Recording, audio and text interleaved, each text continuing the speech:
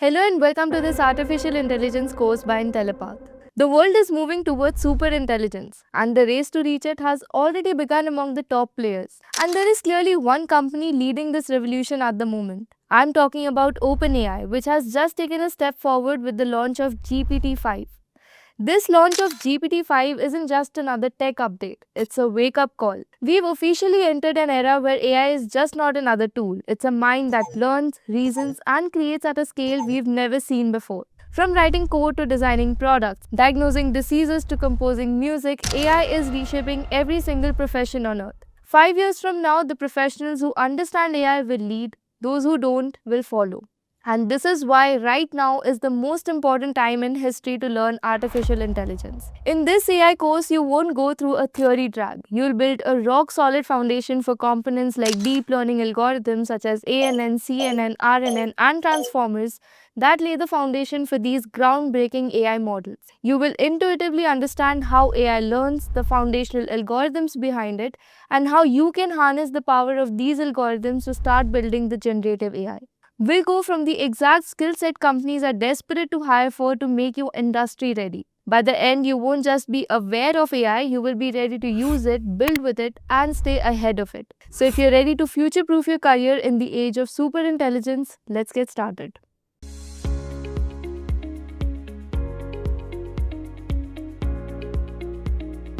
Artificial intelligence has revolutionized the way people think, learn, and work in various fields from finance to healthcare and mobile apps. What's more interesting is that AI plays more of a role in our daily lives than we can imagine.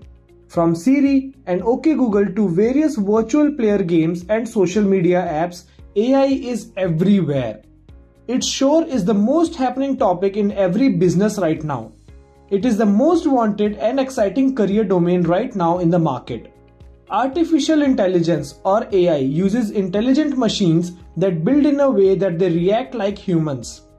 The primary process involved in making these smart machines is to carry out decision making, which analyzes and uses data available in an enterprise. It is similar to the human mind absorbing and synthesizing information and providing the required decision. So how does an AI work?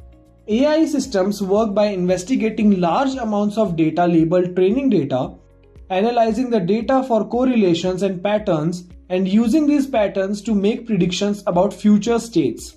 In this way, a chatbot that is fed examples of text chats can learn to produce lifelike exchanges with people, or an image recognition tool can learn to identify and describe objects in images by reviewing millions of examples.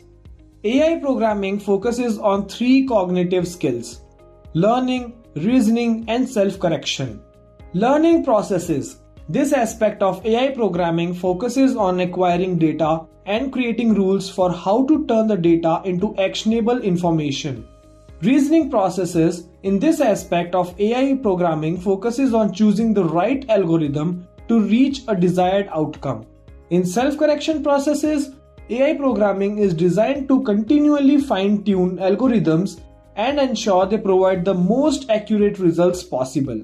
So there are four types of artificial intelligence. First, we have reactive machines. These AI systems have no memory and are task-specific. An example is Deep Blue, the IBM chess program that beat Garry Kasparov in 1990s. Then we have limited memory.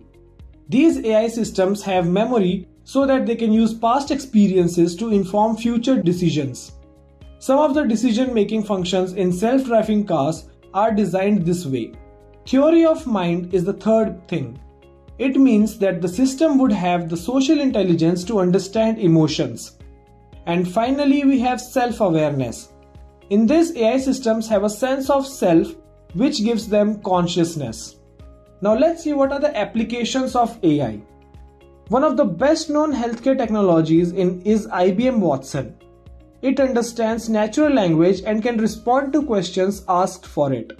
AI can automate grading, giving educators more time. It can assess students and adapt to their needs, helping them to work at their own pace. AI tutors can provide additional support to students, ensuring they stay on track. Banks are successfully employing chatbots to make their customers aware of services and offerings and to handle transactions that don't require human intervention. AI technologies are used in transportation to manage traffic, predict flight delays, and make ocean shipping safer and more efficient. Just a quick info, guys. Intellipaat offers artificial intelligence course training, which will enable you to learn skills like neural networks, focusing on CNNs, RNNs, and their application in AI, natural language processing, computer vision, and generative AI. Through this course, you will also master deep learning concepts, AI model building with TensorFlow, transformers, BERT, GPT, LangChain, and NLP pipelines with advanced techniques like image recognition, chatbot development, and much more, all taught by top 1% experts and IIT faculty. And with this course, we have already helped thousands of professionals make successful career transitions in AI and data science. You can check out the testimonials on our Achievers channel. The link is in the description below. And without a doubt, this course can set your career to new heights. So visit the course page link given below in the description and take your first step towards the dream career growth in the field of artificial intelligence. Let's start from here. So you will see that guys that there are some handwritten digits. So this is a very famous data set coming from MNSIT data, right? It's a handwritten digits, and generally these are in what 28 by 28 pixelated form. I'll show you the real data later in the course, but although the scale is not very obvious, but if you see this is 20, the last is 28. So basically imagine that every digit falls in like a grid, okay? Something like this. Since it's a pixelated form, right, it looks like 28 pixels by 28 pixels, okay? Every number, every digit. So suppose you say 3, it looks like that. So this is coming from real data. You will see this is a very nice image, although it only shows you till. Can you guys see that? I know it's little tiny, but let me zoom in a bit. You will observe. So it's a matrix of, starting from 0 till 28. If you start from 0 to 27, how many rows, guys? Come on. This much array everybody has studied, 28 rows. And similarly, guys, if you observe 28, although I'm not able to show the whole picture, right? But if you guys focus here, you will realize that in each cell, there are zeros and there are numbers, right? And generally, this is 0 to 255 digits, 255. So if you do the pixelated, right, it will go from 0 to 255, as you can see here. So as you go higher and higher, the darker color will come. It can be black and white, depends on your setting, right? So generally, it's a digit, right? It will be black and white, right? But there are also shades in black and white, grayish, dark, light, right? There are a lot of colors. But if you try to shade it, right, this particular pattern, can you see wherever the numbers, if you try to shade it, right, and where it is, so if you try to do it, you will see some edges are coming out. If you are able to pay attention, I know it is little tricky because you see that, so you will see that there is a pattern is forming, right? And if you are able to understand the pattern, right, it is hinting like a S, because since I'm trying to do it, but if you go little clearly, right, guys, cool. So this is what this image is telling you, okay? So now, although you can see here, wherever it is 0, it is dark black, right, in this particular pattern, right? So wherever it is 0, right, it is a dark black. So I'll tell you, if I make this image a tiny image because I have this power to do it, you will see that now you will thank me. You will get the goosebumps. Why you'll get the goosebumps, guys? Because now you can see there is a pattern, very clear pattern coming out. Are you feeling it? Nobody will tell you this. Let me tell you very promptly here. So now I'm going to add a pen. It seems that I've already taken all the pens in the world. So I need to make this guy a bigger guy. Hold on. Right? So it seems that I start, now I'm going to become MF Hussain. Huh? Don't kill me for this. Okay? But you will realize, right? You'll realize that obviously the colors are not going to be all same. You know what I mean by that? So whenever the digits are like, 0 means black. Huh? This is very clear. 0 means black. So you don't need to hesitate. So all these zeros are there. I already know that. So I'll do it. Why I'm doing this much of effort? To make you feel something intuitively. Obviously, I'll code, I'll show in the hands-on, but feeling is very important, guys. Okay? Which people don't do this, which I pity them. There are two different colors here. It seems so. I don't want to have different colors. You will start missing the pattern, right? You will realize that you have to be very careful to do this pattern thing. So you realize that this pattern somehow will turn to what? Observe this, and there will be slight color coming on the border as well, right? Little colors here. So if you try to see the pattern, this is what it resembles to, right? Obviously, I'm not the champion of it, but what I'm trying to say, it definitely looks like a number S. Are you guys feeling it or not? Come on, letter S. So if you try to fill it, if I try to fill it, you will realize that, yeah, you're right, Akash. You'll say that yourself. So see, if I start feeling the pattern, since that is looking like a digits, right? You're not getting it. But if I start filling it up, there'll be some corners cutting out, right? Because this is how it is, right? So you realize that, yeah, it is coming out like a pattern. Hold on. And guys, since this is not the full image, huh, by the way. This is not the full image because you remember you had that missing data on 19 was here, right? So you will be seeing that there will be some zeros coming, and trust me, it will be there. So some zeros will be coming where? On this side. So it will be black. That's why I'm making it black from my side. Guys, okay, observe. So I know it doesn't look like that, oh, this is number 5. It looks very ugly. But if I try to give you the character here, does it look like 5? See, I'm fitting something in between, right? And I have the image also. Don't worry about it. So I've already populated it today. I should have it somewhere in the model. Although it is done differently, guys. Why? Because I plotted the black, but you observe they are very close. Are you feeling it, guys? I have swapped the color in the printing, so don't kill me for that. But are you feeling it? Right? Just the complementary. But are you feeling a similar kind of behavior I was trying to draw? Since our image stops at 19, you're not able to visualize it fully. Okay, makes sense? Good. You can say that, guys. Did you understand the nuance here, right? So how do we get it? So the whole idea of identifying any image, it works on two, three things. Basically, there are two words always you have to keep in mind, and that is what? Edges and patterns. So the question is very simple question. How do we identify any image? That's the question, guys. Answer is pretty simple. Just don't think about any neural network. Think about any image you see on the page, right? So for example, if I show you this image of cat or a dog, right? You try to identify what? How do you say that it is a cat or a dog? You look at the eyes, you look at the nose, you look at the lips, right? If it's a cat, you will also look at the overall body, right? Understand the design and the pattern, right? So basically, it's all about how do you identify it? Very simple.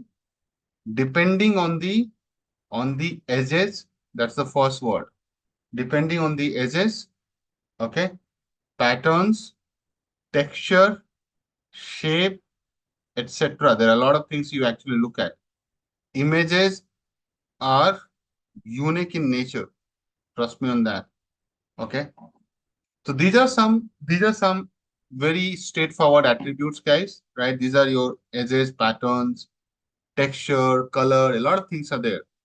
But in desert, color doesn't matter. Depends on the images, right? So generally, color has not a big role here. So if I am writing 9 with a black or with a blue, end of the day it is 9 only, no? It doesn't change. Okay. So colors don't play a big role. The kind of algorithm we are going to do, it's all same. That's right. But edges and pattern makes a lot of things. So you might be thinking, what do you mean by edges, right? So if you see, observe this image which I put here, right? Or maybe I'll show you my favorite image, which is sequence of threes, right? If you observe three, you will realize that it has a pattern. You like it or not. and it has also edges. So what are the edges? If I have to show you guys, it's very simple. If you want to see the edges, see, you know that in 3, this is something you will always find. Doesn't matter how they have written. Guys, agree or no? So edges is like outer side, right? Pattern is like this. So if I show you the border is like edges, so this is an edge, right? But overall, when I combine things together, it becomes a pattern. Do you see the pattern in 3, guys? So basically, I put it nicely. It will look like this, this, an opposite of sigma, right? So know that people will try to write 3, and even kids learn to write 3 like this, right? So different people write 3s differently, number 3 differently, but they follow a simple pattern. Nobody writes 3 like this, right? Come on, guys. Agree or no? Similarly, for 9, if I talk about 9, right, you will realize that 9 also has a pattern. See, what is the pattern in 9? Basically, you see a loop without fail. You see a loop. So it can be like this, it can be like this. What rotation? Not a problem. But you see we loop like this and simple this, right? This is how our 9 looks like. Okay. You do whatever you want to do. So there are patterns, right? If someone says 8, 8 is having a pattern. So whenever there are 2 loops, it's an 8. It can be like this, it can be like this, it can be like this, it can be like this, but there is a pattern. Okay. So what, just like our brain tries to process this information of edges, pattern, shape, sizes, texture, color, right? They recognize it, right? That's why you're able to quickly recognize. Look at that. If I ask you, even somebody has written 1 like this, but you know that what he has written, guys, come on. You know that it's 1. There's nothing else looks like similar to it, right? Guys, what is this digit? Come on, you tell me. 1 only, na? Although nobody writes 1 like this, huh? Very few people would do it. Everybody writes 1 like this, okay, or this. But yeah, this is very clear. Yeah, why not? People write that. Some will like write 1, 2, okay. So slanting line come in any direction. Now, guys, let's talk about the detailed idea of neural network structure, right? So I'll again, because I think I had just shown you guys that structure. So let's talk about a little bit more in on this. The same structure I'm going to talk about. Okay. So there are, if you observe, there are 3 layers in terms of difference, right? One is input layer, one is hidden layer, but hidden layer can be a lot in number. See, 1, 2, 3. And then the finally is you get output layer, right? So what happens, you're trying to do things, right? The input will go through input layer to the next, then next, and then next, and then finally it spits out. So let's also keep talking and write. So I think I did not explain each of these layers, right, guys? That's correct now. Before I jump to weights and biases, I did not give you any textbook definition, right? Okay. So what is input layer? Input layer is helps you to input the data features. Input the data features. So in this case, in our case of digit, pixel value or pixel values of an image. Now, if you are thinking about pixel values, but before we go there, a lot of people don't understand data feature. What do you mean by data features? Are input variables, predictors, whatever you name. So if you take our image, how many by how many we have? Why I'm drawing when I have it here. Okay, take this guy. How many by how many we have? Come on, tell me. See, if I take the example of our digit 3, 28 by 28, take this one. No? So take any of it, right? So take this guy. Huh? So there are 28 pixels here and 28 pixel here. Do a quick math, guys. Come on. So 28 into 28, how much it is? I know it even in sleep, 784. 784 are going to get connected to the first layer. Although don't go with this diagram, there are just 10 neurons, okay? But in reality, there will be 784 guys getting flattened and connected in terms of neurons, okay? So this becomes your number of neurons in the input layer. Number of input or features, basically neurons connecting to hidden layer. I'm talking about which use case, which I'll do it later. That is coming from your MNSIT data set. Okay. So to show you this, you will see this later in your course. Just focus on this.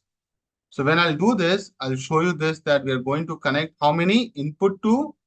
So if you look at that, how many layers are getting connected to it? It is next connected to 784.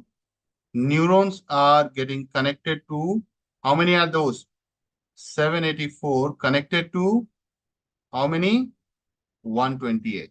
Clear? In this particular example, which I'll do it in the hands-on. Okay. This is, I have assumed that in this input layer, in my hands-on, in this input layer, there are 28 by 28. So if you do the math, it becomes 784. And this is my first hidden layer. I'm saying that I'll keep how many neurons? Come on. I'm saying that I'll keep 128. Okay. Right? So it's a matrix. Listen to me, guys. It's a matrix of order what? 128 by 128, right? So basically, if I flatten this, it's a matrix, right? Of 128 by 128, which basically means, sorry, what I'm saying, 28 by 28, which basically means that there are 28 rows and 28 columns. So what is this array, my dear? This array is what array? It is a 2D array. If it is a 2D array and I want to convert into an 1D array, right? How will I do it? What is the concept, array concept? You know it. You can read about it in case you are not aware of it. And the function is, right, array flatten, right? Which is np dot flatten, if I recall correctly. So that's what I mean by that, right? That's how you come like a more like a one line. Okay. Now the question can be like, why 28, right? Why 128 in the next layer? Who is telling you this? These are all questions you should ask when you already know about what is the neural network and all, right? Understand now my feelings? It's like suddenly why sun is moving around, why we are flattening it. You should ask what is the meaning of flattening. But let me tell the structure. Let me tell the structure first. Because if I don't tell you, you'll always be confused, right? Perfect. Okay, input layer, I think I'm done. One thing you need to understand that once you have the, pixelated view of it, right, you will realize that images has a lot of things. So let's talk about pixels. What do you mean by pixel? Because this is something I'll keep using. What do you mean by pixel? Let me ask some baby question. Now, this is a question to debate. Huh? What do you mean by pixel? And how is it related to image? Related to camera and camera size. So camera to, right? It is resolution of your camera, right? How does it relate to your image size? Let's see how good are you. Everybody will open their computer. You know how to see the resolution of your computer? Because I don't know. What is the resolution of your computer? Yes. So my display is saying my resolution is this 1920 by 1080. What do you mean by that? So if you do a matrix formation, 1920 rows by 1080 columns. Okay.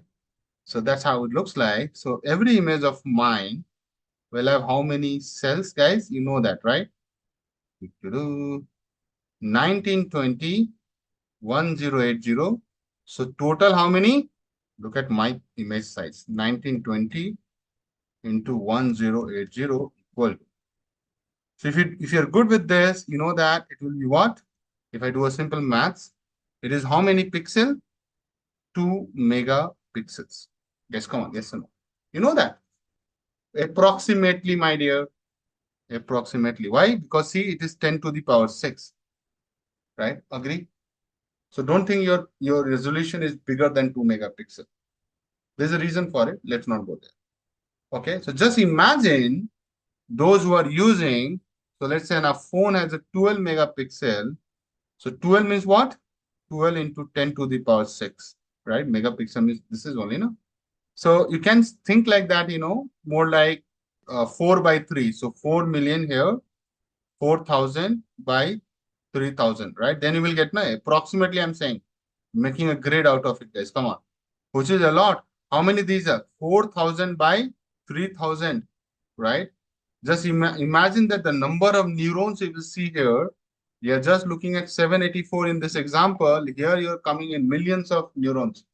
So what is a pixel? Pixel is, by the way, what is the full form of pixel? Pixel means picture element.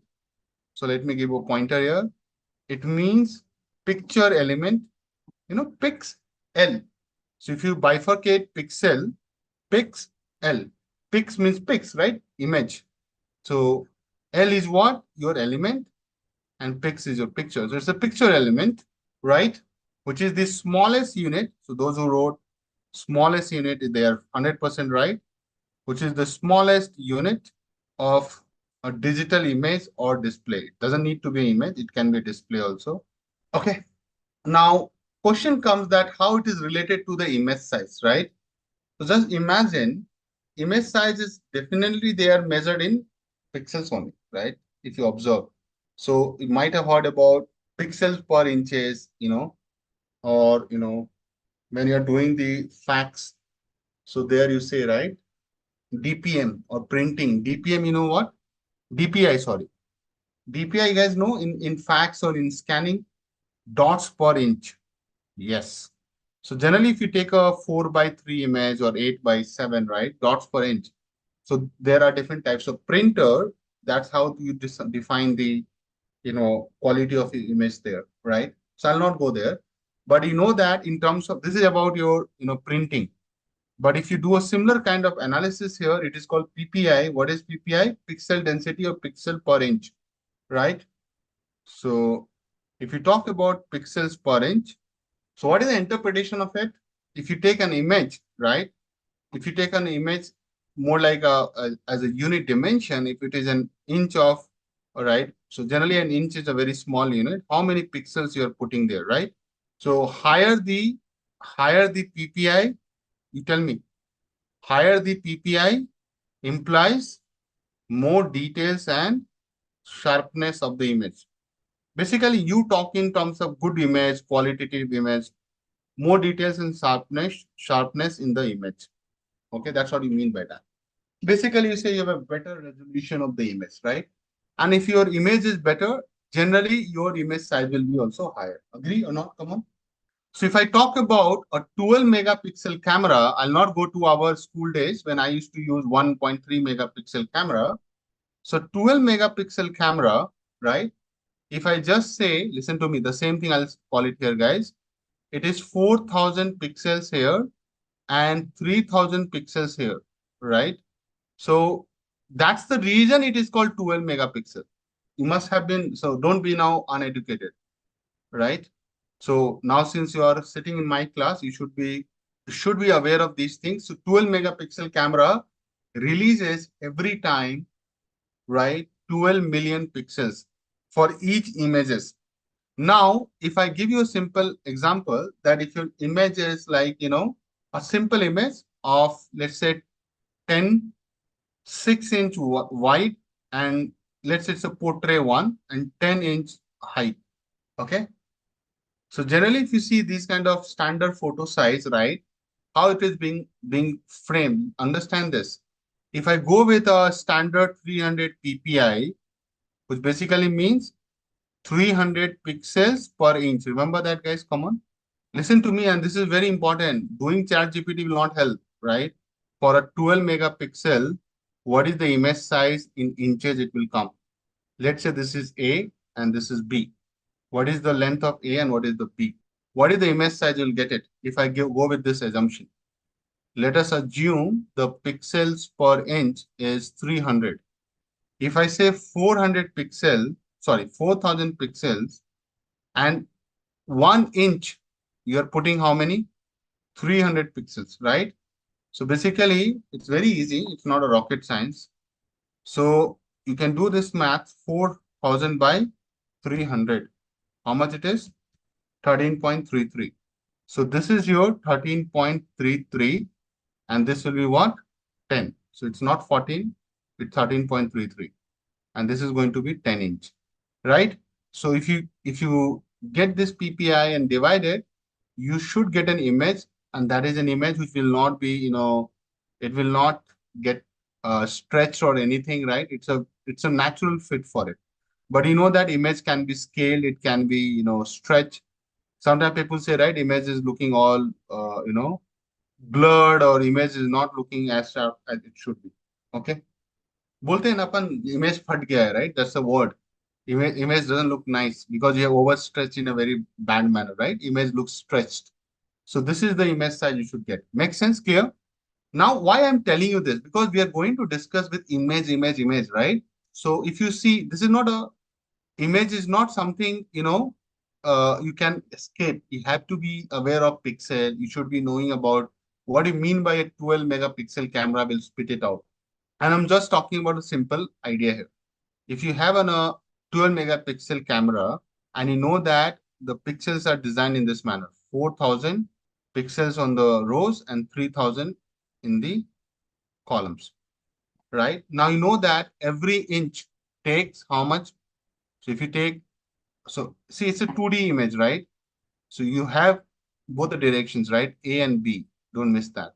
It's a 2D image. So you have to do it separately. So every inch takes 300 pixels. What do you mean by 300 ppi Parth? Tell me. Pixels per inch. So 1 inch will have how many pixels? Come on. 300 pixels. Now on the rows, if you see, buddy, how many pixels are there? Already 400. So this will be aptly fit on what size of the image. So I just divided by 400 by 4000 by 300, it gives me 13.33 inch. So if you take an image and just go and put it on a this much of the image of paper size of the camera. Sorry, suppose you want to get the print out of this image, whatever you have clicked, and you do this paper size, your image will come 100% perfectly fit. No scaling is done, right? Correct. But if I take the same image and I put it on a big poster like this, what will happen? Come on. First of all, look at that. Our image is more like a portrait one, slightly.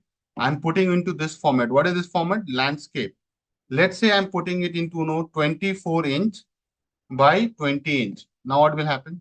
So what will happen, since your pixels are not that rich, you need a better, bigger camera. That's why the DSLR comes into the picture again. Make sense? So it will look distorted, right? And let me show you. I'm trying to find the, not distorted is not the right word. I would say stretched. So I'm not able to find the right word for it, but you can do it. Okay. It's not going to be a fit, a proper fit. Okay. So for example, I have an image which I can show you, which looks like stretched. Okay. But you will realize what I mean by that. Or maybe I can take an image and make you show you here, guys. Okay. Why I'm thinking too much about it. Okay. So hold on. Let me take a kid image. Suppose I take this image. Guys, please pay attention. You will realize, right? This is a very simple image, guys. Come on. Now, if I start making stretching like this, can you see this? This is what I'm telling. So it's not blurry, to be honest. The right word is stretched, but you can find some technical word for it. But I know it's not blurry, it's stretched. But if you get a right fit for this image, the right fit was this one. Huh? Observe this. So this is the right fit. That's why people always tell you, right, in corporate, that always do in the aspect ratio, right? Don't try to stretch in the by one. Always do diagonally. Diagonally is still better. But if you keep increasing it, then the quality of image is gone. Can you see that? This is called pixelated, So when you print it, it will look like, image fat gaya. That's another word. So means it will be more pixelated. Your face will not look that better. So image size and image resolution they go in hand by they go in hand by in hands and right. They go in hands. You can't have different things for the same thing. Make sense? This is all about image, but there's beyond it. If I change the same question by giving RGB, right, then you have to do it differently, but I'll not go in. Okay. RGB is like red, green, blue. So these are your channels for color, but I'll come back on it. So this is all related to this neural network I started. I talked about input layer. Let's move to the next layer. What is the next layer? That is called hidden layer. Hidden layer, generally trainers say it's a black box. I'm not the guy. Generally, trainers say it's a black box because they don't want to get into. But I am going to do the postmortem. So hidden layer, it can be one and it can be multiple. Huh? So hidden layer, generally people say it's a black box. It is a black box. That's true. But at the same time, we will open it. It's going to be an overwhelming exercise, but I think if you ask me honestly, should I do it or not? We should do it here. Then what kind of deep learning scientists will become, right? We should do it. This is not that tough. Okay. So guys, hidden layer is known as intermediate layer. This is the intermediate layer between input and output layers. So these layers are very important for us because these are the layers known to extract the features, which is intelligence from your input data. Okay. So a lot of time people say, what is the deep learning? This is the main component of a deep learning. Hidden layers are called hidden because it is so deep to understand, because it goes on, it can have multiple layers, 5 layers, 10 layers, right? It tries to find the edges, patterns, texture sequentially from the images you have given. And that's where the calculation of weights and the biases happen, and they keep getting updated through an optimizer. Generally, the optimizer is going to be gradient descent algorithm flavors, right? So you keep updating the weights and the biases. That's what you have done in some of the machine learning algorithms. If not, I'll teach you. And that's the most important piece, or I'd say the heart of the deep learning thing, right? So let me write this line. These layers, when I say these layers means hidden layers, these hidden layers perform computation, extract the features from the input data. Okay. So these are the features which we are going to extract from the input data. And the deep learning term, let me write the deep learning term, if someone asks, what do you mean by deep learning? You can say deep learning term refers to the network with multiple hidden layers. So the whole point of deep learning is to have hidden layers. Trust me. Deep, right? You have to go and get the depth. I'll also show you one baby example where I'll take no hidden layers, and that is called single layer perceptron, right? So it will just this connecting to the output, right? With one hidden layer, but that is not hidden layer. If it is hidden, then you have multiple in between, okay? That's what called depth. Tell me one thing, if I put two boxes, listen to me, and I want to give depth in between, then I need to increase the space, right? Think like that, top to bottom, right? So hidden means what? I'm trying to make it the word clear, deep learning. This deep is coming from multiple hidden layers. So you will put a lot of layers between. So you need some space, right? So you will make it bigger like this. And then you'll put a lot of layers. So that becomes deep if you observe. So you try to, jump from here, you jump, you will realize it is deep. Don't do this and blame on me. Huh? These guys, people are doing anything. Okay. It is just for understanding. Okay, clear? You got the concept of deep. The word deep, what do you mean by that? Pixel, you know, right today? Pixel means picture element. Two terms you have learned. That shows your, experience when you go into the interview. So pixel is an picture element a lot of time. Deep means what? If I just have one layer of input, maybe one layer of hidden, and then one layer of output, what is deep? What is the depth here? Nothing new. It just gets connected and finally spits out. But if I say that I have one layer of input and I need to put a lot of layers of hidden, then I need some space. So can you see that the depth increases? Try to feel that in physical sense, right? So that's what you mean by deep. Basically, you're trying to say you're making it more complicated and complex, adding more hidden number of layers. Obviously, every layer has some job to perform. There are a lot of existing deep learning architectures. You might have heard about Yellow, Resonate, right? A lot of CNNs ones, right? I'm talking about that. VZZ. So all those will make it more complicated, but that's in the future. Coming future, you will learn from me. But for the font, for the time, just focus on this. Okay. Now the final layer is what? Output layer. So output layer is your final layer, right? That is the layer that gets you the output. So suppose you are doing a digit classification problem. In the output layer, you need to find what? Whether this digit is what? Let's say suppose there are more and it comes 9. If this digit is coming as 3, then this neuron will get fired. It will, sparkle, right? White. And then the finally output will come like 3. Definitely when I do this, it looks like what, guys? Multi-class problem. Okay. And there are different types of activation function will come, but I am not getting into it yet. Right, Srini? Hold on. So output layer, what is this layer? It is the final layer, let me write, that produces the output of the network. Okay. Generally, if you're trying to do a binary classification, how many neurons you need? One neuron or two neurons. In single layer perceptron for binary classes, let me show you. And this is a jargon for you. So let me get the images. That is not your, classification problem. See this. This is very simple, which I am going to do the first thing coding. Binary means two, right? And this is, I will teach the first basic neural network from the scratch. Single layer perceptron, this is for, binary output, right? It is two neurons. But if you think about it in detail, guys, if you think about it detail, right? It's not necessary that it has to be. It depends on how do you want to do it, right? Means I can still connect to one neuron and get the answer. Suppose, hold on, this is very tricky, and that's why I asked this question. It looks like I can put yes or no here, right? And whatever it glows. But if I say, if I take this guy and I say, no, no, no, I'll just connect to only one sort, something like this. Hold on. Don't worry about the image connections and all. If I just say that, I'll put one neuron here. If it is getting fired, if it is on, I would say yes. If it is not getting fired off, I'll assume it is what, my dear? No. Guys, if I'm asking you, will you attend my class tomorrow? Right? Who is going to attend tomorrow? Listen to me, the art of complementary theorem. You say yes, it means that those who have not said yes, can I agree that they are not going to attend? Art of complementary, right? Can I say that? Yes, to an extent it's correct, but someone can say, oh, I'll change my mind and all. I'm not assuming that if you're not saying yes, you're not going to come. With that assumption, it can still be connected to one neuron.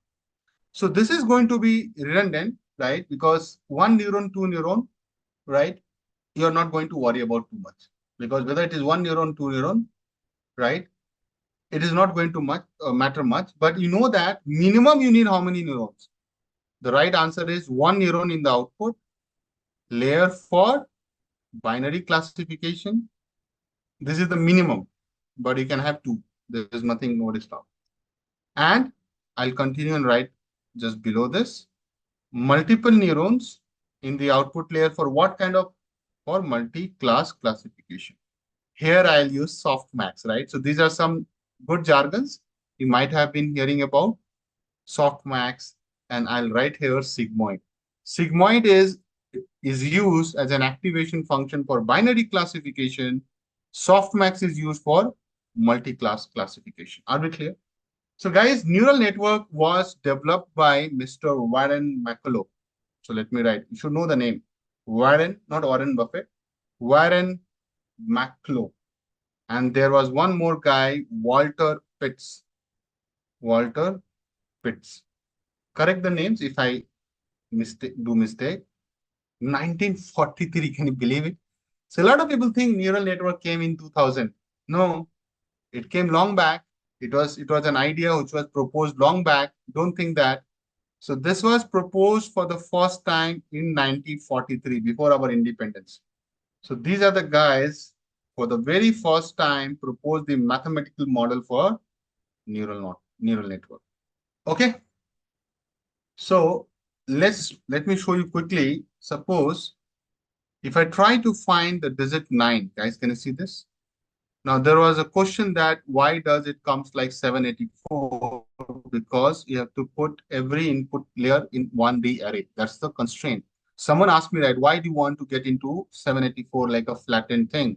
Because this is the requirement that if you want to do a input layer, what is input layer, guys? I think you know, right? This is your input layer. Let me write very clearly. This is what, my dear? Output layer. Okay. And these guys are what? Hidden layers. Now, the question can be why it is being connected to 128 or 5 or 10. Don't worry about it yet. Okay, please don't do it. Because then you will miss the fun. I'll tell you everything. What is the standard? So this is your black box. Although everything is black here, it's a black background. And the credit goes to the guys who have prepared this nice images. It's very tough. So if you're trying to do what happens now, guys, you will try to extract the edges, patterns, from input to the hidden layer, then it will fine tune in the next layer, and then finally it will fire the right output neuron. So basically what I'm saying at a very high level, 10,000 feet, the moment you give the numbers, remember those numbers 0, 0, 2, 3, 250, right? Those numbers it will come, right? So basically, higher the number, higher the neuron firing, right? So in this case, generally, when you say 0 to 225, what we do as the very first step, we normalize it. So what do you mean by normalization? So that we scale it properly. So you take each and every 784 values and divide by 255, it gets squeezed into 0 to 1. So basically, all these value will become 0 to 1. And if it is 0, it will be not firing, means it will look like black. And if it is 1, it will fire like angel white. So basically, if you take the input, it will get fired. And I'll show you in my nice images, it will be white. Some of these guys will be white. Not everything will be white. Then some of these guys will get white, depends on the pattern. Are you feeling, guys? Then finally it will be white. Not everything will be white. And there will be different shades of color, light white, more black, gray, dot black, dot white, right? And finally it will say, I am here, buddy. It that identifies the input image as what, my dear? As digit 9. So colors are going to be in the gradient, and there are only two colors, the shades of black to grayish. Hold on. So there will be grayish also, and then finally becomes white. So let me show you the patch. Because in PowerPoint we have it, the gradient image of black to white. So if you are trying to see this image, I know you're not able to see the white because white is white, but it is here. Let me show you. Can you see that? Let me write in English. This is white. There will be more, depends on the range. So generally what I'm saying, if it is 0, it will be dot black, and it is white, means it go from white. Since the image in wrong direction, I can't do it. Okay. This will be the heart of it. So nothing to worry about it. Even if you have missed it here. So this is how you put images in pixel forms, right? So generally when you do, shades, so it will come like this. 0 means black, 255 means white in our case, but it can be other way around also. So a lot of time people use 255 as the black and 0 as the white, depends on your setting. But this is how you get the different values to the different shades of the color. So basically 256 shades you are going to see, not only this much, by the way. So 256 shades, which will be very close. So basically 250 will be closer to 252 and 256. 0 will be closer to what? 25246, right? Guys, agree or not? In terms of color shading, just focus on this part. Okay. So this is related to pixel. So we saw those number, right? 0 to 255. Basically, that's a range in pixel. It's a range, right? 0 to 255. So basically, total how many it is? Total it is 256 values, isn't it? So generally, this is the most digital images will have this kind of format. So most digital images like what? JPEG, or you have heard PNG, right? Must have seen those image format, right? So JPEG, PNG, okay? So each pixel is going to have certain value to it, right? So if you saw that screenshot of mine, right? Listen to me. I was showing that, no? See. So this is like what? 256. In the values of 256, you find for each pixel. So if I pick any one number, my dear, please focus. Can you see there is a value we are tagging to it? 238. This is one pixel, by the way. So total 28 by 28, how many pixels? 784 pixels. In that, there is a value associated with each pixel, which is coming from the image breakdown. Now, what is the meaning of this 250, 253, 256, 100, right? Blah, blah, blah. So the meaning is, I'm writing here, the meaning is very simple. If you take any pixel and you give a value, right? 0 represents, as per the notation, but sometimes people reverse it, but 0 represents black. That is as per the notation. You can't change it. And I think I mentioned it also.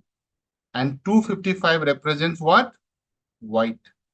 Now I'm telling you guys that black will not be just black, right? It will be black, then light black, then it will go to the different shades. So total, how many shades are there? 256 shades of what? Black to white. Agree? And later I'll show you a lot of images showing this one. Make sense? So in this, 127 value represents what? It's the middle value, guys. It represents medium gray, by the way. Just fun fact. And 256 represents already available. Sorry. Similarly, in the color images, you have a different set. But again, similar to this concept, but I'll not go there for now. Okay. So now I'm going to show you, and you feel the beauty behind it, because the kind of stuff I'm going to show you, you will love it. Okay. So I was showing you this, that how does it understands, right? So to understand anything, right, the network needs to find the three things. It starts with an image, which is getting into pixelated form. Listen to me, guys. I'll also write. So the moment you give an input image to this network, when I say network means neural network, in the input you give the pixels. Pixels have values, and values are acting as activation. Then activation goes on to the next layer, and the next layer it activates, just like neurons does. So just like neurons do, if you remember that example of pain, right? The moment someone is pinching on your arm or stabbing your arm with a knife, these days it's happening a lot. You have to be careful. So then your brain quickly understands that you are getting stabbed, isn't it, guys? But you know what? The masses, it's not like, your neurons start traveling like a blood. No, no, no. So if this is your neuron, right? It doesn't start, like a Ferrari race and move to your brain. No, it fires another, it transmits the signal, then it activates another set of neurons, right? And not every neuron gets right. Why might this? Okay, let me tell you a very simple thing. Take your right hand, right, and try to pinch, right? You will feel the pain in the right hand. Do you feel the pain in the right leg? I'm trying to make a very rational analogy here, right? There are so many neurons. Do you think everybody will get fired equally? Some of them will not even get fired. You agree or not? Come on. So even in your body, when you're trying to pinch, so similarity is there. Understand? If you try to pinch on your arm, does it pain or does the pain occur in your leg, right leg? No, only the right arm. Why? And even right arm, that special area, right? Suppose I pinch on my arm at a point, only that gets activated. And then the brain is getting the signal that this localized pinching is happening. You don't feel the pain anywhere else, right? Come on. Similarly, if I want to detect whether a number is 0, 1, 2, 3, or 4, 5, 6, 7, 9, it has different edges, patterns, and it identifies that through series of computation and only fire the ones which are required for it, right? Looking at the input image. Okay. So let me show you this. This is how it looks like. Now you might be thinking, and if you're observing, guys, right? Whenever you are trying to give, let's say I give a different type of thing. This is my image, right? It looks like a part of 4, it looks like a part of 9. Can you observe, guys? That's why the model is confused, right? I'm showing the confused behavior. So when you give an image like this, which is having a pattern, something like this, right? So you know that what it will do, it will try to find the, and if you observe, there are 784 input. Let me also write. So it is 28 by 28 pixels, which actually becomes 784 pixels in the input, right? Focus. Okay. Then it gets into the next one. What is this one? If you count on the finger, 3, 4, 5, 6, 7, 8, 9, 10, 11, 12, 13, 14, 15, 16. I'm not keeping 128. It is 16 neurons. Don't get carried away. Huh? That 128, I took it from the hands-on. Then another 16 neurons in the next hidden layer, if you see, right? And then finally, how many? 10 neurons, right? We need 10 neurons for output, right? 0 to 9. 0 to 9 is 10. Are we clear, guys? So if you observe, you are doing a math of how many combinations? 784 into 16 into 16 into 10. It looks very easy, but I'll explain the maths behind it, how many weights and the biases will come when I come there. But what happens, this is the image, what will happen? The network will think whether it is a 4 or a 9, right? So you can clearly observe that looking at the output, right? It is firing some neurons here, there. Can you observe, guys? Let me highlight in case you're missing. So this is bright white. So that 0 to 255, right? Remember, I had done the normalization, and this 0 to 255 is squeezed between 0 to 1. Remember that. Okay. So after normalization, so you can clearly see that if it is this, means it is white. It is perfectly white, means I know it's not easy to see here. I'll use some white color, right? Yeah. So this is white, but you also see some of the neurons are not getting fired in the hidden layer. Just observe. So these are like dark, means black, right, guys? Can you see that? Some grayish is also getting fired. So now you will realize that all these different shades have some values, right? So if I have to show you, and then you will feel the beauty of it in a moment. But ideally, it is what all these digits have some activation values, right? Even in the hidden layer, by the way. So generally, this is what we show, right? Although just this is for the sake of understanding, right? So let's see if I do this. This is my more like what, my dear? Activation scale. 0 means what? Can you see in the diagram? 0 means dark black, and 1 means white. Are you? And then there are different shades of it. You can clearly observe, looking at this, that as you go from 0 to 1, it turns white. It goes from black to white, right, guys? Black to white. Okay. So some of the neurons will get fired, and that's what you're saying, right? Neurons are getting fired or neurons are getting activated. It's the same thing. Okay. Some of them will get. So what do you mean by activated? So activation happens at the cost of input first. So you get the input, then the activation happens. I'll come to there. But at least on this image, can I write, guys, that here, can I say that the neural network, I'll write NN, neural network, is struggling, so that it is in the notes, struggling to decide whether the input image is 4 or a 9. Because if you do 9, it looks like this. If you do 4, it looks like this, right? But you might be thinking, how does it work? Means what is it doing? How those activations are being done? What is the calculation behind it, right? That's the whole topic for the day. So to get you the intuitive understanding, I'm getting into the heart of it. So now I'm digging it further, guys, as promised. So more in intuitive understanding, going one layer deep. So now understand, guys, how does training happens? How does those calculation happen? So the subtopic within this is how does the training work in neural network? How do you understand what is the digit is going? How does learning happens? So if you observe this diagram, you will understand what I'm saying. There's some really nice diagram put by some really good guys. Okay.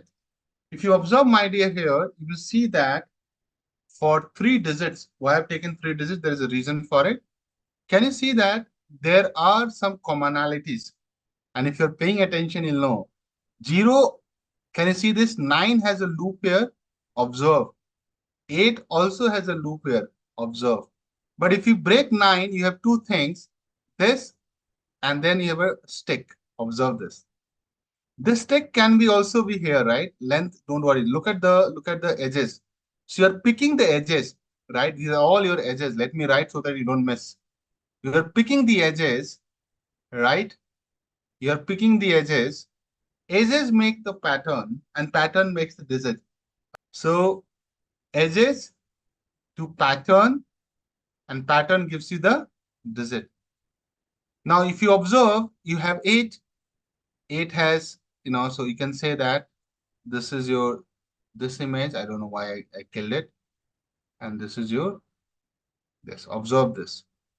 Then you have this big stick, and then you have this long stick. See. Okay. And then you also have this different one. Right? Maybe make the same color. Are you with me, guys? So are you able to break every digit into some edges? So what I'm telling you here, every digit has some edges, which neural network identify. I'm writing why, because so that you don't miss on it. Clear?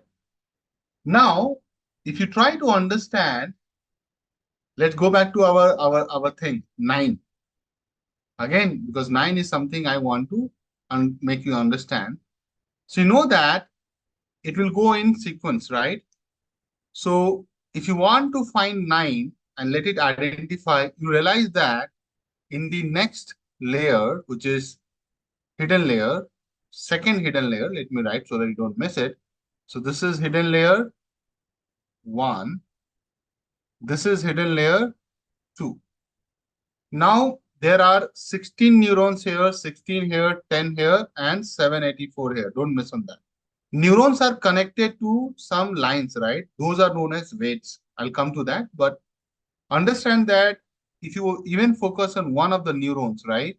It is being connected to 784 combination. That's why it's called fully connected layer, right? So you're connecting to everything, right? All the inputs. Basis that, what it does, it tries to give you those shades of different color and it activates the neuron in the first hidden layer, which eventually activates some neurons in the next layer. So what it does, it sees that, hey, hello, there is a loop. Come on, focus on this, guys. So suddenly you know that this particular neuron tags to this loop. So it gets bright white. Come on, understand this. I'm making it very simplified for your understanding, but are you able to follow, guys? If you focus on the box, let me zoom in a bit so that you can see that. Okay, everyone, can you see that? So you know that 9 has a pattern. What is the pattern? This is the pattern. There is a loop. You know that loop is going to come here. So you see this neuron gets activated. Bingo. Are we clear? Then you also see that there is another pattern, and that comes the stick, right? The vertical stick. And you see the vertical stick is tagged to this particular guy. So it says, hey, hello, I'll glow now. Let me glow. So he says, okay, I'll glow. So this is getting activated. Are you feeling the beauty, guys, at a zoom level? Now, you know that if I'm going to do this, then output layer is going to get combined, right? So everything is connected to everybody, but you know that this will combinedly, right, go and form a pattern. And pattern forms a digit. So you will say, I'll take this, and then I'll take this. I'm just showing you the beauty here, guys. And then you know that if I combine these edges, it becomes a pattern, and pattern matches what digit? 9. So then, since it is all connected to everybody, is connected to everybody, but finally identifies it digit as 9, right? Are you getting the goosebumps or not? See, let me tell you, obviously I have not done these images, but I have gone through all this, structure to understand it. Okay, so that I can explain you. Are you feeling it or not? It depends on your exposure, but okay. Why can't it be 6? You need to understand that 6 is what? Let me show you the pattern. 6 is like this, right? If you observe, first of all, there is a big difference between this loop and this loop. You understand? Look at the directions also. Huh? If you put it here, it's a very different thing. So I understand your point. It can be 6, but it also looks at whether it is like this loop or this loop. Rotation is also considered in this. That's why I need a lot of neurons. So it will identify differently. Now, if you understand this, guys, then you have to also think about one important aspect of when the moment the digit comes, right? Remember I showed you the 9, it looks like this. So that image, if I blown it up, remember I showed you 3, 6, 5, whatever digit. This is how it looks like in the pixelated manner, guys. Can you see this? Now, in the grid of 28 by 28, if you observe this, right, there are 28 in the columns, 28 in the rows. You can clearly see wherever there is a matching edges and patterns to number 3, it gets white. I'm just trying to show you this part of the image. So what happens when you put it into an array of like 784 pixels, right? Most of them are black, means 0. Only few of them are like 1 and closer to 1. Like if I zoom in, you will see that 0.7, 0.9 depends on the color and the value, right? That's what in the zoom in version they are showing you. But you can clearly identify the edges. Like suppose someone says, this is the edge. If you observe, this is the edge, right? To get this edge, No, this is not the output of the ReLU. Okay. So if you observe, guys, this pattern is being captured very nicely here. Observe this. Sorry, not pattern, my bad. Edges. So in 3, you have edges. I'm trying to show you that how does it detect edges? Because you can clearly see that you have 1 in this diagonal, guys. Can you see that? Right? So this will come as like a edge, right? Similarly, we'll see that there is like a edge like this. There is another edge like this. Can you see that?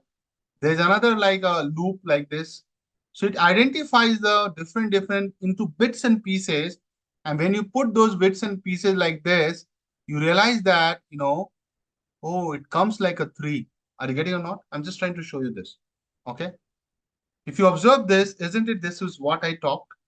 I took I took a number 9. Observe this, guys. I took a number 9, which is basically I'm talking about this guy. Then pixel becomes edges. What are the edges you found, right? Now I was showing as like a one loop, huh? But it can be possible that they are dividing into small components. Can you observe this multicolor thing? So all these can be small edges. Observe this. Then it gets into what? Edges become shapes. So small edges is making a one loop, right? Shapes become a pattern is there, right? This is a pattern, this is a pattern. So basically when I say shapes, it becomes your patterns in my language, and patterns gives you what, my dear? Digits. So the important learning or takeaway from here that in any image in the world or in the whole course of deep learning, the complete course is about detecting, let me write, detecting edges and patterns and forming patterns to help us with the image recognition task. Who does it? Neural network does it. I don't do it. They are helping us now to do the image recognition task. So detecting edges and forming patterns. Obviously, edges will form the shape, which is basically I'm saying patterns, forming patterns to help us with the image recognition task. So basically, edges becomes your patterns, pattern becomes your image, right? Now, if you observe this nice image, which I'm going to show you guys, okay? So I'm showing one image, guys. Can you identify it correctly? Come on. At least you know that it is Simba, lion, tiger, right? Your confusion, it's not a dog, right? So far, if you're not saying it's a dog, it's a lion, it's a lion. But when I show you this, how quickly you identify it, right? Okay, because you're looking at what? You're looking at the edges. See, these are the edges, right? Isn't it, guys? Come on. Are you feeling the beauty what I'm trying to show? Forget about everything. So this image was taken by Mr. Kevin Pluck. Okay. So I'm giving the credit to this guy.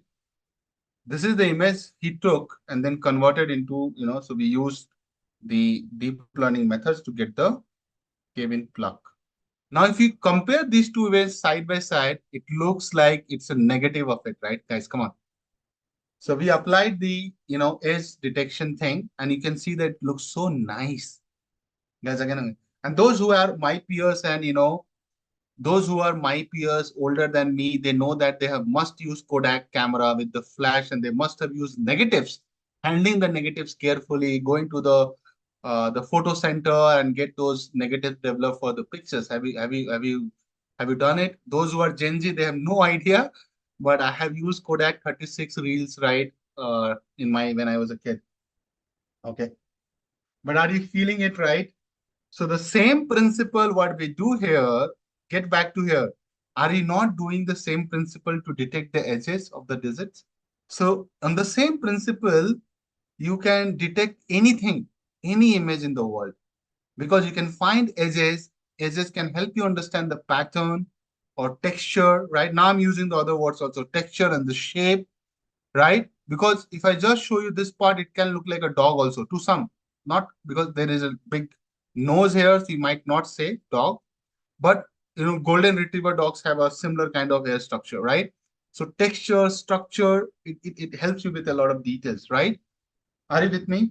So ideally what model does, model tries to dial these knobs. If you have seen the movie Imitation Game, if you have not seen a movie recommendation from your trainer, hardly I do it.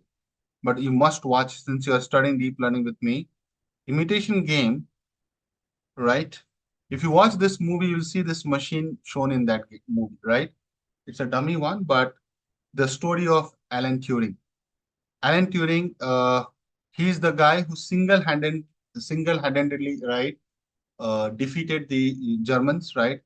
They were in England and they developed this machine to decode. It was the first machine which became the inspiration for computers. So if you observe, so these are the knobs, right?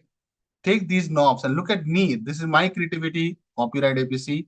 I'm connecting these knobs as neurons here, right?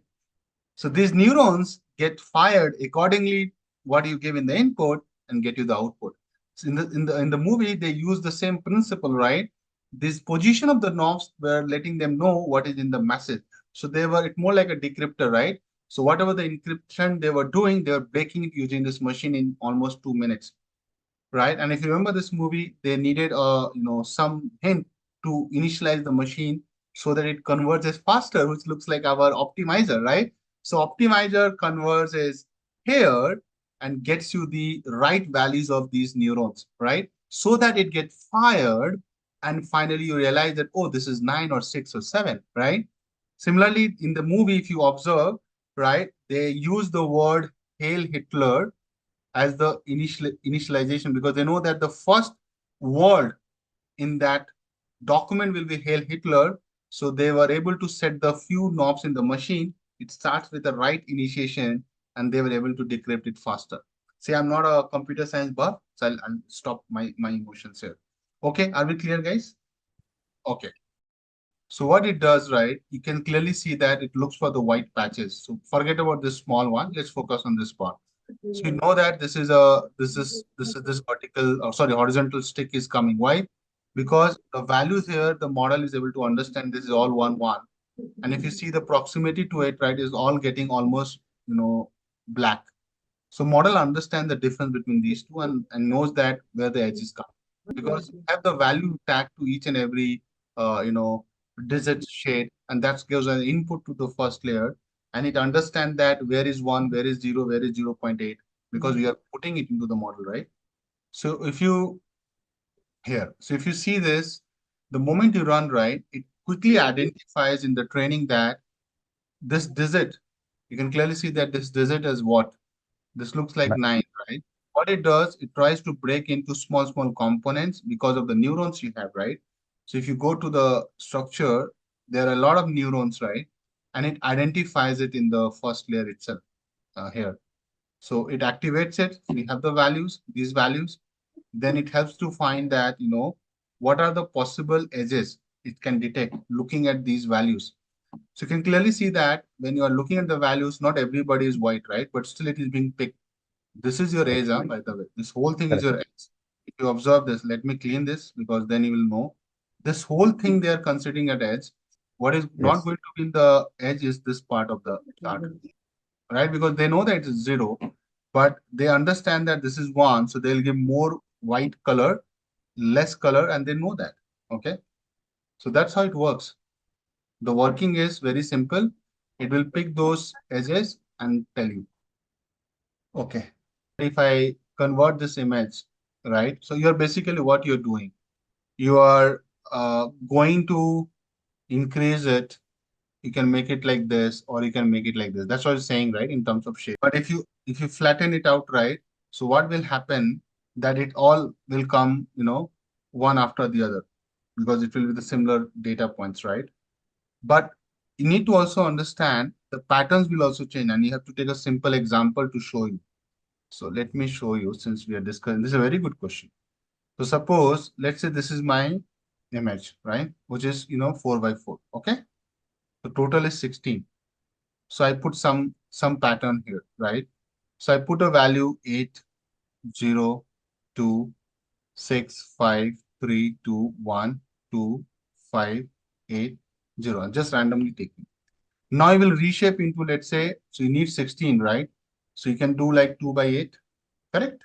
By 2. Let's do something.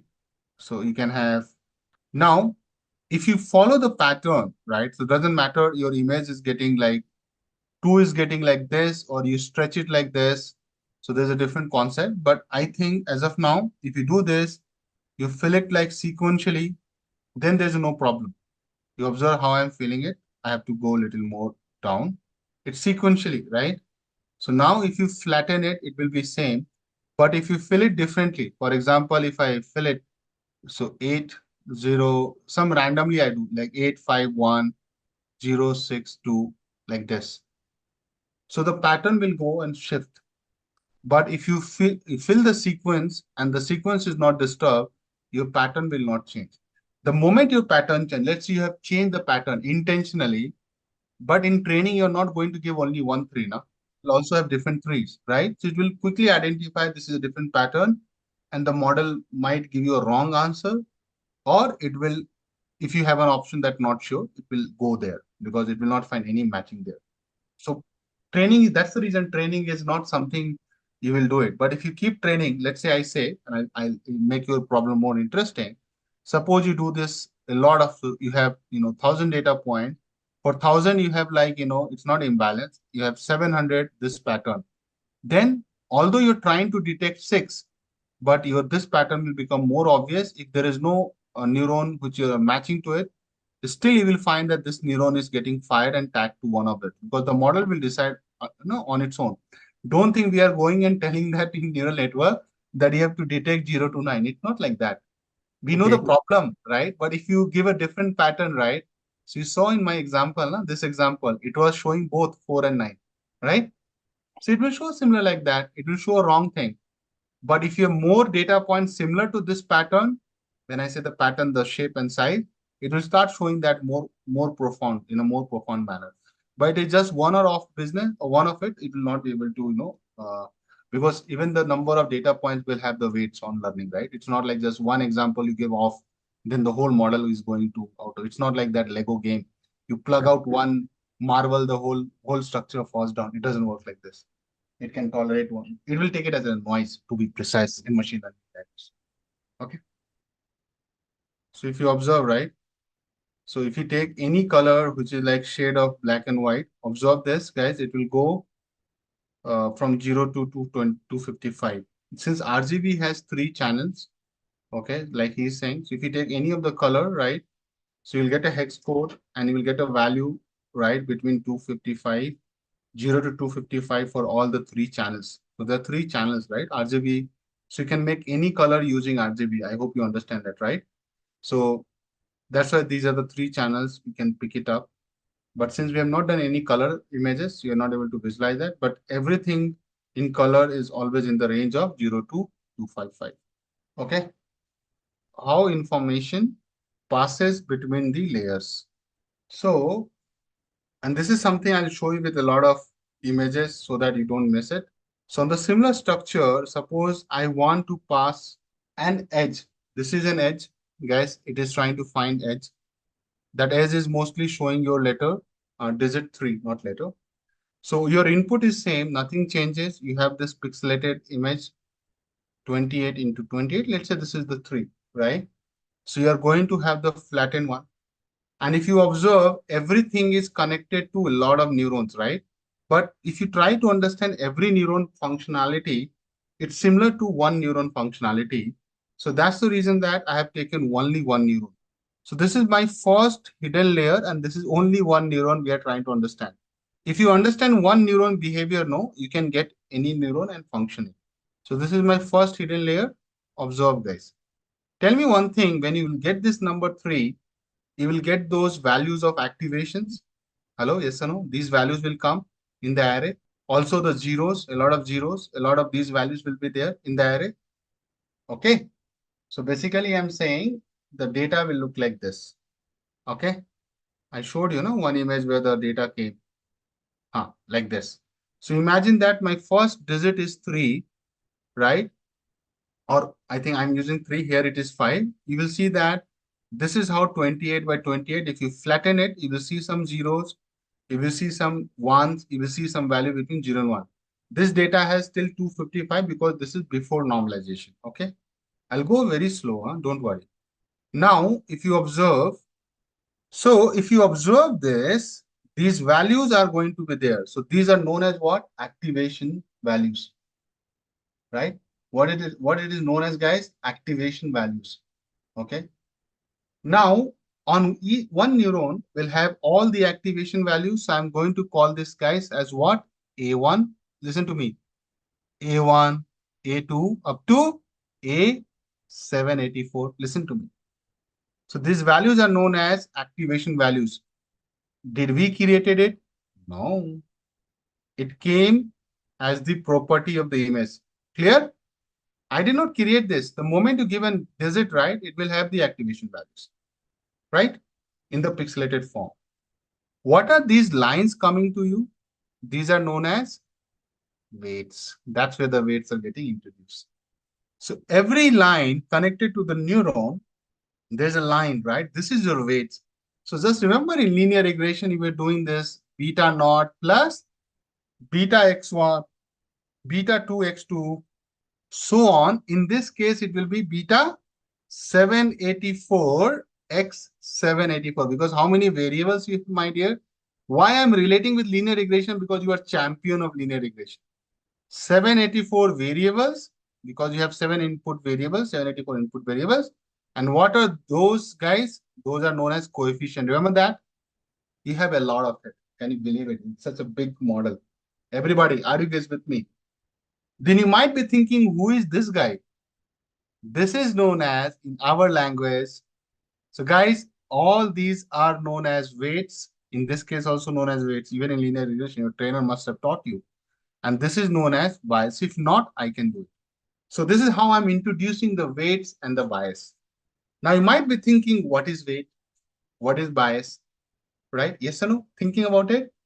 So bias and weight is very simple. Suppose, listen to me. I'll give you a very simple linear regression equation. Y equal to 20 plus 100x1 plus 10x2. Now, which variable is going to have a lot of impact on the price of tomato, my favorite example? You will yourself say, Akash, it's x1. How did you say that, my dear? Because you looked at the weight, wasn't. In Hindi, we call this weight, right? So the weight is higher, the impact of this on y is higher. Agreed or not? Come on, guys. Even these variables are off, means 0, still you go and have a ready to set constant value, that even nothing is there, though still I'll charge 20 rupees. Hello, listen to me. Guys, that's what we call bias, right? In linear regression, this concept is called intercept also, right? Yes or no? A line which has some, so intercept is what? Something like this. You start from somewhere, right? You don't start from 0. So bias is saying that even if you don't have any impact, this is like a very good world. Your tomatoes are not going to get free. If you think in mathematical form, it takes the form of y equal to mx plus c. I'm talking about c. Come on, guys, yes or no? So similarly, if you bring this concept and come to the neurons, right? Now, combinedly, these guys, A1 into W1, A2 into W2, will decide what is the going to the value for this guy. Which guy? This neuron. Whether it will be a white neuron or it will be a gray neuron, God knows, right? Or it will be a black neuron, God knows. Are you getting my point? This will control. These are the knobs which will decide. And these will decide the next. And not again, not only one. All the guys will decide the next and the next. That's how it works. Are you feeling it? So if you are feeling it, let's not wait. The way I'm showing the images and to show you that how does this work, and thanks to the guys who have put together, but if you understand that these are the weights, guys, I mentioned just now, let me highlight it. The lines are the weights. You are seeing two colors here. If it is a blue color, it is going to be, if it is a blue color, and if it is a red color. If it is a blue color, guys, it will means positive. Red color will be what? Negative. Are you guys with me? Observe this, no? All the blues are the positive, all the less than is negative. So now the weights can be positive or negative. Now understand, if something is negative, the price will not increase, price will go down because of the impact is reverse. I'm again bringing the same example. Yes or no? Suddenly, if I make this negative, then the price will go down. Agree or not, guys? Come on, right? So similarly, these weights are going to be decided by the optimizer. I don't decide it. I'll just initialize the weight, but the optimizer in this case, but the basic is what? Have you heard about this optimizer? So what it does, it takes the cost function or the loss function, gradient descent algorithm, GDA, a lot of versions of GDA, but the one which is very famous is known as ADAM. So this is a jargon for now, but don't worry. ADAM is one of the famous optimizer people use in deep learning. Gradient descent algorithm finally runs a lot of iteration to get you the final values of the weights. Isn't it linear regression also does the same thing?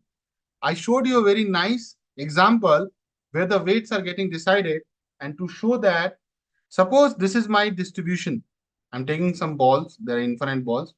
Now tell me one thing, if I try to fit a line, this is my line, right? See, this is simple linear regression, guys. Suppose I try to get a line, right?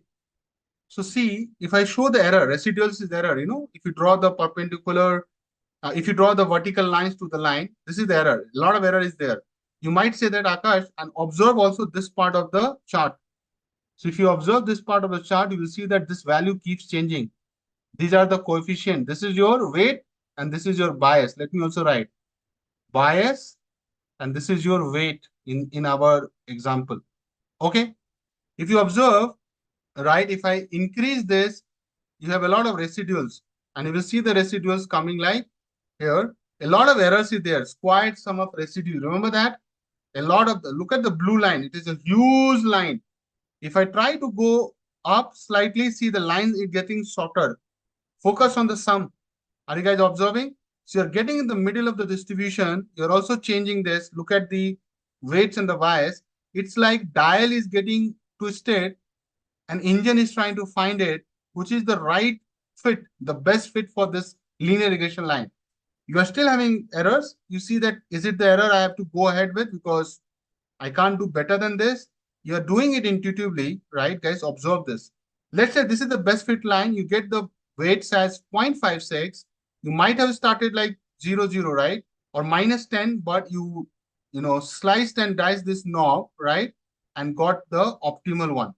Now, this is like intuitively you're doing, right? This is the best fit line. But this is what you have done intuitively. But what is the algorithm will give you? In one shot, it will give you the answer. See that. Now, if you see that residue, it is coming from this. Obviously, it is also having the residue, but if you observe closely, it is lower than what you are saying. But we also did a good job, right? Because it's a very simple one line 2D. But if it is like 784 dimension, can you handle it, guys? I don't think so. So the best fit line comes like the red line. Look at the coefficients, the weights and the bias.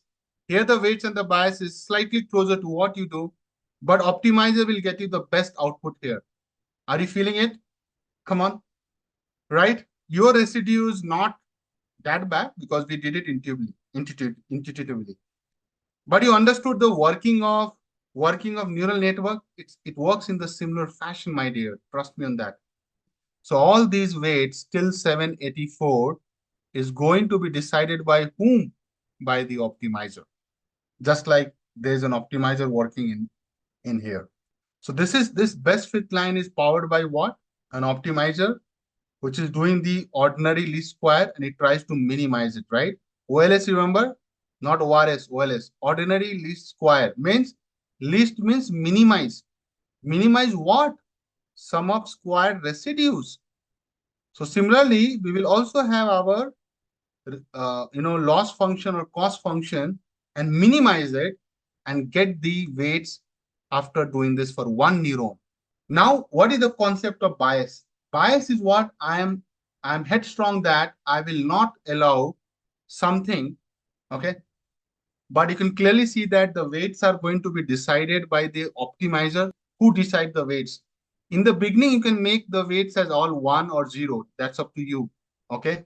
Right? And mathematically, optimizer will keep changing this so that it gets the best fit line, which you saw here. It will try to understand what is the best loss function. Loss function has to be minimized. So it will try to keep changing this value and update the weights and the biases so that it gets the minimum value. Once it converges to the minimum value, the weights are going to be fixed, and then it will move to the next, and then it will move to the next. There's a concept of back propagation also. So that is what going to drive the updation of the weights and the biases. Don't worry about it. Okay, but that's a big concept. It will come later. Okay. I hope you like this example because this animation helps you to understand how does the weights and bias change, right? If you keep trying to move the line to get the best fit line. Similarly, to get the minimized lowest value of loss function, the weights and the biases are going to get updated. That's the reality. Okay. So when you will see the mathematical function, right, which I don't want to teach you now, but actually it will be what? It will be what? You will take each activation function, right? And you will do the sum. That's how you do. You'll go till what? A784, W784 plus B. This is you have done for one neuron, first neuron. You'll do it for how many neurons? 784 neurons. It will become like a matrix calculation, guys. Can you see that? I hope you are able to feel. So this part is known as language dot product because dot product gives you the sum product and then you are adding a bias. Understand? So this is just a teaser, but I'll get into the true maths going slowly into it and gently into it. Okay. So you will do it for 784 neurons, right? Convolution. So guys, this is the new word in the market for you, and that's convolution. Convolution has been derived from the word convolve, right? So I'll show you something and then you realize what's happening, okay? There is a value which you are putting it here by sliding this 3x3 filter. Can you see this? It's a 3x3 filter because you have 3 rows and the 3 columns. It's a 3x3 matrix, right? Observe this. So you'll keep sliding and keep moving and you will start capturing the feature. So what is this you are doing with everything which you are moving around? The moment you are sliding something, you're trying to capture the complicated details of the image. Now, image can be colorful, image can be anything, to be honest. Means it doesn't mean to be like it has to be 2D image, it can be 3D, RGB channel, everything. Okay. Similar thing you are seeing in a different way, and this is it. Let me show you. But observe this. So can you see that if you keep moving around, you will get the value, and also there's a multiplication happening to get the features of the images. That's the intuition behind convolution. So mathematically, those who are from electronics engineer and all, if you remember, and that's something I can show you here, powerful intuition portal. I'm putting here both the links. Guys, you have to see it for yourself, both the links. But if you see what I'm trying to say here, from the image by using a filter, this is your filter, okay? But this is very high level introduction. I don't want to get into the detail yet, but you got it, right? But how do you explain convolution to a kid? That question remains there, right? You can't say that, oh, you are taking a filter and all. How do you explain a kid? Okay. How do you explain convolution? Okay. So let me explain. Question is how to explain convolution to a kid. Let me help you. How to explain convolution to a kid. So let us break this. Suppose, so understand, we have a small image, right?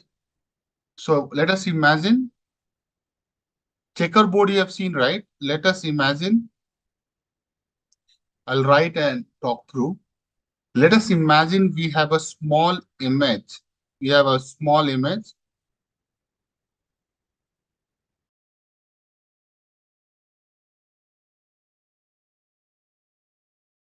So checkerboard is something, if you have not seen it, like you are adult and you have not seen a checkerboard, it looks like this, right? Now, what is our objective? Our objective is to detect patterns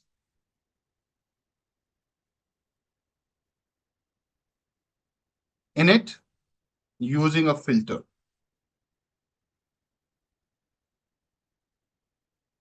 Okay. So far with me. What is the working of this filter? So it will do what? Filter would slide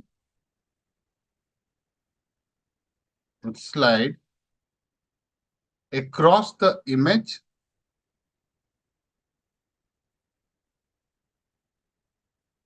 and at each position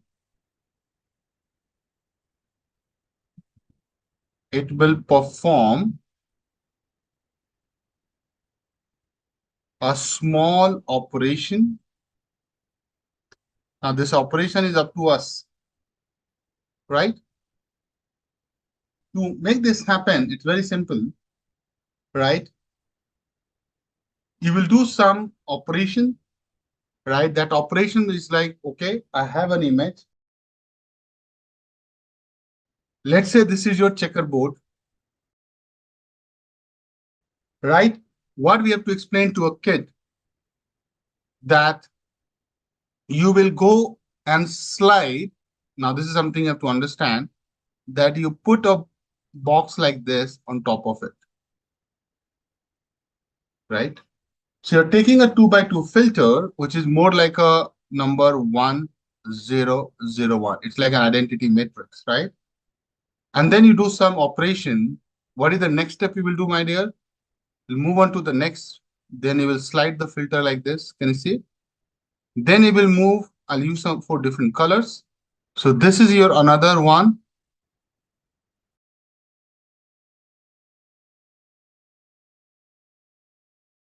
So that 2 by 2, how many slidings you have done? Starting from here, you moved from here to here, then you came down, and then you moved there. So total, how many calculation you will do? Overall, 4. 1, 2, 3, 4. I know this 4 is not visible, so I'll write 4. So this is your original image. This is your convolved image. Can you see that your convolved image is like having 2 by 2 matrix from 9 cell to 4 cell you have come, right? So you have captured the pattern, right, across the image and simplified it too. Now, how to explain this to a kid? Because if you explain this, you are removing a filter, the kid will say, go to hell, I don't understand anything. So what you have to say to a kid, I'll explain. You take a magnifying glass, right? And you zoom in using the magnifying glass, right? And try to match the pattern. You clearly know that the moment, suppose I make this like this. If it is this small size, right, you need a magnifying lens or glass. Now, the moment I know it is tiny for you, intentionally I'm making tiny. If this is this big, everybody can see the pattern, but the image is like this now. It is just a tiny part of the image of a big image. Think like that. You tell me, without getting into too much of it, you know that these two guys makes a sense. This is how you will realize there are 4 segments, right, guys? Let me make it 100%. So if you use a magnifying glass, you will be able to match pattern, and you will say, see, which one is closer image to each other? So you will say which one is closer to your image. You will say, looking at the magnifying glass, although it's tiny. So this is like why I'm trying to show you this story. This image, the moment you put to a magnifying glass, which is this, so you will say that, dude, look at this. If you put a magnifying glass on top of it, right? What I'm saying as a point, or what I'm making as a point, is that, so what I'm trying to say, guys, if you put a magnifying glass on top of it, your image will look like this, everybody. So what I'm trying to say, the magnifying glass will give you this image. Then you will be able to see that these 4 guys are closer, right? That's the role of a filter. You can ask your kid. Your kid will say that, I think this is closer. slightly this one also. But definitely these two guys are too much closer, right? Similarly, we'll say that, okay, these guys are closer, right? Or these guys are closer. Are you feeling it?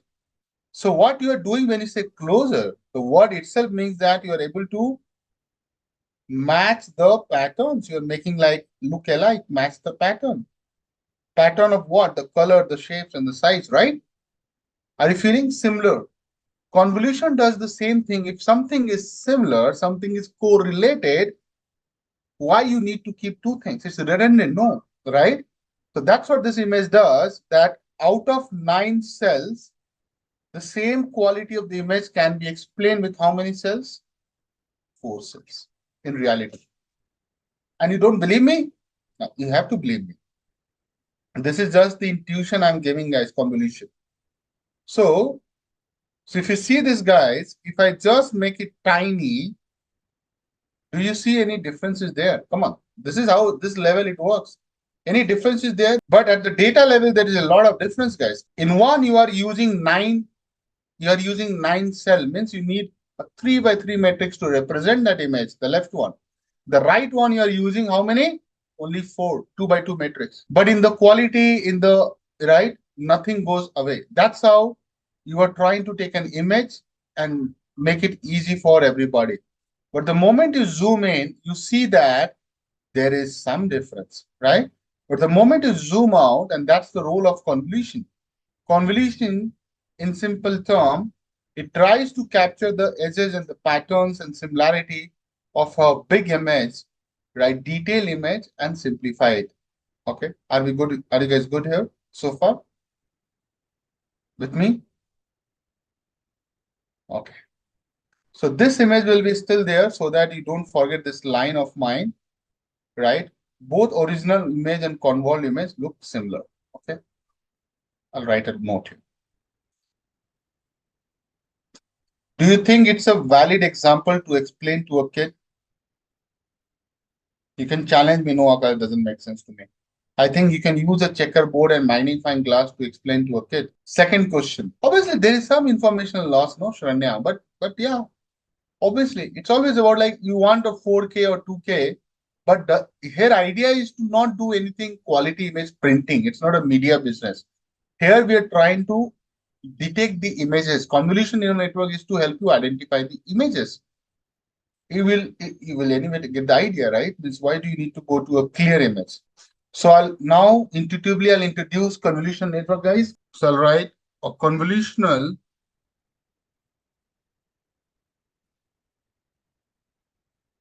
neural networks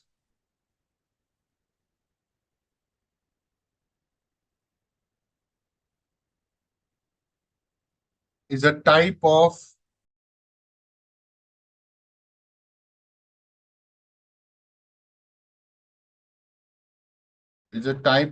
deep learning model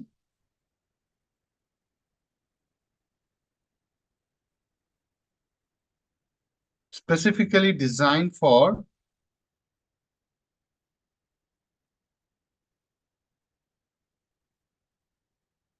tasks like image recognition,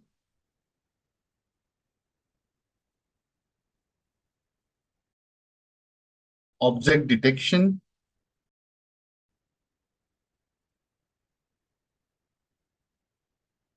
and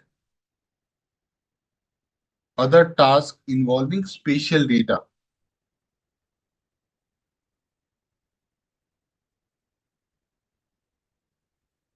So what is a spatial data, guys? Geo data, weather forecasting, right? Whether in US, right, a lot of hurricanes come, right? And it has gotten a lot of name. Whether so spatial data is all about your anything related to uh, geocoding, right? Okay. Ideally, any data which defines the location and the shape of objects. That's how it is. Okay. It's more related to geo. Okay. Now you might be thinking, CNN is there, before that neural network we are doing, right? Why do we need CNN? That can be a question before I go get anywhere, right? Means you already had the NN neural network, ANN, artificial neural network. Why do we need CNN instead of NN? Any idea, guys? See, image recognition can be also done, like digit recognition we did, right? There's a very big difference between CNN and NN, right? Let's understand. So, and that can be a question in the interview. So I'll put some star or something that, why do we need CNN over ANN? ANN. I hope you know, right? CNN is already, this is your simple artificial neural network, which have been studied so far, right? There are a lot of reasons, but the key reason is what? Where you should answer it. So guys, you need to understand the working of CNN and ANN, right? And remember, we were doing this, we did this task, na? MINST data, handwritten digit recognition, right? MNIST data set. I'm just going back. In this, we used to have a grid, remember? 28 by 28 pixelated form. So how many number of variables we have, input variables, guys? If I take this matrix, right, it will be 784. Remember that 784 input variables or features, you can say, or features. And if you recall also that in ANN, what we did, we said that each neuron, listen to me, I'm writing also in ANN, each neuron in one layer is connected to every neuron in the next layer, right? And to do that, so to make it happen, right, to process an image in ANN, listen to me, the image must be flattened to a 1D array. And if you remember my code, I have done this flattening. You can open the notes, right? Image must be flattened into a 1D vector. So to process an image in ANN, the image must be flattened into a 1D vector, right? But what is the problem? The problem is not here. The problem is the moment you flatten, listen to me, the moment or the process of flattening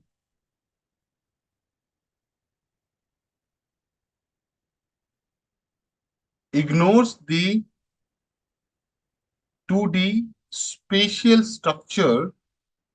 Computation will come later, but understand that structure goes for a toss. 2D spatial structure of the image. Basically, what that meaning the neural network does not understand or does not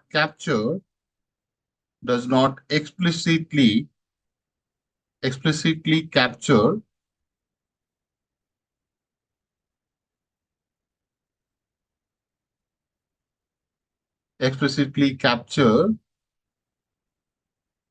the relationship between the neighboring pixels. This is the important thing you miss here. Most important, computation, all this thing will come later. Simple, not simple, all those things can come later. But you understand what happens? The moment you just put it and flatten into array, are you going to understand the relationship between the neighboring pixels, just like in this image, which we are trying to do? The relationship between these two guys, you're missing it. Because there's no 2D, there's no 3D structure altogether. I'll take a pause. This is what you do in any. Okay, so far with me. This is your working of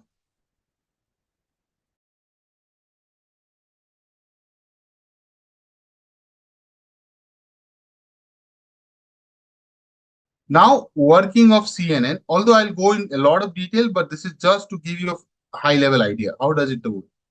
Because my working of CNN, I have to go into the heart and soul of this. In contrast, this is still part of introduction. I'm not teaching working of CNN yet. What CNNs are designed? CNNs are designed to handle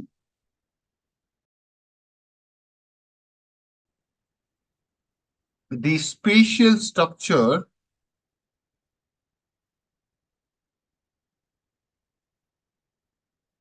of images. Okay. How do they do that? I have just shown you, in this, how you might have opened these links to see, right? How it is, sliding and, capturing the information. Or in this checkerboard example, right? This is what you say, right? Are you doing any flattening there? No. You are, without doing any flattening, you're moving a filter in that 2D frame only, right? With me? So CNN computational is a little tricky task, but it doesn't do any flattening of the array. It retains the structure of the image and do this scanning. So what I'm saying, high level, CNNs are designed to handle the spatial structure of the images, and they use convolutional layer, which is also called filters. They use convolutional layers to scan small patches, also called local regions, local regions, neighborhoods, right? Neighborhood of the image, and detect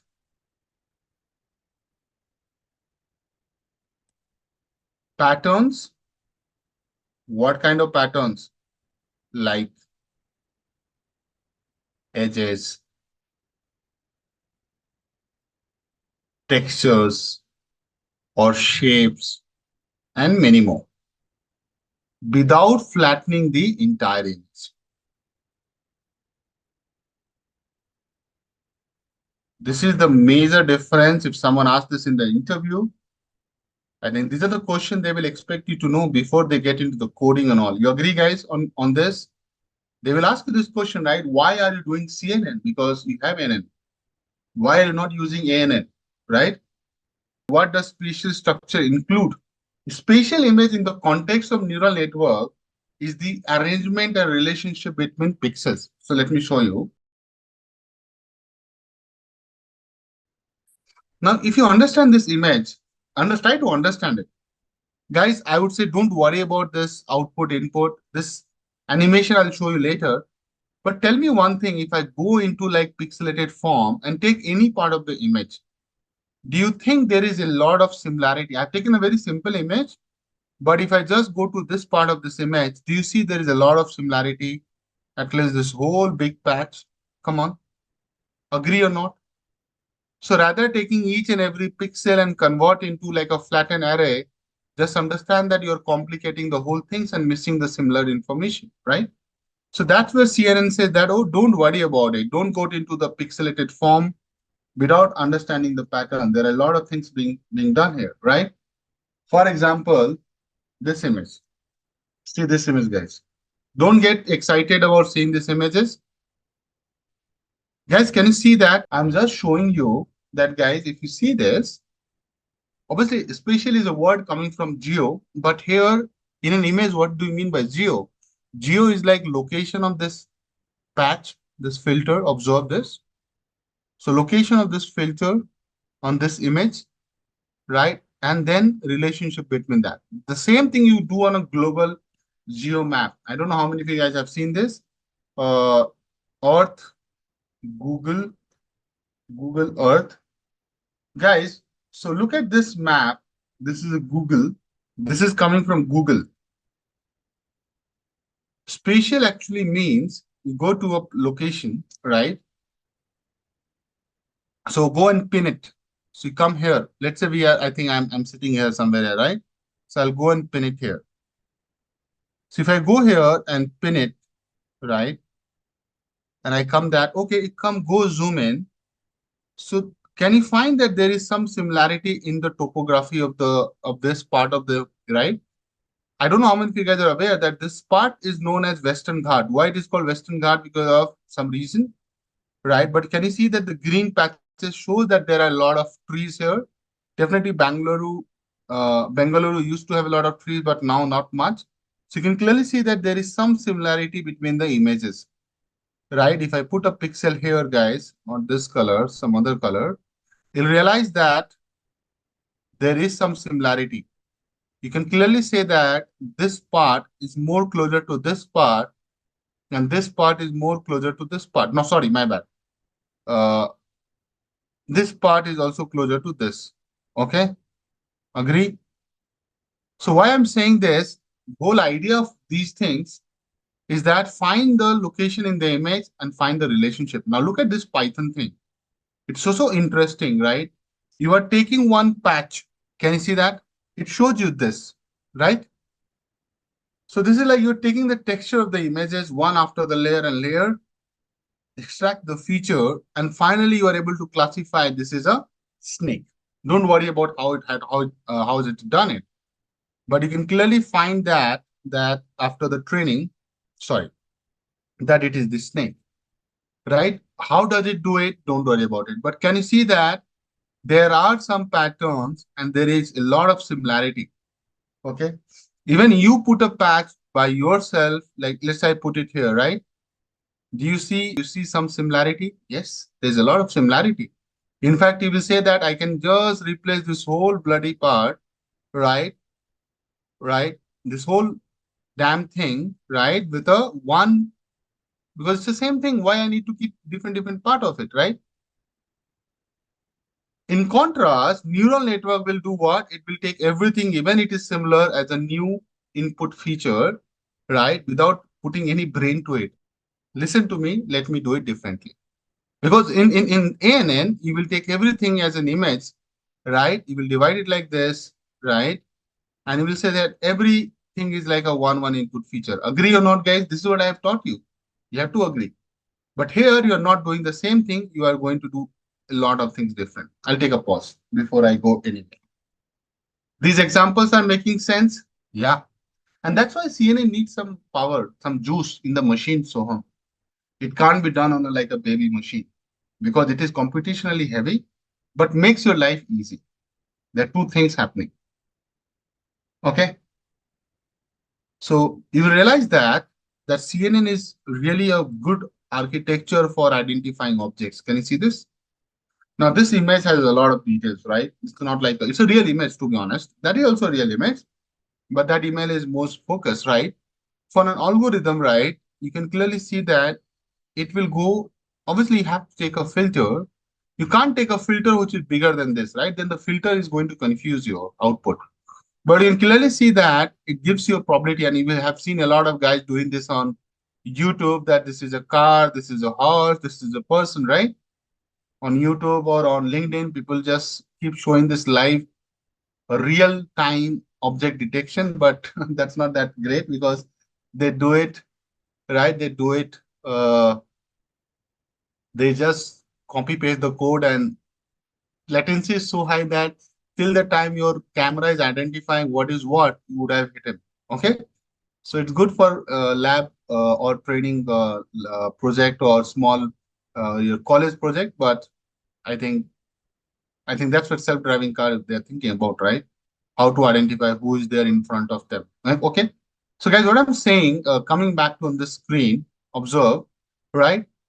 It is able to identify a car. Definitely, it has been trained on car, dog, horse, person, right?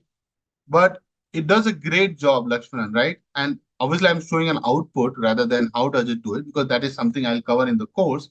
But you understand that it is able to identify a real image and gives you a lot of details which are publicly available to the model. Make sense? Do you think this is an output of a CNN? On the right hand also, it does the same thing. It identifies a dog. It identifies a dog versus a cat. And look at the probability. The probability is like damn good. Hello, yes or no? See? So just imagine these images are like what? This the right hand image is such a dark image. Hello? Look at the image, you know. It looks like a dark image, not like very bright, but still model doesn't care. It will identify. It has to have the edges and the patterns. So I'll get into the heart of it. Don't worry about it. But does it answer the question that it will take care of it? That's more like a teaser to show you that it will take care if there are multiple images or the transparency you're talking about. So let me talk about a real example, some real use cases.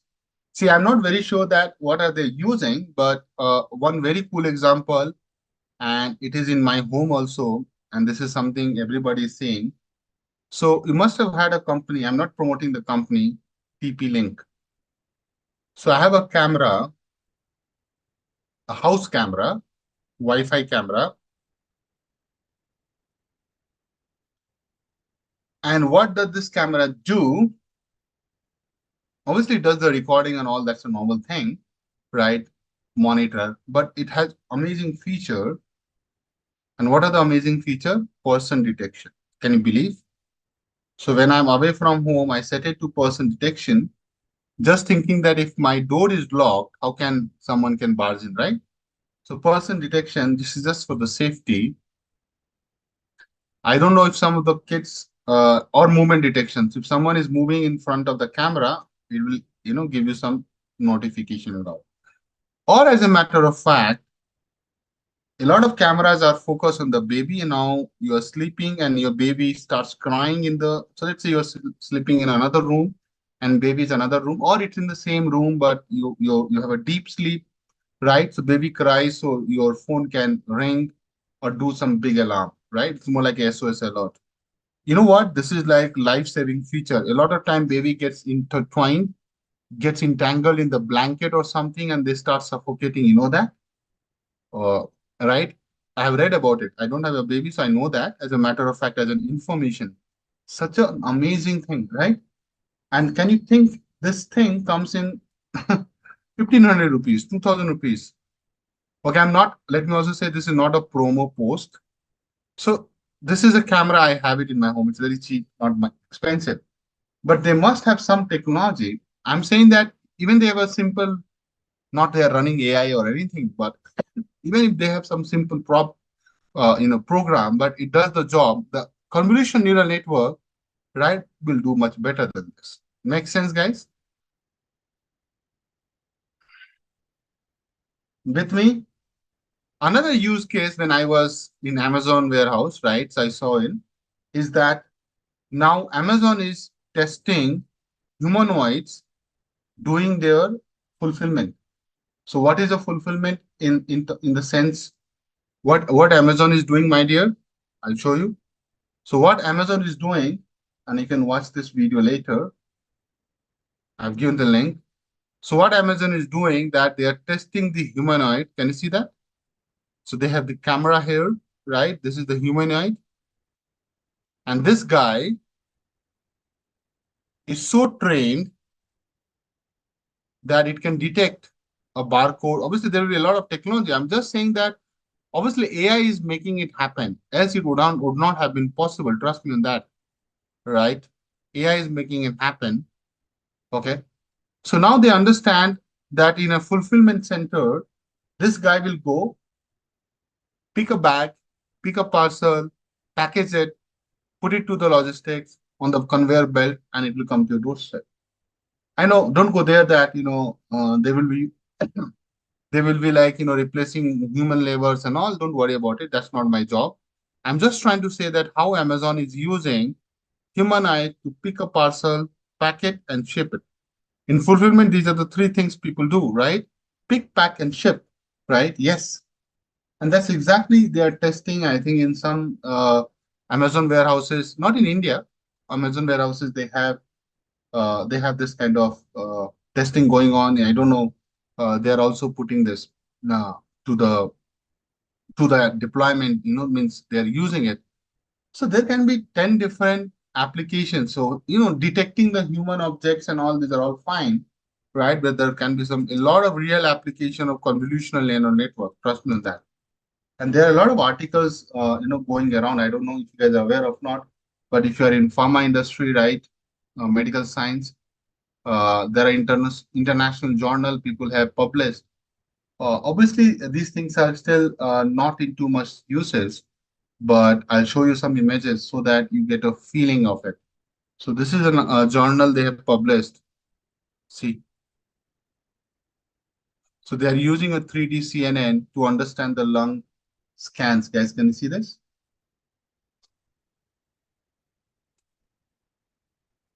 And here you get a bigger quality image. I think this guy they have provided. But why I'm showing this so that you understand that they have taken a CT scan. Can you see a CT scan, which is generally that looks like this, right? Can you see it? And if you want to read about this article, I'm sharing this here. So they're using 3D CNN to try to find if the patient has the, you know, see, Arun, there any correlation with MRI and CNN? See, CT and MRI is what? It gives you a way of looking at the images, right? Isn't it? So CT and MRI more like the way to generate the scan of your lungs without looking into the bones, right? See, I'm not an expert of CT scan, MRI scan. But can you see that, guys? They have given you three combinations, RGB color. Are you seeing this? Green, red, and blue. Okay.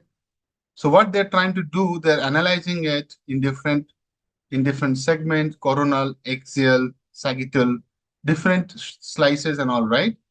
And they are putting into a model to come up with that, whether it is a COPD and non-COPD. There are only two outcomes, right? So they're trying to find that if somebody has, so COPD, I know it is chronic, obstructive. It's a technical language,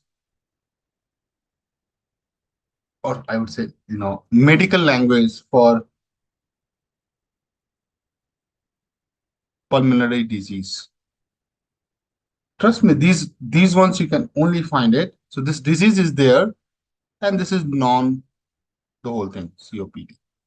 So means if the patient has a disease, this is like yes, this is like no. Make sense? Yeah. So they're trying to predict disease is there or not. Okay. And in this CNN model, they have reported that their accuracy came to 89.3%. So what they're saying that if you take a scan, give it to a model, it will accurately predict 90% of the time that a patient really is having a COPD or non-COPD. Make sense? This is the same thing the expert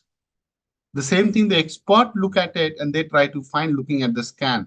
The scan is a movie, it's a film, they give you a CD of the CT scan or MRI scan. Are you guys aware? They don't give you the images only. They also give you the scan video. So when I had COVID, definitely not a good time to talk about, but they also gave me so my lung was scanned and they do it. Okay, make sense? Why I'm saying that this is so important. See, you really need a good lung specialist to detect this at an early stage, right? Understand what I'm trying to say. Any tumor, any cancer, any liver failure, any heart disease, right? You really need the expert. But do we have the experts across the globe? Answer is negative. Only lucky the people who are rich, ultra rich, who have good connect and network, they get to the good doctors. Agree to this, guys? Come on. It's just like finding a good deep learning trainer also, by the way. So just imagine that if someone is going to just teach you or tell you or just using a tool, just like you have a watch, you have a smartphone, you really don't need Steve Jobs all the time. And you can yourself find whether you have this disease or not. Are you getting my point? Just imagine you can manage your health, right? If someone tells you that after 10 years, someone has a prediction that if you don't do this in 3 years, your heart will fail. You will do something about it. But if someone tells you that, dude, your heart has failed, what will you do about it? Nothing you can do about it. You will just spend your all the savings in those 10 weeks or 20 weeks, but the end result doesn't change, 90%. But in 3 years, your 5 years, if somebody predicts something can happen to your body, looking at your lifestyle, your body structure, your genes, your RNA, DNA, blah, blah, blah. And they can tell you that, okay, follow this. Obviously, then the ball is in your court. Still, you follow the same thing, you keep smoking, lung cancer is about to happen. You know it. It's just like that. Now, evening rain will happen, but you still did not take out the umbrella. Are you getting me? So don't take my these pointers lightly. And mark my words, after 10 years, maximum 10 years, 5 years to 10 years of time, a lot will be happening in the medical science using AI. AI is going to be tapped like anything into medical, pharma, medical, life sciences. Be ready for that revolution. Make sense? Okay, on this note, guys, I think let's take a break. But I hope you are getting hooked up to this, getting some good sense that wow, this is really interesting. And let me also show you the model they use. They have given this image in the end. Look at this. This is their convolutional neural network model on the images. Just understand this. Obviously, this is a complicated model. I'm not going to teach you this. And please don't ask me to do this lung cancer prediction problem. I have some protocols to follow, so I can't teach you this.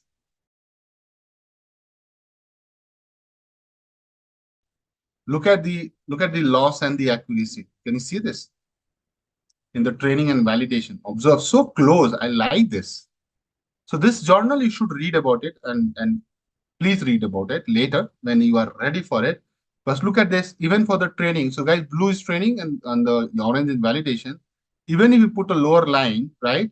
After 500 iteration, you are maintaining easily more than 90%. Can you see this? Even you put a lower line, you put a lower bound. See? So this will be 0.88. So maintaining that 0.88. I think that's why they are saying 88, 89. So interesting, right? They have plotted a lot of things. Read about it. They have done ROC curve. Look at the ROC curve. So these are some confusion matrices, right? Okay, guys. So now I'll get into the, you know, CNN detailed discussion. Okay, that's the module name. So CNNs. So the moment I write CNN, guys, you should understand it. I'm talking about convolutional neural network have proven very effective in image recognition and classification. Image recognition and classification. Okay.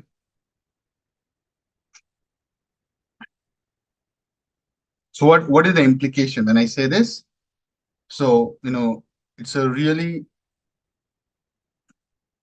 successful in identifying faces,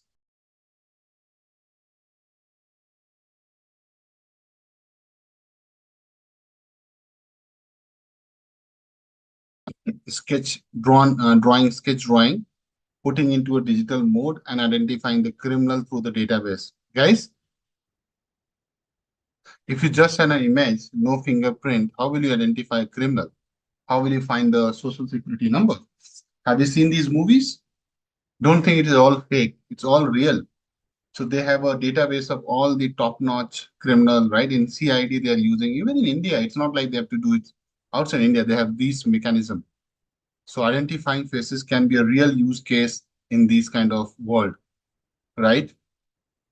Like somebody has a, red corner notice, right? So let's say I'm the Vijay Malia or likes of them, right? And I am done some fraud and I can't travel outside, right? You have some restriction. So one way is that to stop it, right, or find that person is that, capturing images from traffic signals, right? Because they will be traveling and, process that in the database. Make sense? So objects, traffic signs, right? You know, apart from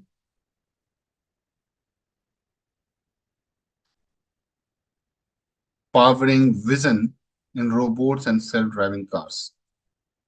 So just understand the length of the use case, length and the breadth of the applications and the use case, right? And these are some well-known, example I'm looking at it.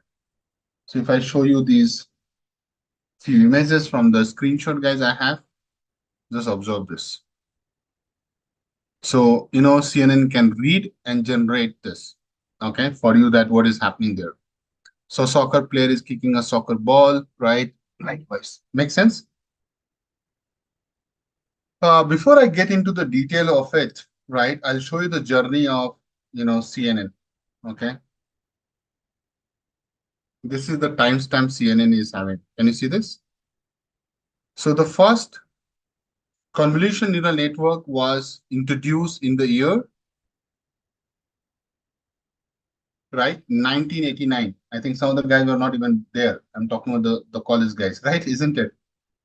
So what is the timeline of CNN? You see this, right? 1989. So don't think that it was foundation was long led, right? It's not like something a new thing. So if you remember, I mentioned that in 1950s and 60s, perceptron got onto the canvas of AI. Remember that?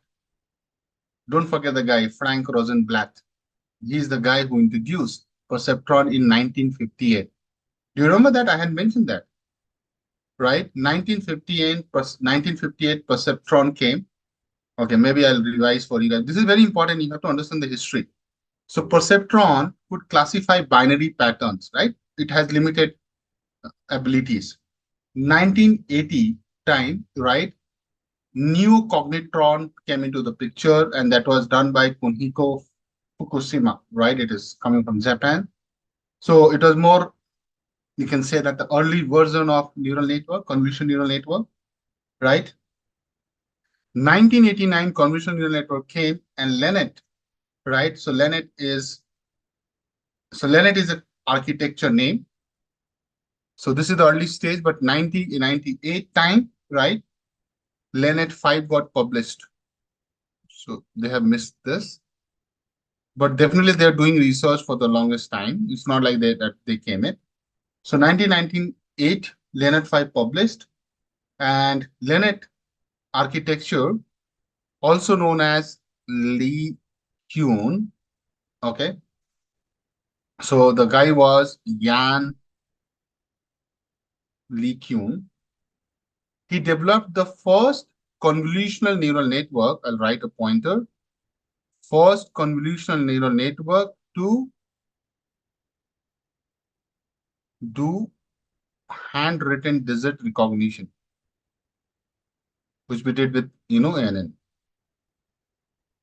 So they obviously they tried it with existing use case, right? That's what you will do, right, guys? Come on, Eson. So they did it for doing the handwritten digit recognition, right? That's the first practical application of Mr. Jan LeCun neural network. Okay. So far with me? Good. Then 2012 time, AlexNet. So AlexNet, this was a competition, and AlexNet was, I think I would say, like, it was developed to do a large scale visual recognition challenge. So there was a challenge going on, which is called ImageNet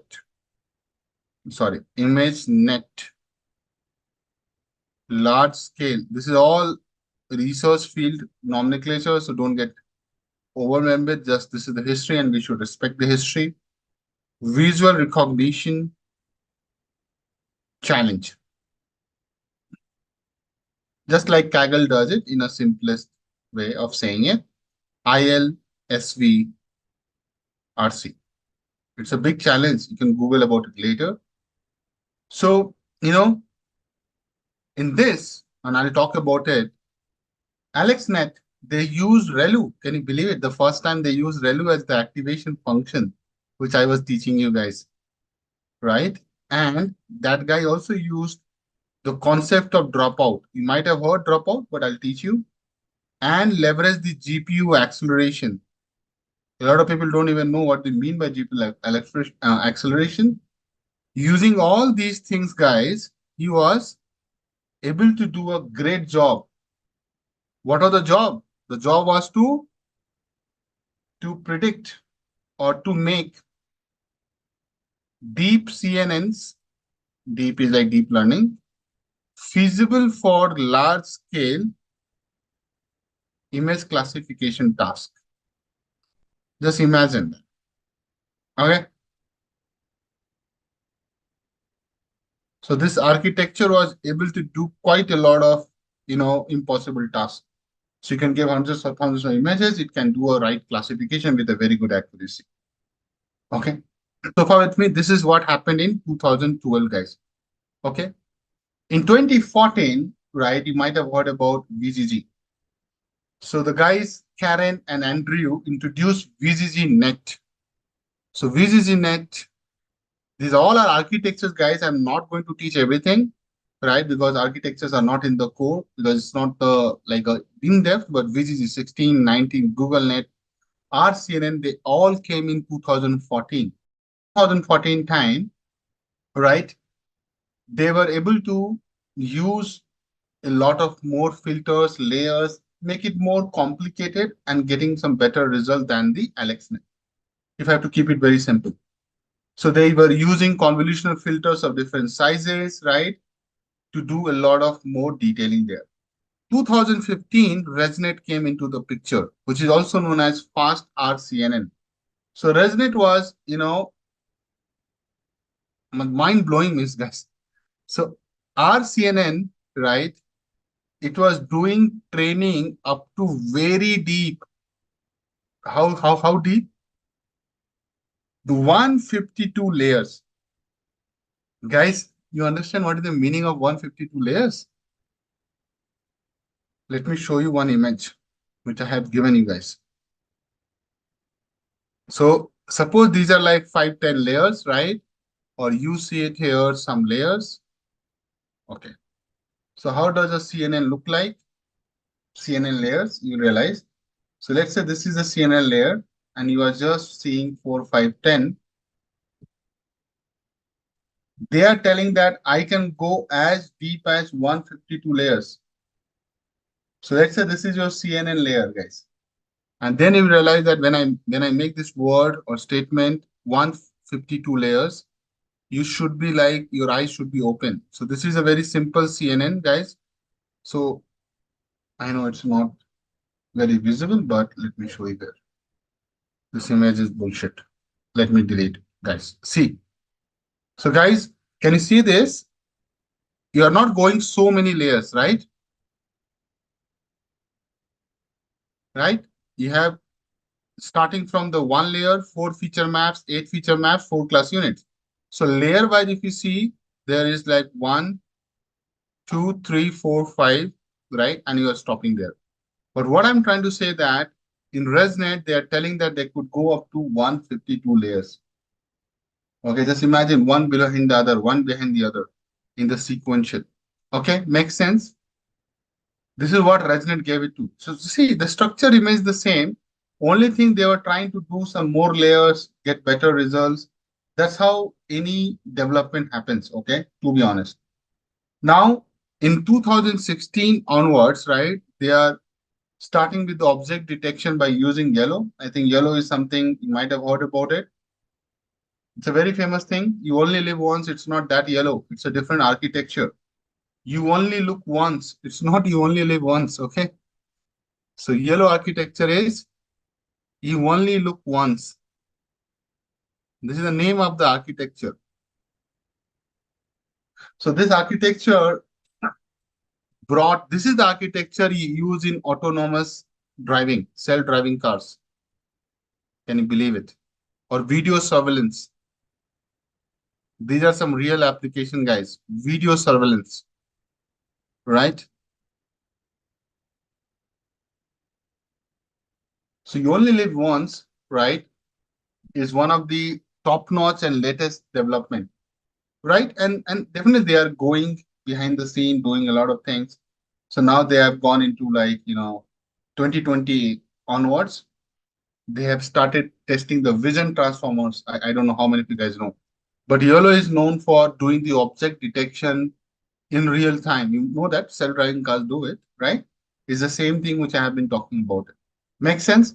But fast forward to 2020, which is not here, 2020 onwards, they are now testing not CNN, they are using vision transformers. You can read about it when you are there, also known as VITs. So to be honest, AI has seen a lot of traction in last few years. I would say last decade, to be honest. So they're using a lot of information. What is the beauty of vision transformer is that they use limited training data and can give you accurate result, which is really effective, right? So for NLP kind of task, it can be done very fast. Okay. Transfer learning is being done 2014 onwards. There are a lot of things which we need to discuss. Okay. But guys, in CNN, these are the keywords, and that is something I'm writing here so that someone should always come to me and ask that Akash, you did not teach this. Okay, so this is just for you to track in last few decades, these are the things have been done. I think relu activation you already do, right? You already know, guys. I have taught then the concept of dropout has come. So these are some advanced things being done in CNN. Batch normalization, I don't know how many of you guys are aware of this term. Priyank, have you heard batch normalization dropout? And the last thing is what? Transfer learning. It's all in the syllabus, and I am supposed to teach you guys. This is just to track. This is all part of what, my dear? CNN recent developments. Okay. So once I complete the fundamental structure of CNN, I'll show you the application of this. Make sense? So far with me, guys? Come on. These are just here for you to note it down. Funny, I'm going there. What does what does it do in each layer? So that's my job. I'll tell you, we have not gone there, so don't worry too much on that yet, but I'll go there. Okay, this is it. Now let's talk about a fundamental architecture overview.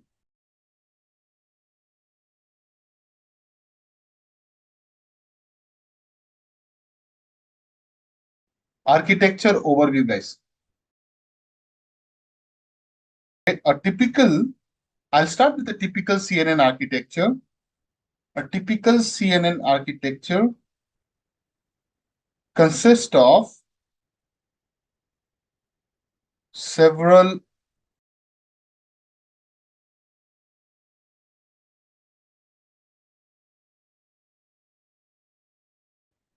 okay. So guys, CNN layers, typical architecture. So number one is input layer, because this is nothing can change there, right?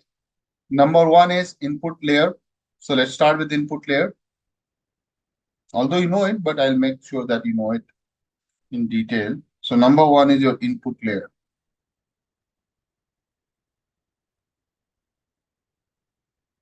So guys, you know, right, in input layer, what happens?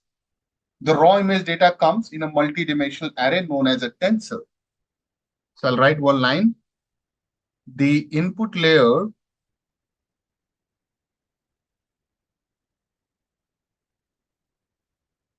of a CNN receives the raw image data in the form of a multi-dimensional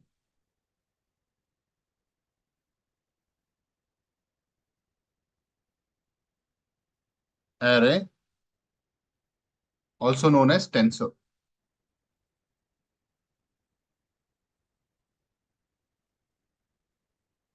Okay. So for grayscale image, I think I spent some good amount of time on that. So for grayscale images, the input tensor will only have a height and the width, remember? So basically the input tensor is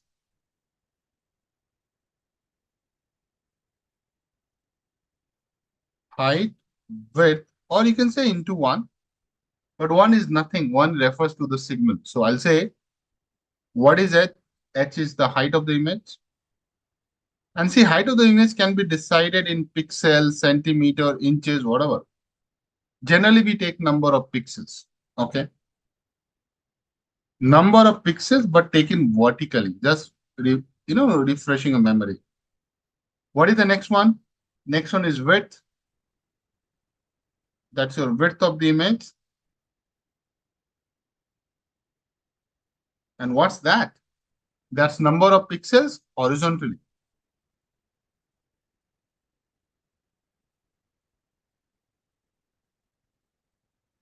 That's my first layer. And what is one refers to this point, guys? So what is one? One is like your single color channel, which is grayscale.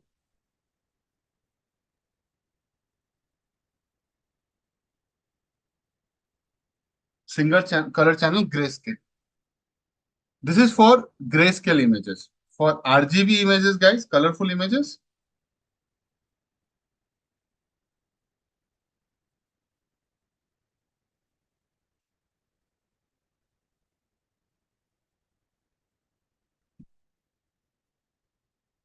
the same thing you will say input tensor is what? It will be height, width into 3. And I'll highlight that's the only difference. Everything remains same. What is this thing different, guys? Here 3 represents what?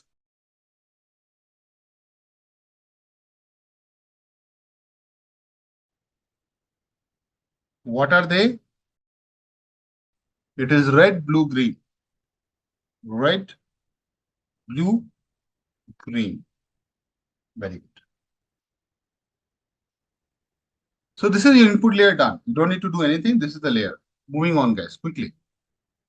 Second is what? Convolutional layer. That's a new layer, right? This is the core building block of your CNN.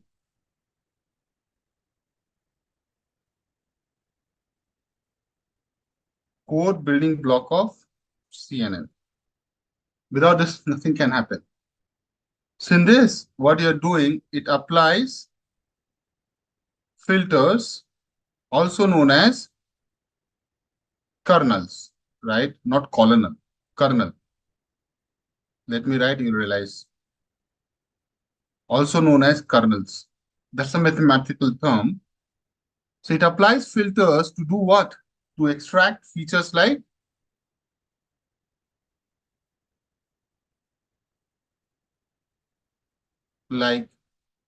edges, corners,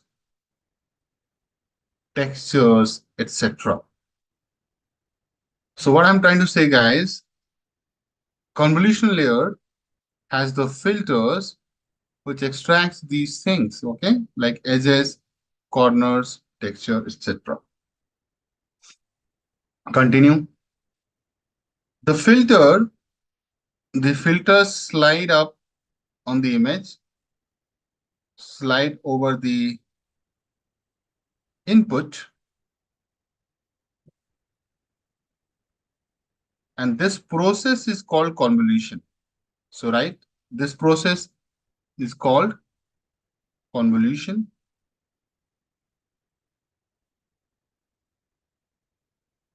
Why I'm doing this? This process is called convolution, and the filter slide over the input, and this process is called convolution, and it generates a feature map as the output. And I'll show you by taking some examples, so don't worry about it at all, okay? So how do you do it? Understand the steps first. So guys, it's more like you are sliding a filter over the input to get what? The feature map. Just focus on the highlighter, right? I'm going to show you some real fun thing for the day so that you go like with a lot of ideas, right? So have you seen the tic-tac-toe game? I think everybody has seen tic-tac-toe. Every bacha has seen. Can I say that? Tic-tac-toe. Those who are struggling to understand what is this is it. Guys, you can't say no, right? So what I'm trying to say that, guys, I have image, right? Two images. If you look at the pixelated form of X, no, sorry, O. So guys, I'll keep it like in my layman terms. So this is like your letter X and letter O or zero, whatever you want to say, right? Let's not fight over this. Can you guys see that? It's a very, if I just make it tiny, you will see that it is, we're putting the O, right? If I make it tiny, it looks like you're putting an X. Guys, with me? Guys, say something. I need now frequent good to go on this. Okay. So if you see this, it's a very simple image. How many pixels you have? You have 6 by 6. See, 1, 2, 3, 4, 5, 6. So it's a 6 here on the width and 6 here on the height. It's a very tiny image, to be honest. It's a 6 cross 6 pixels for both the images. Agree? So total how many pixels? 36 pixels. Okay. Now if I have to use this in my normal neural network, what I have to do?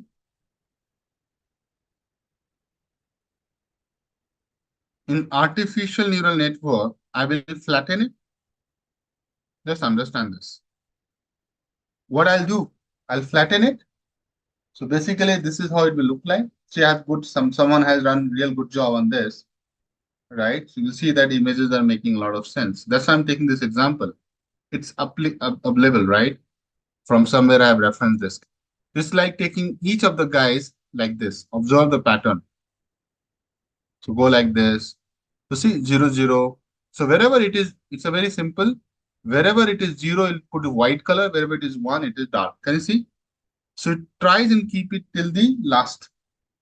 So basically, you are looking at what, my dear? You are looking at one single column of how many nodes, how many neurons? 36 nodes from the input nodes, right? So basically, it is a 1D flattened array. If I do this in the convolutional, sorry, ANN, agree? Now, if I have to go and complete this, it will look something like this. So what I'm saying, guys, here we have 36 connection from the 36 input nodes in the hidden layer, right? Guys, observe, this is how we will model it now, correct? Suppose you have more neurons. So this is just one neurons. So you have one neuron getting connected to 36. Suppose I say you have two neurons. So it will look like what? Like this. So if you can see, the first one has how many connections? This has 36 connections. Means 36 weights and the bias, right? You have to do. How many this guy has? There are two neurons. So this is 36 and this is 36. If you do a plus, how many are there? 72 connections. Can you see that with every one, right? It is going like, my God. Makes sense? Just imagine that you have taken this image like a 1 megapixel. Not even saying, guys, 12 megapixel and 50 megapixel. 1 megapixel is like what? 1 into 10 to the power 6 pixels, right? If you take square root of this, that gives me the height or the width. So it means 1000 pixels in the height and the 1000 pixel in the width. Guys, agree? And that will make an image of how many? 1 megapixel. Agree? This gives you 1 megapixel image. Let me write fully so that you don't get confused.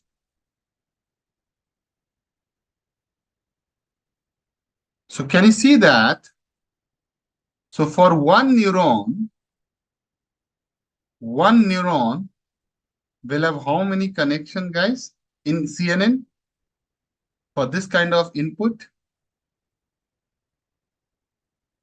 It will have 10 to the power 6 connections. Means 10 to the power 6 weights. Are you feeling the complexity, guys? So what I'm trying to make a point that for a neural network, I'll write also, for a neural network having 1 into 10 to the power 6 input connections,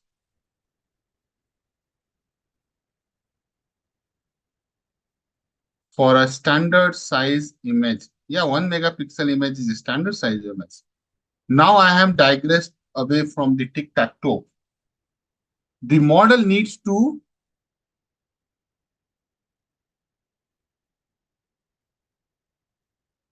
estimate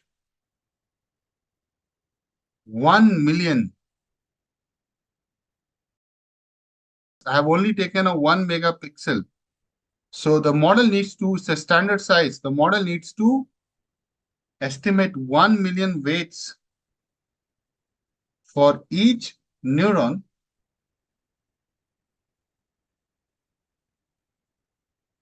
which is computationally highly expensive. You guys agree?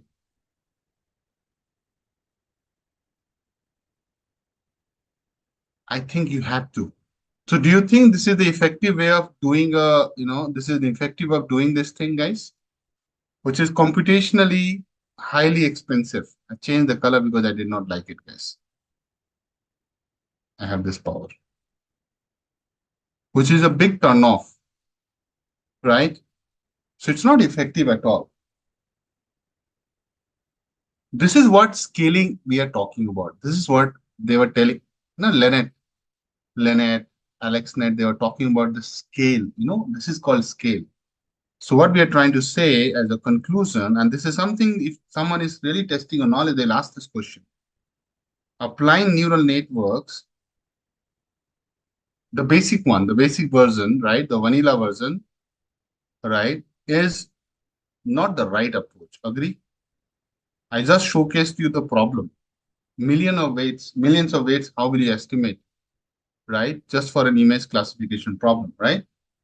The reason is that as it does not scale, and it does not scale well. Make sense? Where CNN comes and help you, CNN says, hold on, let me come and simplify it. So CNN comes and simplify it. I know you might be thinking, how does it do it? That I'll explain in a moment. And make it computationally less heavy.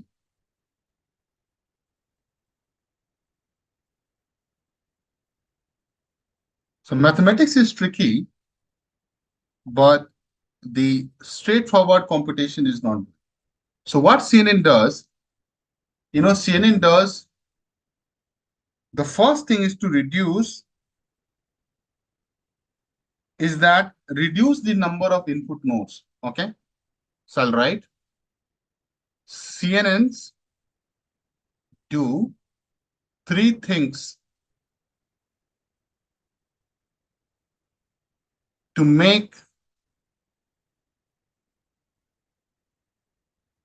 image classification practical. And what are they? Number 1, reduce the number of input nodes. Right? We just saw that.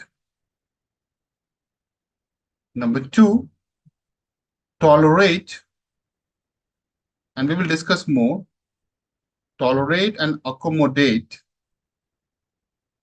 the marginal shifts in the pixels. So let me first write and I'll explain marginal shifts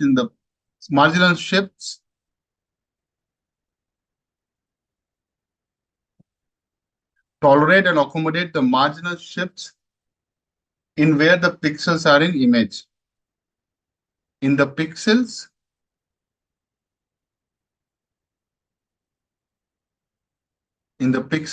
within the image.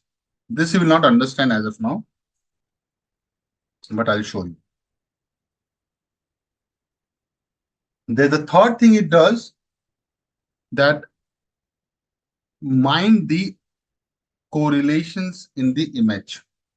complex image. Mind the correlations in the complex image. Okay, hold on.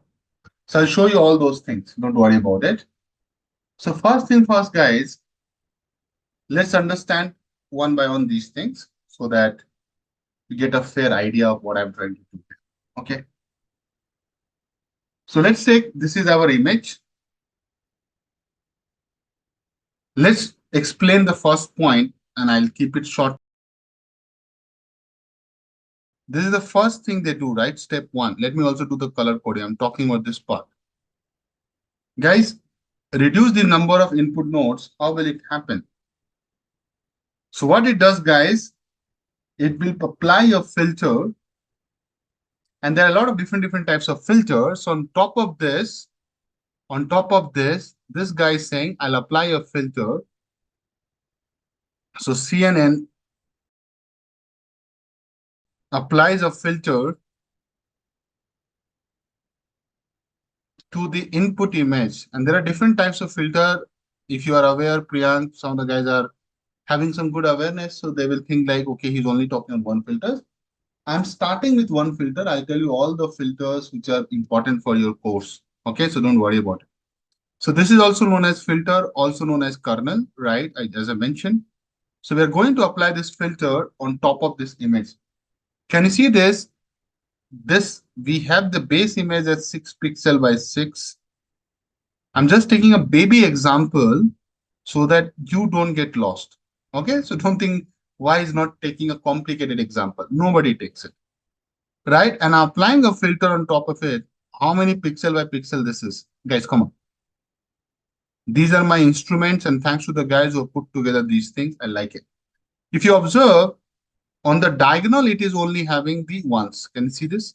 If you observe this filter has a specific properties, and every filter has its own characteristics. But can you see this? It says that on diagonal, actually it's off diagonal. So on off diagonal, in matrices, there are two diagonal, principal diagonal and off diagonal. This is the principal diagonal. So on off diagonal, values are 1, rest all 0. Can I say that? And rest all 0. With me so far? Now, in your head, you have to understand a point, which I'm trying to do it. So now, on off diagonal, values are 1, rest all 0. So what I'm trying to say that we will take this filter, listen to me, and we will start overlaying here. See. Can you see this? 3 by 3 pixels. Observe this, guys. Come on. Then move around. Are you feeling the same thing which I was starting the class today? So what I'm trying to say, see, guys. So this filter will look like this. I have an image. Only focus on that part. Guys, can you see this? So what I've done in this image, everything which is white, it is 0, 0, 0. And wherever you see black, it is all 1, 1, 1. There is some data, some information. Good. So this in the background, there is an input image, right? And you're applying the filter on top of it. Hello? With me? So this is the image. Keep an eye on the image. 1, 1, 1. Let me write 1, 1. So that you don't lose this image in front of your eyes. And rest, everything is, my dear, 0, 0, 0. Even I don't need to write. But the first border is this one, guys. Agree or not? I'm doing the partition. This is the first filter that I can just draw this on top of it. See?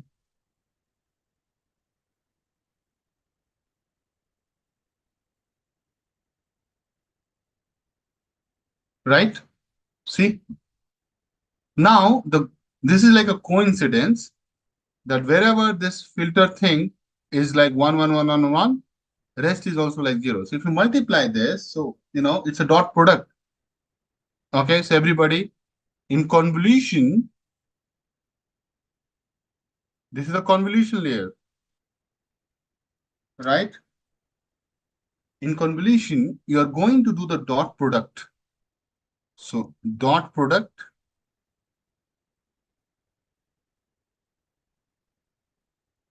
between the input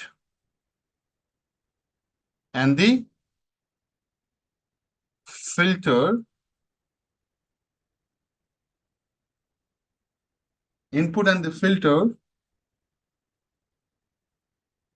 in the overlap area, right? Overlap area, only in the overlap area. And hence, we can say that the filter is convolved with the input. This is the step when you're overlapping it and doing some calculation to find something new, which we call as feature map. It's a fancy word, but the fundamental principle is that finding the overlap. So guys, if you overlap and multiply, what you will see, 0 into 0, cell by cell you do it, right? Then plus 0 into 0, don't miss it. Then 1 into 1, observe this, my cursor. 1 into 1, then go on. Plus 0 into 0, or maybe I'll write it below. 0 into 0, right? 0 into 0, plus 1 into 1, plus again 0 into 0, plus 1 into 1, plus 0 into 0. I think you can already see that the number would come out to be what? 3. Very good. This is the dot product. So remember when I was teaching you basics, gradient descent and all, in dot product is basically what? Dot product in algebra is equal to sum of products. Dot product basically gives you what? Sum of products, na? Isn't it? We have done sum products. Observe this, na? So dot products always give you this sum of product. Okay, makes sense with me? Just keep this in your head, right? So you got the first layer value, you know. So what I'm saying that you will have a feature map shape only, and you will come here and say, okay, I got this value as 3. Makes sense? But that is up to us because we can also put a bias to it. That's where the bias also comes into the picture. So I said, okay, if it is 3, no, I'll give it, pass it to a bias term. And the bias I'm setting to this model, and this is ultimately the algorithm will do. Whatever the number will come, I'll subtract -2. Guys, can you see this? There's a concept of bias also, right? Isn't it the same thing we're doing in the neural network also, right? Some product of the weights and the input feature and then a bias. Tell me if a 3 goes and -2 happens, what is the final outcome you'll get here? 1. So you say not 3, it's 1. And there's a reason here. Okay? You're using this bias for the reason. So guys, now let's move on. Let's move on to the next part of the story. But I also give you the image, which I think important for us to show you that how it has been done. The same thing I've done it manually to show you, but you can see the whole maths and you will see there is a concept of bias, right? The same thing and the feature map will be shown like here. So it goes through the bias, like I have shown you guys here. It goes through the bias and the feature map which I have given, I can move it around and show you. Make sense? It's the same thing I have written here, but I also want to show you pictorial nice diagram. With me so far? So 1 has come. Definitely this box is ready. Now what you will do, you will shift by a pixel. So next step. So what is the next step? You will shift by a pixel. It's so interesting, huh, to be honest. Next, shift by a pixel. So what you will do, you will take this filter and you will slide. You will say, dude, now go to this guy. Can you see this? See? So I'll show you in the image so that you don't miss it. Good images always help. So I'm showing you here. See? So you shift by a pixel, again do the maths, right? I'll do it for one more so that you get the confidence. So 0 into 0 plus 1 into 0. See, now things will start changing. 1 into 1 plus 1 into 0. Keep an eye on the calculation, guys. 0 into 1 plus 0 into 0 plus 0 into 1 plus 0 into 0 plus 0 into 0. Guys, just focus. I think here I get something. The rest everything is gone, right, guys? Come on. So I just get the value equal to what, my dear? Come on. 1. Then it will go to a bias of -2, right? So finally you'll get what? -1. So the feature map will get updated to -1 and here also -1. With me? So far with me? So guys, if you do this, so you know, right? You'll keep doing this. So it will come here, it will come here, and then. So actually we'll get a 4x4 matrix. And later you can go home and do it. So obviously you're at home, most of the guys. So the final feature map looks like this. At least this is the output. So final feature map is this. After this final feature map. This is what you call convolution. This is the output of convolution. So guys, you started with 6 into 6, 36. You are seeing 16. So definitely have reduced it, isn't it, guys? Come on. When you apply ReLU function to this guy, you also know what will happen. So ReLU will make it what? Anything which is positive, anything negative is 0, right? Remember that? Right? Anything positive is positive. So this is 1, 1, 1. Right? And we can set that, but this is 1, 1, 1. Why this is 1, right? Rest everything will be 0, right? 0, 0, 0, 0, 0, 0, 0, 0, 0, 0. Okay, good. So far with me. You're trying to reduce the image size, right, guys? Come on. I'm writing concept of padding in convolutional layer, guys.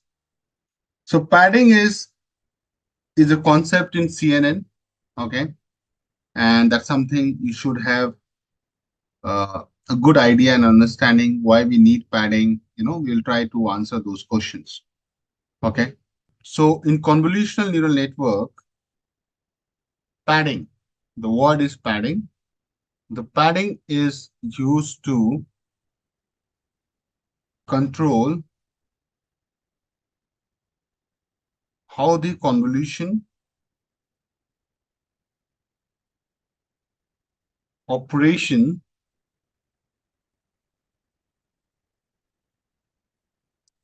handles the boundaries of an image. You know that any image will have a 4-wall boundary. Agree or not? Come on, look at this dog image only, right? There are 4 walls, right? So boundaries. This is boundaries. See. Correct? Any image if you take.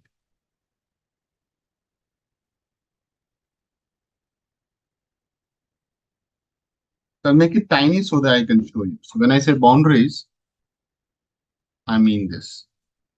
Okay? So how does the convolution operation handle the boundary of an image and why it is important? What is important so that you can ensure, so ensuring that the filter can process every part of the image, including the borders. Okay?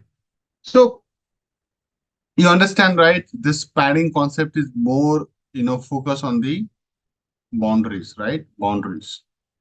At least we know this now. But someone can ask you that, why do you need to protect the boundaries? You can just let it go, right? Isn't it? Why? Question can be, why do we need padding? Definitely, it's like with respect to that, you don't want to miss anything in the image, even if it's a boundary, right? I think that's a very simple answer. But is that enough?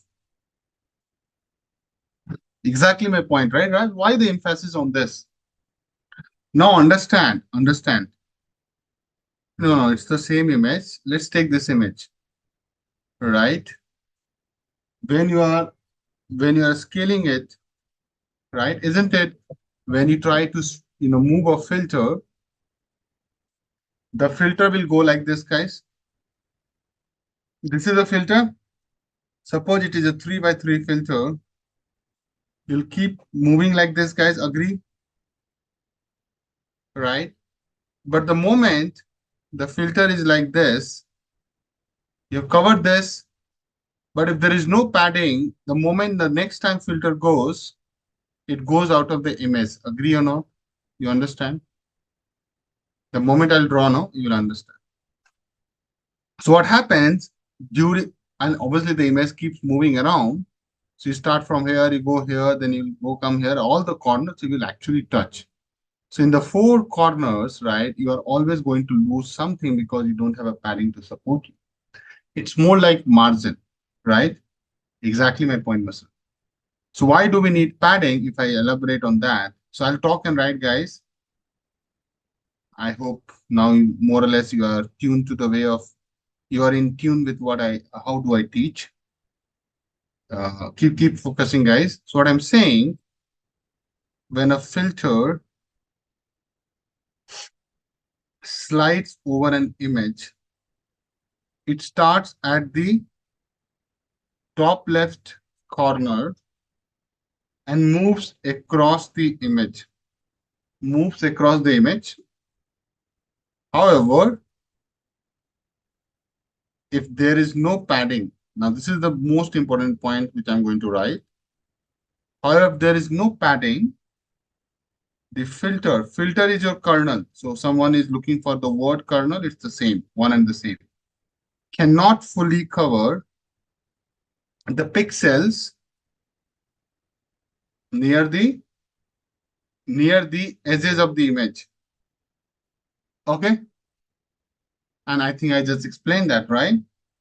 The filter cannot fully cover near the edges. So these will not be able to completely cover. Why? Because you have just overlapping here. Listen to me, guys, and pay attention. This is the only part you have been able to, at least in this movement, right, guys? See? So you're only able to have this. What about this part? I'm making it bold so that you don't miss it. Right? So you definitely, right? Because there's nothing, right? This is the end of the image. It's a boundary. So filter cannot fully cover the pixels near the edges of the image. That's a very important point I'm making you show. And because of this, due to this, it results in convolution output being smaller than the original input image. Right? You're missing something, you lose something, right? So this is the biggest problem, right? Because your final output is not appropriate. So what we say, that's why we need padding. So I'll write with a different color altogether so that you can see. So we are saying that padding is used to address this. And Srini, hold on to your question. Let me complete the concept and then you can shoot me with all the question. And this is true for everybody. So just wait. Let me show you with examples. Padding is used to address this, not image. That's where I see you pinged me, then I lost the chain of thoughts. Padding is used to address this by adding, what do you add? Extra pixels at the border. Extra pixels, excuse me, usually zeros. So zero means it's just the empty part, but it is there around the borders of the image.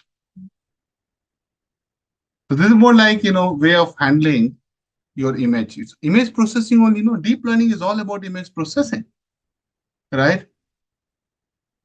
So if I have to summarize what I've just mentioned, guys, what are the key reasons to use padding? I'll just write 2 bullet points because see, this is all theory, but in the interview, you can't go and, blabber this much. You will not get time. So you need some bullet point from me as a trainer because deep learning is something you have to be very objective. So number one reason, I would say preserve information at the edges. Agree? That's the whole job of padding. One bullet point. So basically we are saying that the moment you add, so now you will have something to slide over. So you preserve the information at that edges. Second thing is more on the structure of your output size. So now control the output size. And I think I need to expand a little bit on this. So what I'm trying to say here that I've already written on the top, it's just a reiteration. Padding allows you to control whether the output feature map has the same size as the input or if it shrinks. Now, before you jump to, jump to on this and ask me a lot of questions, let me give you some examples so that you understand what are the different types of padding, guys. Okay. So just hear me out. Let me complete this topic, types of padding. All right. Let me keep moving on. So types of padding, guys, there are two types of padding, you know, one is without padding. So that's actually not a type of padding, but it's like no padding or also called valid padding. This is the way they call it, so don't get confused. Valid padding, also called no padding. So what do we mean by this? We are saying that in valid padding, no padding is added to the images. So basically, you're not doing anything, right? But this is also a type of padding that you're not worried about. No padding added to the input image. So to understand it, let's take a formulation. So formula to do this, it's very easy. Formula for calculating output size with no padding or zero padding. And what is that? Output size equal to input size minus filter size by stride plus 1. I think this font is not good, so I'll change the color and make it dark. Okay, clear, guys? So this is how you have to read this. I think you already know what I mean by input size. So input size is what? So I'll write where. See, I keep writing this because I know people misses it all the time. People miss it all the time. So I'm just trying to be more vocal about it. Keep telling the same thing so that you start getting hang of it. But very good, Usha ma'am, you're right. Size of the input image, height or the width, right? Filter size is size of the filter or kernel. Stride is step size of the filter, step size of the filter. I'm just revisiting this topic because I need it in the padding. Okay. So if I take an example, I have detailed it, Raj, a lot. So your question is already the heading in this. I don't know you are there or not, but impact of input size on kernel or filter selection, right? So how do we decide the size of the image? Sorry, size of the stride and size of the filter. So it's all covered there. So example is very simple, guys. I'll take an input image 5 by 5. So it's a square, 5 pixel height, 5 pixel width. I'll take a filter size. So filter image is default one, 3 by 3. And I'll take stride equal to 1. Makes sense, guys? I think easy. So what is the valid, what is the output size with valid padding, guys? Since you're not doing any padding and you're asking this question. So it is 5 input size minus filter size, 5 minus 3 by 1 plus 1. So I think it comes to 3 by 3. Because see, guys, feature map will be also square matrix. So it will be 3. Actually, it is, if you do the math, 3, which basically means size of the output is what? 3 by 3. Right? So always a square matrix. Now, can you observe, we started with what input image size? 5 by 5. That's the standard thing. And can you see here? So what is the observation? You tell me. So with valid padding, basically no padding. With valid padding, basically no padding. You're not doing any padding. the output feature map will be smaller. The output feature map will be smaller. God, sometimes my English. Output feature map is smaller than the input image. Those who are wondering what he has said, output feature map is 3 by 3. I'm writing here bold and clear. And input image is how much, guys? 5 into 5. Any confusion? So I'm writing with this highlighter because definitely you can see that. Now the question is that why the hell we are even studying that? So you have to tell us why. So yeah, I have a reason to that. So write a big note. Valid padding, which is basically no padding, when the primary goal is to reduce the size of the feature map. You want to do the downsampling for the big images, right? The whole idea is to reduce the size of the feature map. That can be reason, right? So then you have to be ready. If you're trying to reduce the complexity and the computational power you want to use effectively, then you have to go ahead with the assumption that, dude, I will be losing some information on the border, but I am fine with it. Depends on the project, depends on the requirement. Agree? If you're not too much concerned about the borders of the images, why the hell you care about it, right? Yeah, it can be a use case. Agree or not, guys? Come on. But if you are worried about the borders, border does play a big role in your image processing or image classification, right? Now, so look at this, na, Srini, I answered that, right? So if you keep striding, where you will struggle? In the middle or in the end? The whole concept of padding is what? You keep striding from left to right. Look at this part now. I think you missed that point. The whole point is that it will finally go on. So that's why. So when I say edges, don't think edges. Edges is, this is also an edges, huh? Edges can be on the face, also in the middle of the image. So don't confuse the word. Edges can be even here, right? Eye edges, nose, right? So don't worry about edges. I'm talking about boundaries. So don't say the word edges, right? It affects at the corner. Did I write anywhere edges? If I've written, then I have to change it. Hold on. Let me just go through. Boundary I have used everywhere. Did I use anywhere edges? I'm just being careful. Yeah, cover the pixels near the edges of the image. So look at the word. So it has a lot of meaning when I write, you know, right? Edges of the image. I'm not saying edges in the image. So let me also write when I say edges, I want to super clear on this boundaries of the image. So even the right image also has edges, right? You can see this. So everybody just wait. I'll do this hands-on like I did it here, right? So we'll see that impact. Okay, don't worry.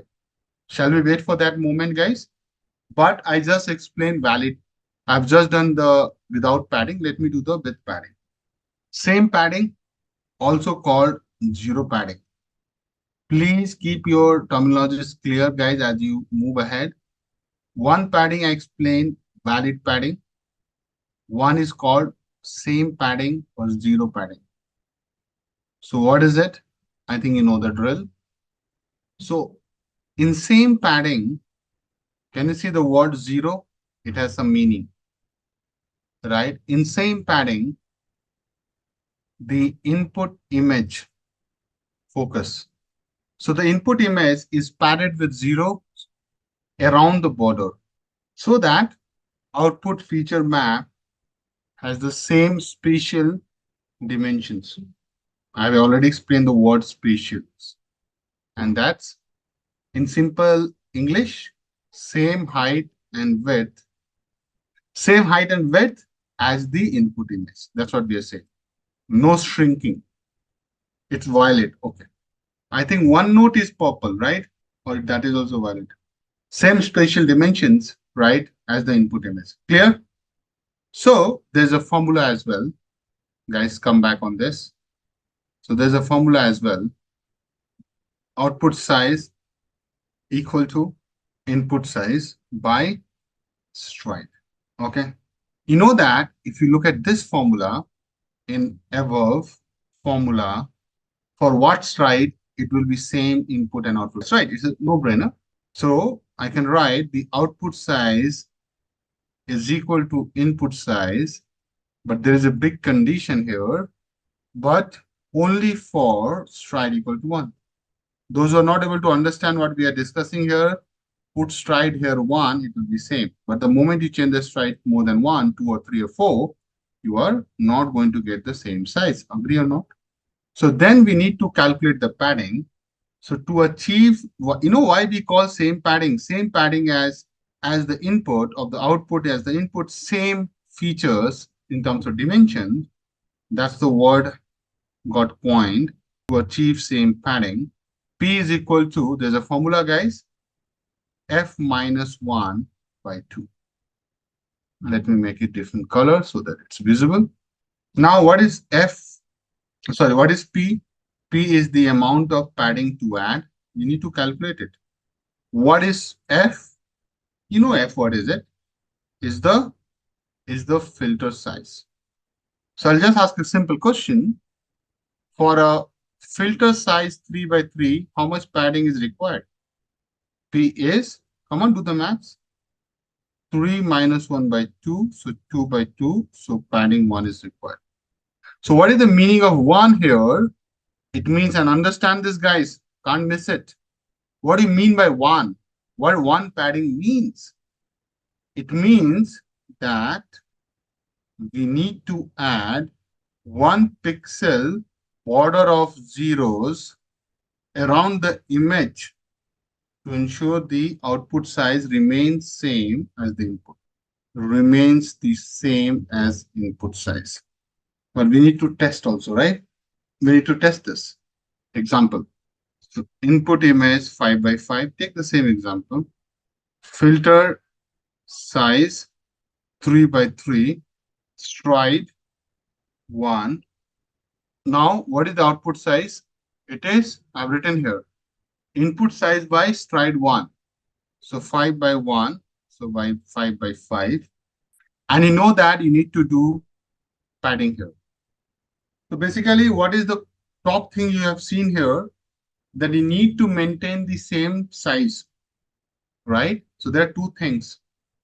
I don't know if you paid attention here or not. You need to maintain what? Stride 1. If you start taking stride 2, then it will not work. Yes. So you understand? So you're not able to downsample your image, also thinking about maintaining the input size. It's like you also want this or you also want that. You understand what I say? Okay. Now let me, I am going to show you two images with and without padding. Hold on, guys. I'm just opening my image repository. So how it will impact your image understanding, guys, that I can only tell you later, right? But let me show you a nice image and you will love it. Can you guys see this image? I think it should be up on the screen anytime. So firstly, I'll give credit to the guys who put together this. Definitely, they've done some analysis on top. Observe this. So I'm doing two things here. If you do, so obviously you don't need to see this part. Okay, maybe I don't want to show you the full image. So I'll just do undo, right? I want to show you with zero padding, okay? Because scaling is something I have not talked about it yet. But can you see when you do zero padding, what happens? Yeah, be with padding. Do you get some real good insights? So you observe, right? You see a side border which is black. Zero is what? Black in our language, in our terminology, guys. Isn't it? Zero is what? Zero means what? Zero is black. Do you see a border of black? So when I'll go ahead, I'll also do some coding to show you the impact, and a lot of things will come, right? So I want to show you the whole funda of lost pixel, right? The heading itself is the lost pixels. And this happens without padding, okay? The heading is lost pixels. So I have a nice image to show you this. So why pixels are getting lost? Because of the, so whenever you are convolving an image with a filter is going to be applied upon sequential patches, right? Correct? Guys, yes or no? Hold on. So those who are struggling, right? Let me show you this. That's the only problem here. If you see this image, guys, right? Can you see this image? Everybody? Yeah, I think you can see. So this gray box is what? This gray box is your filter, right? So you are moving around on this image, like what? In what sequence? You go like this. I've done this a lot of time, guys, so I'm not going to repeat multiple times, but I'm just making a point. Isn't it? That's how we'll go. Observe this, no, guys, come on. With me so far on this? Are you able to feel that how it will move on? Right? I have also given the animation videos as well, right? Now, why pixels are lost? So to see this, right, you have to come to this image. Now observe this. This is the same thing I was explaining earlier, but it is such a nicely done. So you will see it. So what you're doing here, a convolution filter falls out of the bounds when scanning over an image. So here you have an image of 6 by 6. Can you see that? 1, 2, 3, 4, 5, 6. 1, 2, 3, 4, 5, 6. So image is of what size? 6 by 6. What is the filter size? I think you can see in this box. I'm highlighting so that you can count. It is 3 by 3, guys. Now see, if I move from here to here, here to here, when you come here, you have to stop here, right? So obviously you just have one. So see, if you follow me what I'm saying, guys, then you have taken this guy here. See, now see the beauty of if you don't do the full task, understand me. See this particular dot, just focus on this dot. Are you taking it 3 times? The first you took it here, the second you took it here. Can you observe it, guys? At least you're taking 2 times this dot in your correlation, in your snapshot. Are you able to see this? Can you observe this? Here you have taken this guy. Here you also have taken this guy, right? Are you with me? The moment you move out of here, you are not taking this anymore, right? True. Just focus on the corner. Just focus on this corner. Please observe. I want you to observe. So this guy comes only once here. And that's where we stop, right? Because we can't go outside. The moment, right? Because the moment you go outside, obviously we'll take care of this guy. You'll take care, but then where you will go here, right? See, if you're observing, this is a valid convolution. You have full overlap. It's a valid convolution, guys. You have a full overlap. Sorry. It's also valid. You have a full overlap. It's also valid. You have a full overlap. It's also valid. But the moment you go to the fifth and the sixth, it's invalid. Hello? Mathematically, I'm saying. You don't have the same range. It will throw an error in your algorithm. Understand, you need the proper matrices to be multiplied. Are you feeling it, guys? So you stop here. You stop here. Suppose you don't go beyond this. You said, Akash, I understand what you're saying, buddy. I'll not go beyond this. I'll just be here. Right? So how many times you have taken this particular dot on the border? Only once. Now, this is what you say you are losing some information, some complexity you're not able to understand fully if it's on the border. So what we have learned here, guys, let me write. So to illustrate, do you like this image, guys? And thanks to the people who have put together, I have not done it, but already I explained the concept. So I just keep using somebody else's diagram because I save time and my energy. So to illustrate, but you can give me credit to find it. Consider a 6 by 6 pixel image. So I'm just making that comment, the commentary here written upon by a 3 by 3 filter. As you can see above, the first 4 convolution fall within the image to produce 4 pixels for the first row. Are you able to get it? So for the first row, see, if you do a maths, understand. For the first row, this will give you 1 pixel. This will give you another pixel. This will give you another pixel. This will give you a final pixel. Guys, don't forget the maths. Let me go up. I think you are able to. I don't know how to. You remember I was calculating the feature map?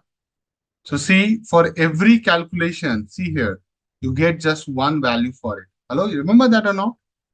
For one overlap, you get one value. Agree or not, guys? That's what I'm saying. So for one movement of the filter on the image, you get one value. Everybody comfortable with the statement I've written here? So what I'm saying, let me go down. To produce 4 pixels for the first row, that's what you do first for on convolution. While that's why your not image size is reducing, right? Even for stride one, you will miss something. So while the fifth and the sixth instances fall out of bounds and hence ignored. So now, guys, you understand, no? If you have an image 6 by 6, filtered 3 by 3, see, guys, this is your image, this is your filter. So the feature map is what? It is going to be 6 minus 3 by 1 plus 1. How much is that, guys? 3 plus 1 equal to 4, means 4 by 4. Now you understand why does it come 4 by 4 nicely, guys? It's another way of looking at the same concept. You're reducing it because the fifth and the sixth bounds, sorry, fifth and the sixth pixel, they get ignored because of the way you are doing things. Everybody. So if you're ignoring something, right, definitely there are some information loss.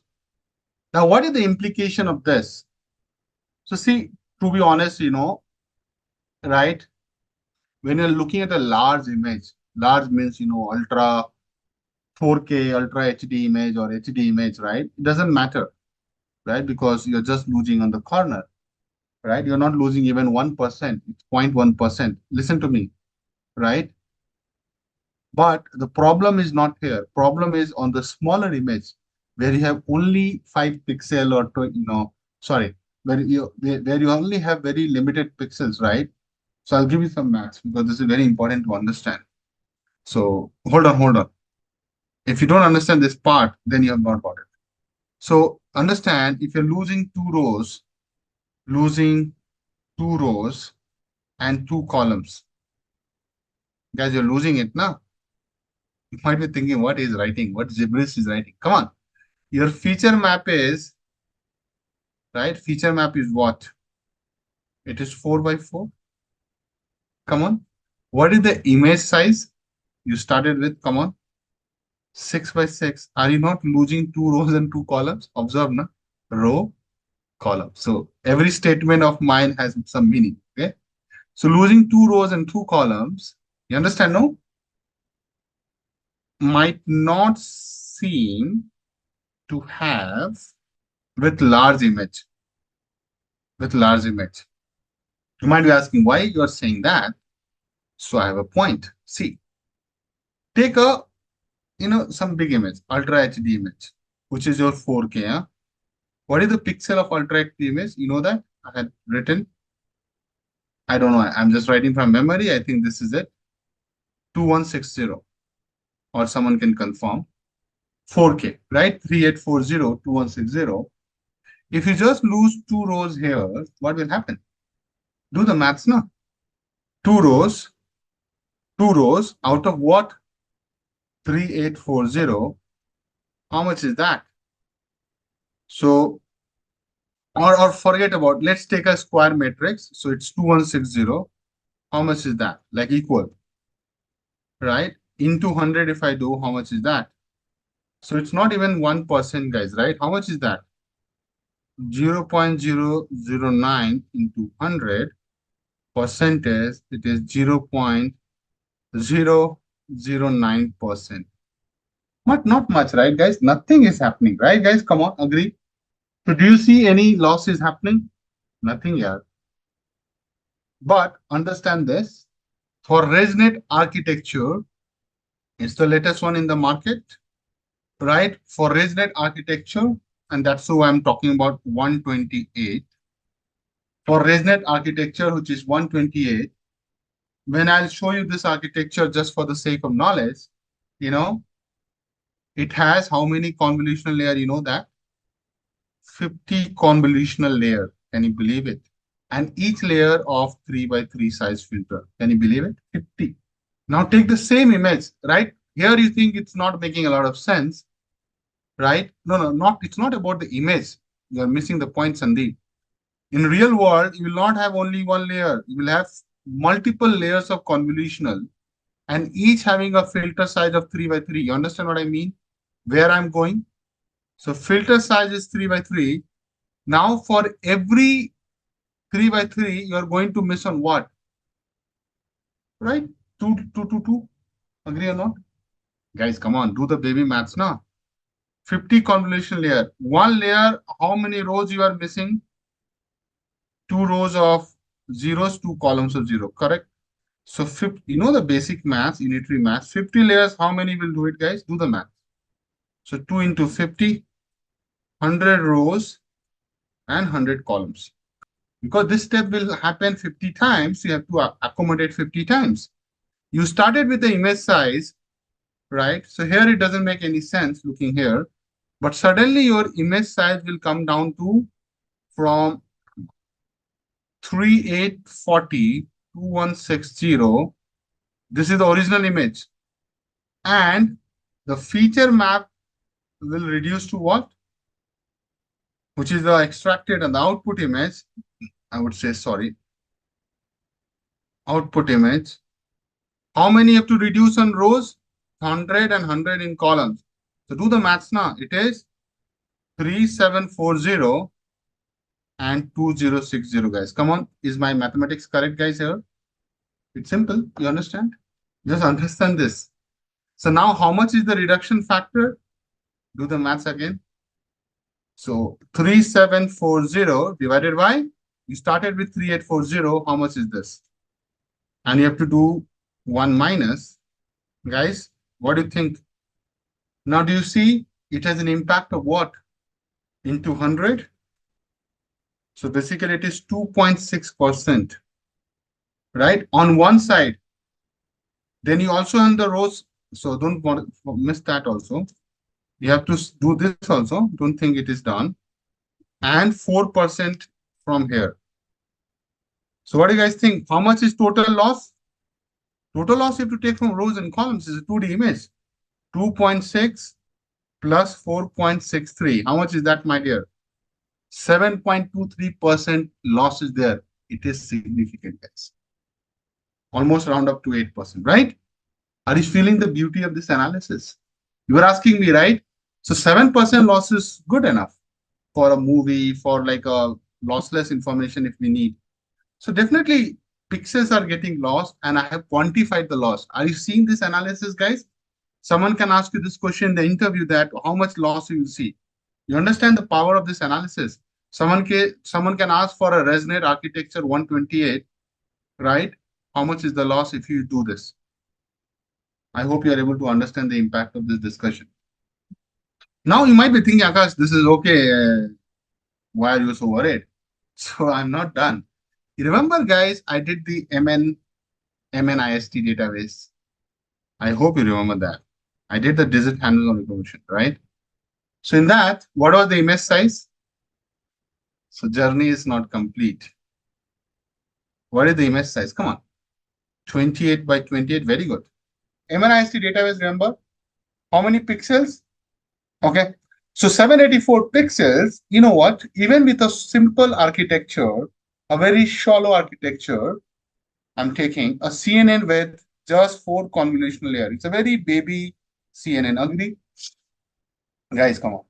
4 convolutional layer is okay now. I'm not saying 50, just 4 convolutional layer. Okay. So tell me one thing. With 4 convolutional layer, how many rows we will lose and how many columns we will lose? Do the maths quickly, guys. 4 into 2, 8.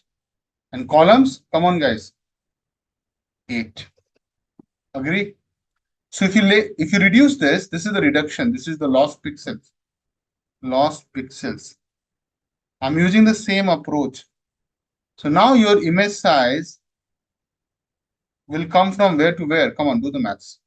So it will come from 28 into 28, which was 784 pixels. And image size will reduce to what? 8 will reduce. 20 into 20. How many is this? 400 pixels, right? Do you see the impact, body? Now you will thank me. Because now you make a lot of sense suddenly. See, these things you should be able to think on your own. That is my expectation. You should be able to quickly think into this. So look at this, how much you have reduced. So if you do the percentage, how much is the loss? So you have reduced from 784 to 400. And if I do into 100, how much is that? Almost 49%. Do you understand that 50% losing the information in an image which is just 28 by 28 is a big blow? Now you understand the importance of doing padding in that exercise. I rest my case here. Do you think losing pixel on the border? Because when I started, a lot of people were saying, just you're losing on the border, right? Why is having so much fuss about it? But this is where the discussion ends, right? That's why I say keep faith in me, keep supporting me. And so I started like a simple thing, but you might be thinking, what is writing, writing, writing? But suddenly you see that, oh, magic has happened. So magic is already no, it will happen, but you guys just lose the patience. And that is a common behavior because this behavior is important also. So don't think uh, I'm saying something wrong, but you also have to have faith when I say something. Good. But this discussion is yet to be over. Okay. You know me. So this discussion has yet a lot to be done.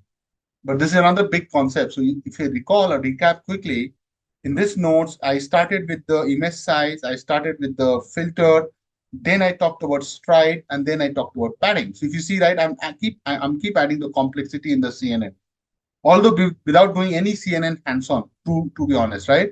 So this is the depth I have to provide to you as a good trainer. If I don't do it, I'm done. So if you understand, you have the feature map. How does feature map gets calculated with the stride and the image size? This formulation don't miss. Then I talked about a lot on the impact of this and that.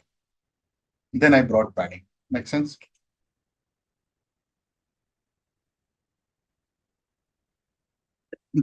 So guys, I want to show you some images, right? Uh, so I want to show you convolution with padding and without padding. Okay.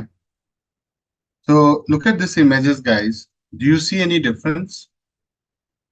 This is without padding, the cat image, and this is with padding. So on the left, you have the original image. What do you think, guys? Do you see some difference? If you are able to pay attention, you will see difference.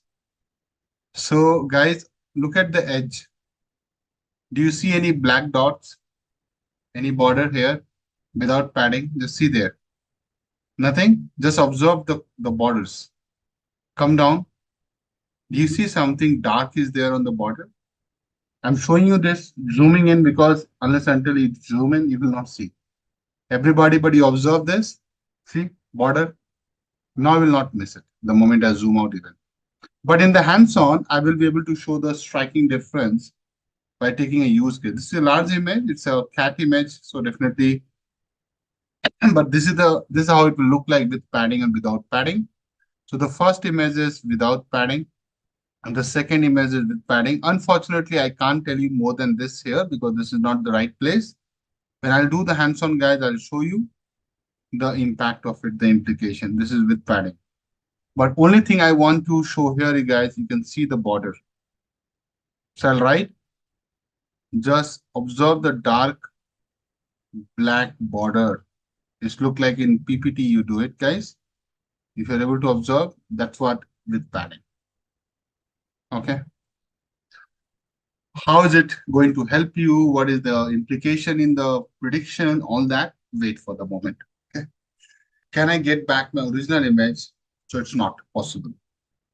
Because once you've done the convolution, the whole point of doing convolution that you're going to lose information. Some information is definitely lost, right? So you can't get back to that. Doesn't matter. It's a non-reversible operation, right? Downsampling is non-reversible. And I think in electronics, they teach this, right? So in digital communication, right, which we are talking here, right, in terms of, this is digital, right? Talking over a Zoom is a digital. Talking through a smartphone is a digital communication. You know that, guys?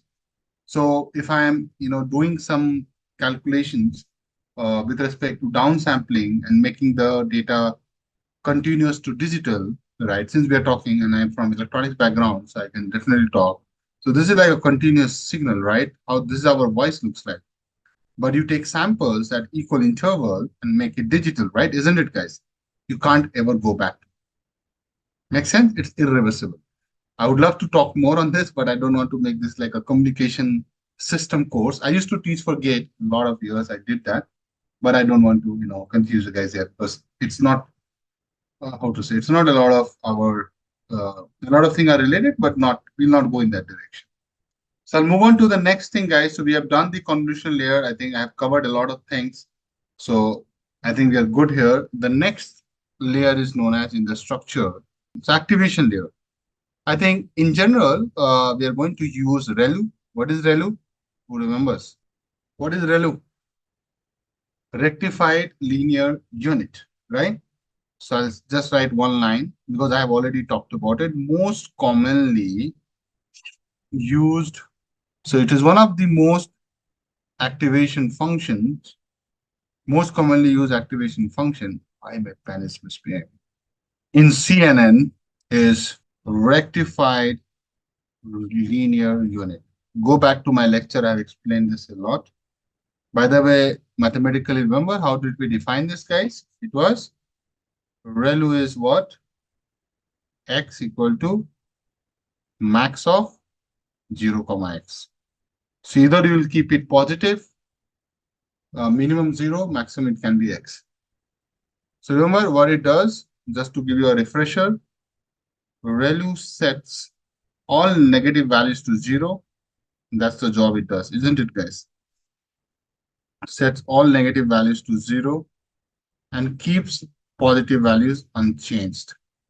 And it helps us helping to prevent issues like vanishing gradient. I have also talked about it. So if you're trying to recall, remember that all the negative pixel values were set to 0 and while positive value remained the same. Remember that? That's your activation layer. The next layer is also important, and that is called pooling layer, also known as subsampling. This is something we'll detail out. Subsampling. What is pooling layer? So pooling layer is used to reduce the spatial dimension. So if someone is writing, you want to reduce it further, so you're right about it. Anything reducing the spatial dimension, if you're writing, it is correct. So height and the width of the feature maps. So this is like the next step. Why you do it? Because it helps you to control computational cost because you're reducing the pixels, prevents overfitting. So pooling is like a small window which operates on the feature map and aggregates the information. It can do minimum, maximum, average. There are different types of pooling. So let's talk about it. So how does pooling work? We're yet to answer that. So see, pooling operates on a small window like 2 by 2. Generally, we use 2 by 2 and aggregates. So I generally take this pooling concept like carpool, guys. Those who are living in a same society or similar area, they do this carpooling. What you do, guys? Isn't it you reduce the complexity of the traffic by carpooling? So aggregates information from these windows by either selecting and that is up to us now, the maximum values, maximum value. So maximum value, if you select, guys, it becomes max pool, right? Max pooling, or the average value, and that becomes, tell me, mean or average pooling. So I'll show you with an example, else it will not be very clear for you guys. It's the same example, you have seen it. I have been doing it earlier. See this image? This is something you are aware of it, so don't say no. Oh, sorry. So guys, this is the image. And in this image, I'm going to apply a filter which looks like this. Correct? This is my filter. So this is your input image, 6 by 6. This is your filter, 3 by 3. And this is your filter or kernel. And what are the output is coming out of it? It goes to the bias of -2. Remember that I had told you. And finally, you have a feature map, right? Then it goes through the ReLU operation. I'm showing the whole So it goes through the ReLU operation, something like this. Not this. Why the wrong image is getting called? Yeah, this image. So it goes through the ReLU operation, guys. Now tell me what will happen after the ReLU. Your feature will look like this with the max pooling. See this. Now this is amazing. And thanks to the guy who has put together. So observe, and you can validate this later also. You're starting with an image 6 by 6. Finally, you do 3 by 3. So what should be the feature map size? 4 by 4. You know this. How do you know this? You know the formula 6f minus this 3 by stride 1 plus 1. How much is that? Do the maths. So it comes 4. So it's going to be 4 by 4. Hello? Yes or no? Follow the formula I have given in the last class. Then you get this. Negative becomes all 0. So I'll highlight the negatives. This is all negative. Oh my God, this is all negative. See? Okay.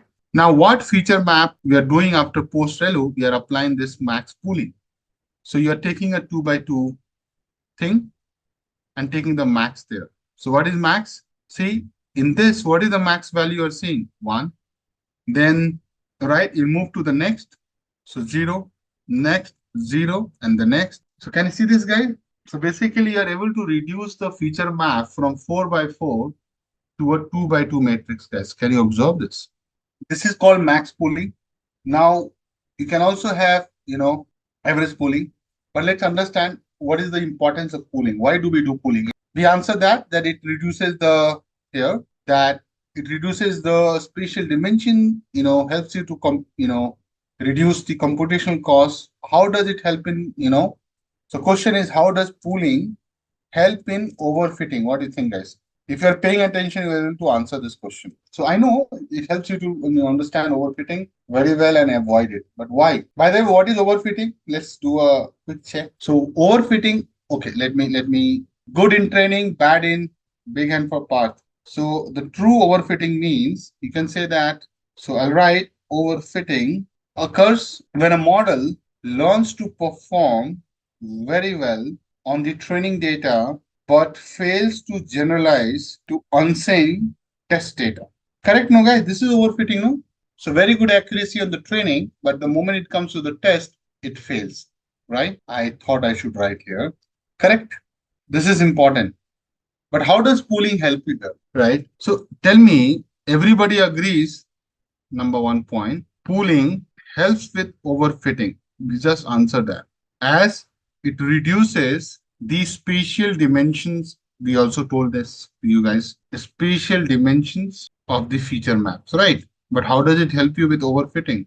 If you have less dimension, right? Basically, it means what? The number of parameters will reduce. No, guys, come on. Think in terms of neural network. The number of parameters and computations in the network is reduced. So now your model will fail to do a lot of learning.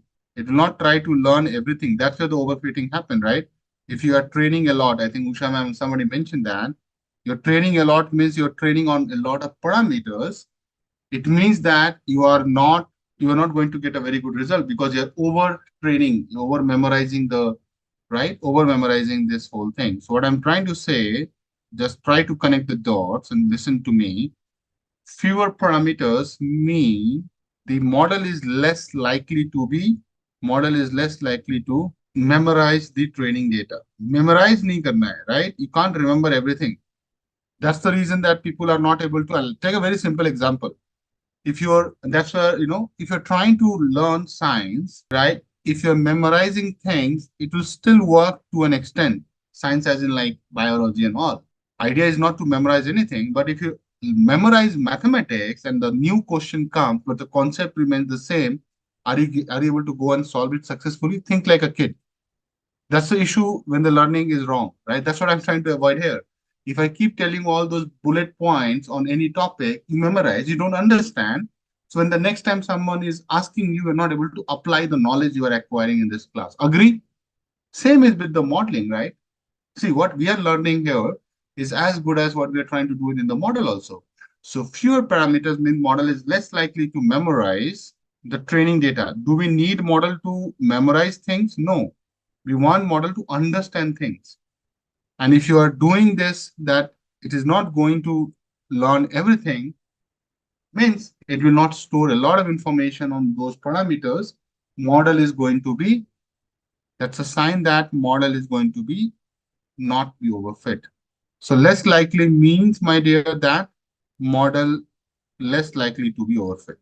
So this is a very good argument that, oh, you know what, pooling helps you to do, pooling helps you to helps the model with overfitting. Model prevents overfitting because of this. But if someone asks, can you explain this? Then you have to talk like this. Makes sense, guys? I'll tell a very simple example and you will understand what I mean. Suppose I take the example, guys. Suppose you have 32 by 32 image size.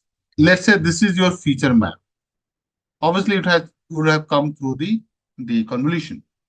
Now, after applying a 2 by 2, after applying a 2 by 2 max pooling with stride 2, then what will happen, guys? Any idea? What will be the end? What will the end outcome? So here the formula is output size. Maybe I'll write the formula in something different, bold.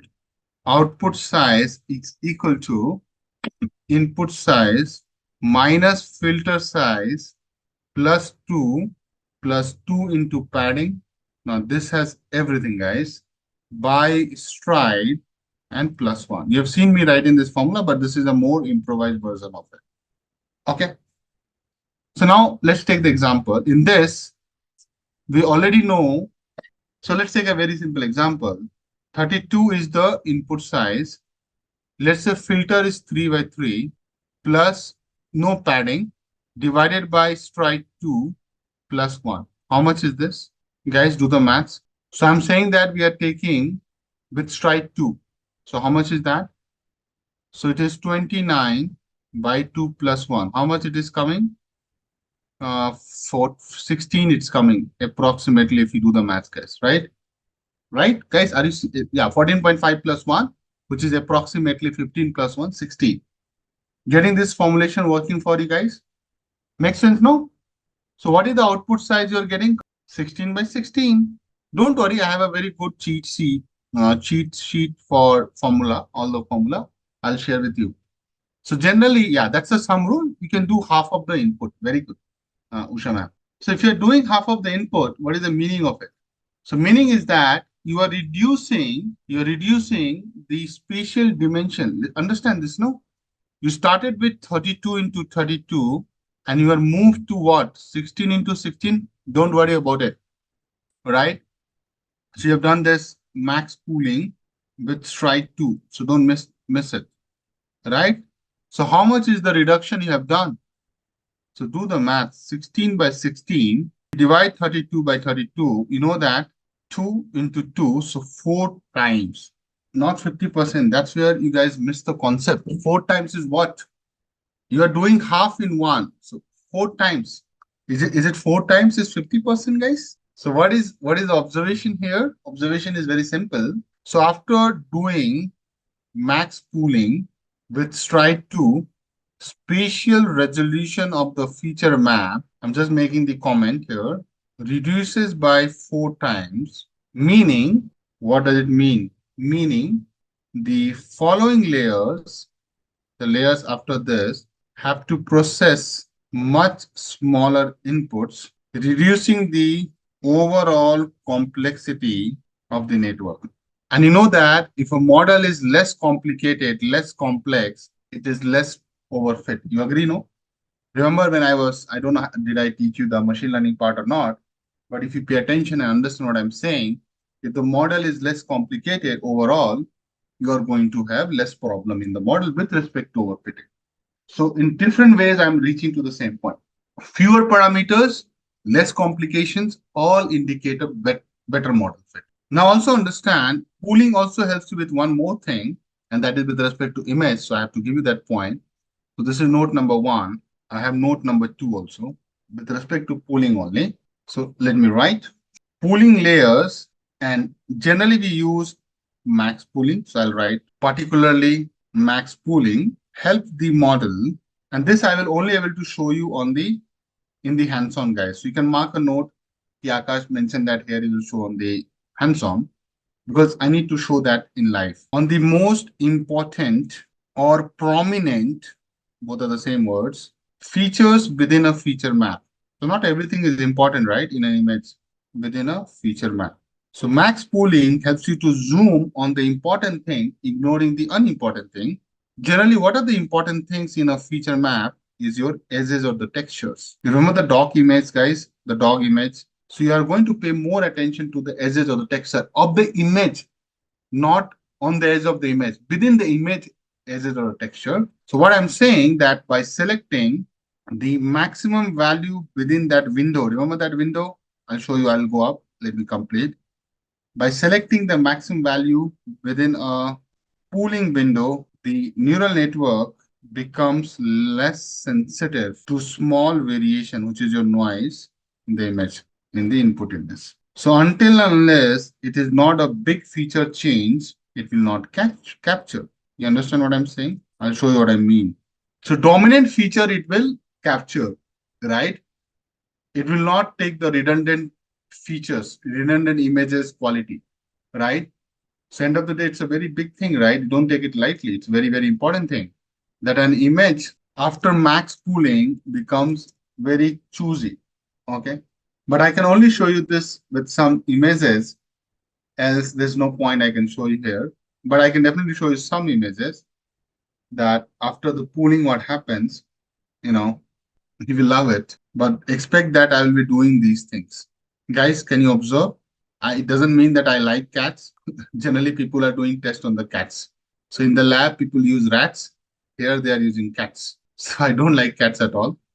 I love dogs, but the images source is like this, so I can't have a say on it. Okay. So those who love cats, enjoy. Isn't it? So guys, if you see, so what I'm showing you, let me also explain what I'm showing you. So I'm, trying to, show a few things and just observe it first.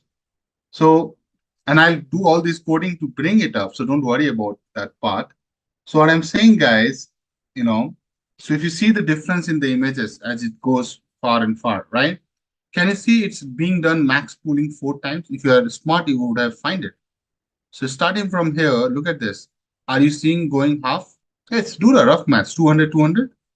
Then again, you're going half, do a rough maths, 100, 100. Again, you're going half. Okay, those who are able to notice it, right? Big hand. First, let me give the big hand, if you notice it. So these are all impacts of pooling. What is that pooling? Max pooling. Okay, now, do you see that as you go, yes, you have done it 4 times. Definitely, you have reduced the image quality to a great extent. But are you able to see that it focuses more on the edges? I'll show you how. For that, I have to go bigger. So after the first pooling, right, if you pay attention and I need your full attention, edges are not getting lost. So I'll show you how. So if you focus on this part, I'll delete it. Focus on this part of the ear lobes, right? Even with this, you are there, right? You're capturing it when you've done the first time pooling, come down. Even here, you're able to capture this, that it looks like the ear. Yes, come on. Can you also see that, right? That this part is also intact. See this. You're able to see this. Don't lie. You're able to see this or not, guys. Come on. Although you have done pooling to like a 1/4, you have come, right? 400 to 100 is like what? 1/4, you have reduced it. Come here also and don't lie again, because this is where you have to realize what I'm saying. Are you able to see that there is something is going on here, guys? Don't think I'm trying to connect the dots. Just observe and tell me. But definitely you're losing a lot, right? Means you're not having, so if I zoom out, still you can see that it looks like a cat, right? You're not losing, because when I say go up, like you see it's all bloody. Akash, I don't understand, but don't worry about it. If you go out of the zoom, you can clearly see, and don't lie again, that this part of the eyes are still able to capture it, which I highlighted. Yeah, it's not clear, but look at the kind of max pooling has done. It's not clear, but at least it's not like that you don't understand where are the ears. Forget about this. Just see this image. Just see this image. You can't tell that is it a cat, or forget about it's a cat or not. Can you see that? At least you have an idea that at this size that these are the ears. Don't lie that. Ears are clear. I'm just making that point. Rest everything is very cluttered because it doesn't pay attention to this because there is no information, right? It's redundant, right? If you come to the pixel level, what is the difference between this pixel? Listen to me. This pixel and this pixel. Do you see any edge? No, I don't see any edge. It's just the fur. It's uniformly distributed, so I don't see. Guys, agree or not? But you can clearly differentiate from this to this part. Are you feeling what I'm trying to highlight here, guys? Understand what you mean when I say edges in the image. There is an edge. There is a clear edge here. And that's how our faces are designed like that, right? But you can't differentiate much between these three pixels. It's bigger than pixel, by the way. Okay, I'll come down. Now, I'll also show you an image which is now making more grayscale and only focusing on the edges. Look at this beauty. It's the same image, slightly done differently. But can you see edges are coming so nice? I hope you're able to see. The edges I talked about, guys. Can you see it? Even in this, you have some vague idea. So now if you pay attention that finally, right, finally you are seeing only the edges.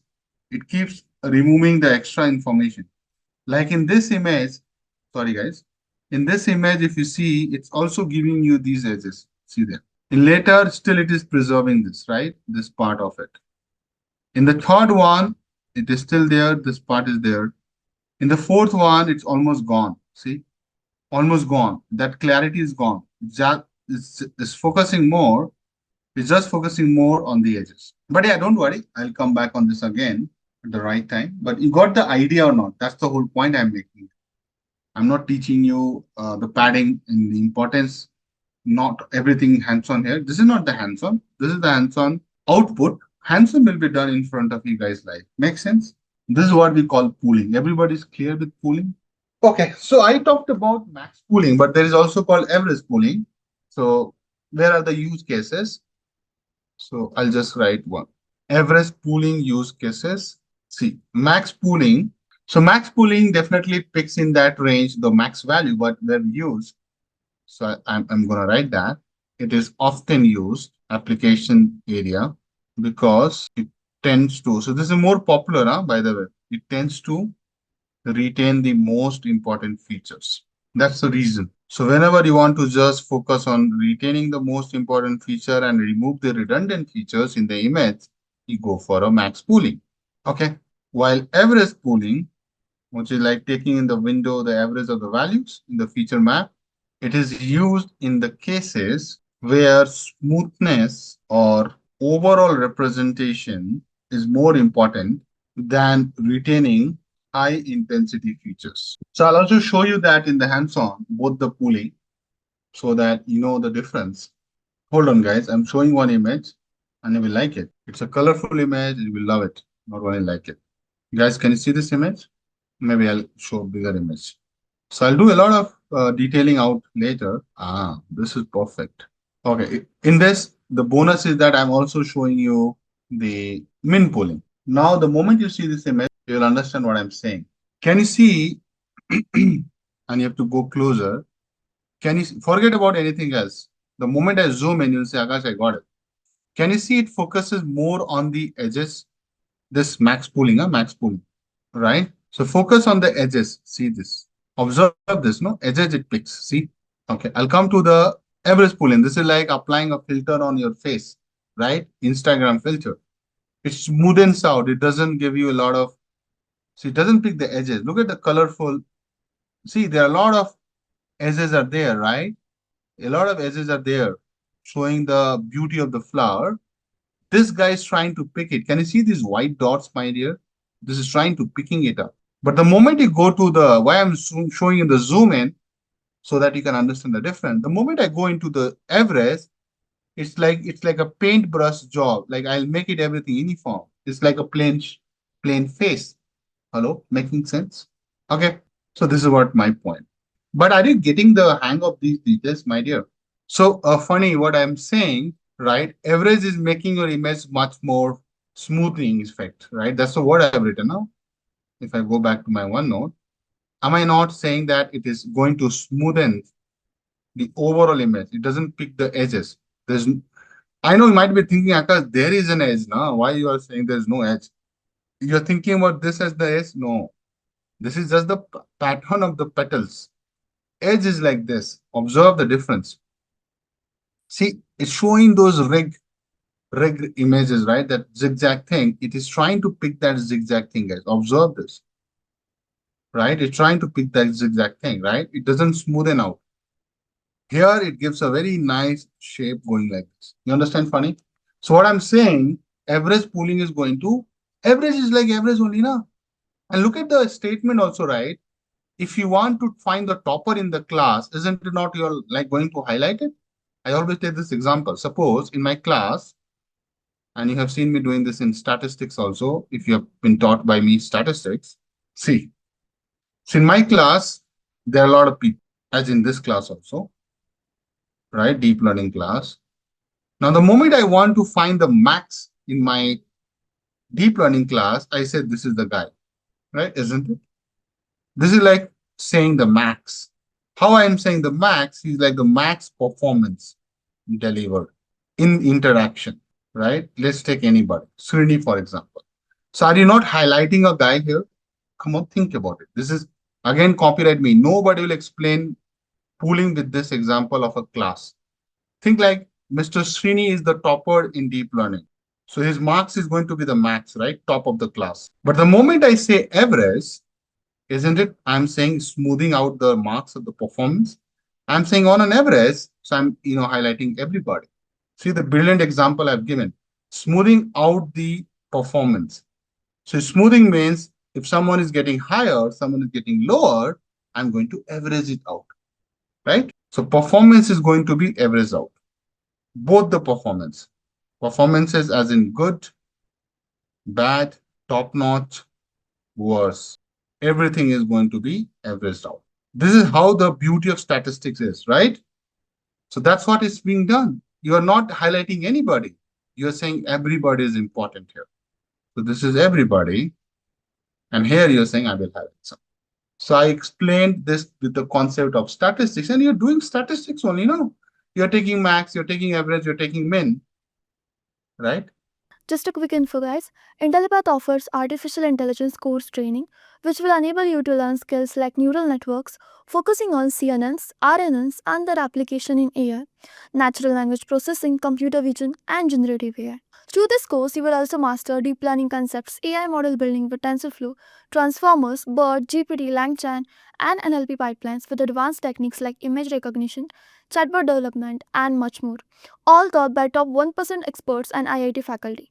And with this course, we have already helped thousands of professionals make successful career transitions in AI and data science. You can check out the testimonials on our Achievers channel. The link is in the description below.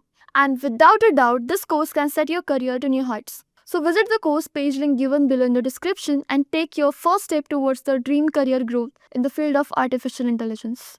So guys, I'll talk about CNN a little bit more, and then I'll get into the hands-on. I think my focus will be on more on hands-on and try to, complete some outstanding thing from the hands-on point of view. Okay, so I hope you guys are prepared for it, right? So the lost pixel concept I was talking about. Okay, so the lost pixel generally happens, right, when you are not having any padding there. So that was one concept which just we discussed. Then I was talking about the pooling thing. So that also something I covered already. All right. So what I'm trying to say, you're only thinking from like a big company and trying to justify this, but think about normal users like us, right? Do you think your machine is smart enough? Your machine is smart enough to do things like, running a big object detection project? No, I don't think it's the reality. So it's not that, right? So that's why when we talk about these concepts, we are talking about a general machine configuration which the mass uses, right? Not the other way around. But you're right, means you can have some machines which are powerful, but not. Trust me, I use a lot of the biggest machine. So currently the machine I'm using in my project is having, how much RAM? 664 GB RAM. I know how many workers are there, like CPUs, threads, 1024 CPU threads. And still sometime it doesn't work. Can you believe me? 664 GB RAM I'm using on a server. So and I'm the only user. It's not like it's spread around multiple things. So yeah, means I know what you mean. Guys, this is just to show you the recapping the padding once more in a different way. So you can see, right, this is your original image of size 1, right? So if you see this here, pixel utilization for convolution of size 1 by 1, 2 by 2, and 3 by 3 respectively. So if you guys observe this, right, you have, so if you look at 1 by 1, which is basically 1 in the row, right? 1 is like what? 1 by 1 size is what? This is just 1 pixel. Can you see this? So this is just 1 pixel, like 1 by 1, right? 2 by 2 is what? You have, right? This is a bit confusing diagram. I think I should rather not use it because you will get confused. Hold on. I think I should take a different diagram altogether. So see this diagram. Is it visual, guys? So now I think this is much better, right? I hope you also like it. So this is an input image. What is the size of the input image? It is 3 by 3. What you observe, can you see that you have done a padding of 1? So basically you have added how many columns? Added 2 columns, can I say that? Right? And similarly, you have added how many rows? You have added 2 rows. Look at this along this line. So you have added 2 rows. So added 2 rows. So this visual help you to understand your input size from 3 to 3. It has gone, can you see that, guys? 5 by 5. And this is something I was telling you yesterday. But definitely if you're adding 2 rows here, if you're adding 2 rows, it will happen. It's bound to happen. Similarly, if you add 2 columns, it is bound to happen. Do I make sense, guys? So this is what padding looks like. Zero padding. Okay. So guys, without wasting much time on this, right? I want to get into hands-on. Are you guys also ready for it? Because now this is good if we get into hands-on rather than doing this whole thing again and again and again, because there's no point anymore, right? So if you are ready or comfortable, I know you might feel some difficulties here and there, but that's fine. I will handle it. Don't worry about it. This is the image we are going to plan. Can you see it? So let's name this as CNN hands-on convolution. I will change this image later as well because I need the real source of the image. Convolution neural network. This is one of the famous images for CNN discussion. Okay, so this is the lady we are going to investigate today. Investigate as an image processing, nothing, don't get me wrong. Okay, so and we will start thinking. Well, I think this is what image? It's a colorful image, right? Can you observe? Okay, guys. So first I'll show you the use of filters. Okay, so different types of filters will have different types of roles. So first thing first, this is a colorful image, right? So we need to convert this image into what? A grayscale image. Generally, we do that now. So how we will convert this image into a grayscale? OpenCV library. Okay, so let me take it. So the first step. So guys, we need to convert colorful image to grayscale using PIL. That's one option. Or you can also use OpenCV, or you can use also Matplotlib. So these are the options. What are these, guys, my dear? Either you can use one of these libraries. These are libraries, no? Using one of the libraries, I must write. Which I prefer the most is your, right? So we can focus this PIL import image. I think Matplotlib I have already there, na? PIL import image. So it's there. Don't need to do it. So to convert the image to grayscale, so the function is image underscore, you can say gray, and you can say image, I think I'm calling it image, right? img dot convert, and this is the code L. Okay. And then you can show the grayscale image. Okay. So you can do plt dot im show image underscore gray. Okay. C map equal to, that's your color map. Remember, I had done this earlier also. And plt dot axis, we can switch off the axis up to us, and plt dot show. I hope it works. See, it's the same image. You can show the axis as well, but for now, just focus on this. And this is, or either you can use PIL or OpenCV along with Matplotlib. Matplotlib to chahiye apne ko, right? So that's the difference. Are we good, guys? Now, if you want to understand this part of the code, the most important thing is this. What is this?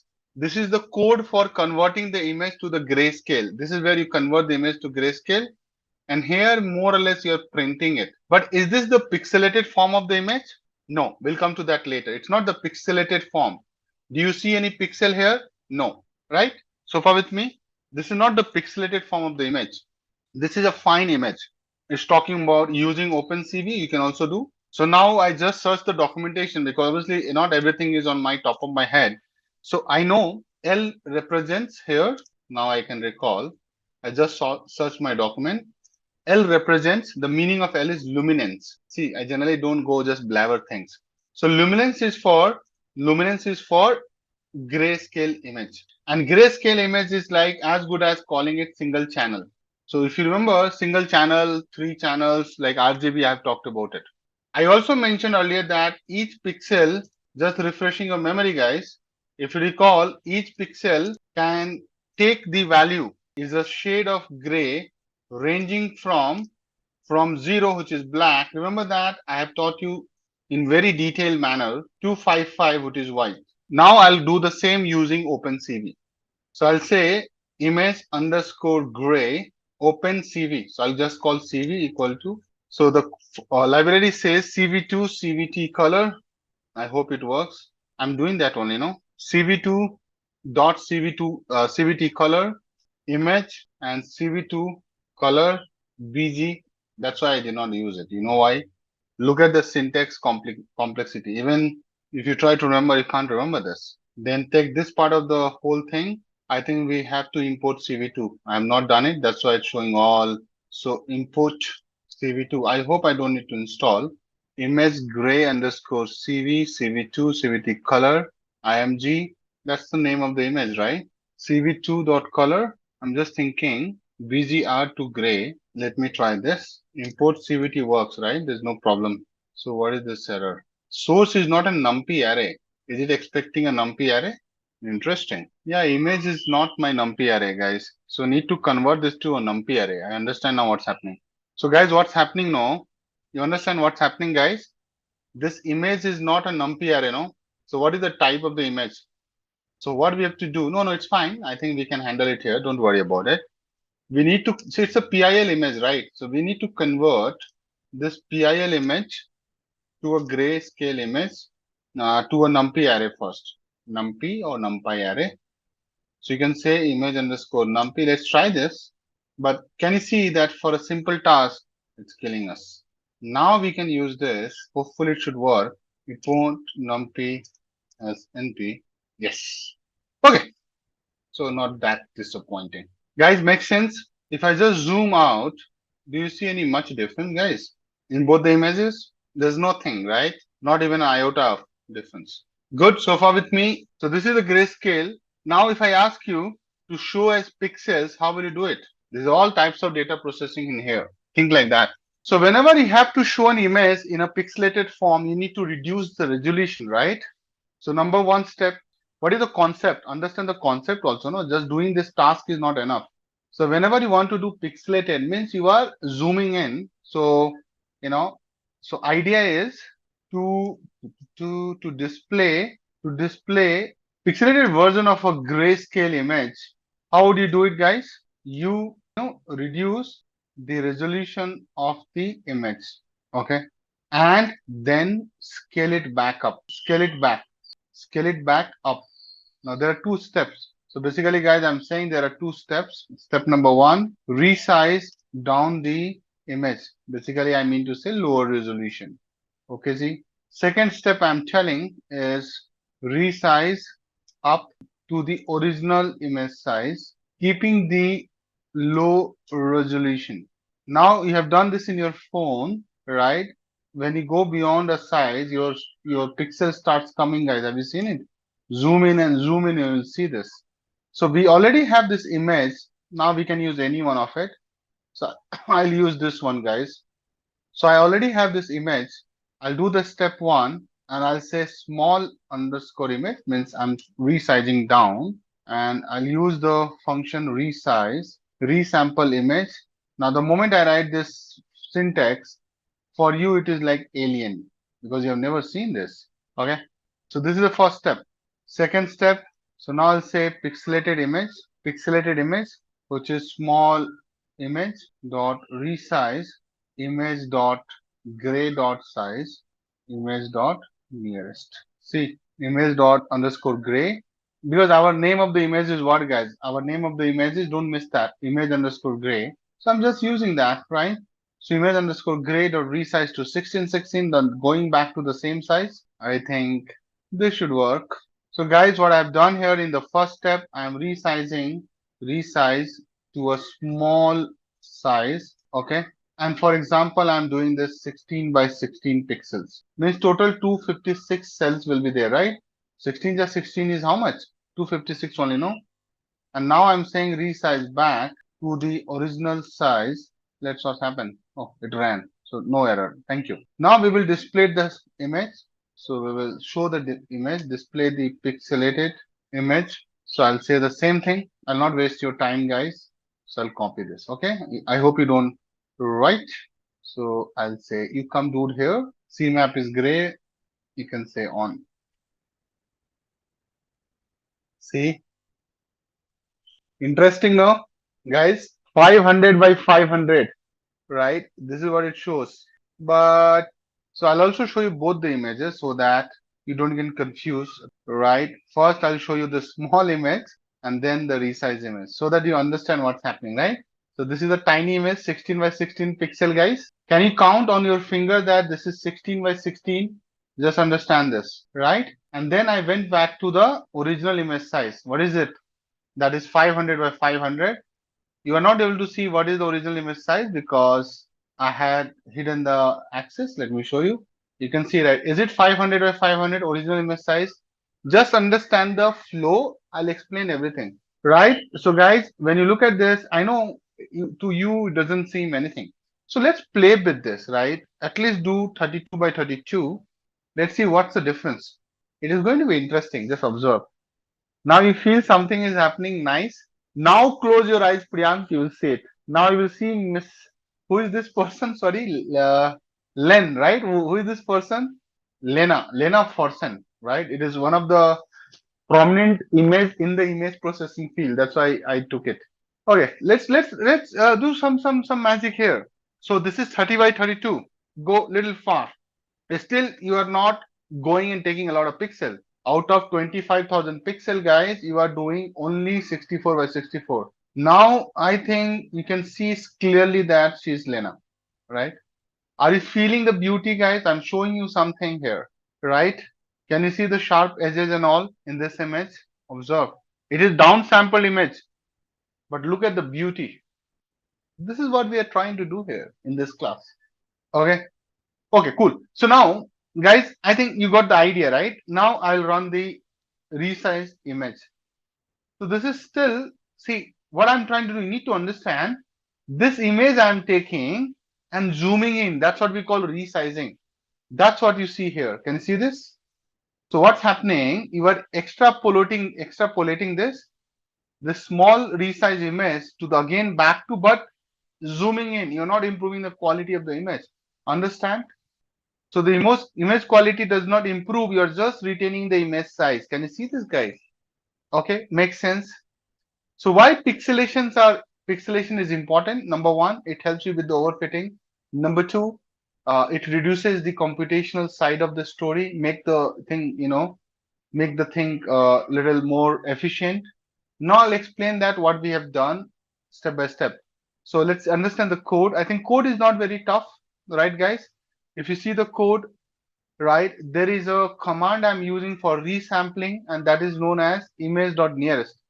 So what it does, guys, understand, it says that resampling method that, when you say image.nearest, it means that it ensures that no new pixels are interpolated, basically, which means that it preserves the blocking pixelated look. That's the documentation saying, right? But what is the meaning of this resampling technique? It is a technique being used in this library, right? What is the requirement or what is the need for this? Okay. So if you take any of your images, right? Understand, guys, you have done it in your school days or when you are trying to make a passport, you take a good photo of yours, a big photo of yours, and don't you resize it to a smaller size? Just try to recall that. Take a big good photo from a camera and they make a passport size photo. You know what is a passport size photo looks like? It's very tiny. This is a passport size photo, my dear.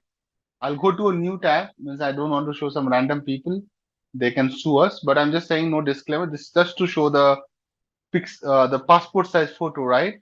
Obviously, if you zoom in, right, it's a small image. After some time, it's a very good image. That's why it's not getting pixelated. But if you go and take any image which is small in size, and if you increase the zooming in, it start showing the pixelated thing. Have you seen it or not, guys? Okay, so that's how the pixelated thing is coming. Now understand this, guys, this part of the code. So this is where this is the most important thing you see here, right? Resample image.nearest. What is the meaning of this? So it is one of the sampling technique, I would say sampling simplest resampling method, which stands for nearest neighbor interpolation. Nearest neighbor NEIGHBOR. Okay, interpolation. Now guys, this is fully mathematical. I don't want to go this, but this is the technique you're helping you to shrink the image. So using this technique, image is getting shrink, which is basically resizing, reducing the image size. That's what I mean when I say.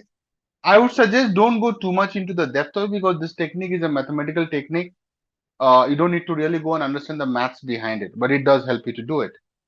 Right? Same thing you do here again, but this time it's more like you're using this technique to decide the size of the image, but size you have to tell you.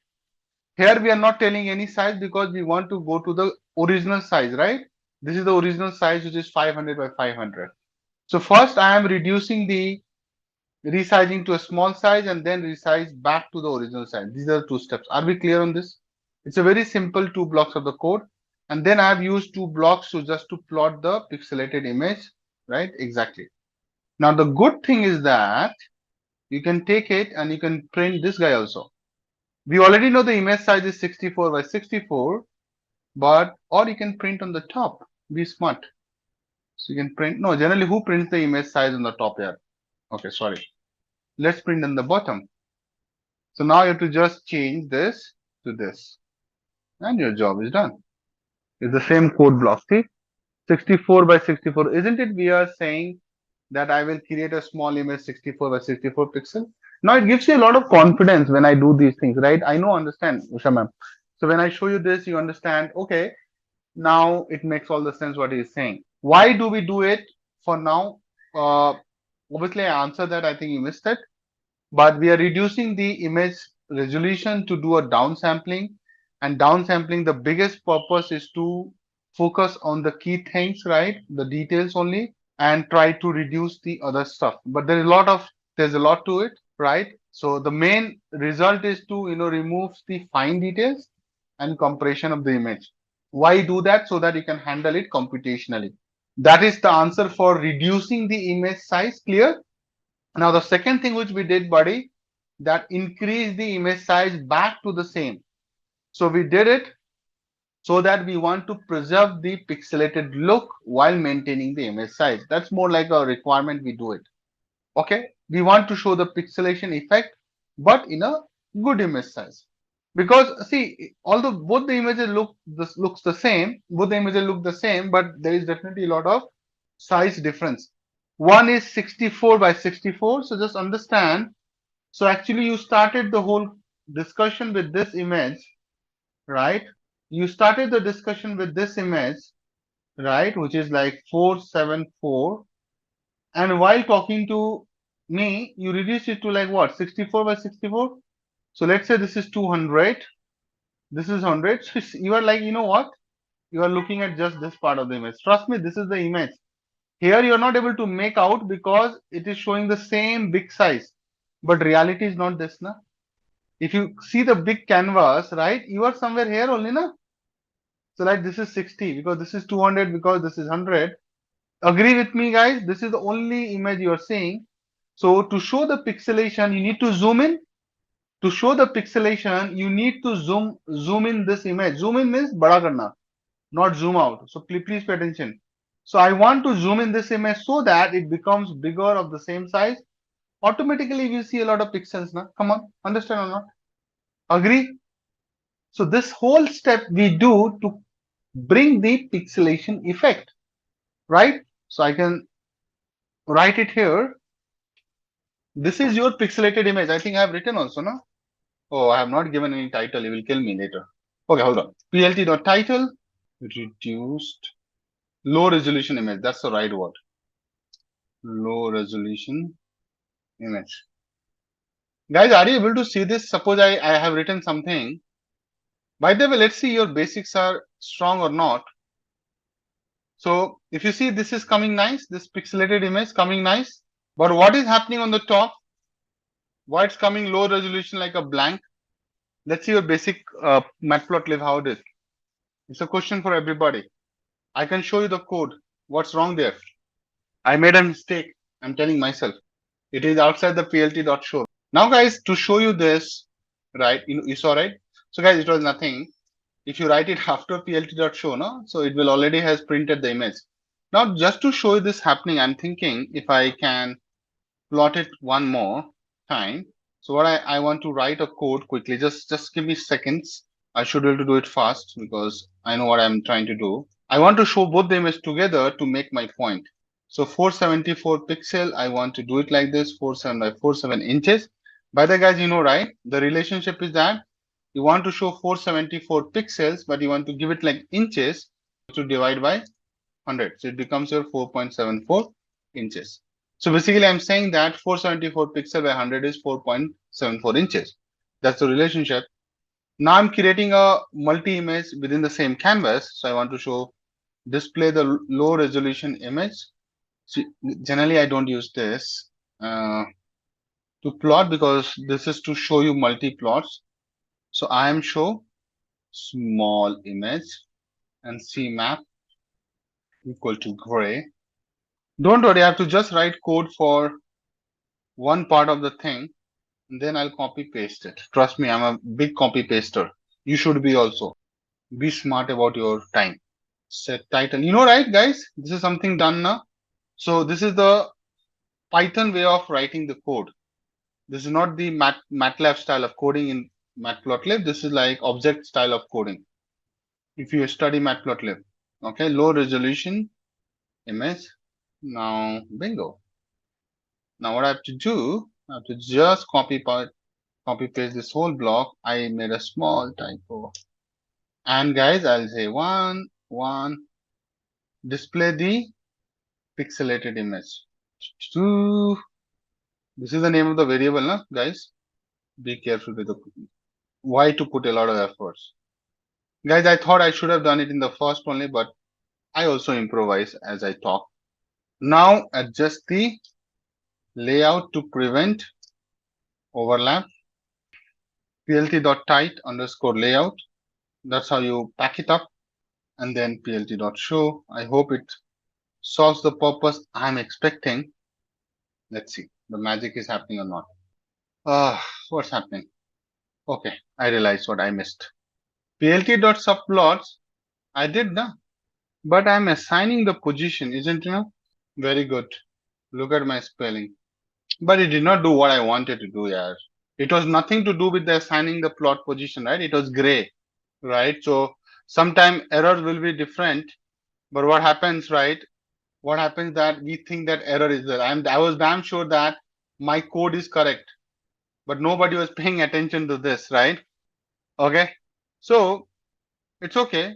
Guys, we need to just think that we need to set it something here. I think this part might help us. Hold on. I'm just trying to set the figure size 4.74. So guys, I know what I was expecting. I don't know how to do it because that's something should work here. I was thinking to do that. It will be, you understood what I was trying to do, guys? I was trying, and I'm trying live, so obviously it's taking time. But I thought that it will be a small image, right? 60 by 60, something like this. And this will be a full image. You understand what I mean? So there used to be a way to do it. I don't know what's going on. Maybe the positioning of this line is not right. Okay, let me take some, let me give me some thoughts here. Okay, guys, I will look into this. You know, must be something I'm missing here. I'm trying to, so guys, what I was trying to do, I want to fix the scale, right? So guys, I want to fix the scale. Just let me plug in this in my side of the code. Hold on. There's a reason I'm doing this exercise, because I'm doing on the spot. So I'm missing some parameters 100%. So we have to do it carefully. It's not that easy. Yeah, I thought so. I know that this is the function to do it, but why it is misbehaving like this? Fix dot set size is int is 4.74 by 4.74. This is idiotic. Okay, anyways, guys, it doesn't work. Okay, I'll come back on this. That I want to show both the ladies in the same canvas. One lady should take the full image, right? Like it is doing. The other lady should do this. If someone can give me a working code, nothing like it. So what you can do, guys, try to show the first image as a tiny one in the same canvas size. That's what I'm trying to achieve, which I'm not able to do. And I'm feeling so disappointed because I knew how to do it. Now, guys, important thing we need to understand is that I want to detect some edges in this, right? Right. So in this image, in this code, I want to detect some edges, right? And I want to do this in 64 by 64 image, which is a pixelated image. How will you do it, guys? I'm not saying to do prediction. I'm saying that I want to understand the texture and the pattern in the pixelated image. How will you do it? Applying the filters. So while you're leaned out to detect edges and all, you need the filters, right? So there are different ways to do this, right? And there are different filters to do this. So guys, I'll just take from SciPy. I'm not using some, big library yet. I'll go there eventually, but I'm just warming up the discussion. Convolve. So you are using convolution. I'll take some sample edge detection. Kernels. Kernels is like filters, okay? But the same thing I'll do it. Lakshmanan is saying remove tight layout, it will work. Are you saying this? Is it really because of this? That will be a nobody. It's okay. Let's not try something. I know what tight layout does it, right? Anyways, kernels is filters, guys. Let's come out of it. It's okay. It's okay. So I'll take the first filter. It's called Sobel X. Okay. And this filter I'll hard code with my hands, which is np.array. It's a 2D filter, -1, 0, 1, 2, -2, 0, 2. I told you, remember? I don't know how many of you guys remember that I'll show you a lot of filters in the hands-on. So this filter is a Sobel filter. It's the guy who did it. Sobel kernel for detecting vertical edges. Now, this is something you don't need to remember. You just need to keep it handy in a template. I don't remember this filter definition, but I'll explain why it is called a vertical edges. Similarly, you can have, my dear, it is carefully formed, and I'll explain the maths behind it intuitively later after the hands-on. There's another filter which is called Sobel Y, which is basically, I have to rewrite, it's a horizontal edges. So -1, -2, -1, I need to go and change it. Don't worry, I'm looking at my notes and writing it. Don't think that I remember it. Huh? I don't want to give any wrong perception about these things, guys. Then I'm not an honest trainer. I'm looking at my handout, right, and then writing this. Okay, now if you observe this, guys, what's happening is that it's a transpose of this matrix or this array. Can you see it, my dear? So this is like for detecting horizontal edges. Let's understand. Let's see this filter. Okay. So this is like edges. Oh, not images. Come on, Akash. What are you doing? Okay, edges. Okay. Now I'll also tell you about the textured, So to detect texture, in the image, we have another kernel, and that is called Laplacian. Laplacian is a big guy, and that is NP dot. Read about it, Mr. D. Laplace. Those who study signal system, Laplace transform, remember that using e to the power st, which is j omega t, right? Laplace transform. converting a differential equation into an algebraic equation, right? So 1 comma minus 4, I can talk on Laplace for hours. Just see that my array construction is good. 0 and 0, 1 minus 4, 1, 0 and 0. So this is your Laplacian, not Sobel. This is another guy. Laplacian, very famous. D. Laplace. Let me show you the face. This is important that you should know about these guys. D. Laplace. See, Pierre Simon Marcus D. Laplace is a very famous guy. Fourier transform. I don't know. You don't need to be like an engineer to understand about Fourier. Mr. Fourier, he was. I'll tell you about Joseph Fourier one day. This guy life was really bad. Yeah, I mean, so when I used to teach Fourier transform, this is the guy is the reason that you're using internet. You are talking in frequency, right? Wi-Fi, bandwidth, megahertz, right? This is all because of Mr. Fourier. He was the guy who created the bridge between time and frequency. And everybody knows that time is 1 by f or f is 1 by t. So Fourier was his idea was rejected by so many people, including Mr. Laplace. So when he used to present his paper to these guys, right? Fourier used to present his paper. So these are like mathematicians and the physicists, right? So Laplace was always in the panel to reject his idea. So Fourier wrote a book and he died. But later people started recognizing him. So he did not get his due recognition while he was alive. That's the sad story here. Okay, don't worry about it. Let's move on. But yeah, you should read about these guys. If you are aware, I don't know how many of you guys are aware of this story, but it's okay.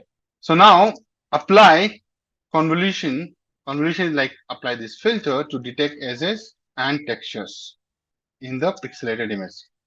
You can change the image. It's up to you. Just change the code. Your image will change, and you can do it. You can take a lion. You can take any object. So I'll write a quick function to apply filter so that I have a lot of filters, right? So I want to use it again and again. So I just need two things, right? In this function, image and the kernel. So image is what? Pixelated image. You don't really need to use pixelated image. Let's start with without pixelated.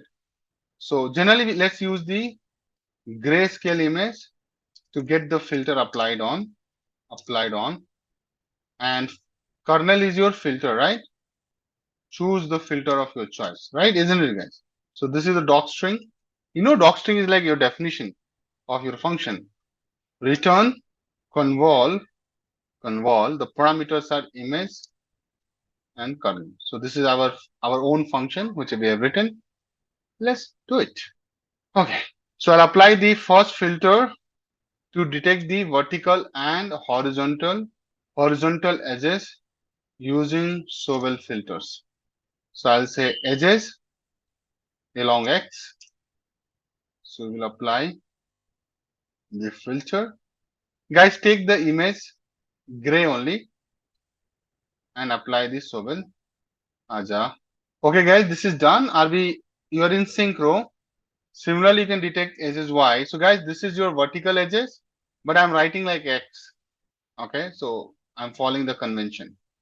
So you will just do this and you have to just change it here. So but you should know, right? Okay. Now this is done. Detect the texture also, no? Texture before we go on a break. Detect this texture using Laplacian, right? What was the guy? Laplacian. Laplacian filter. And I think I don't need 2 lines of code. See, I'm just being smart using one block. You can say texture. Don't worry, I'll explain the code if you're struggling, but there's nothing to struggle in this, to be honest. And you can say, what is that? Texture. Yeah, sorry, what I've written. No, not texture, Laplacian. Okay, I'm famished, guys. But yeah, run this also. Now I don't need to do anything. I need to just use this code block and get the job done. So see, I'm being smart. So now I need to plot 4 images in one row. Why? Original image, 2 edges and 1 texture, right? So we need this. No, guys, come on, say something. Now fixed size will be what? 16, 6. I don't need to give this DPI and all. I'm not doing any those kind of job. Now I'll say this is my original image. So I'll say EMG underscore gray. Axis I want to show. So this is like original image, whatever the image, right? It is pixelated, it is not pixelated, you know that. You know as a matter of fact. Clear? Then I'll take this guy. And this is your what image? Edges X. So this is your vertical edges, and for that you're using Sobel X. I'll explain the funda behind it later. But you got the idea, right, guys? Come on with me so far. And this is your horizontal edges. So you'll do here 2, 2, right? Underscore Y, Sobel Y. And the last bit is, my dear, is the texture, right? Texture detection using Laplace.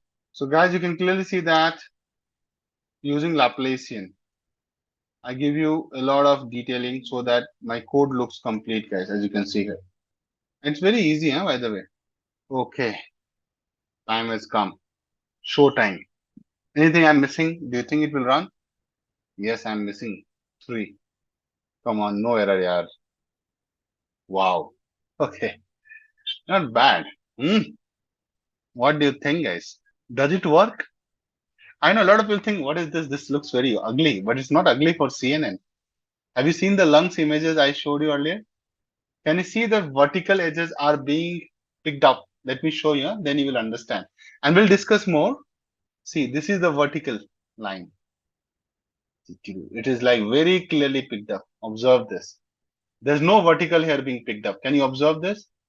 Then you will thank me later, right, Agas? You are doing some real job here, right? Look at for any horizontal thing, anything which you think horizontal. Let's think about this one. See, it's coming, right? Right? See this. Are you feeling it, guys, or not? And texture is texture. So texture, if you go and zoom in, hey, mister, you get lost. You will see that it shows you the whole texture, right? It shows you everything. But obviously, this image is like, you know what? This is the original image. Okay. Make sense? Now, if I just copy this, hold on. Do the same thing on the pixelated image. What is that image? Come on, pick. But we like it or not? And this code block is so nice that you can practice a lot of things. You have seen it, right? You must have seen on the portal or some Google link, right? But this is what we have done in our own way. So what is our task after this, right? That we have to just understand these filters a little more. How does this work? But you are able to see this. So don't apply those things. We have not done any of those things. This is just general thing we are warming up. So we have not done any, convolution like that. Like using those pooling and all. But yeah, it is going through this 3 by 3 array, and it is running through the whole image. So you're right about it. Yeah, you're right about it. But that value is coming from the literature. So this Sobel kernel for detecting vertical images, right? It's not something I have put together. It's a whole thing. It's a So this is not something I have put together, right? So they have done. See, so there's a lot of detailing around. That's what I'll come back and explain it. Make sense? So there's a proper literature being done on this. So it's always through the science is what? Iteration. So people, those who are doing the experiment, right? They are trying all the different filters, not like randomly, right? They are trying in different ways and understand what is the impact in the overall modeling approach, right? We are going to be consumer of this, right? So I'm not going to suggest here, like you are from academia, so I know, I forgot, I think you are a professor, right? If I recall correctly. I think I had 2 professors in my batch. I forgot one name, but I think you're in academia, right? So those who are trying to be in the academia, they have to think and understand that how they came up to this Sobel X, Sobel Y, and finally understand and make something better than that. But you can clearly see that the vertical edges, it does pick, right? It does pick. You can clearly see that all the vertical edges, it is picking very nicely, guys. Understand this. In this, it is picking all the horizontal edges wherever it is possible, right? And texture is to anyway texture. It's nothing to do with vertical. This looks good. This is what I wanted to show. So guys, can you see that this image looks in the small size? This image, if you see, right, it looks neat and clean, but the moment you zoom in, right, the moment you zoom in, it starts showing pixelated, which is on the right hand side. This is exactly the reason. So now, Usha ma'am, you understand, right, why I'm doing it. So once you reduce the size, your image does not distort a lot, right? Because you're reducing the image size. It's a very tiny thumbnail. But the moment you zoom in, it will look like this. Understand? You're asking, right? What is the whole point here? The moment you zoom in on a small image, it starts, it starts blurring out. Not blurring out, it starts spreading out like pixels, like this. And if you remember, everybody, I told you that in a pixel, you can only have one color gradient from 0 to 255. So you pick any pixel, you will only see only one color in the whole pixel. So guys, this is one pixel. Observe, only one color. Observe this pixel, only one color, only one color, only one color. Take any pixel in the whole damn thing, right? This pixel, if it comes on the phone, people get heart attacks, especially if it's an iPhone. Just kidding. I'm being sadistic here. Okay, everybody. So I'll create a block called code discussion. CNN, hands-on, or code explanation. So this doesn't only mean that I'll explain the code, I'll also explain the concept behind these things. Okay. So how to set the values is something you don't set the values. You're talking about the filter values. So the filter values is not something you set. There are default filters which we use, and I'll talk about it. Right. So I showed you some. I have shown you guys some filters, right? So let's talk about these filters. Okay. So first filter which I use today, let's talk about a bit. So I'm putting the heading, guys. Several filters for edge detection. So it is one of the most commonly used filters, guys. Okay. So how does it work? I'll talk about it, but I'll just give one liner for it. It is most commonly used filters for edge detection. So don't take it lightly. Means it is one of the most commonly used filters. The moment I say this means it is being used. Okay. Guys, if you look at the intuition behind its working, it uses the gradient. So I'll say it works by calculating the gradient, which is rate of change.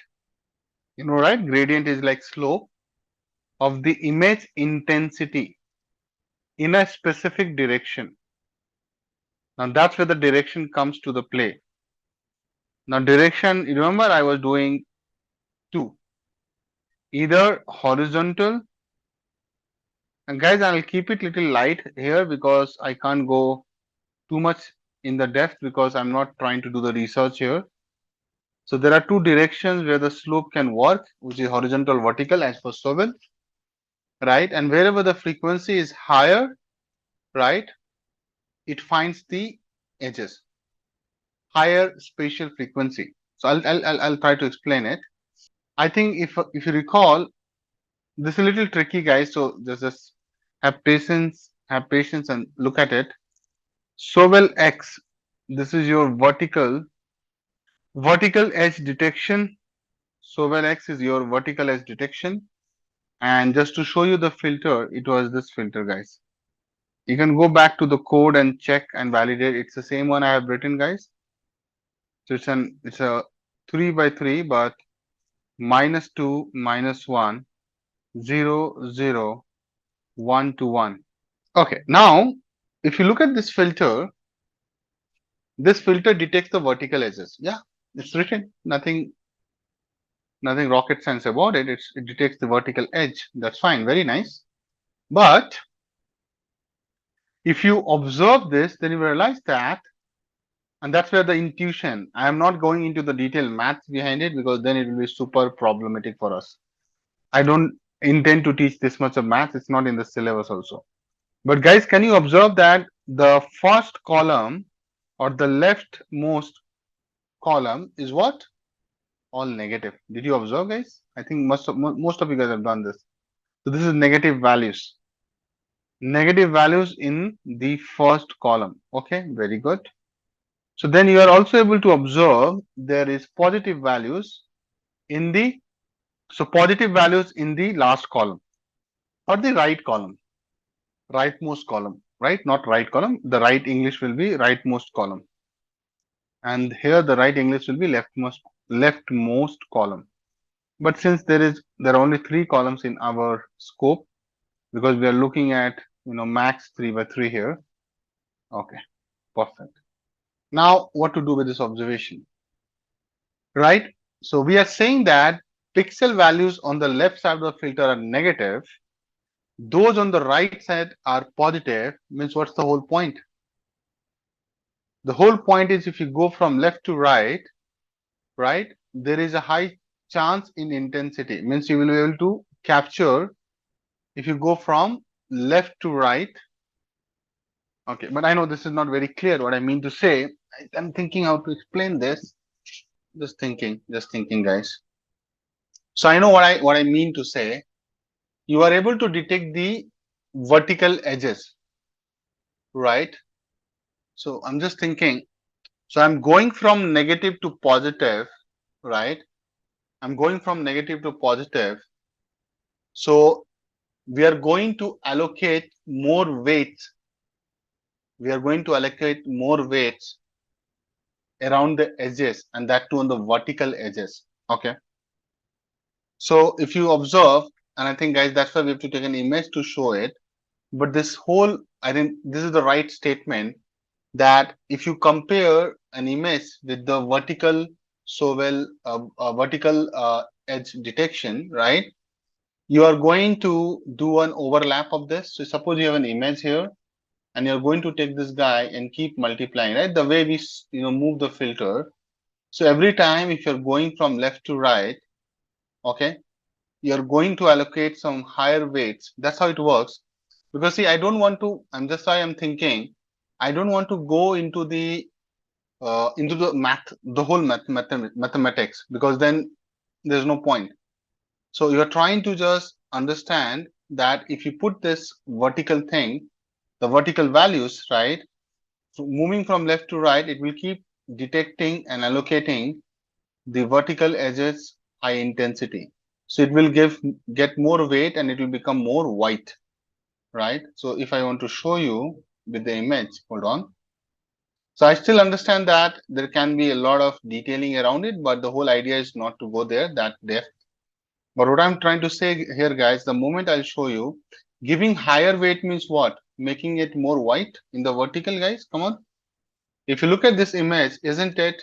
Wherever there is a vertical part of the image, you are allocating a higher value. Guys, can you see that? Higher value means white patches are coming. Can you observe these white patches, my dear, if you are able to pay attention? And whatever is already dark, they are making it more dark. So that way you are able to highlight more across the vertical lines rather than horizontal lines. But again, I would like to keep it here only because I don't want to increase or create the confusion here. Okay, but this is the filter. Now, how does this filter value have come in the past? Looking from if you understand this whole the lecture, right? We are not going to look into it, but obviously this guy, Mr. Sobel, he came up with these values. You don't change these values. Means you can definitely try play around, but ultimately what happens, guys, that these are the values you have to use and you can play around, but you can only highlight the scale, but don't change the negative and zero in the positive positioning. Okay. Okay. So let's not get too much into the detailed thing. Okay. So well, X is vertical or horizontal? See, guys, so obviously, if you see this image, you tell me it's vertical or horizontal. X and Y don't go there. So well, filter we are talking about. I might have underscore written X underscore Y, but don't go in that. It will confuse you, to be very honest. So there are two types of filter. I would always say that this filter is associated to vertical edge. The other filter is associated with the horizontal. Okay. So Sobel wise, I'm just also trying to say I'm just also just confirming, guys. Give me a second. The kernel is vertical is negative on the top. I'm just trying to recall that. But looking at the image, what do you think? It is like horizontal or vertical? I think image itself says here. So I don't worry about anything else. Just look at that. This is giving you horizontal edges it is picking, because I can clearly see that these are your edges on the vertical side and it is picking it. So this is definitely vertical edges, no, guys? Or we are doing some mistakes? But I'll double check and confirm, because it's just a transpose, So I can be at I can be at mistake. So I agree. So guys, okay, the image is like vertical only, because if you see here, right, it is picking the vertical one. So the other filter is, guys, vertical horizontal edge detection. So well horizontal edge detection. I think, and some of the guys were able to find that what is the relation between horizontal and vertical. It's just the transpose, right, guys? I'm not writing X and Y just for the sake of not confusing in it further. So if you look at the this so well, relationship, you know that it is it, right? It's a transpose. I hope you guys are able to see it's a transpose, right? So the row becomes the column. Okay. So now this filter, let me write very clearly. This filter detects the horizontal edges. Now, why it is calling this Sobel Y? I'll also tell you the reason I'm calling Sobel Y. Because you are going from negative to positive, which is your top to bottom. Can you see this? So are you not going on the Y axis, guys? This is like Y now. And here it was what? So when I said it is Sobel X, you are going from like this, left to right. See? So that's the reason we are giving the notation X and Y. But in case you're doubtful about Naveen and you know something different, I can confirm and come back. But for now, I'll go with my memory. I'll back my memory. So detect the horizontal edges. Now what's happening, guys? You're seeing, right? You're going pixel negative top to bottom. See? So you go from negative to positive. Just observe this, my dear. So the same thing it does. So it gives more weightage to the bottom than the top. Okay. Now I'll talk about, so Sobel is done, XY. Now I'll talk about Laplacian filter for texture detection. So here, if you observe, again, it's the whole thing, but the only difference here is that it is used, it is used to detect textures and other fine details by measuring the rate of change in pixel intensity over the entire range. Now, this is very easy to understand. So what we are saying that, and for that I have to go to this guy. So this is original image, and I'm doing with respect to original image, no downsampling, guys. So now if you observe, it's all about intensity. So now you go from, and since it's not pixelated, you're not getting a lot of sense.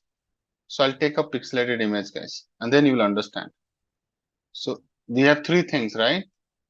And later I'll ask you guys to pay attention to the pixelated image. Now, this is the pixelated image, making it bigger so that you can see it's a pixelated image, guys. Can you observe? Right? This is something I've shown you this is something I've shown you earlier also, right? When I was trying to show you the pixelated image. Now, if you observe, there is some change in the intensity. You can't see here. You have to go bigger. Why I keep zooming in, then you will realize that. Focus on one part. Do you see there is a change in the intensity, guys, in the pixels? So when I say pixel intensity change, what do you mean by that? You mean by that, so, right, if I zoom in and zoom in, right, you will see that I have a better image to show you this. Hold on. Yeah. See this image, my dear, right? I'll make a copy so that I can show you. Guys, there is a change in the intensity. This is brilliant. Well, this is beautiful. Can you change in the intensity is what? Shades. So see from here, from, and across the image it has to do, right? It was bright white, going from bright white to dark on this side, right? Can you see that? And going more darker on the this side. Can you see this? Just observe this part. Then again it goes from here to here, white. Now come here. Look at the madam's hat. Now come here, guys. This is the texture, right? This can get better also because I'm not using the pixelated image. So let's do one thing, because then apple to apple comparison will happen. You understand what I mean? So let me run this function with the pixelated image, and you understand why I'm doing it. So I'm doing in the background because you are looking at my OneNote. So I'm running this the whole thing, rerunning it, so that I can show you the image. So when you do this in the pixelated image, it looks really awful because your pixelated is really bad. You have reduced the resolution to like a really low. You means me, right? But I'll show you because I don't want to cheat with you guys, but it is like of no use. But me with Ming, I'll show you. This is how it looks like, guys. Not good. So you can reject it, but can you see? Nothing you can see from here. But it does give you something which is of no use. So you go there back. Can you see it, guys? It's nothing. So what you can do, you can't be reducing like this much. 64 by 64 is not good. Let's do little bit of pixelation by half of it. So I'm changing the code, guys. So I'm just seeing that if I can get a good image to explain the concept I want to show. Now this is super good. Yeah, this is powerful here. So this image is so nice that you see the vertical and horizontal edges so nicely. Guys, observe this. So this is of no use to us. I'm just deleting it. But look at this one. At least look at the vertical lines and horizontal lines you're detecting, man. See, it's not about you to decide and make a. So again, a lot of people think, Akash, this picture is not making any sense. Baba, this picture is not for you to make a printout. Always remember my word here. But look at the clarity it gives you, right? Are you able to see all the vertical lines nicely, guys? Patches of white and the black, guys. See, observe this, right? Can you see it, guys, or no? And can you see this horizontal lines coming out? And look at the texture. It completely gives you, if I make it small, right? It looks like the texture is very clearly shown here. Because I'm going into this, it looks like, and that's how we have to see, my dear, right? Because it's a pixelated image, right? But can you see that the lady is very much, you see all this, the whole texture is very visible. I don't know how to say this, but see that everything you see here, if you pay attention on my screen, right? The whole, I can see the eyebrows, by the way. So if you are thinking that I'm just doing a blind chart, it's not blind chart. Can you see the eyebrow at the right thing? For the model, it will be able to detect. Just look at this, my dear. See, are you able to see the texture? Just see this and this image. You're able to detect the texture of the image. But there are other filters all as well to do it. But you got the point of discussion, guys. Okay, everybody? Because that's how the model will understand. You don't need to do it with your mind, right? It's all about this, right? But it can be better. So I can make it more smoothing out, right? Using that average pooling. Remember that? Can you see how does the edge detection is being done in this image? Can you believe it? So I am going to bring this quality of image very soon, but I want to go slowly. So I want to show you. This is so amazing, right? You're looking at a colorful original image, right? You do the y direction and x direction. So basically you're doing this gradient to do the edge detection. Are you able to detect the edges nicely in this image? So everybody understand what is the whole point of edges. This is just for edges, huh? This is just for edges. It's not showing you this is not showing you the anything else. This is just the edges. Clear? So it will come. There can be a lot of different types of edges. And I don't want to go into the mathematics behind it because then it will become complicated for us as a learner. And I'll also show you for the same image Laplacian detection. See this. Isn't it better, guys, for the texture? The moment what happens, right, I take an image, it doesn't look nice because texture is not coming nicely here because some issue with the screenshot. I don't know what is happening. Well, I don't know how to show you. Can you see this image, guys? If I give you the address at your end, I don't know what's happening. This is so bad, yaar. Means if I take the screenshot and when I paste it, it doesn't look nice to me. Are you seeing the texture looks nice? Anybody is able to see this? See the texture.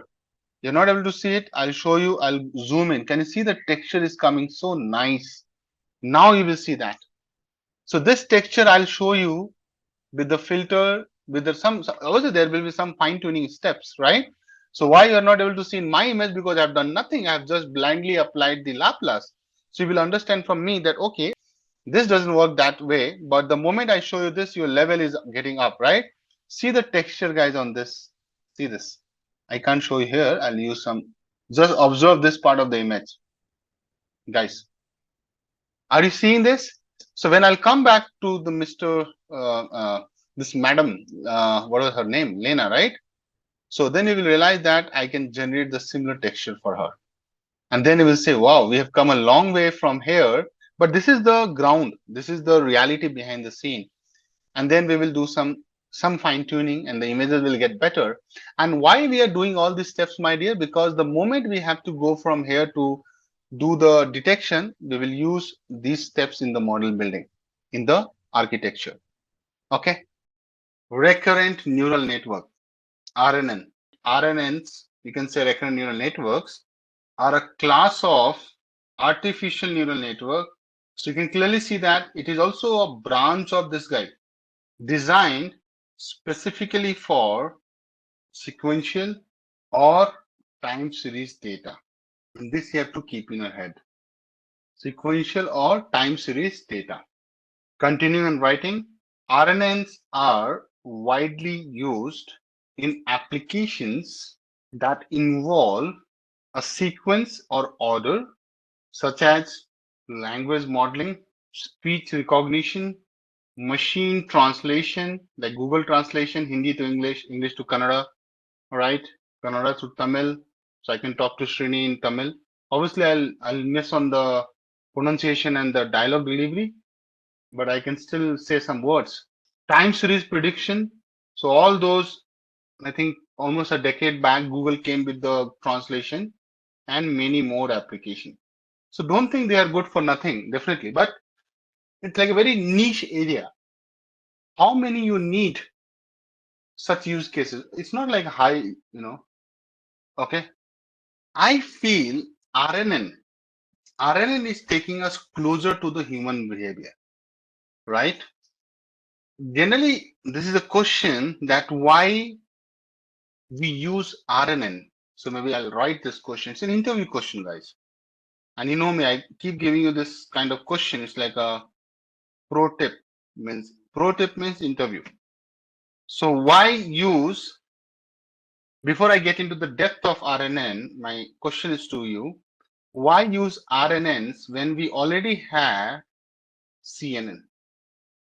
Could not we have used CNN for these tasks? Question. You know that as a matter of fact, CNN can't do these things, but why? CNN cannot deal or cannot handle previous history. It cannot remember. It's like Ghazni. Have you seen Ghazni movie? Amir Khan, and there's another movie, I think a Telugu movie as well, right? They are going to shoot the Ghazni Part 2. So Ghazni movie is there, right? So this Ghazni movie or Tamil movie, I can be wrong, but the guy forgets things he only can remember for 15 minutes, something like that was in the movie, right? Short-term memory, right? So when I'll teach long-term, short-term, right? LSTM, long short-term memory. So I'll be going to anyway talk about it. You love it. The Ghazni resemblance, I will bring it up. But that's the problem with the CNN, guys. Okay, that's the problem with the CNN. CNNs are really good when you have to understand the image. What is the relationship between the spatial, pixel relationship? But it cannot, local speciality, right? But it cannot remember the sequence in which you have inputted the data, right? It can't remember that. So I'll detail it out for you. But a very high level, I can say that CNN is really good for any image related stuff, as you know. Why? Because it is good in handling spatial relationships between pixels, and that too, in the local relationship. But it cannot handle the sequence of the events, right? Or the sequence in which you're entering the words. Like I'm saying, hello guys, how are you doing today? How was the week, right? It does matter if I say hello guys, I'll show you. So this generally I say, right? Hello guys. If you say this is my pet line, how are you doing? Or how are you? How was the week? Now just imagine that, let's say everything is an input. So I know every character is an input. For simplicity, I am making boxes, right? For CNN, everything like one input, and it can take in any order. So what CNN will take it, like it will say, are weak guys, hello, right? Are you getting it? You, the, how. Are you getting? There's no sequence. Now, if someone is saying this in the class, saying, are weak guys, hello, you, the how, right? You will say, who is this guy? Is he gone crazy or something? Because you don't know this. There's no way you can, I give you a jumble of words and you make some meaningful sentences. Generally, we used to do that, right? You understand what I mean? So generally, we used to jumble the words, and this happens in some government examinations like that. So you make a meaningful sentence using those jumble of words. But who talks in that language? Yeah? Nobody agree with me so far? So this is like totally beyond comprehension. So I'll put a line to it, non-understandable, as there is no sequence. Okay. So let's talk about it more. So now I'll answer it, guys. CNNs, which is convolutional neural networks, are extremely effective for processing data with a fixed spatial structure, like images. Isn't it a fixed spatial structure? You say that you have an image of 32 by 32 pixel, right? And there is nothing changing in this, right? There's no dynamic sequences coming up. So it can quickly handle this. Okay, I'll continue. However, CNN lacks the ability to maintain context. Guys, in natural language, context is very important, or process sequential data effectively, right? We know as a matter of fact. So what I'm saying that CNNs excel in tasks wherever or where the spatial relationship between pixels matter. And when I write this now, you know what I mean by that. But they're not designed, so I'll also tell you that, but they're not designed to capture relationship in the sequences. Just like I have shown ever, right? That how do you guys, if I'm saying differently, you'll not understand it. Okay, this is very high level. I maintain that whenever you have an image and you want to find spatial relationship between pixels, it will work for you. Who will work for you? CNN. Can CNN use to process video? The answer is yes, but not the natural or the inherent CNN can do it. They need, some more advanced version of it, which is obviously we are not capturing here. So you might have heard about 3D convolutional neural network. So you'll go, so right? CNN is for images mostly, but CNN in combination with some other architecture, it can do it. Okay. So there's something called convolutional LSTM. There is 3D networks, 3D CNN, two-stream networks. So I'm just giving jargons here, but CNN can be. So what CNN does, right? If you take pictures, they're all images, right? And if you just play 32 pictures or 32 frames in a second, it becomes a movie. You know that? It becomes a video. I think this is something a basic GK. Okay, now though it's going more than 32 frames. So if you just start showing images 32 frames per second, to human eyes, it looks like a movie. That's what I'm saying, guys. Okay, at least this is a basic definition of a video. So now since CNN can only look, right, one image at a time, right, that is CNN. But you also need to capture the sequence of it. That's where you have to either apply CNN with LSTM or CNN with RNN, or there are some more architecture, etc., to analyze a video. There are architectures. Okay. So only like once is like is a real time object detection algorithm that uses a convolutional neural network only to predict the class and bounding box coordinates of objects in an image. It is still an image, guys. Okay. But guys, I'm not getting to detail it out because then I will, gives you the coordinate. I'll show you a real image which is famous on the web. So this is, you have seen, it comes on the LinkedIn. A lot of people keep doing this. I have seen people doing this. So this is somebody's screenshot I'm placing here. Can you see that? So it gives you a lot of details in an image. Okay. It's still a CNN. It is not like a 3D video analysis you're doing. Okay. So for dataset is a facial recognition dataset kind. It's just like our those 10 classes, right? So CNN is more preferred because it's more like a classification task, right? As it's an image classification task. You understood? You're not trying to box the image and find object in that, right? So that's what I'm trying to say. It's still an image classification task. You're not trying to find who's person, where is the traffic light, right? You're not doing those stuff. So you don't need yellow for this. Okay. RNN, at least you're getting a sense that it tries to store the sequence and then tells you things, right? Okay. So whenever I say sequence is so important, buddy, that you realize this. I think a lot of guys must have tried this. Have you seen this? This is coming from the Google Translation website, guys. What I'm doing here on this screen, guys, I'm saying, did you eat biryani with Amir? Right? Can you see this? It's a Google translation. Source is Google Translation. So what these guys are doing here, when I say, did you eat, right, biryani with Amir, it is trying to not only sequence these words, it also tries to remember, right? क्या आपने आमिर के साथ बिरयानी खाई, right? It has to be lexical correctly, grammatically correct.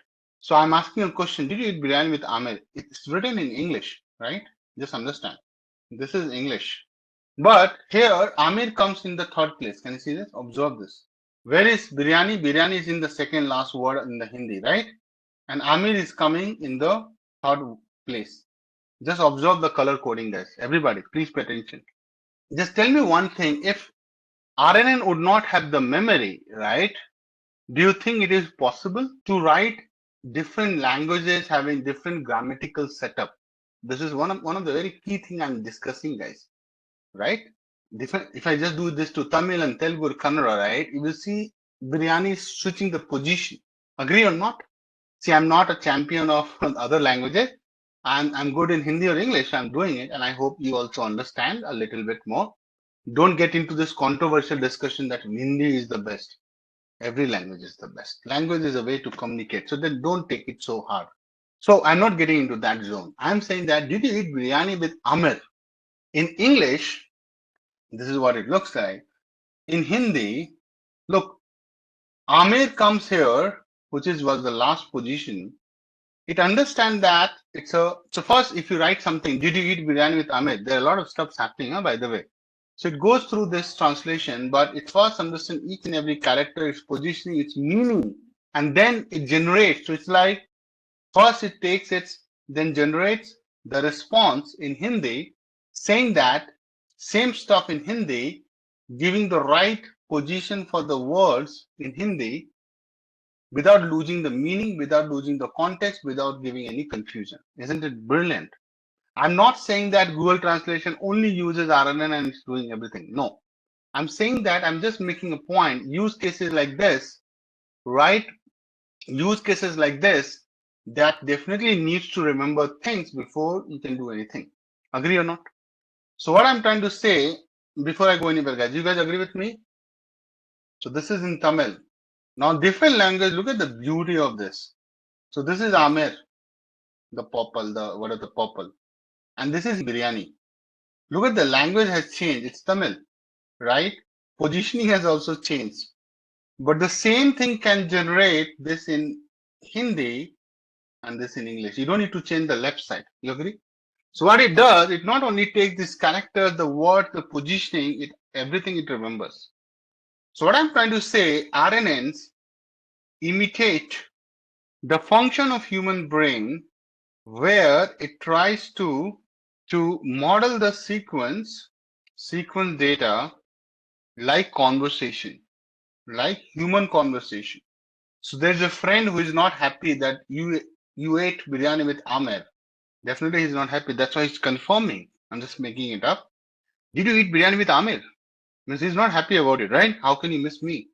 And it can identify, which is more like I would use the word anticipate sequential data in a way that other algorithms can't. That's the power it has. Algo means algorithms can't.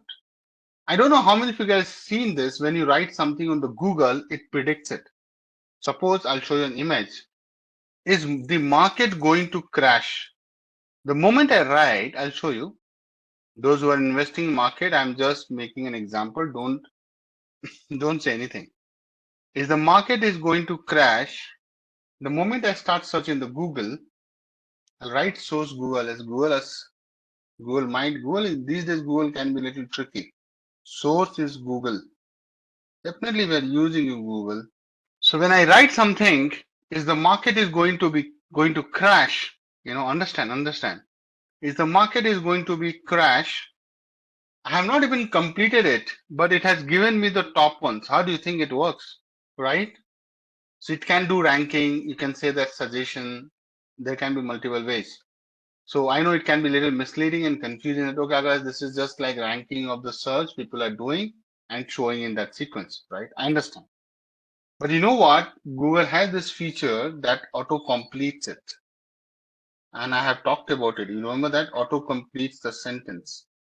And that called Google Smart Compose. Agree? But it can only be possible when it remembers things, right? Google Smart Compose is one of the very good use case. Google Smart Compose is one of the very good use case for your RNN. I'm telling you. So why this is the hot topic? Because if you see now, a lot of people are searching this. Generally, people are always going to search this. I think Google Smart Compose, I'll jump to this. I realize that this is not a very direct example. So I'll talk about Google Smart Compose. There's something called Google Smart Compose. Okay. So when you write anything on the Gmail, right, it tries to predict what you're going to write and gives you some suggestion. Okay, agree or not? This is called Smart Compose. So what is with the Smart Compose, right? Google's Smart Compose feature suggests, or you can also say anticipates the words or phrases to complete the sentences while typing. Okay. You know what? As a matter of fact, it's in the data, it's in the web that it was originally Google Smart Compose has definitely come a longer way now. But the first time they built it, my dear, you'll be amazed to know it was originally built using a form of RNN. So guys, these guys are like legends, right? Using a form of RNNs. Obviously, it was also having, that's why I'm saying none of the Google application just one algorithm with long short-term memory, LSTM. So you know why I'm not able to go and build you for like a smart compose? There's a reason behind it. It's not a joke. But why I'm taking this example, then the cross question will be like, Akash, then why the hell you're taking this example? To show you that if you are an expert of this or you want to pursue something, there are some real life application which everybody is using. Like it's a real life use case. Guys, can I say that? Everybody is using it. So whenever you combine this deadly guys, RNN and LSTM, you can do n number of things. Trust me. So that's why I'm saying, this is the topic of advanced deep learning. Now you're getting deeper in deep learning. So just to give you some evolution or smart compose thing when it started, So Google first launched Smart Compose. They were leveraging RNN with LSTM, right? LSTM is known to track the sequence of the words to a great level. Means it can remember what you wrote maybe 100 words before. And that was helping them to predict. But once Transformer came, not that movie Transformers. So when the Transformer based model came like BERT or GPT is a Transformer based model, right? They showed right significant improvements of over RNN and LSTM. So what Google and other tech companies did to do some text prediction tasks, they moved from here to there. So what I'm trying to say, transformers outperform RNNs because of attention mechanism. There's a concept of attention mechanism, and that helps them to beat RNN LSTM. Okay, are you feeling it what I'm saying? Maybe I'll also write quickly so that you don't miss on this. So this is so I was talking about how does Google Smart Compose evolve. God knows what they are using now. Google doesn't tell you these things, right? Obviously, these are their IP, intellectual property. They'll protect it at any cost.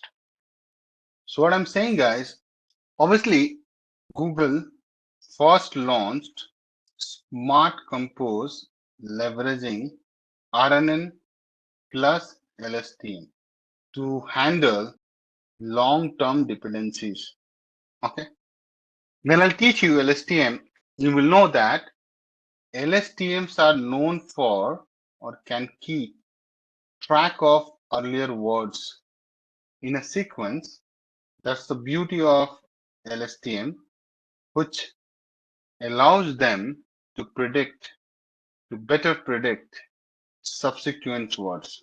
But later, as transformer-based model such as BOT, GPTs emerged and showed significant improvements over RNNs because they also keep doing research, right, to make better things.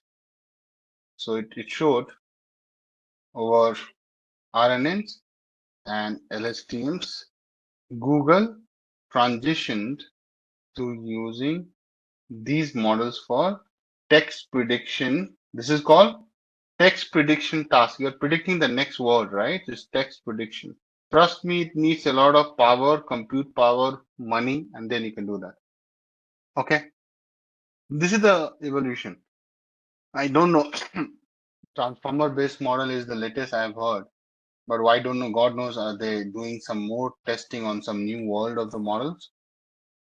Only Google can answer that. But this is a very, I would say, one of the coolest application of RNN, guys, which you are using till date. But obviously, it was initially a use case of RNN, but now nobody is using RNN. So you might be thinking, then Akash, why I'm even learning RNN, right? Thinking, na? How many of you guys are thinking on that line? So मुझको RNN क्यों पढ़ा रहे हो? Why are you teaching RNN? It's like you are still going to learn linear regression, even you want to do decision tree and XGBoost. This is the route you have to follow, right? So you are starting from like a baby here. You have to go all these journey milestone you have to achieve to be here. Now the question is that how fast you can go, right? That's you can decide as a learner. But you can't just jump. I keep telling this. We need to go through the foundation. Else you will be just knowing stuffs and transformer. It will be just like a wannabe. You know about encoder, decoders, right? Transformers, you know, learning, you know, transfer learning, but you're not going to be an expert because your foundation is weak. Okay.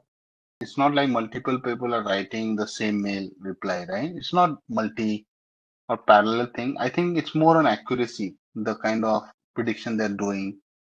And obviously, LLM models have attention mechanism, right? Those transformer based or GPT models and now LLM models.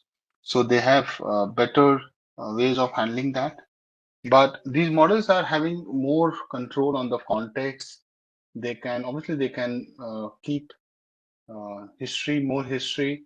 They can better use that information for prediction in the text prediction use cases. That's how it is better. So now you see when ChatGPT also came, now it is able to frame its sentences like human beings does, writing like a human, right? But obviously it took a lot of training, a lot of work. But now the GPT models are the latest available to human, as an application where you can actually do anything. You can just copy your mail and say that, can you reply to this mail? And it will do a great job. I've tried those things. So obviously I'm not getting into the details of how is it better, because that's not the scope here, but it's a big discussion, can't start suddenly. But definitely it's better. That's why it is replacing the older version of it, RNN. Is transformer based on RNN? No, transformers are not based on RNNs. So it's like a pre-trained models, right, which can do parallel processing, having the attention mechanism, and they do not rely on sequential processing. But no, transformers and RNNs are two different things. RNN follows sequential processing, transformer does parallel processing, and there are other things. Okay, let's move ahead. I think it was a good discussion on RNN. Okay, guys, I'm more of an application kind of person, right? Means I'm not the guy who know everything, to be honest, but at least I will be knowing what I am to teach. So it's a vast thing, it's a vast world. But yeah, I don't know how many guys are aware of this, but Grammarly is another application. It understand your use case. So these are some plugins coming from these companies, Quillbot. I'll give you the links so that you know that, okay. So Grammarly is something you must have used. Quillbot. So I'll give you the link. So Grammarly has become a big company.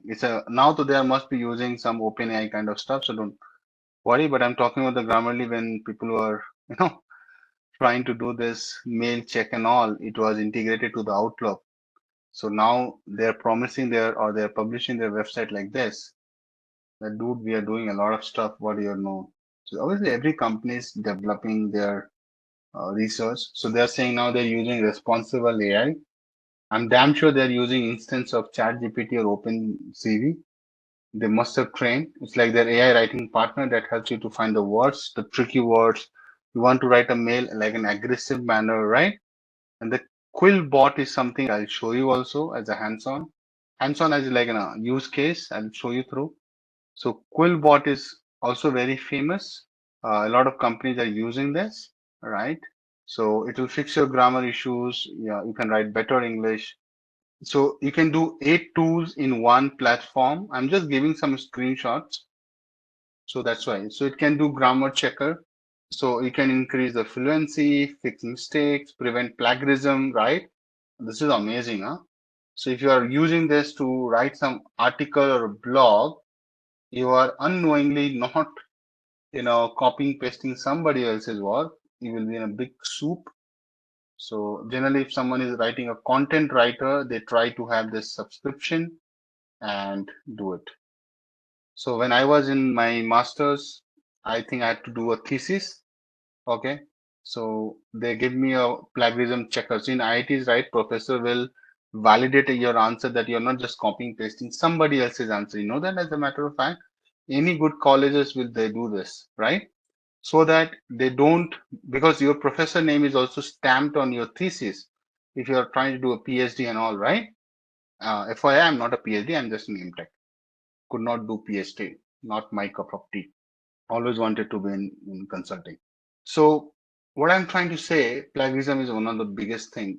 If you can just go through your article or your research paper, your journals, and you just get to know your similarity index is less than 30%, they will accept your work. Analyze text, summarize text, citation, translator, flow, right, with AI. So I'm damn sure this is a new addition. But yeah, I also wrote them an article saying that, or like a mail that, can you give me a free version of this? They're like, sorry, Akash, who are you? So I'm damn sure when I become famous, little more famous, then they might come to me and say, please use our services. Okay. So the startups are reaching out to me saying, can you use our services, promote it, talk about it. But the big companies, for them, I don't exist anymore. Still not there. I think I have to do a little more hard work to reach that level. Okay. But I think good, interesting discussion. This is the introduction, guys, right? I have not talked about how does this work? What is the hands-on for this? Nothing has been done yet. So this is just the introduction bit. I would still say this is the introduction. Let me write introduction to RNN. So let's say I do some mistakes in grammar, right? So let's say Rahul do not like to reading a book. Obviously, it has some grammatical mistake. So you can clearly see that it has so quickly identified that Rahul, those who know a little bit of English, right? They know that Rahul with the name, you have to use, V5 form. So Rahul does not should be here. Rahul does not like to read a book, right? So if I just take a screenshot just for the reference and I'm putting in OneNote. So the corrected is, suppose I click here, so it will correct this. See, Rahul does not. So I'll just take the corrected version. I'm putting in the OneNote. So when I'll publish this, you will see it, my dear. Okay. Then if I click here, look at this. So far we have come. Isn't it? It is, is it like your English teacher highlighting with a red pen saying it's all wrong, what you have done, right? So generally teacher, what they do, right? They say that this is wrong and they'll write here, Rahul does not like to read a book. Isn't it? That's how the paper or exam paper or practice paper checking is done still today. Guys, just imagine down the line, AI is being your, grader for your grading. Make sense? Cool.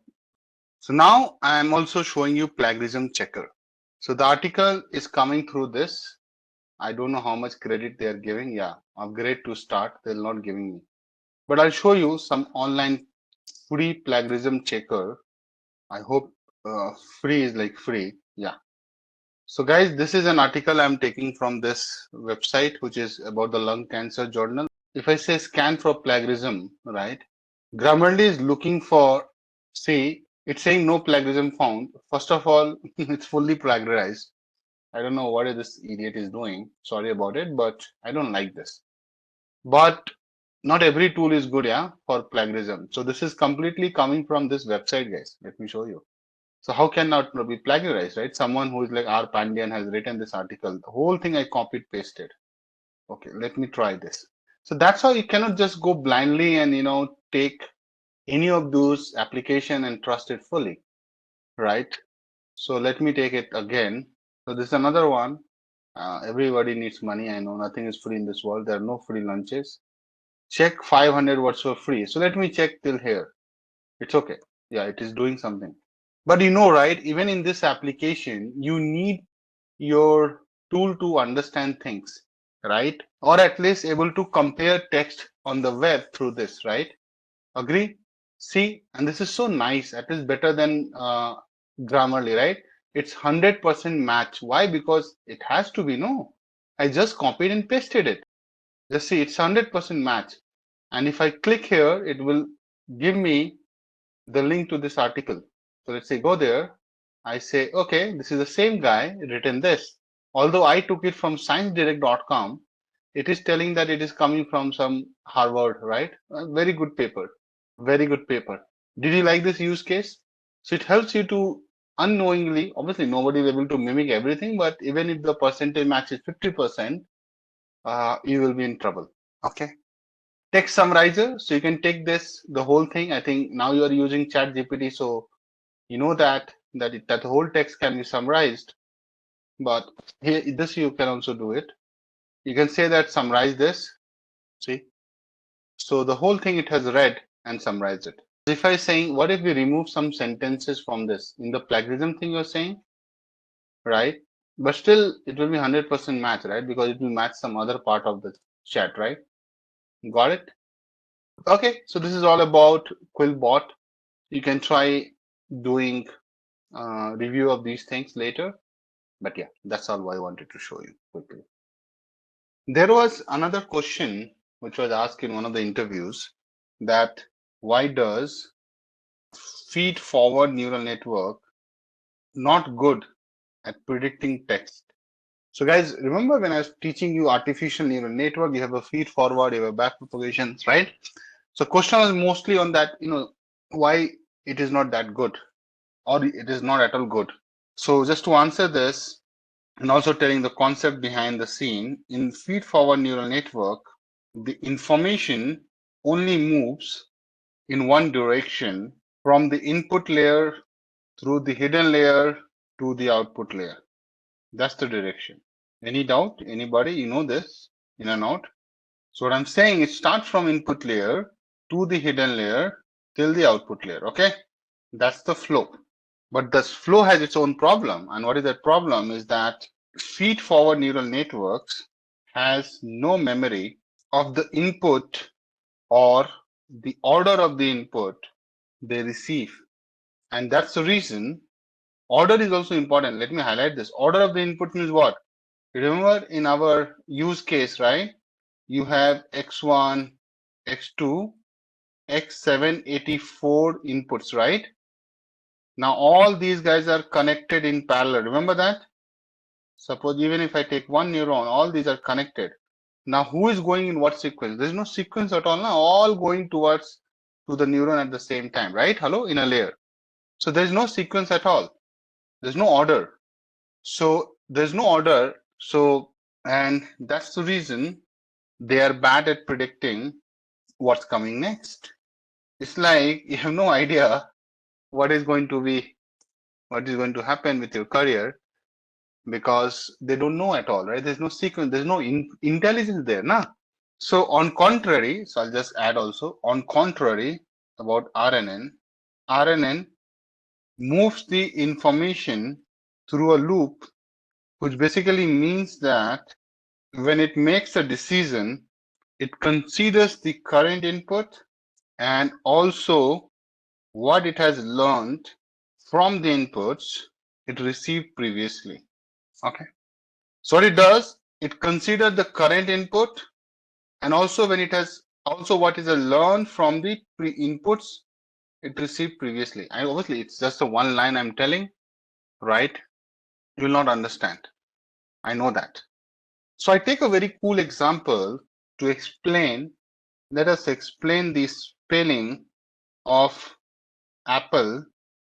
I took Apple because I like Apple products to a kid, like a 2-year-old kid. Let's try to do this. Suppose I am the kid here, okay? 2 years, 3 years of kid, right? Let's take 3 years. I don't know spelling when they teach. I have no clue there. Sorry. So don't kill me for this if I'm saying, oh, this is too much. You are trying to explain spelling of apple to a 3 or 2-year kid. This is insane. Don't kill me for this, okay? Let's say this is me. Just imagine spelling for apple is what? APPLE. Everybody, definitely you were a kid, right? Before, long back, right? If someone is telling you to remember the spelling of an apple, this is the favorite time pass of parents when some uncle, auntie come, right? Uncles and aunties come. The kid has to demonstrate. It's like, come on, beta, demo it. Please, this is my request to all of you. I don't have a kid yet. We are thinking about it. Never ever do that to a kid. Don't demonstrate. Okay? Let the kid answer if someone is asking. And I think don't be that uncle, auntie also. You go to a house of your friends. The moment you meet a kid, you start asking, okay, tell me the twinkle, twinkle, little star. Come on. We need to stop these things. Okay? You should talk to the kid. What did you do? Right? How's your life? Not like a big question like, what did you play? Who are your friends? These are the questions they would like to answer. Not like a test here. Just imagine I'm coming for the very first session, start asking questions, right? It's harassment. In US, we call this harassment. In India, it is called parenting. Okay. So that is a point I want to make. But at least you guys agree to this. I think every one of us has been through this harassment. Now the kid is trying to explain, or just imagine they're trying to learn the spelling of apple or mango. They're two different fruits, right?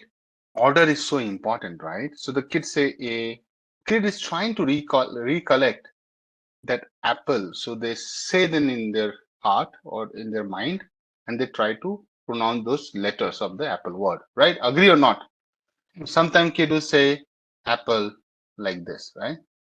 Okay. Then so no, beta, you missed that. It has to be double P. So when you say double P, then he knows that double P means, or she knows that just P after P is double P.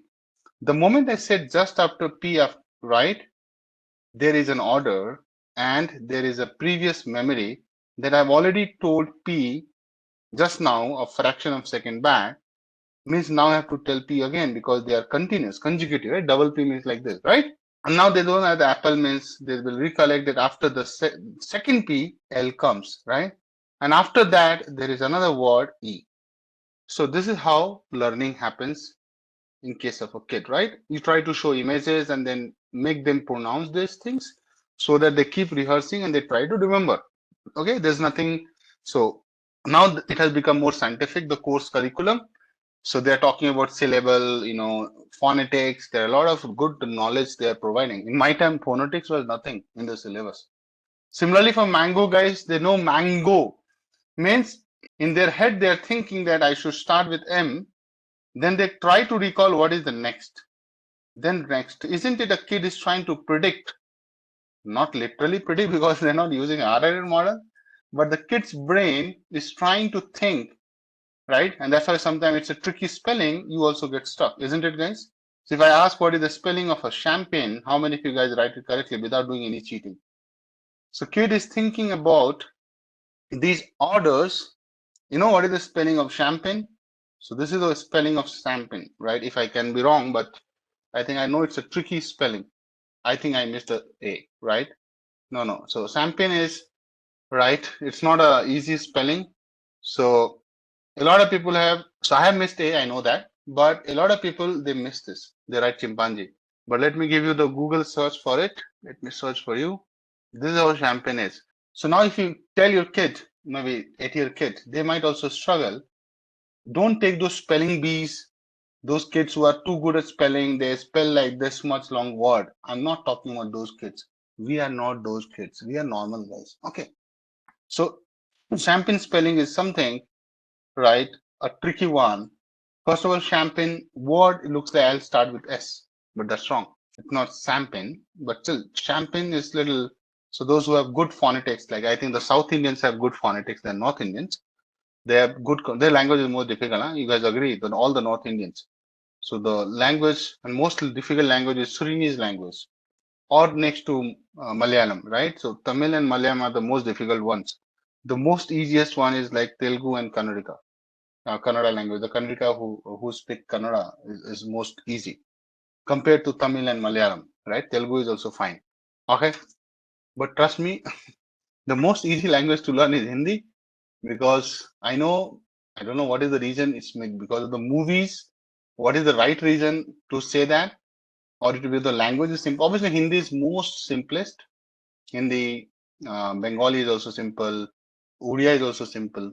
But because of movies, Hindi is like prevalent in all the parts of India, even in the northeast. Okay, so I don't want to go into controversy of Hindi and all. I respect everybody's language, culture, rituals, right? And I have a strong feeling that if you're living in Bangalore, you have to behave like a Bangalorean. If you live in Tamil Nadu, you have to behave like a Tamilian. Then you are being true to their culture, right? Don't try to disturb the majority. You know what I mean? So behave and respect. So suppose, right? I don't know how much you agree, but I'm making a point. So you are just one segment, right? So then you can't be like saying that, okay, you practice what you practice, but don't try to superimpose your concepts on somebody else, right? That's not accepted. Okay. Yeah. So to be honest, in Bangalore, Francis, I don't know, have you been here or not, but Bangalore, everybody speaks Hindi, even the Kannada. So that's the reason it's very tough to learn language a little bit. And now in Bangalore, even everybody is speaking English and all. So you're living in Bangalore only, right? So you know that. So either English or Hindi. If you're practicing Kannada language, sorry, keep saying Kannada, but Kannada is the people and the language is Kannada. So Kannada language is not tough, but you need some intentions. I think my kids will be able to learn it. So I can tell that. Okay, moving on, guys. Guys, working of RNN is not easy to understand. Okay. How to explain RNN working in a simple way, right? So, I feel how many of you are like a avid reader? Like you read a lot of books. I like to buy books. I don't get time to read books, but I like to read books. I have all the good books which I need. So when you're trying to read a book, right? Let's understand. This is a very cool example to understand the working of RNN. So suppose imagine a person who is reading a storybook like Panchtantra or any other books, whatever you like. So every time you read a book, right, you start reading each line and you try to also remember what happened in the previous line. I'm talking about us human beings, right? You're trying to remember what happened in the previous line so that you can understand the next line better, isn't it? And why I'm talking about books like fictional books or Panchtantra ki kahaniyan, right? These books are amazing because the story is so tight that you remember things. Like even I remember that Hira Moti Do Bal The because I studied that Hindi, right?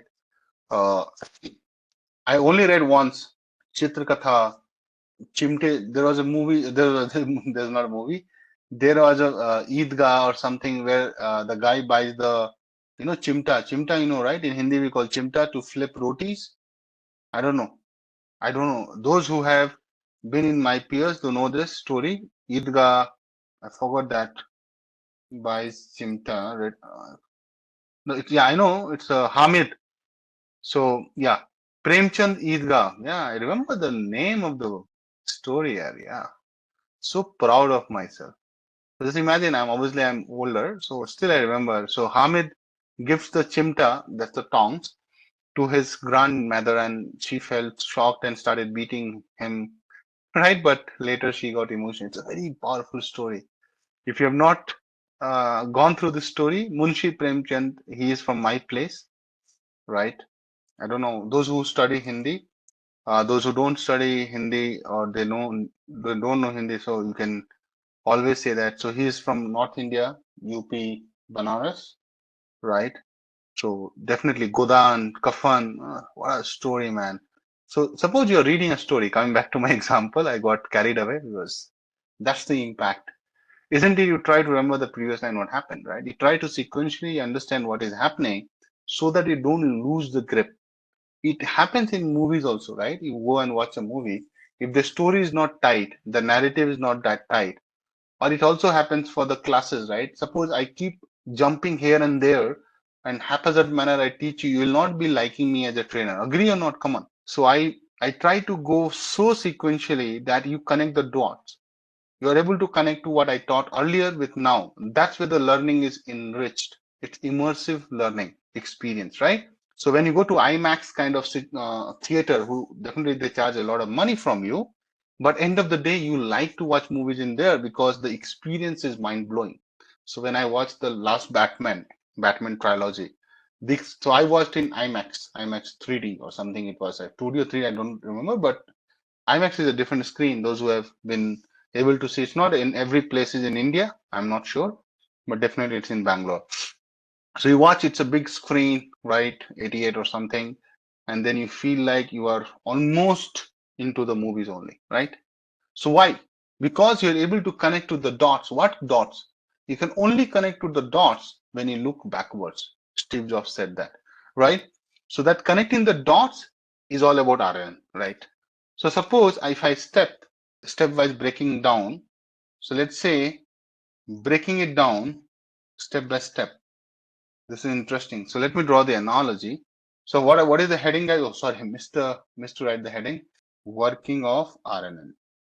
Let's start saying that, let us think, or let us say RNNs as a person reading a book, one line at a time. That's how kids read a book. So before you go and read a book, isn't it? You go in step by. What is step number one? Step number one is you read a word. Go slow, huh? So don't behave like adult. You have to behave like a kid. How does a kid read a book? You will read a word, right? Isn't it? So what I'm saying, when RNN reads the first word in a sentence, it processes the word and stores some information. Like suppose a kid and even adult, suppose you see the word gaslight, and I know you guys are too intelligent, too smart, but anybody who doesn't know what is the meaning of gaslight, don't Google. I know this guys just can Google it in a fraction of a second. That's the power technology has given to you. But trust me, when I was a kid, to know a meaning of a word, it was a tough time. Gaslight. Gaslight is too famous word in the corporate culture. Obviously, what you're saying is like, yes, it's like a gaslight, gas flame, 100% correct. But have you heard the word gaslighting? But there's another meaning to it, which is more important for us, and that's what I'm manipulating. So gaslighting is a verb, right?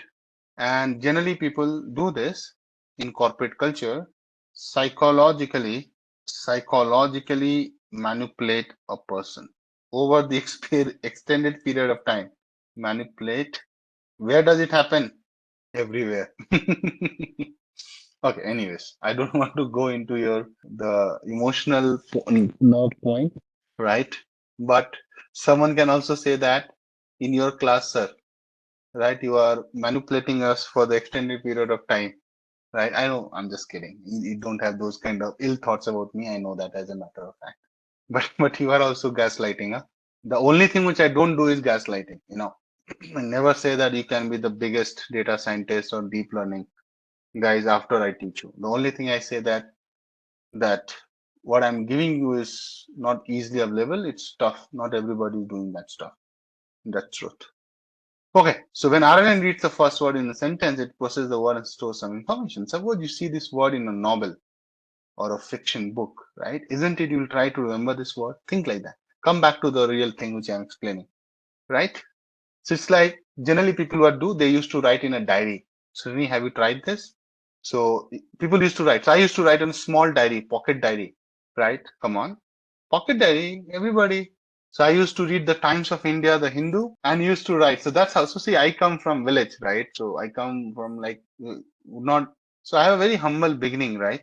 So my career is like, I would say I've come a long way. Trust me on that.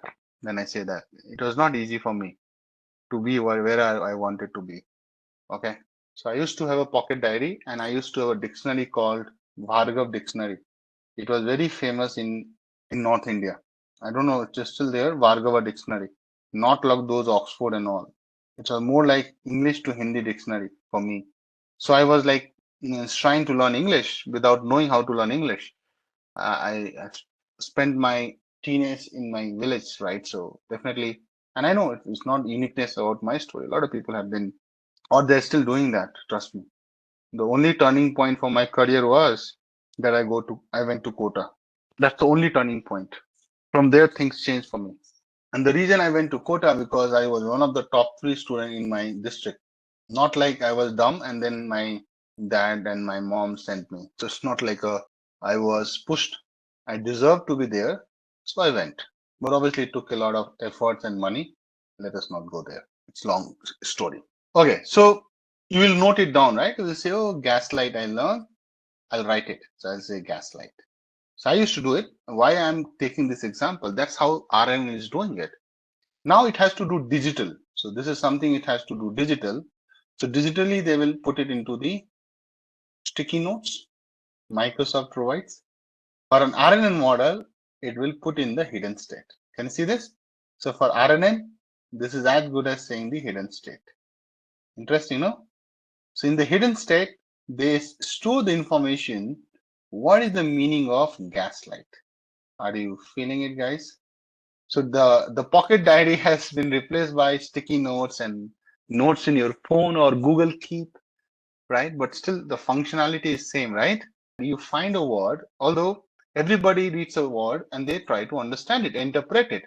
So to understand it and store the information in the hidden state, I missed to write hidden state. Thank God I saw this of the model. So I'm taking an example. You read a word. Obviously, we are putting in our brain also, but we are trying to take it for sure, right? Brain can make you miss. Model can't miss, right? You understand? So that's why I'm taking this example of pocket diary. So this pocket diary used to write. I'm damn sure some of the guys are still using this pocket diary. Still, we are living in the digital world. I said that in digital world, now this has become your smartphone as a sticky notes on your laptop, right? Guys, everybody notes down, right? Some task to-do list, which I'm saying that in RNN sense, it is going to be in hidden state, right? That is, so I'll write a note. That is your way of storing information. So I'll say hidden state is the RNN's way of remembering what it has seen so far. And don't worry that it will only store one word at a time. No, it's not like that. It stores a lot. What is the next step there in the working? Step 2 is, after reading a word, I would say reading the next word. That's how you read. Just imagine you are like a 5-year-old kid, you're reading a big newspaper. You'll go word by word. Try to close your eyes and resonate with what I'm saying. You will say, Akash, you're making a lot of sense. Because I'm trying to jot it down the feelings of what you have already done. Then what happens in terms of RNN? Then RNN.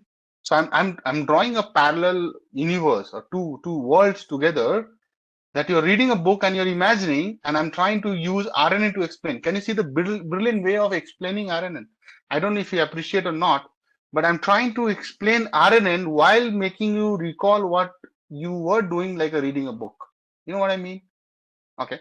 So then the RNN moves to the next word. That's how you will do. And it updates. This is interesting. Its memory now by combining what it remembers in the hidden state with the new word it just read. You know what I mean? This combination helps the RNN understand the current word better. You know what I mean? Step 3. So what I'm saying, guys, RNN continues to read.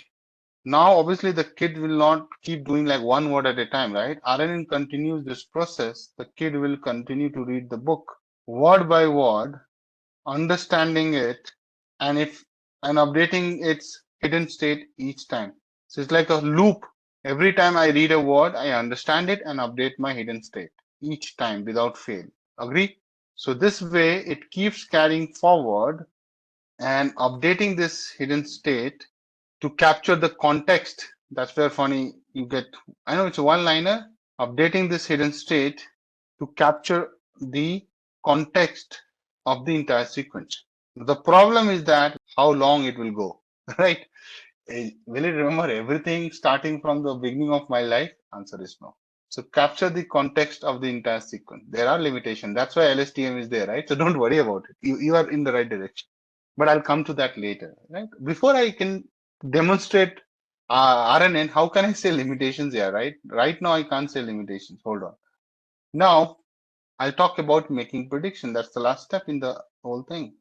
Now, your brain is so good. Does it ever occur to you guys? You start making prediction in the next line in the movie dialogue. You start making prediction in the next line in the novel, right? Obviously, the language will be different, but you understand what is they're going to say, right? It has ever occurred to you? Do you also try to do it? Like you must be thinking what Akash is telling or what you are telling, and I'm reading it. So yes, that's how brain works. And look at this, how good they have done it. You should be proud of these guys who have built this. We have not built it, so we are just the consumer or the user of this technology. But at end of the sequence, right, RNN uses its final hidden state, which basically used to predict. Now they are not doing, so when we are reading a novel and all, we tend to predict, but we actually also read. So it will predict the next word or classify the sentence or perform other tasks. Sentiment analysis is the task. We will do it, guys, here as a use case here, or perform other tasks like sentiment analysis, one of the biggest use case of RNN. In social media world, sentiment and perception is everything. Agree? If you're not happy with me, even I'm doing a great job, I will be replaced. You understand what I mean? Because you don't have the true sentiment about me. You have a false narrative in your head because someone is impacting me, because they are influencing. That's called gaslighting. Psychologically manipulating you. Okay, guys. So yeah, I think this is just a very simple way of explaining how does RNN work. So whenever you're designing a neural network, any one of it, MLP, CNN, whatever, right? First of all, let me tell everybody there are no hard and fast rule for determining the number of neurons in a layer. But it has more to do with what kind of infrastructure you have. For example, iris dataset. There are only 4 input features. I think anybody would take all the input neurons, right? So what we are trying to say that ideally if it is not like 5,000, 6,000, and hundreds of thousands of neurons, means input variable, you don't need to think about importance. Ideally, it will not be in real world. Okay. But in CNN, you can have like 300 by 300, which gives you 90,000 pixels, right? So 90,000 inputs are there, and that's why we do downsampling also, remember? Using the max pooling and all. So yeah, that's there. But ideally, we see that we try to start with the fully connected, means all the inputs we will take in the input layer and going forward. Okay. The other thing you have to keep in mind is that try to do the scaling. So suppose your input ranges are in some data points are like in thousands, some data points are like in hundreds, some are like in 0 to 1. So always is better to standardize or normalize your data set. That helps your any neural network to converge faster. That is another best practice in the input layer I'm talking. Okay. Now, how many hidden layers we should have? We should have one, we should have hundreds, we should have how many neurons there? So there's no rule as such. Again, I'm coming to that. But idea is that at least the thumb rule says that you should take input neurons and output neurons ka average. So for example, if we have, generally we use, and again, this is like an empirical formula, that suppose I have 700 neurons coming as input and I'm dividing. So take that example now, MNSIT data set. So 784 inputs, output was 10 classes, right? Okay. So anything which is average of these two guys, okay. So, 2/3 size of the input layer or half of it. So 350 neurons you might be having in the hidden layers. Now you know that I have not taken 350, I have taken 8 or 10, right? Because I don't have the power, I don't have the infrastructure. But ideally, I feel that for a MNSIT data set, people start with 16, 32, 64 neurons and they stop it because of the computational challenges. But ideally, in the best practice, we have a big machines. You can take 50 to 200 neurons. Again, I'm saying there's no rule, there's no formula someone can give you that okay, these many neurons you have. But it will only come with the right set of questions. Suppose I have a big machine, I would still try with 50, 100, 200 neurons. If I have a small machine like my own normal laptop, I'll not be able to go beyond 8, 32, 64 max. Okay. In a hidden layer. Because it's just sequential transformation, right? So you can have more hidden layer, but within a hidden layer, number of neurons, you have to be very smart about it. Ideally, I start with 8 neurons. You will see 8, 16, 12. Okay. The best practices is that don't do underfitting, don't do overfitting. How will you know it? You will only know it when you run iteration. There's no other shortcut. That's why you have to keep iterating, keep thinking about it. Okay, I know there are some website they will give you a formula or something, but again, I'm telling you, reading a lot of research I have done, nothing works like this. You have to do some overfitting handling, you can do regularization, you can do dropout and other stuff. So we have already covered that part. So, images can be noisy, and I think I want to show you one quick screenshot. So how does an image which can be noisy looks like? I'll put it here. So this is your having noisy image at sigma 90. And so, right, this is the clean image. You see there are a lot of jittery or noisy dots, right? But you click this image and then you denoise. So that's why I have to go into detail to explain that you have come from 9.05, 9.49, right? This is your power of signal to noise ratio. It's communication, electronics background guys would know more. And you're using BFS CNN, right? Your image, which was full of dots, as you can see, it gets really better from here. If you go here, right? It's almost as close to, close to this part, not like 100%, but at least it gets smoothen out, right? This is called power of signal to noise ratio. You can Google about it. So I have done BTech electronics. So this is power, signal power to noise power. If it is more big number, your signal has less noise, right? Means good signal. It's like a good signal. Signal is as simple as that this image. And if this is less than 1, means your noise is dominating. Much less than 1 means you have bad signal. In this case, it means you have a good image, or here you have a poor image, or you can say a noisy image. or this could be your denoised, or I would say less noisiness. So that's why if you guys focus 9.05, it's almost three times, right? Three times. If it was 27, three times the quality of image is increased. But you will hardly see any difference between these two. So now again, they're using a technique called BFCNN. So you will ask me, what is Akash BFCNN, right? BF is bias free, so obviously I can't go in all the details. Okay. Let's talk about RNN architecture. You know that RNN architecture is going to be from your neural architecture. Neural network architecture, it's a feed forward. Let me show you. This is a feed forward. So you go from one layer to another. So I'm excited about that. This is your forward propagation, you can say, right? And you know that you have another layer. So this become input for the next one, and likewise, and finally you have an output layer. You know what I mean? If you go back, it called backward propagation. You have seen this in neural network, CNN.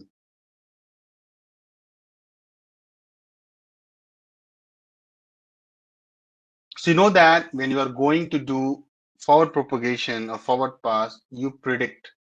This is your prediction phase, right? So during the prediction phase, right, there is there's no context getting about, right? It always try to take a new word and understand the context better.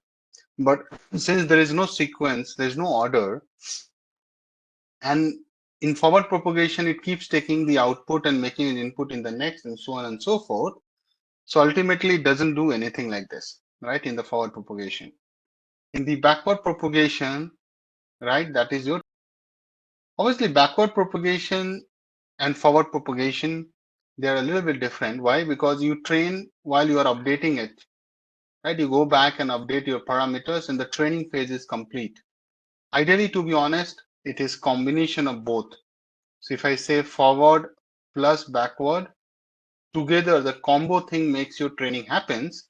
But when you are doing prediction, right? When you're doing prediction, right, it doesn't do anything. It just takes the data and predict for you, right? There's nothing you fine tune in the output. So far with me in the neural network. But what RNN does, RNN has internal memory. And let me show you this. In terms of architecture, I'm saying. So if you see, I have already written few of the things. So if you compare, this is a feed forward neural network, guys. I'm just saving some time. And if you observe, I have highlighted something, this part. Can you see there is a circular loop on this node itself? I think someone also wrote that. So this is what helps you to do. It helps you to store in the internal memory. Do you see that? You can't do this here, anything like this, right? There's nothing like this. So I can say that no, I can say that there is no internal memory.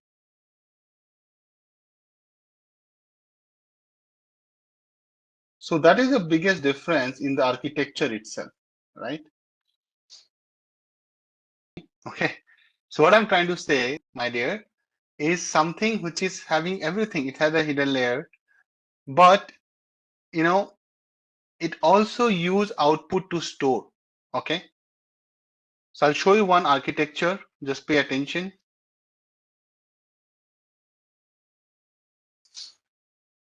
I'll explain everything here.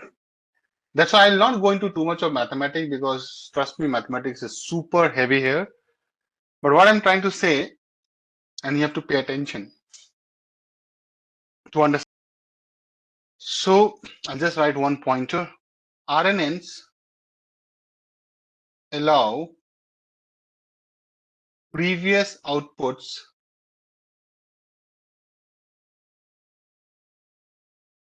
to be used as inputs while having hidden states. Now this line has a lot of depth. How we will see. I'll try to show you. It's not easy to show you within the box. Here, understand here. So here XT represents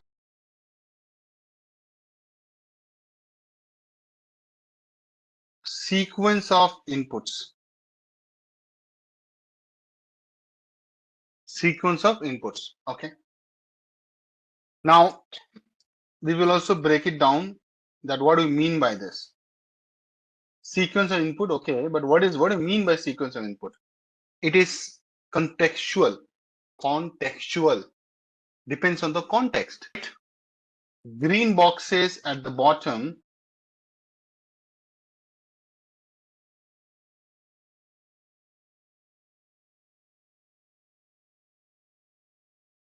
denote the input sequence. Sequence. About yesterday. Now we are labeling as what? So this T is like what? X1, X2, so on.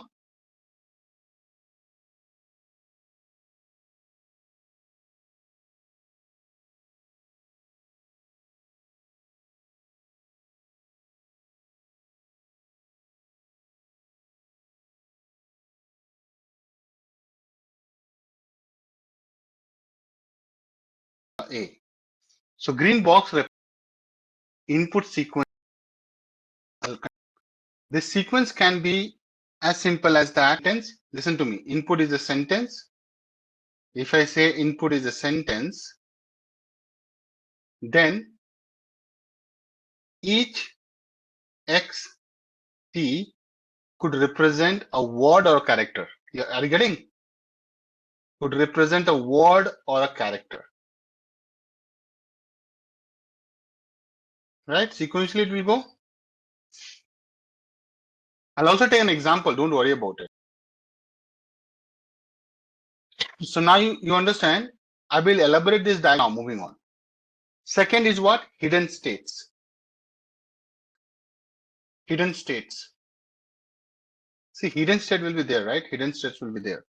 Hidden states, we are saying that the blue, can you see that is what? Let's say in the diagram, blue rectangles in the middle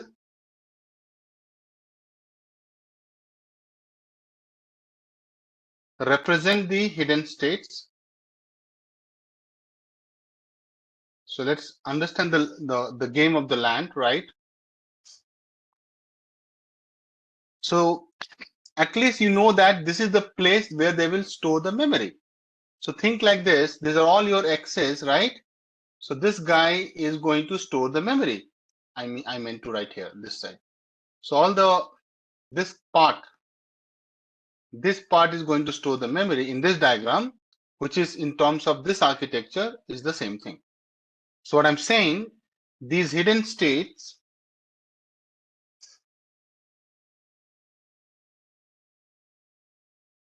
maintain the memory of the.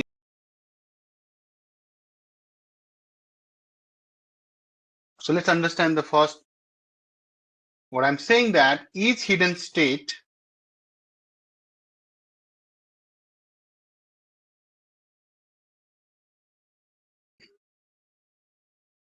AT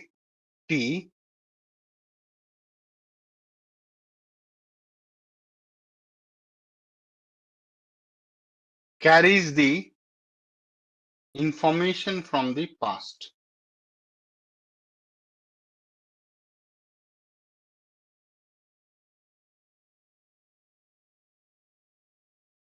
Past inputs up to the current step T. Okay.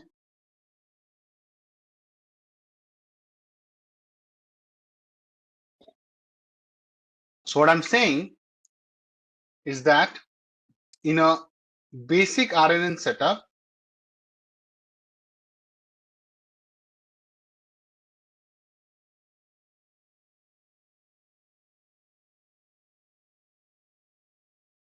paying attention, the hidden state AT is computed, right, at any point t is computed using the current input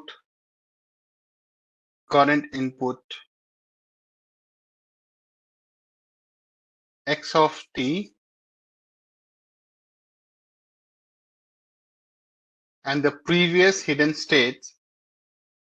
And what is going to be the previous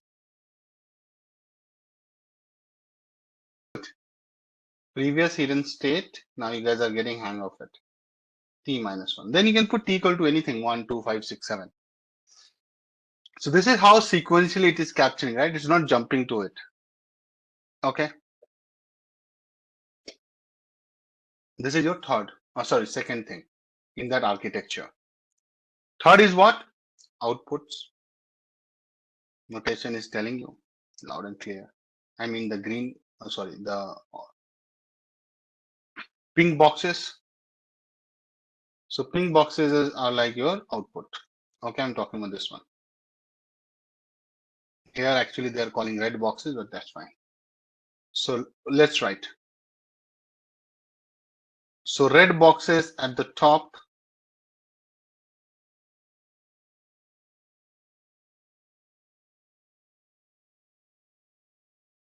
denote the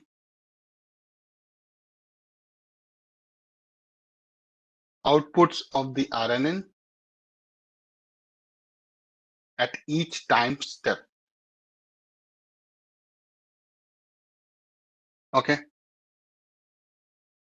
Labeled as Y1, Y2, Y3, and so on. So I'll show you again. Look at this architecture. Now it makes sense. So what you're doing, guys, apply your AT-wala method. So Y1 is going to be what? Taking the current input and the previous hidden state, right? So it will be what? X1, taking the previous 1 minus 1, A0, getting the Y1. Okay. Then this Y1 is going to get stored here. So when the next time you do X2, it will come A1, taking the previous and using X2 as the current input. It is already capturing what happened here, right?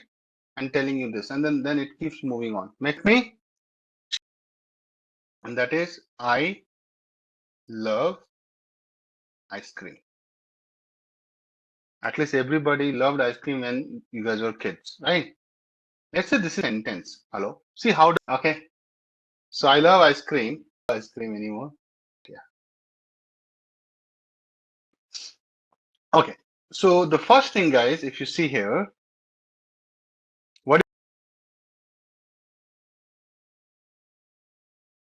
don't say cream, guys, it's coming from left to right.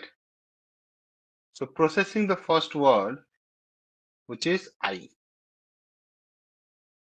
See? First word I. What will happen here? Now to process this, RNN will start with some initial hidden state. Generally, it will be set to some standard random values, right? You remember that? It can be as simple as zeros also. Then I will be passed into the network. RNN processes the word I and updates its hidden state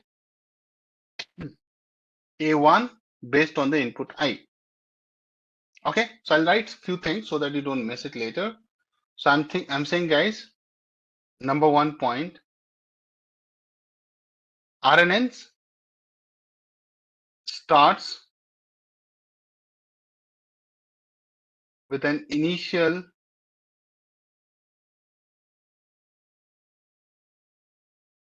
hidden state,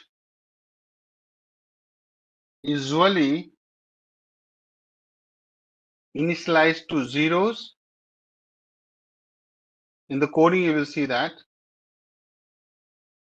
or random values. Guys, you really need a hidden state, right? So you need A0, okay, for the first input. Don't worry. The first input I, it will go to the network. First input word. What is that word? I know it's one character, but you are going to pass into the network.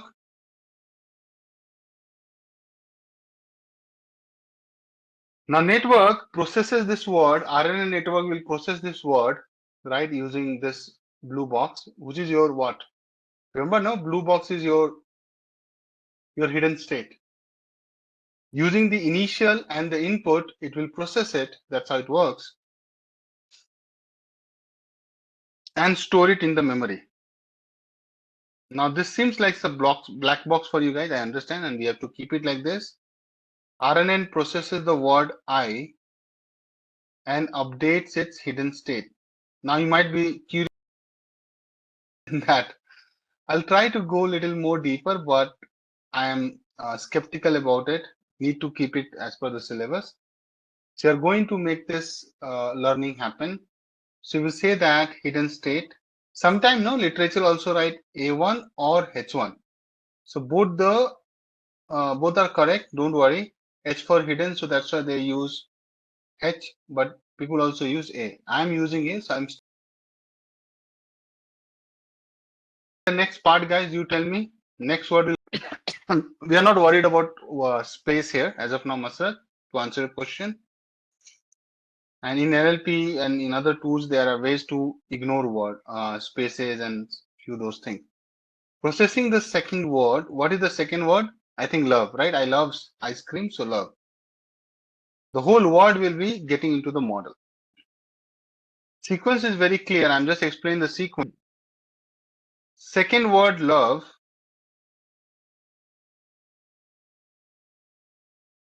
is passed into the network, which is your RNN network, along with the updated hidden state. Now this is something tricky and you have to understand.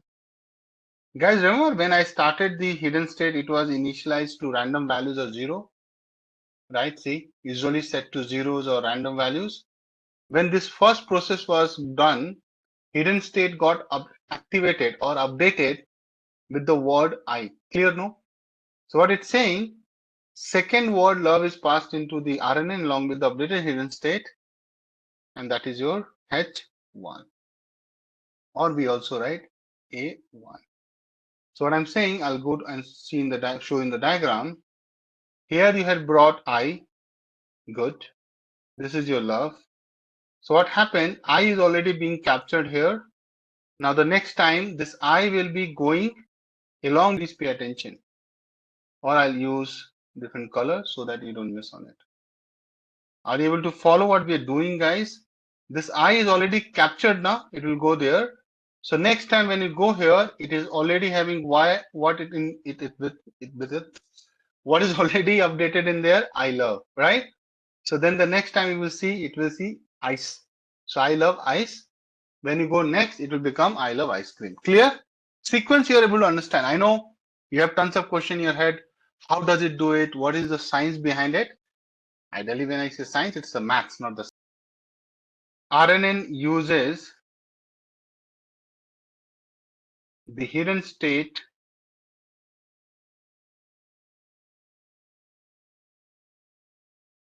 H1 or A1 along with new word. And what is the new word we had, guys? Love. And this to produce, alter the hidden state, right? So to produce a new hidden state called H2 or A2. Cool, no, guys? Thing you can say processing the second word, moving on to the third word. But this is how the model updates. I told you. And the next will be processing the final word or the fourth word, 3.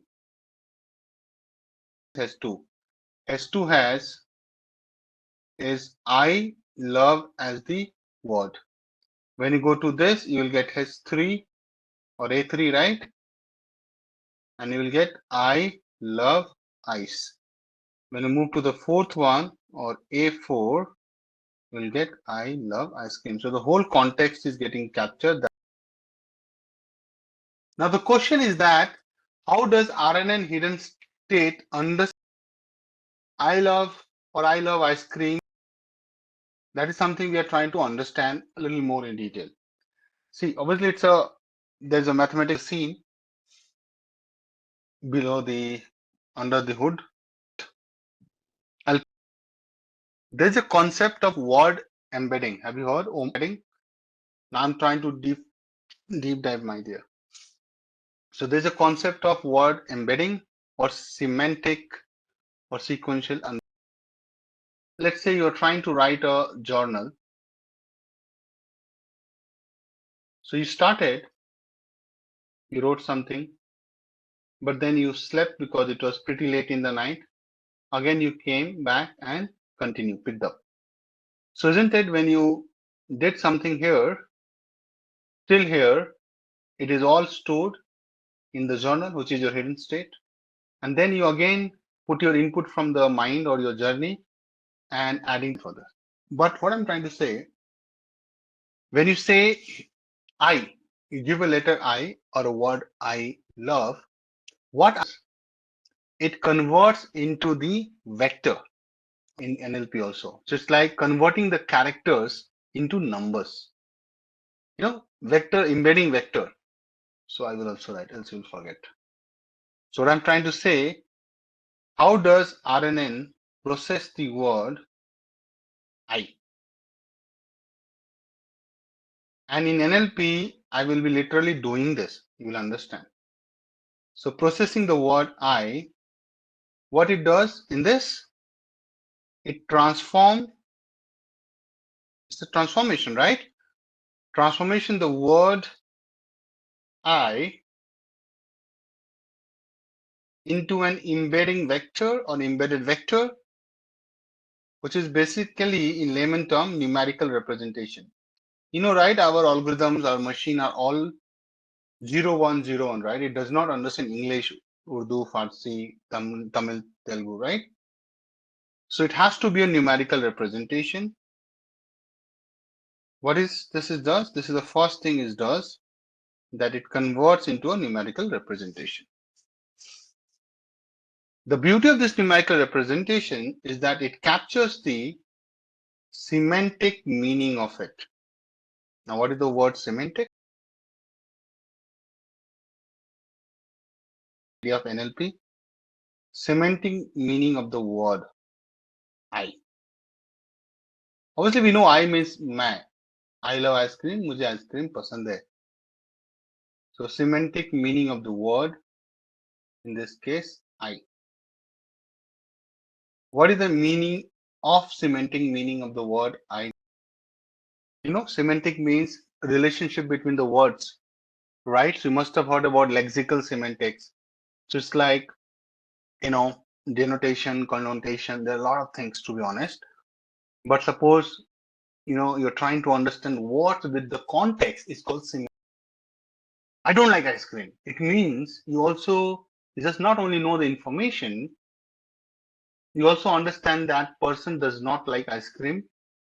And if he tells that, I do not like ice cream and some reasons, you know that the person doesn't understand does not like the ice cream with this reason. So you understand the whole context, yes. Because it's very important that context is here. I'll give an example. I walked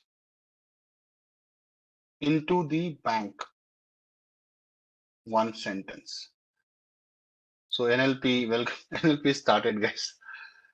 So now I think you'll be feeling happy about it.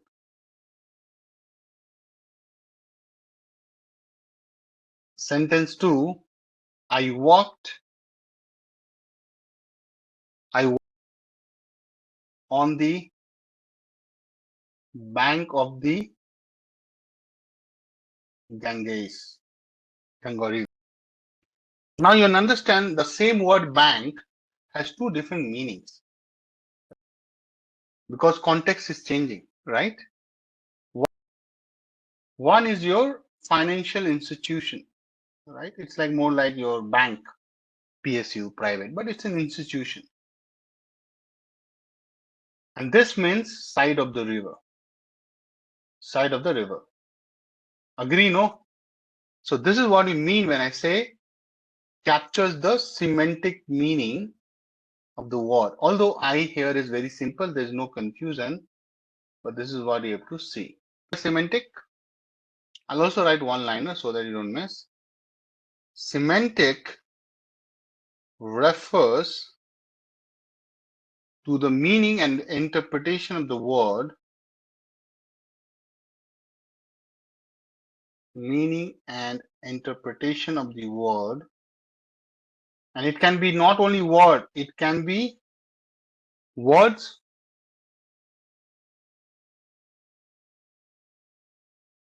phrases, sentences, and symbols too. All right. I'll tell you another example. Right? Brick in the wall has one meaning. Brick in the wall. It's like we are talking about there's a wall and right, and there is a brick. So brick in the wall. Right? You understand what I mean? A bricks in the wall. But if someone like one sentence, we are just brick in the wall. You know what is the meaning of this? Now the two things have different meaning altogether. Trust me on that if you're not believing. Very good, Francis. So we are like one brick in the wall. We are insignificant. We are like one drop in the ocean. You know what I mean? One brick in the wall. So now this becomes like an idiom. Very good. This is just like a phrase. Meanings are too different, right? This is actually meaning brick in the wall. Right? This is actually meaning brick in the wall. But here things have changed.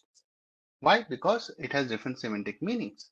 So we're saying that semantic refers to the meaning interpretation of the word, sentence, and symbols. The context. Okay. I'll highlight this. Good. So I'm saying that processing the word I'm saying that processing the word converting it into so model tries to understand the semantic meaning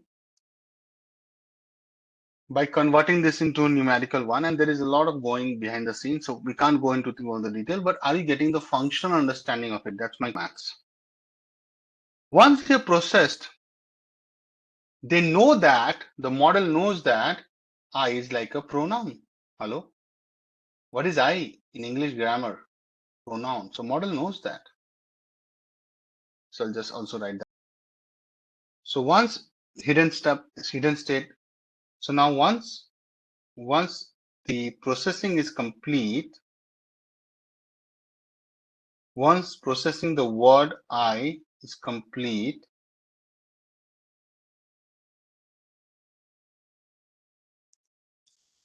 the hidden state H1 or A1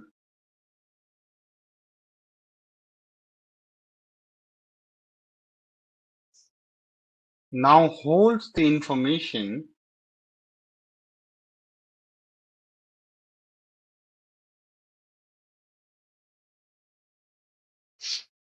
about the word I. Now this is a very first word, and it can be as simple as like, it has not a lot of meaning to it, like recognizing it as a pronoun. But it's a good identification, na guys? And model would be able to understand that pronouns are generally the subject. Hello? Pronouns are generally the subject of a sentence. Come on. He, she, I, right? These are all pronouns. You know, he, him, her, his, her, right? He, she, his, her. and him. Okay. Subject of a sentence. Now, guys, those know grammar, they know there is subject. I don't want to teach grammar. You can refer to Ren and Martin. So what we are saying that now model also understand, my dear, that this sentence which I'm going to look at in some time is going to have a sentence. So in essence, I'm saying in essence, now your H1 or A1 is now aware of the fact, see this is how the model is learning, is now aware that the sentence has a subject. This is a big learning for the model. Now again you can question me, but how is it learning? That's what I'm trying to not go into, and it's a little difficult. Now once you do this, now I will process the next. Yeah, how is the mathematics? That's right, and that's what I'm trying to avoid, because see, I have some, see, to be honest, I know exactly what happens, and trust me, I know, because it's all my interest. To be honest, I was not taught.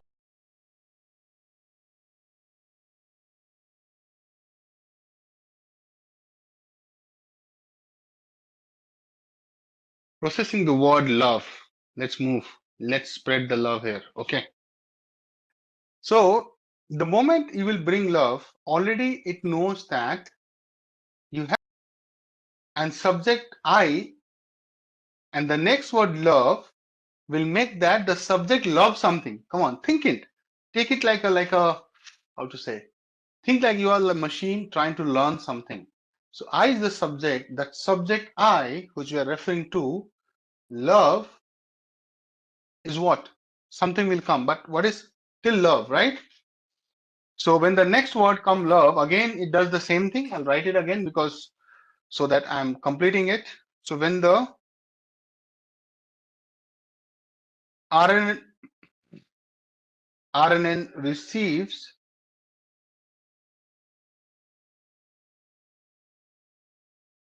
the second word love,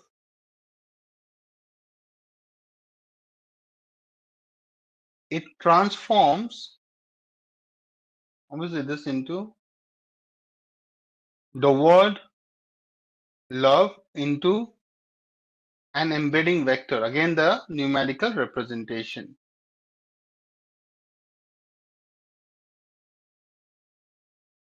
which is your x2, right? Which captures the meaning of love.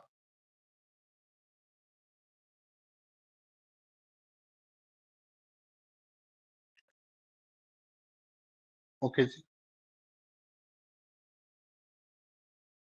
Now, next thing happens. This is the first step. The next thing which happens is what? It also updates the hidden state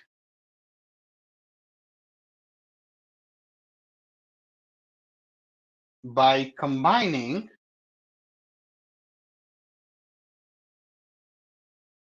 x2 with the hidden state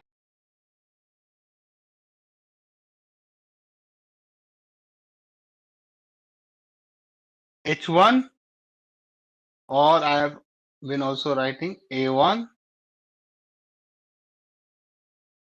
with the hidden state, and this is your previous hidden state. I'll write in bracket,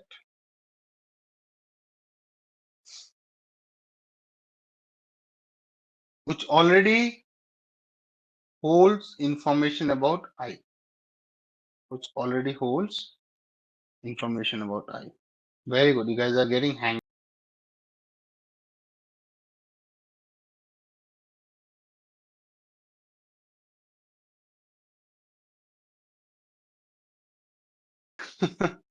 I know, at least I can give you what is the maths looks like, so that you don't say that Akash did not tell any maths, but I'll tell you the maths. How does it look like? The first update we did, it looks like this: h1, or you can write a1 equal to tan hyperbolic. So the activation function we use here is tan hyperbolic. Weights hx multiplied with input. This is what we do, weighted sum. Weights into the input plus WHS, HH or HS, how do you pronounce? H0 plus BH. Don't worry, I'll explain the terminologies. Here is what?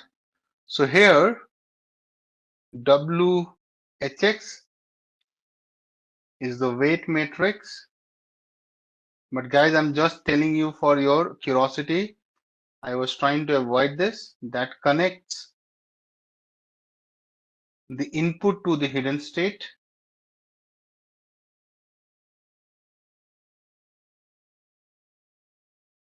Okay. And you can clearly see, right? H in hidden state and X is what? Your input, right? Observe this, guys. Cool. What is your WHH? This is like weight matrix connecting one hidden state with the other, right? So weight matrix that connects. Both are H means hidden state, which means connecting the previous hidden state with the current. Can I say that, guys? And it's important now that you have access to current as well as the older. BH is the bias term, most easy term to identify. Bias term, and tan is another easy term, and that is your activation function, tan hyperbolic.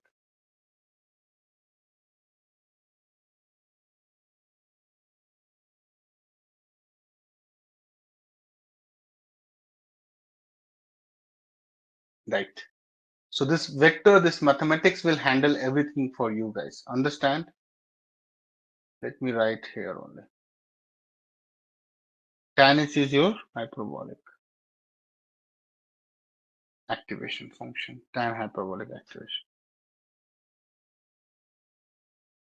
Now, for the second layer, it's the same thing.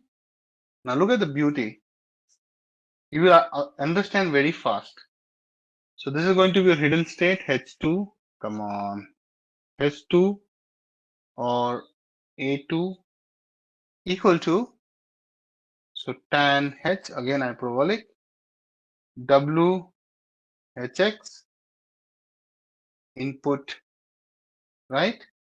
Second input plus, what is your second input? The word love, the embedded vector love, WHS dot H1 plus BH.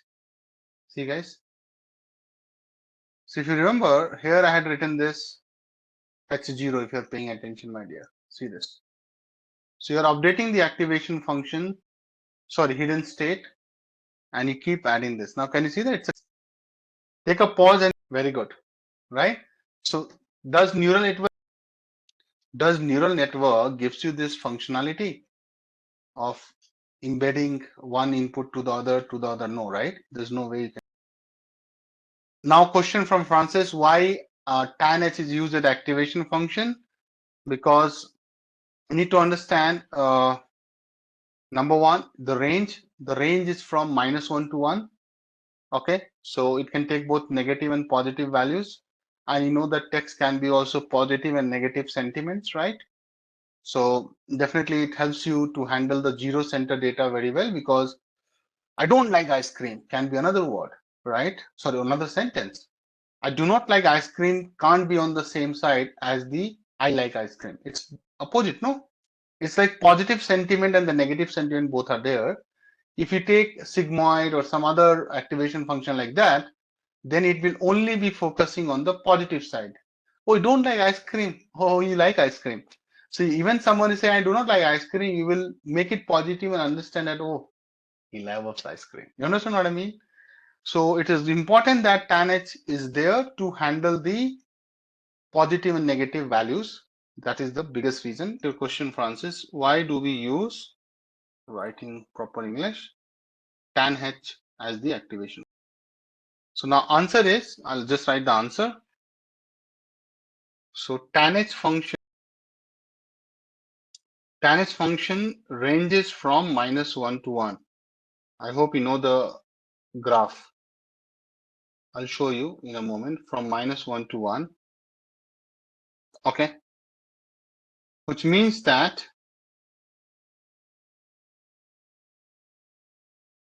it produces both negative and positive values, which is advantageous, which is an advantage, or which is advantageous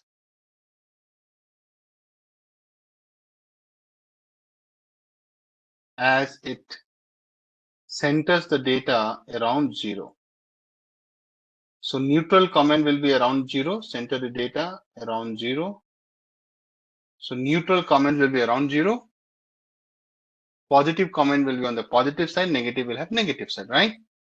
And because of this very clear-cut demarcation, your modeling becomes better, so making optimization and convergence faster.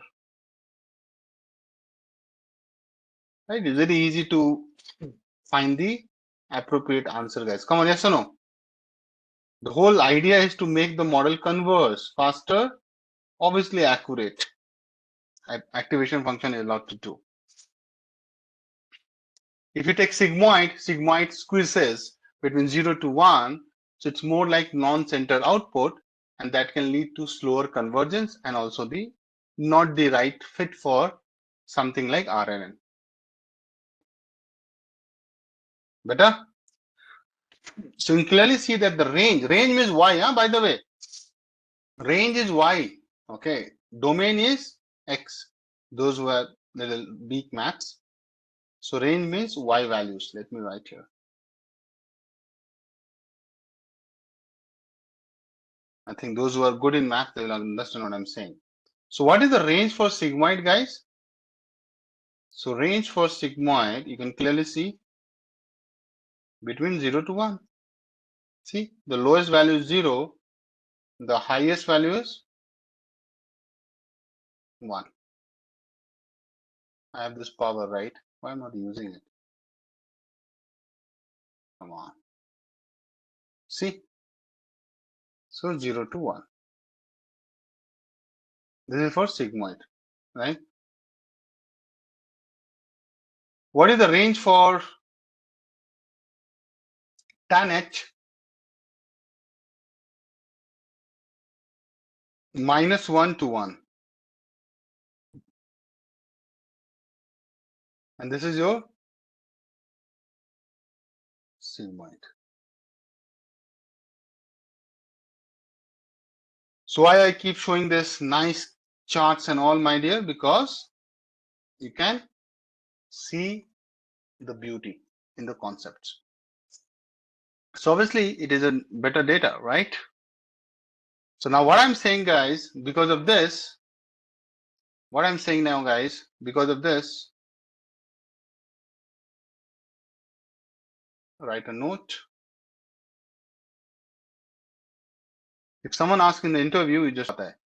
So that's the reason RNNs often use Tanh. It's not like this is the only function you should use and all the time, but it's one of the most preferred choice for modelers, as the activation function, as they need to capture what RNN model need to capture, which I have been telling you guys, both positive and negative relationships. This is reality. Life is not always rosy. It has also thorns, right? A lot of thorns. Both positive and negative in sequential data. Like I said, no. I love ice cream is one sentence.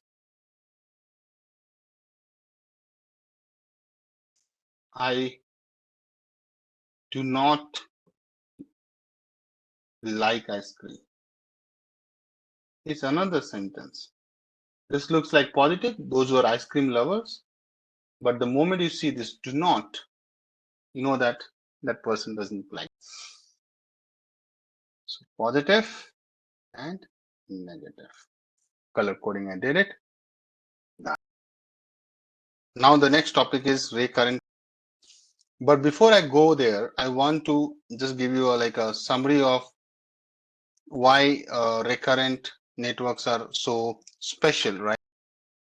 So now summarizing the RNN.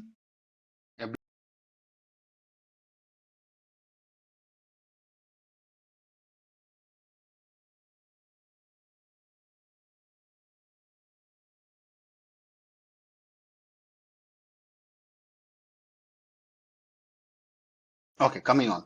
Internal memory. So this is important. This is the key features, right? And key features in contrast with what?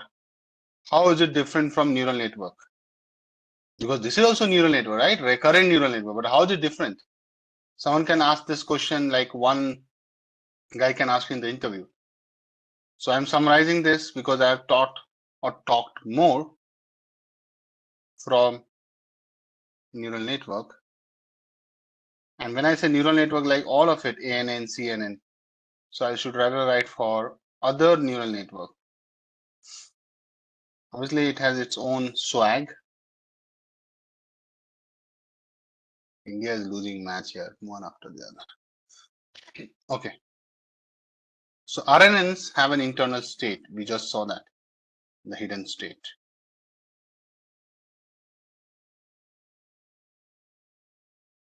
That allows them to retain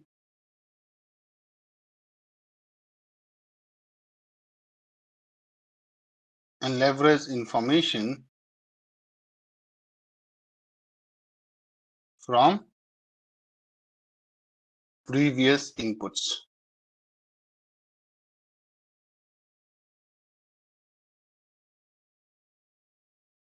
which is crucial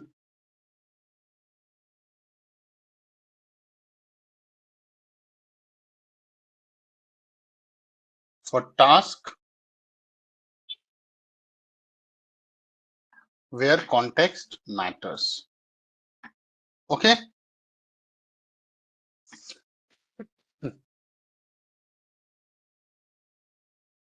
That is why internal memory is one of the coolest feature it has.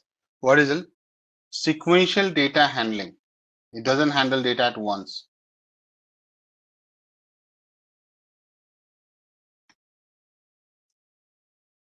So,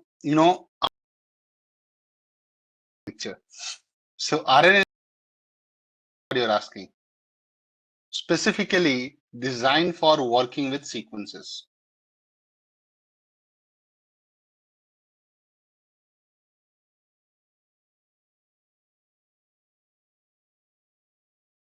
Okay. Making them ideal for applications like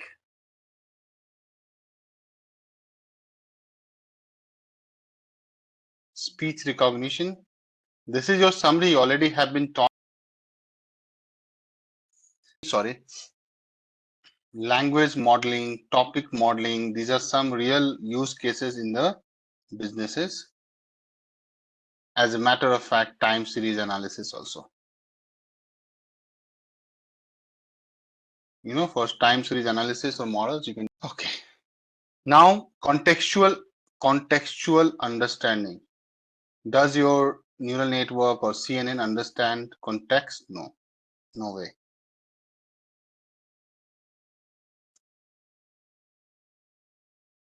So RNNs can interpret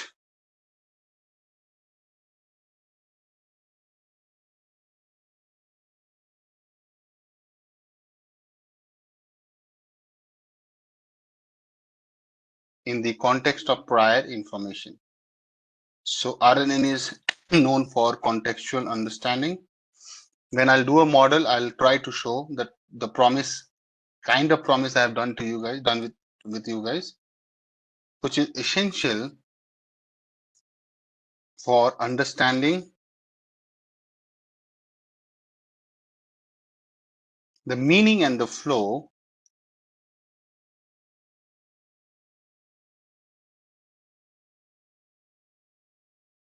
in natural language tasks.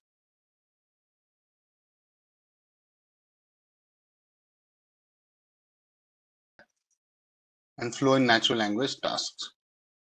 This rate. And last but not the least is dynamic adaptation. So RNNs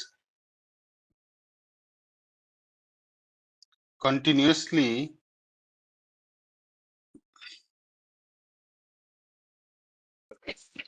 updates internal states.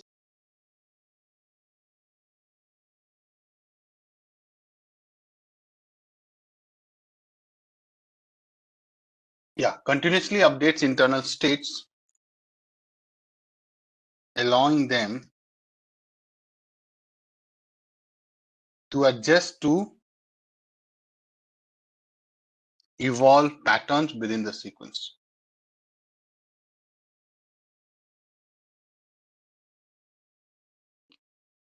There are different versions of RNN architectures, and there are different types of RNN, guys. So let me show you one by one. Can you see it? What I showed you at the first thing is your one-to-one.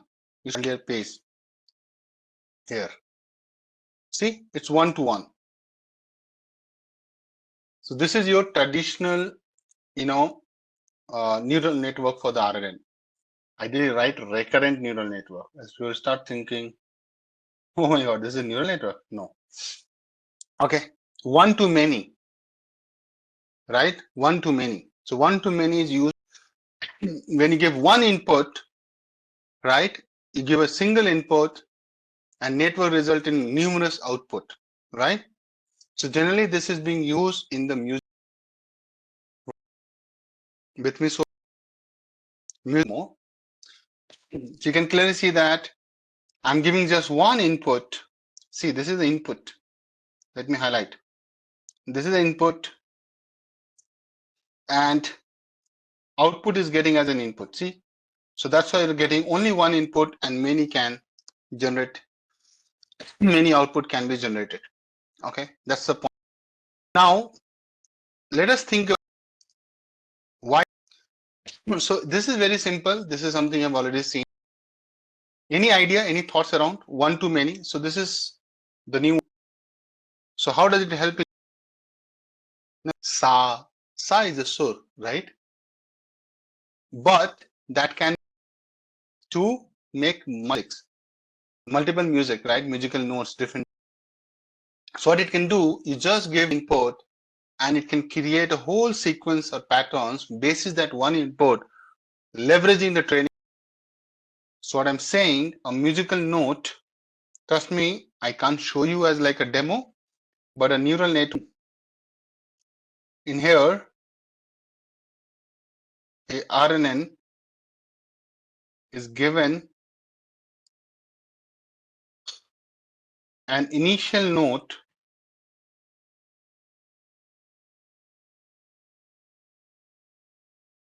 or theme as input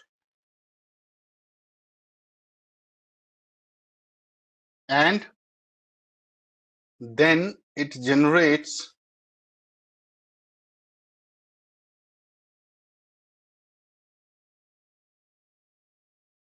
a full sequence of musical notes based on that input.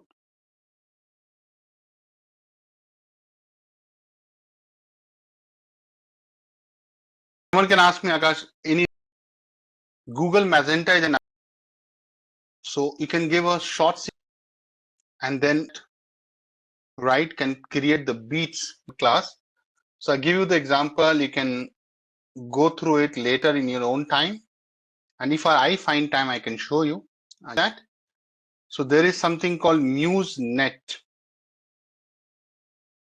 And there's another one, Magenta. It's not the color. Magenta use neural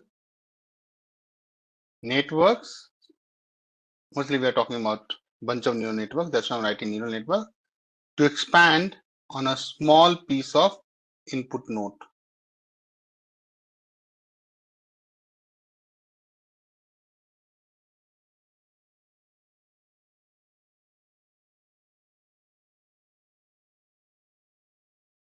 And create longer.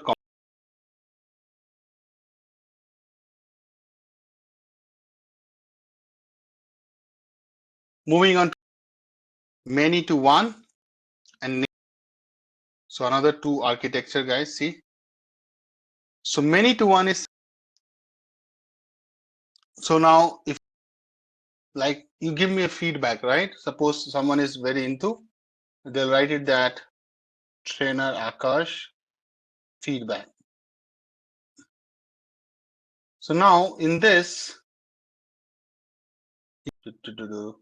so many inputs you can give, right? Many. So you can give many, writing full on about me. Now overall, it can be a, okay. But ultimately, guys, it will be what? Out of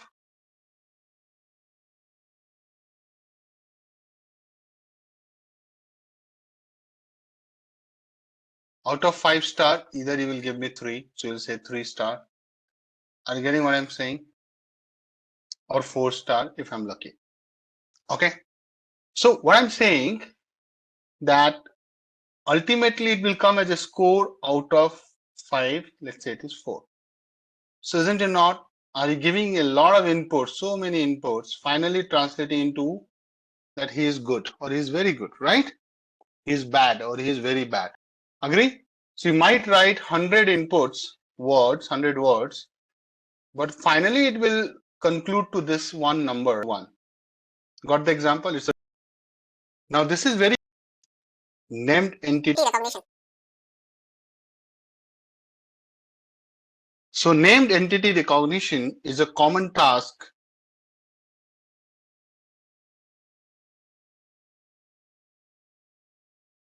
in natural language processing. What is natural language? The language we speak is natural language processing. It's a big area. So this named entity thing that involves identifying and classifying and in text. So entities are all in text into predefined categories. And I'll show this in NLP, such as names of person, organization, location, dates, many more.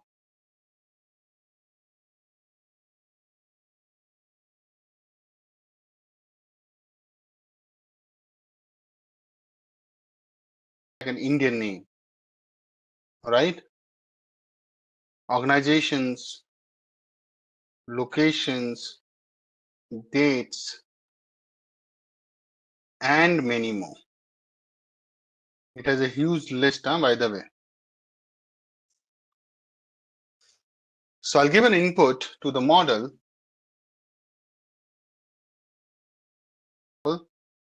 I'm saying that Apple is looking to buy. Apple is looking to, Apple Inc. is looking at buying UK startup for $1 billion. It goes into RNN, this input, RNN model. The output you will see the same sentence, but it will be able to classify real quickly if the model is trained. It will say Apple Inc. It will know that it's an organization because of the database information. Looking, buying, right? It will know that this seems to be actions. So Apple is doing some actions, right? It will also know UK means it knows that it's a location, it's a country, right? It's a country. That's what it means. It understands line by line, guys. Startup, again, it will say startup means what? It's an organization, some organization, but the name is. And the language thing we can, and if I say this is $1 billion, so billion is the amount. So it knows that it's the money, and it also knows that what is the currency. Because the model has been. This is how does the output looks like. See, person, Steve Jobs. Organization, it knows that Steve Jobs is a person. Organization is Apple. Location is Cappuccino. Chipitino. I don't know how to pronounce. Date, third, time, money, percentage, product, event, Golden Gate Breeze. You understand? So it understands a lot than you can expect, right? So that's why Google Translation, I'm talking about the Google Translate. So if I say something in English to Hindi or English to Tamil, the number of words for the sentences I have spoken will be different in different languages. Agree? I'm talking about the number of words. That's why it's called many to many, but we don't know is it going to be equal or not. So I can give you a scenario. So people learn French. A lot of people are learning French to stay in Europe. So someone is trying to learn English to French.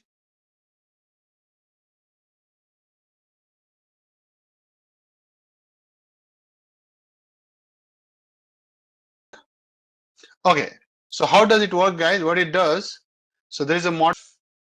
So sequence to sequence, it's called sequence to sequence, which is SEQ to SEQ, model with attention.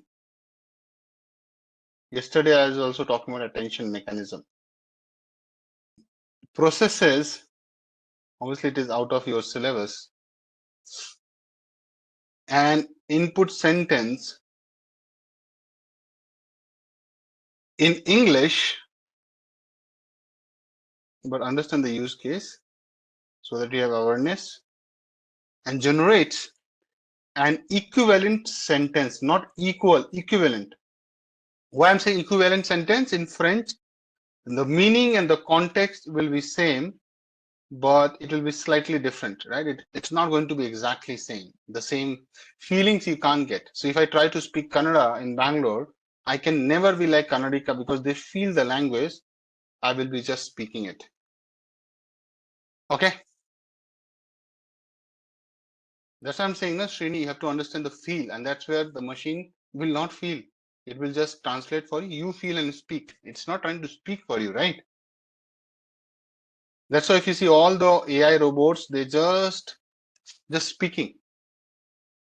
The encoder reads and understands, right? So there's an encoder and decoder. So encoder reads and understands the input sequence, and decoder generates the corresponding translation.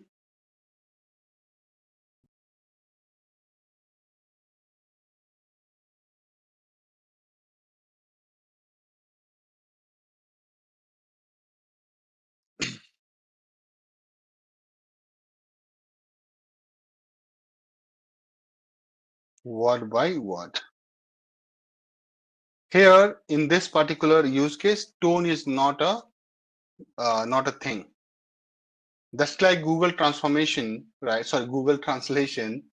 It just generates the word, right? So if I say, can you try the same thing here. See, I can't show you this or can't make you listen, but if you try this, it will just read. There's no feeling. I love watching, right? You will see that it does the same thing without any, it's just a translation, my dear, okay? It doesn't give you a feel or vibe. Agree or not? Just do it and tell me. Now tone is coming with AI and all. Google Translation is like one of the best use cases in the world. Yeah. Advantage I've already talked. Let's talk about limitations of art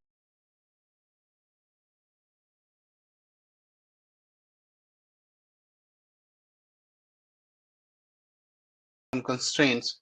So one of the biggest constraint, which is a topic for the interview, please note it down, and that is called. That's I'm next session, but I'm giving a teaser.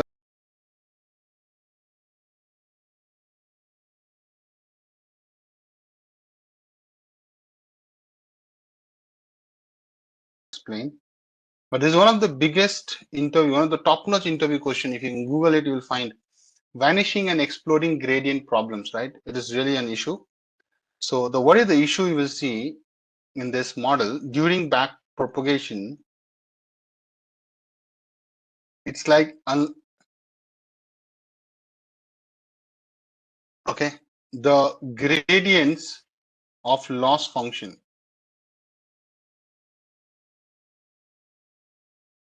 with respect to earlier layers, gradients of loss function with respect to earlier layers become extremely small. If something is vanishing, means what? Gayab, right? In Hindi.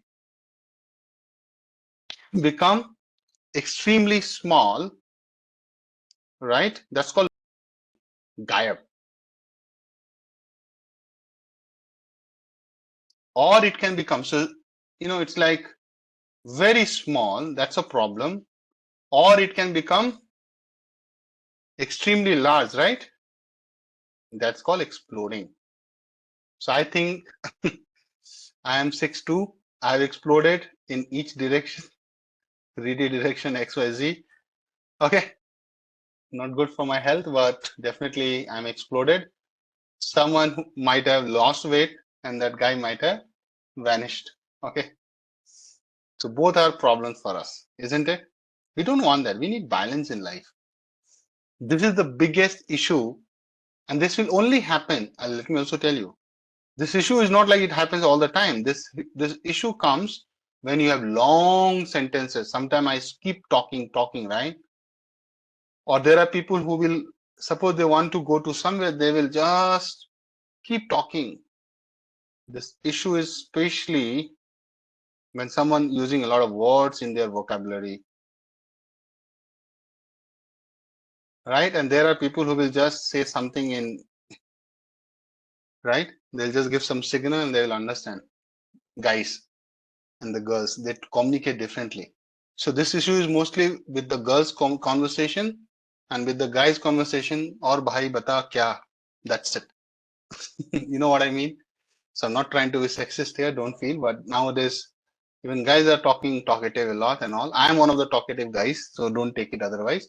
But I'm just trying to make you remember or give you a mnemonic to remember this. Now, what happens if you keep giving long sequences, is right? The model needs to. So this is the issue. But this is the issue. What is the impact?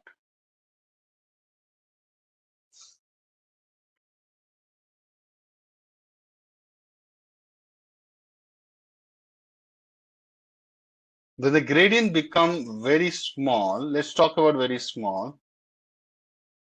Is there any intelligence added in the next layer? So earlier layers receive very little information because there's no intelligence, right? Very little information during training. So your trained model is crap. So all the earlier layers, they receive very less information during training, making it difficult for the network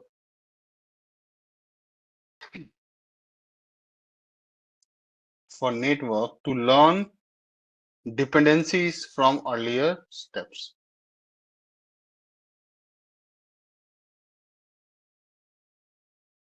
Make sense?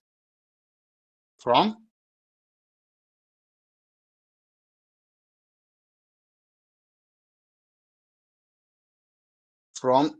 earlier time steps. Now I know you might be thinking in your head how little or small gradients are related to these. Now, second point, which you guys were telling, maybe might have done some Google or might have known from your earlier or prior information. RNN has inherently difficulty with the long-term dependency. Difficulty with, that's a second important drawback or limitations. So long-term dependencies.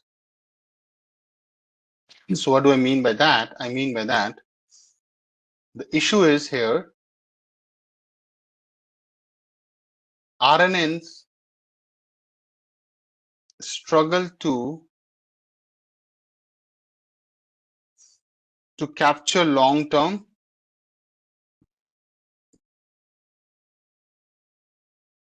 dependencies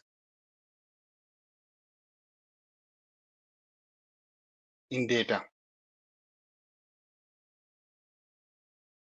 So what we are trying to say, as the length of the input sequence increases, suppose you are giving 100 words, or even I would say here in this case 50 words, model is totally gonna screw up. And what is the reason for it? Because RNNs tend to forget. It's like Ghazni. It has some limitation, na? Ghazni has limitation of how much time? 15 minutes, right? So it has limitation in terms of short-term memory. So RNN tends to forget the earlier information due to their short-term memory capacity. This is the model drawback. Now you can always question me, prove that it has short-term memory like 1 MB. I can't prove that, guys. Then you have to go into the depth you have to go to 30,000 feet under the ocean, okay, which is not the scope. If you want, obviously I can also get crazy when I have to explain this, because that is not something so easy to explain. It has a short-term memory capacity.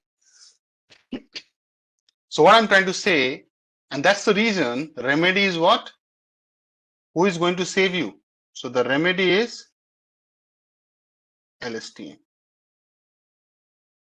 Okay, that's where the topic. So model is not able to remember things, and to a point it has to do with this gradient issues, because long-term issue creates problem.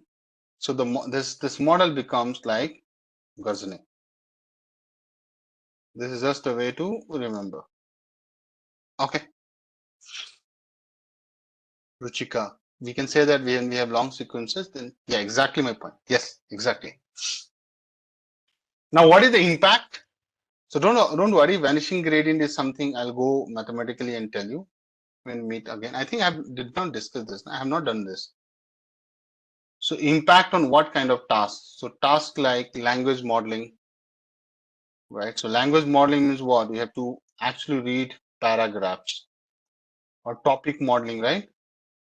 Or understanding contextual meaning of a para, right? Suppose someone has given an abstract and they are saying, do you understand what is the gist of this? So suppose I give you an article of 200 words from a newspaper and I ask you that give me a headline for this news, right? Then this model would fail. Agree? Suppose you're working in a news agency and you are looking for some catchy headline. You need to understand the news, right? So generally people write the news and then they look for heading. You know that in journalism. So news headline has to be catchy, still capturing the essence of the article. So in this kind of work, these kind of models won't be able to useful. Won't be. The sequential nature is going to create issue and that is something called lack of parallelization.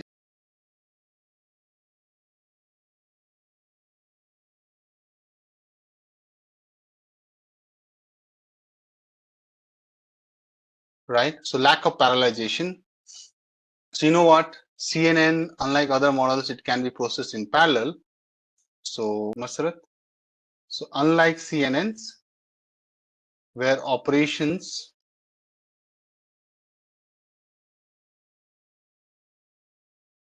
are where operations on different pixels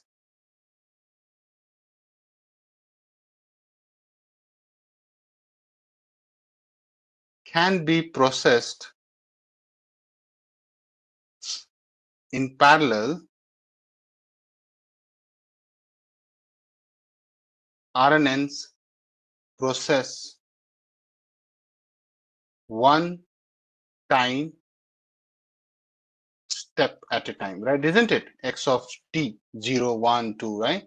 So RNN process one time step at a time. You give one word, you give one big sentence, doesn't matter, but it will only process one time. Let me highlight, process one time step. So what is time step? This is your time step now, T0, T1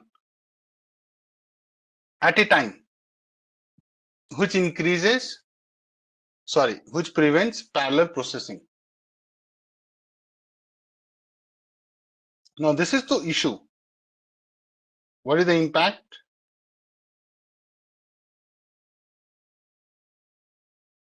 Impact is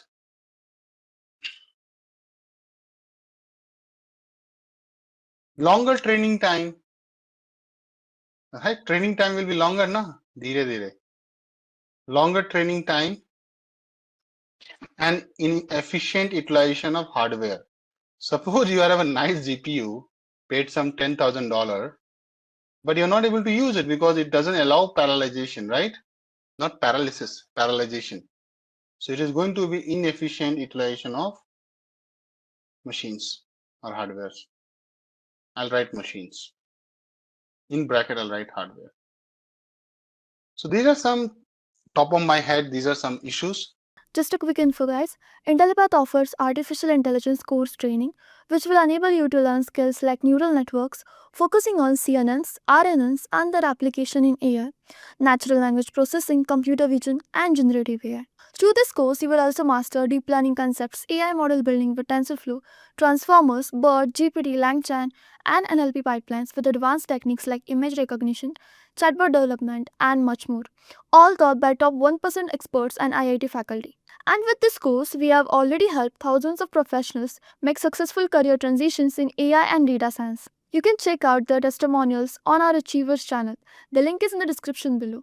And without a doubt, this course can set your career to new heights. So visit the course page link given below in the description and take your first step towards the dream career growth in the field of artificial intelligence. Natural language processing, that's the topic. So I think I would like to start with this bullet point. NLP is one of the hottest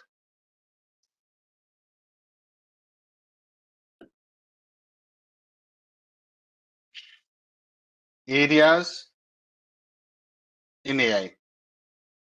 You will be surprised to know that you have more jobs even with respect to jobs.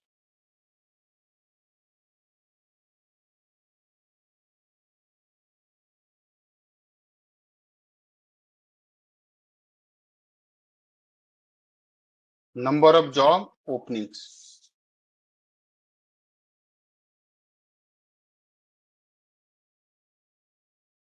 What is natural language processing?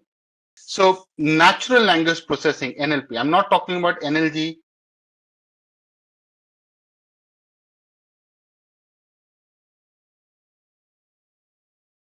So natural language processing is a branch of AI. AI is artificial intelligence focused on enabling computers to understand which I saw some of the guys have written. Understand, not only understand, we have to also ask them to interpret and respond to human language in a way that is both meaningful and useful. Now, this is a very important line, meaningful and useful. See, meaningful is one thing. So if I'm asking something, but you're saying something that has some meaning, but is it relevant for me, right? Suppose you ask Alexa or anything like that, right? Tell me something about air quality index. Air quality index, if I'm asking, right? What is the air quality in my area, for example, and I say in Bangalore. So let's say Alexa replies, air quality index for Delhi is 300, right? Is it useful for me? It's meaningful, right? Obviously, Delhi air quality index is telling me it has some meaning to it. But is it useful for me? No. Relevance is the key, right? I want to know the cricket score for India team. They are telling out it's telling something else. So that's why it's very important that machine needs to understand. See, first thing is that understand. Then machine can interpret what I'm asking so that it can respond, right? See, it's all in like sequence. If machine cannot interpret, can it respond to it? No, there's no way. Understand, respond. So this is step 1, followed by step 2, and this is step 3, right? So any time when you're explaining NLP to anybody in this world, you have to come to this part of the definition. Understand, interpret, and respond, right? Now you might be thinking, Akash, what about NLG? Obviously, when the machine responds, it does the NLG. So it's like implicit definition of NLG is already being captured here. Suppose if I am talking to Alexa, correct? Yeah, it's so guys, again, no marketing intended.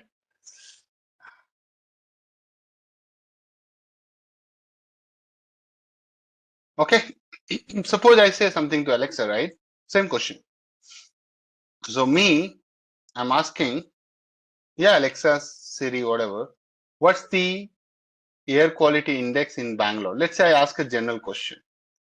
Alexa says,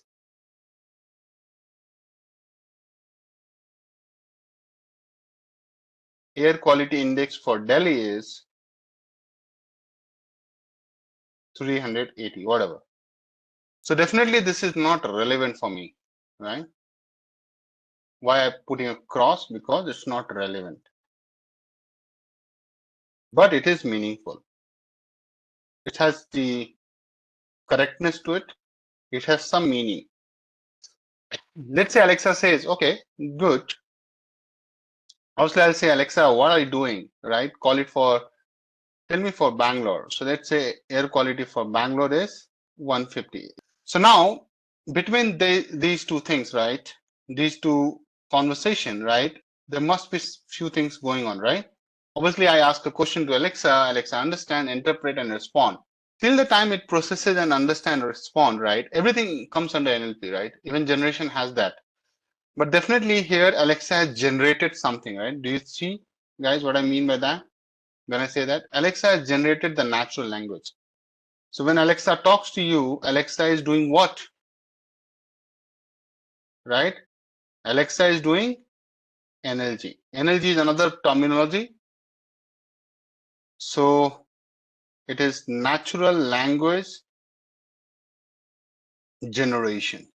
This is NLG definition. One more line which I want to write. NLP mathematically, if you think, from deep learning and machine learning side, if you see, NLP combines computational linguistics. Now this is a new terminology for a lot of people here, right? Computational linguistics with ML AI models, right? So everybody started with ML, then moved on to AI to process and analyze large amounts of data. And trust me, text is something like large amounts of data. Now, though, ChatGPT is like with the LLM models.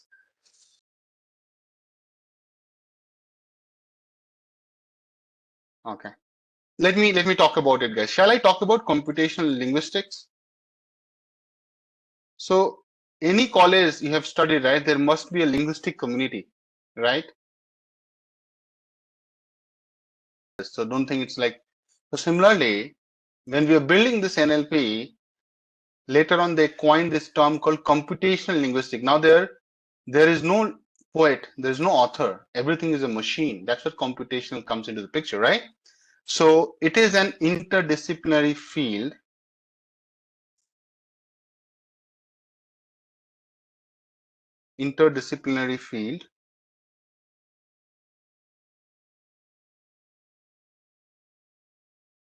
that combines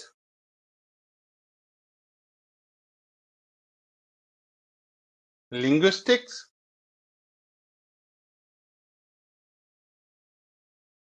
and computer science.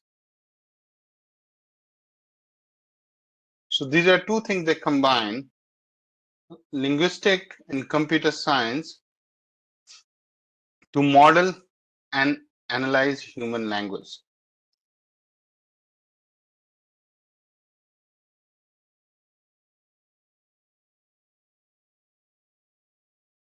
Let's talk about some key areas in this field.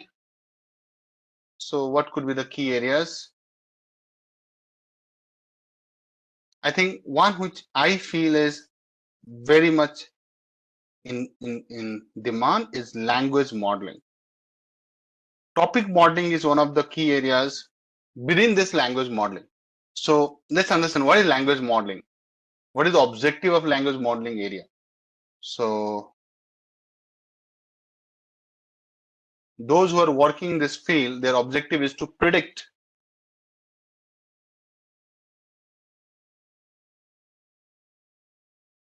the probability of a sequence of words.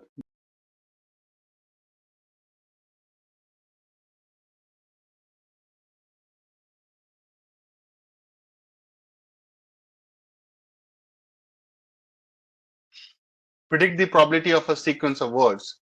So I think smart compose is a little far-fetched here, but examples like, speech recognition.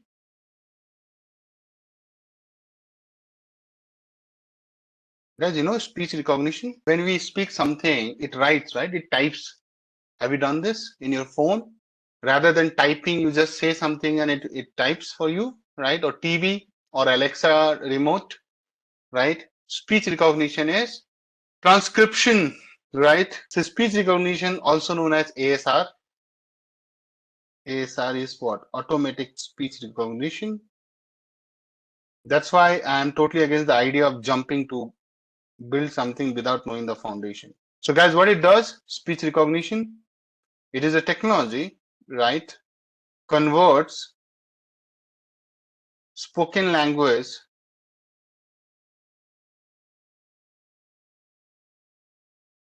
into written text. That's it, nothing else. I don't know how many of you guys have done this. So when I have to do something, I have to write a lot of content, right? I don't type. So those who are having a Microsoft PowerPoint, so in consulting, we have to make a lot of slides. So we think a lot. So whatever we think, we talk. So what we do, either we use PowerPoint to capture it. PowerPoint has a dictation, you know that? So I've used this service a lot. I'm a big fan of it. It does a good job, by the way. So if you want to increase your productivity, you have to go to the PowerPoint, just take a text box and do it. I'll make it a little more bigger. Can you see a mic button there? Dictate, it says, come on. So this dictate thing is it will dictate. So you have to just talk through any of your mics. And trust me, it's really good. I have tried it and tested it for a few years. Whenever I think it got launched, I forgot. But yeah, you can also use it. Now there are a lot of apps which can capture. You can use your phone. Okay, so that was one of the key areas. I think language modeling, right? Within that, I took an example of speech recognition. Moving on.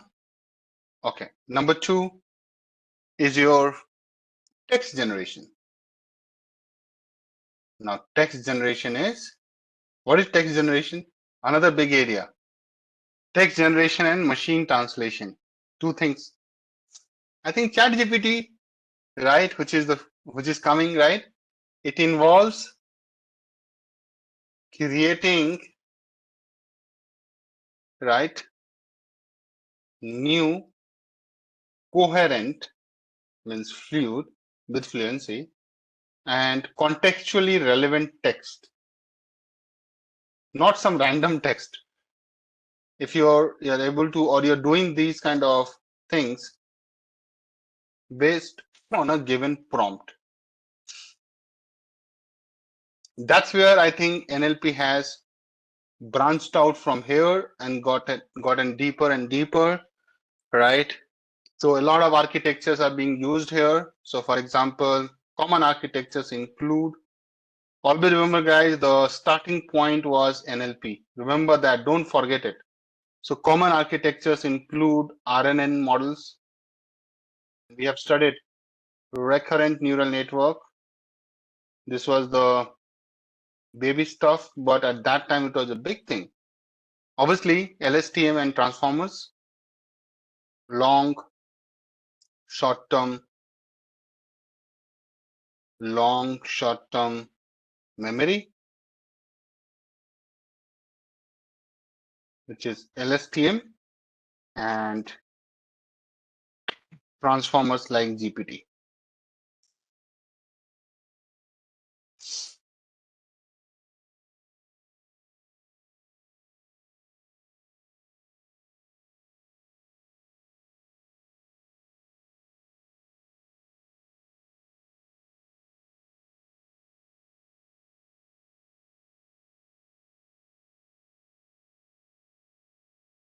Now, another big area is what? Machine translation.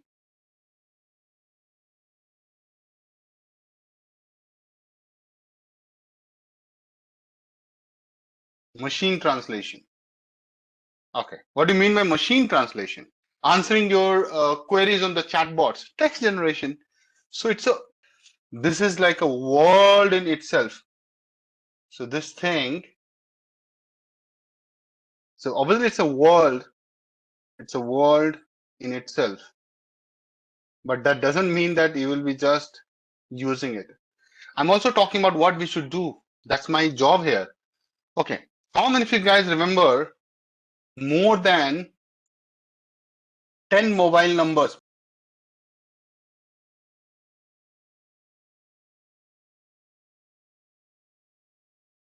You know, my aunt, she is like 75, right? 70 or 75.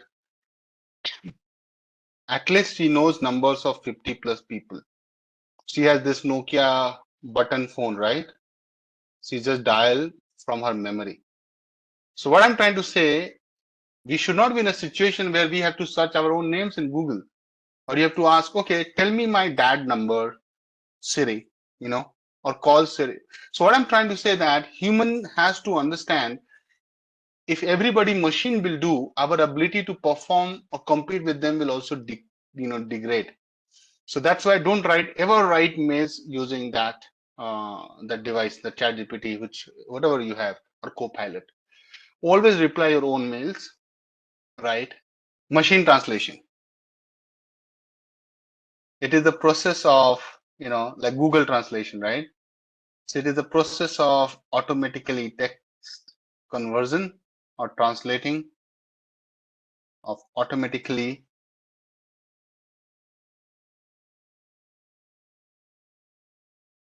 translating text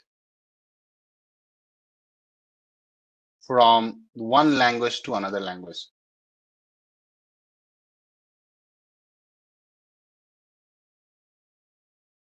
Obviously, it's not that simple. It requires quite a few things, right? So it requires understanding the syntax. Now just imagine that if I'm saying something and generating that in Tamil for, right? I need to get the syntax right. I need to get the grammar right. I need to get the semantics right. And not only the source of both source and target language. Suppose I'm saying English and it has to be translated into Tamil. Earlier it used to take a lot of time, right? But now I can teach in Tamil. You know that? So those who are like native speaker of Tamil, right? Tamil Nadu, anybody who is living outside Tamil Nadu, but they only know Tamil, no other language, I can still teach them to deep learning without knowing Tamil. That's the problem, that people don't learn a lot of languages. Accurate and fluent translation. Let ChatGPT talk to me in that language. Suppose I'll give a script. It involves creating new coherent contextually relevant text based on a given prompt, generate Tamil text for it, and also the pronunciation, right? And I have to practice and then I have to speak. I have to still dub it, right? It cannot directly get converted into Tamil. I need to check. Maybe some paid models can do it. I have seen. Guys, let's talk about a little bit. It's all mathematics. I don't know. So those who have done signal processing, they know. Suppose I say, so whenever I join this class, right, I say, hello, guys. So I do say, hello, guys. And I ask this question, how are you, right? Isn't it?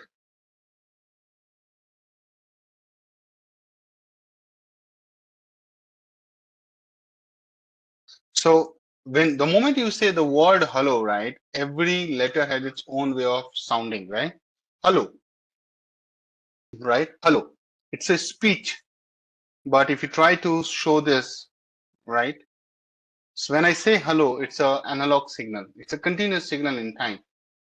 So this is my, let's hypothetically, I'm saying, I'm not teaching you like signal system and signal processing here. So let's say this is your hello, and this is your analog signal, XT. Analog is like remember that analog, digital, they were used to like, different types of devices, analog transmission, digital transmission. So it's an analog signal. When I say hello, obviously hello is like a speech, human speech, right? It's my voice. Hello is my voice, right? Machine cannot understand voice. That's why it has to get converted into a audio signal. So what you're seeing here, guys, is your audio signal is an analog signal. And to convert this into speech to audio, there's a device called transducer. Those who have done engineering, they might have heard about it. Trust me, this is exactly even machine is doing today. Transducer, it converts one signal to the other form, right? So speech is my speech. It comes from my throat, right? That's why those are speaking different language. There were different ways of moving the tongue around their mouth, within their mouth, right? It touched the upper side, so depends on the word and the pronunciation, right?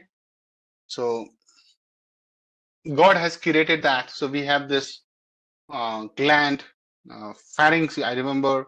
Then we have this throat, vocal cord, tongue, teeth. Everybody has a role to play when you speak. Trust me on that. Yeah, larynx. Transducer, in simple, audio signal is like electrical signal. So guys, what I'm saying here is that, have you seen a loudspeaker? Like I know a lot of people have seen a PA system. What is PA system? Everybody has seen in the college. So I would like a moment to explain this whole thing. So PA system is something you have seen it. You go to a party or DJ or whatever, right? You must have seen a PA system. Trust me on that. Not obviously like a big PA system or DJ system, but at least everybody has this.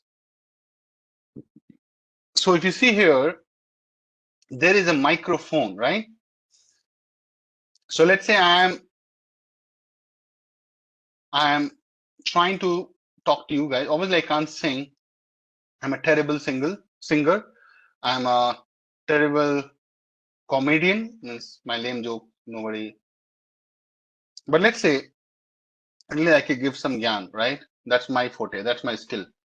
So suppose there is a mic, and this guy is trying to do something.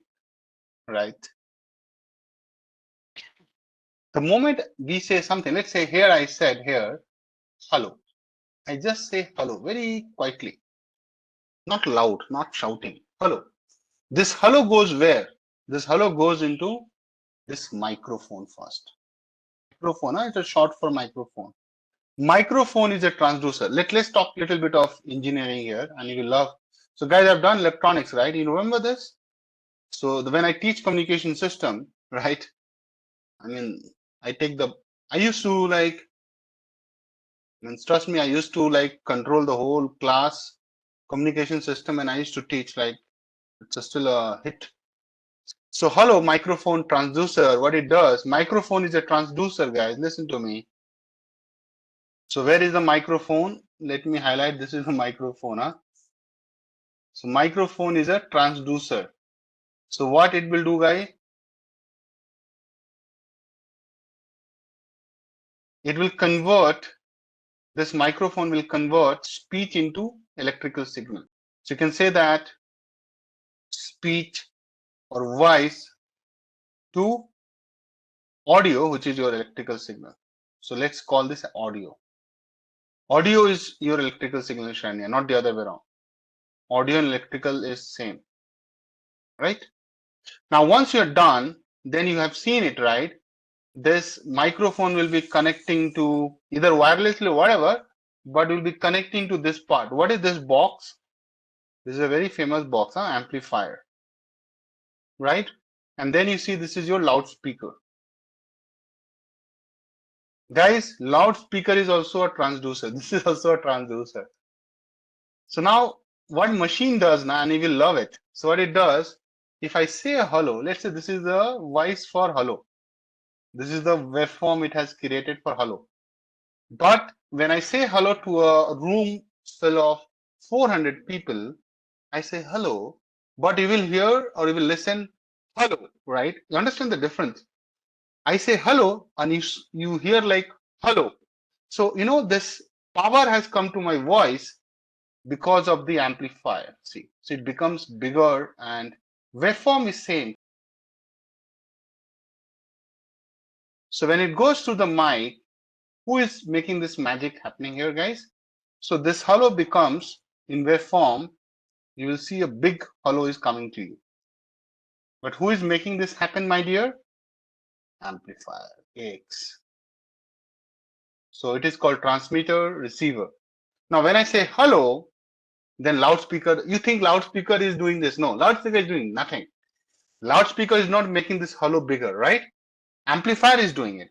What loudspeaker is doing it, loudspeaker is being connected to these two guys, it just transmits, but again convert back into your voice. That's the power it has.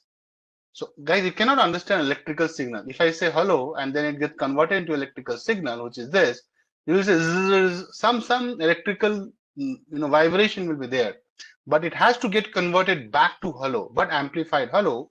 So this is another transducer, my dear. It converts the amplified audio signal into, again, come on, into speech signal, which is another amplified. Moving it hollow, and you understand that hollow is going to come out of the loudspeaker. Now understand, obviously machine is taking care of this part, but what I was trying to make a point here is that you should understand the science behind it. So when you're writing something or talking to Alexa, Alexa is doing all those things, my dear, on top of machine learning. So that's what I'm saying now. So it is combining what? It is combining linguistic, computer science, but generally people say computer science is everything, but nobody. Electrical and electronics engineering is also happening. So those who are electrical and electronics engineer in this session, they should be proud about it that computer science is nothing without us. You guys agree? As a matter of fact, when you go to MIT, there's no such different departments. In MIT, they call it computer and electrical science engineering. You know that? In India, it has different streams, right? But MIT, if you see, right, MIT says electrical and computer. So computer came later. It's electrical and computer science engineering. I don't know how many of you guys are aware of it, but there used to be like this. So MIT is all about this. Let me show you this so that you don't take me for lightly. So this is and those who want to study, obviously you will have kids, I'll have kids whenever God knows. But, right. So down the line, you should know that all these things are related. Guys, can you see this?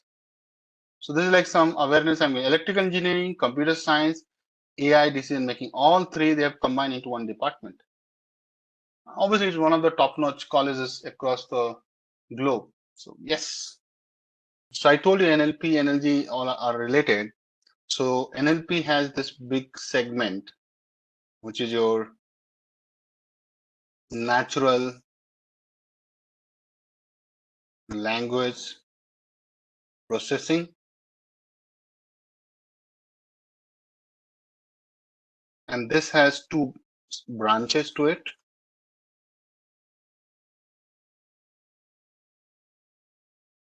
So one is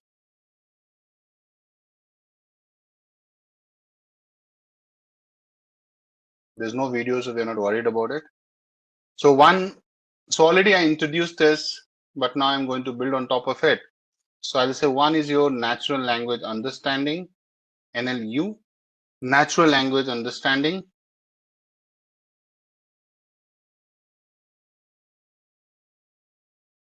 Which is NLU.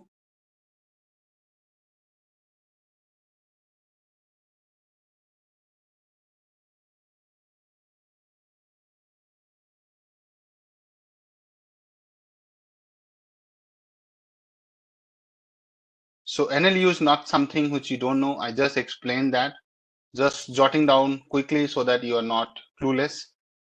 So NLU is the process. It's not in the scope altogether. So it is the process of which you have already seen, right? Me doing analyzing and understanding. I'll just keep it short. The meaning and intent behind human language. Intent is more like your context.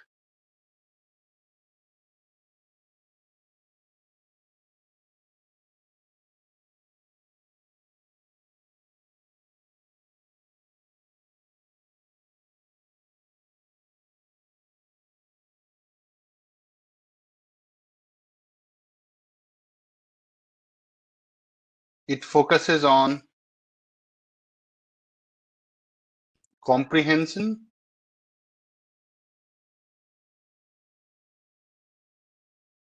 interpretation,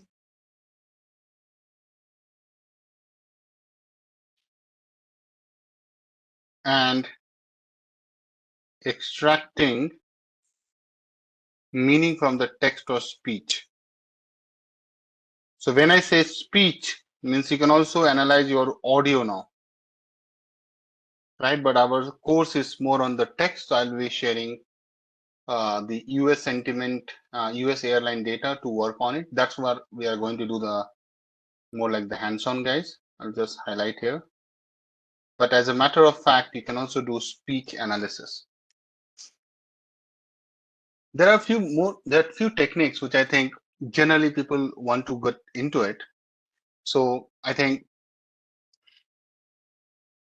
so one is sentiment analysis. I think now this has become one of the biggest area within this field. Trust me, sentiment is everything, right? So if you're able to crawl data from web and read sentiments of your consumer, that can be like amazing tool in sales and marketing. Agree? I'm not able to write techniques. Even you generate feedback for me, isn't it, guys? You give me feedbacks, right? So feedbacks are so important. Feedbacks are so important that if taken in a constructive manner and given in a constructive manner and taken seriously, it can definitely change the way we work. So anything which we are generating sentiment about it. For example, movies get released, right? Isn't it people are writing about it here, there, everywhere, right? I've worked for a lot of the top retailers in the world, right? Consumers, Grasping consumer sentiment is like everything. And I'm not exaggerating with my voice modulation. It's every damn thing. You can get a product fully wrong if you're not able to read your consumer mind. How will you read our consumer mind? There's nothing like you're connecting a SIM or Neuralink chip to everybody, right? So how can you do it? You have to grasp, you have to capture their sentiments across the social media platforms. As a matter of fact, now comment, feedbacks, share your thoughts is like a common feature in all the websites in the world. Trust me. So if you're able to do some real nice work on that, and that's why your data is so important, right? One way is to capture the sentiment if they are sharing, right? But before that, people used to capture the consumer behavior by looking at their buying pattern. So you remember, Srini, when I was teaching the clustering, right? I don't know, did I teach you clustering or not? Because I came somewhere in the middle. So market basket segmentation, or finding the customer behavior, looking at the demographic data, what they are buying. There, I also talked about the Walmart beer use case, right?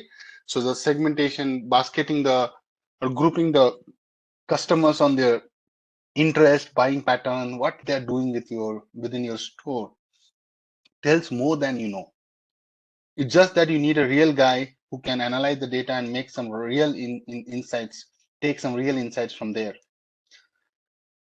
Now there are two things. One is that buying pattern is historical, sentiment is in real time, right? And looking at the way consumer behaves today, trust me, and I'm also a consumer, I'm also a customer. I'm planning to go to Kurg, and suddenly I'll go to Munnar. Who can predict this?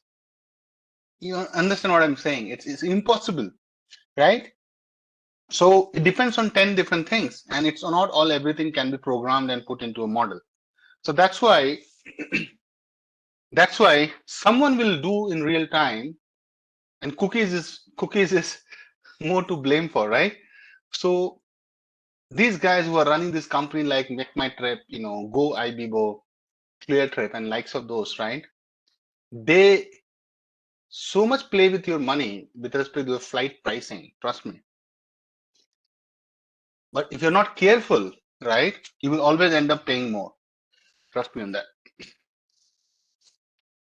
You have seen that, guys. Suddenly your flight price increases, and you are like, what? By 800 rupees, by 1000 rupees per passenger, and you're like, what? Because they are tapping you. They know that you are looking for a flight. They also know that, right? You really need a flight. Okay.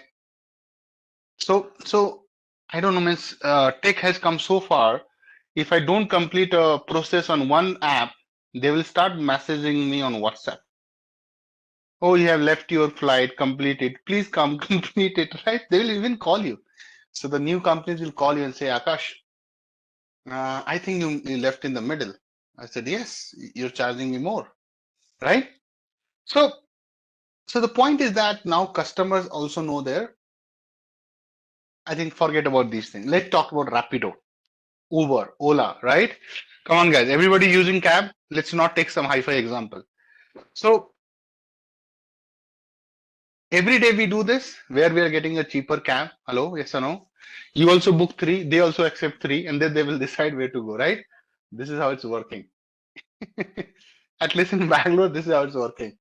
So Rapido is like a betting system, right? So you have to bidding system, sorry, wrong word, bidding system.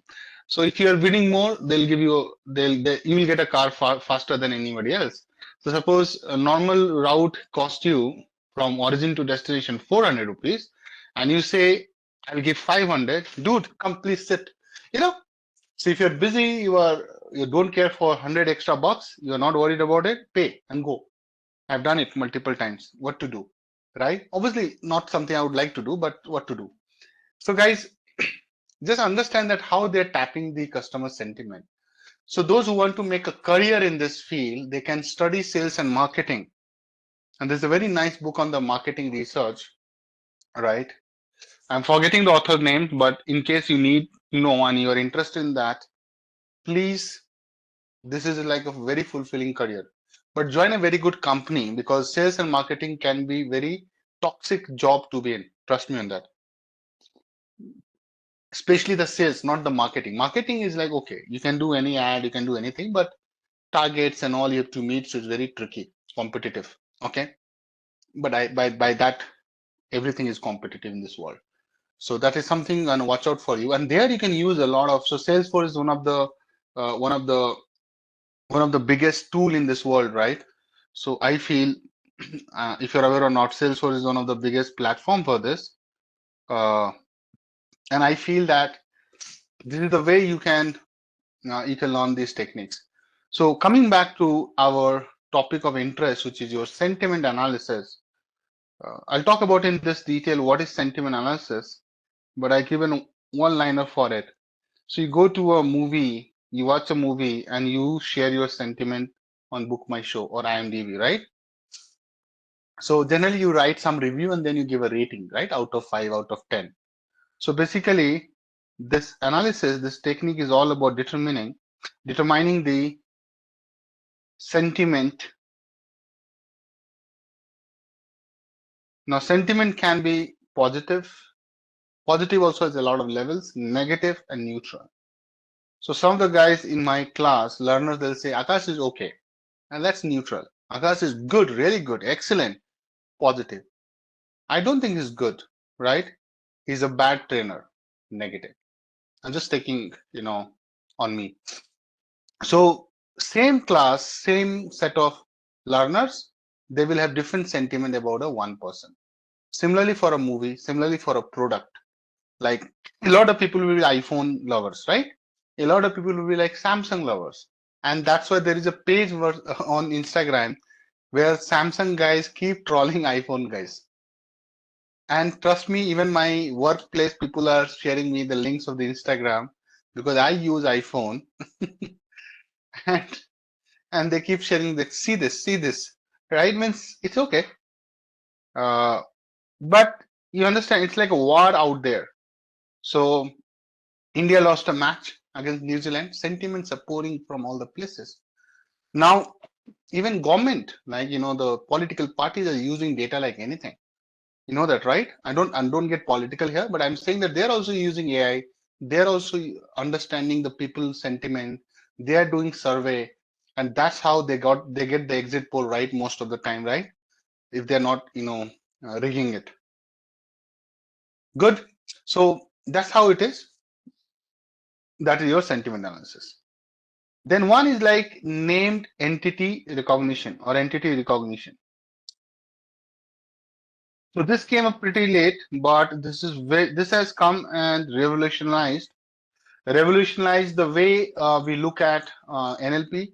So this is like I was talking about the other day, identifying entities like names, location, date in a sentence.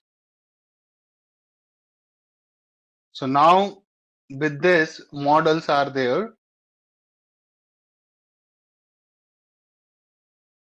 which help you to understand, because if you understand that this is a name, this is the location, you can have a better contextual understanding of the sentence. Agree?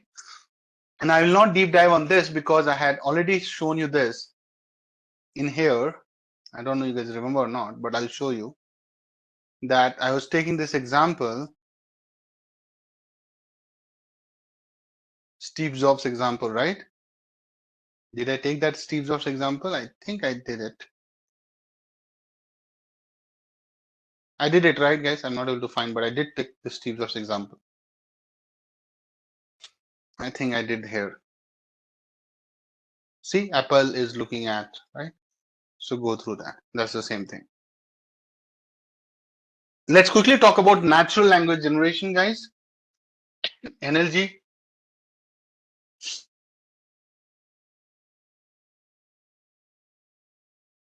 What if you want to pursue your career in this field?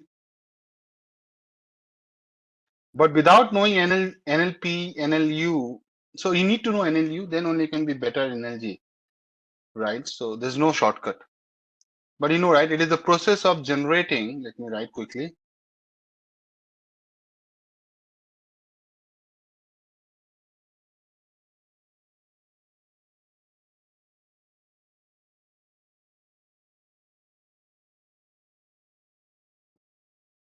human-like text. Now, though, we are also generating speech. So I'll write it from structured data.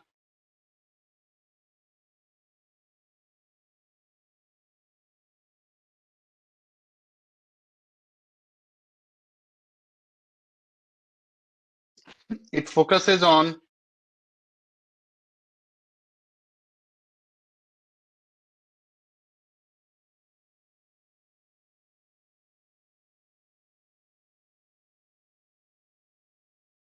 producing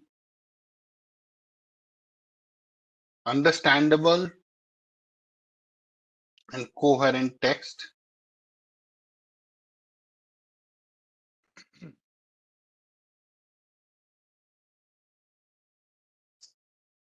that communicates the desired information.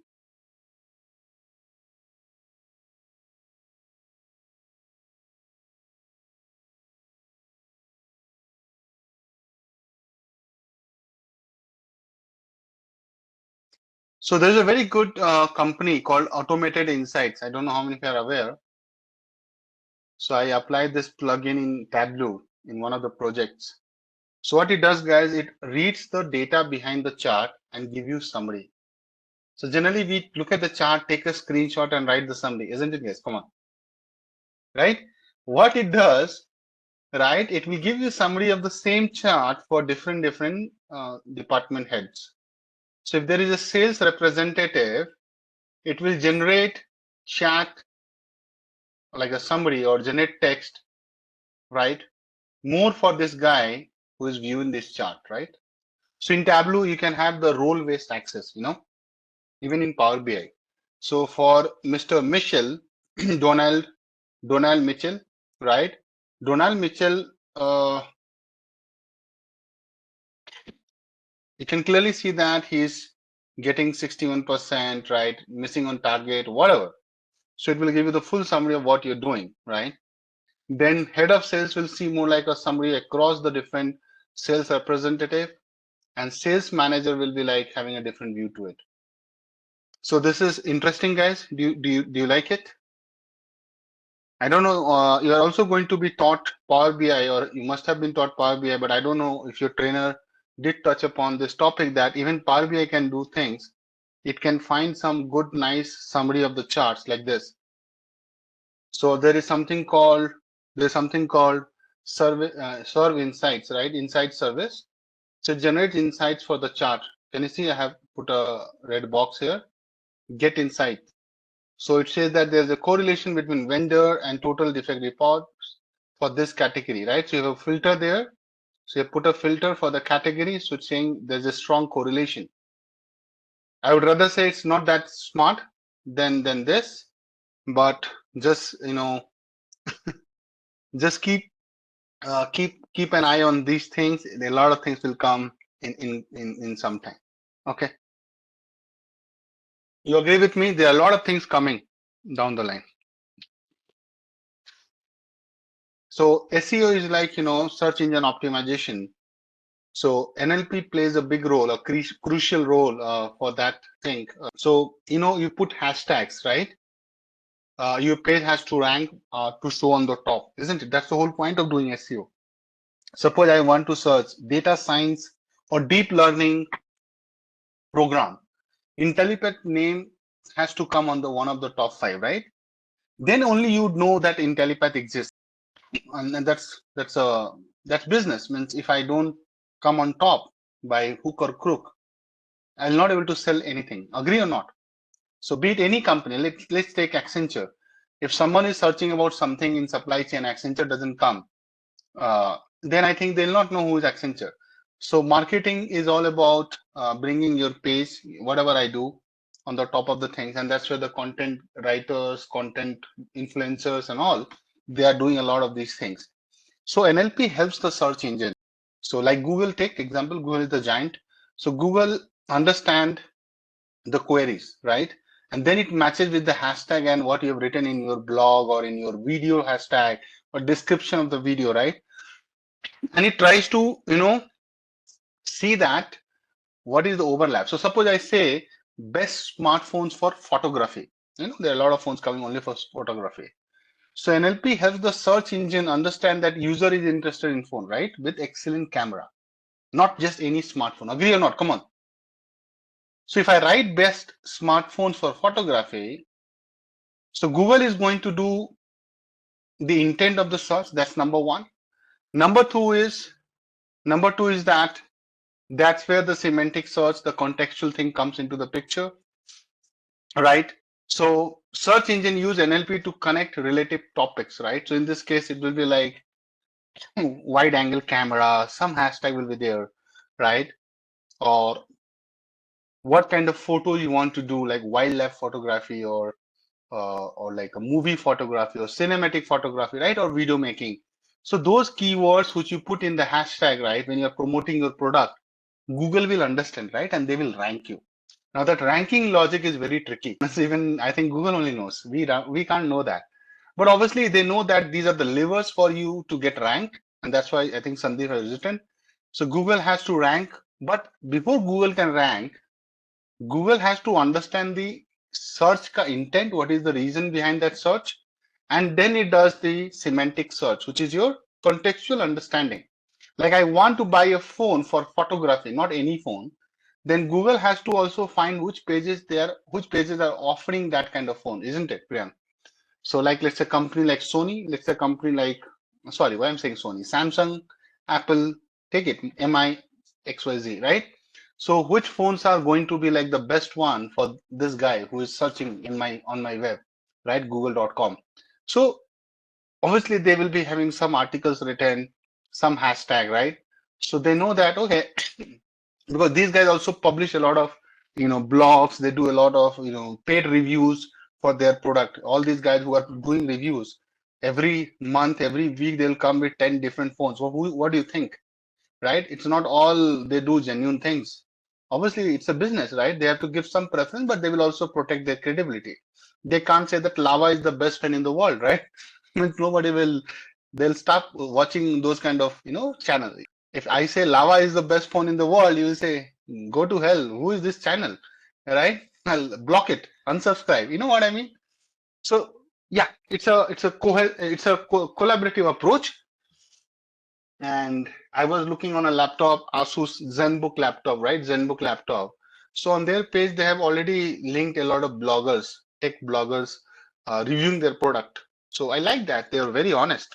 That, okay, guys, he are our guys, they are our guys, he is our guy. Go and watch what he is talking about my laptop. Okay, so moving on. So now, guys, I'll talk about NLP pipeline, which is going to be our steps in the hands-on. This is going to be the critical steps in doing an NLP task. Okay. So maybe I'll add a page and make a sub page, right? That would be smart.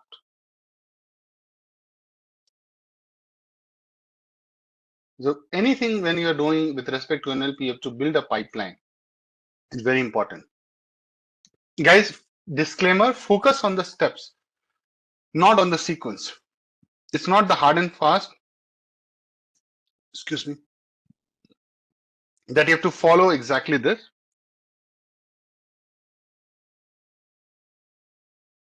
But steps and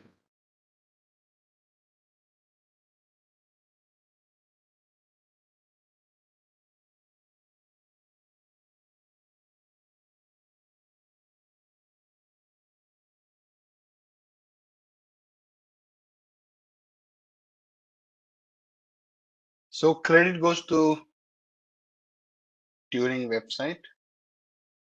You see a nice diagram, guys, natural language processing pipeline. We are going to talk about this. So let's take the very first step.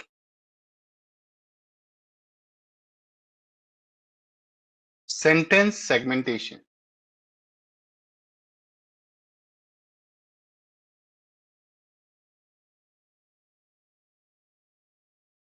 What do you think? What is it?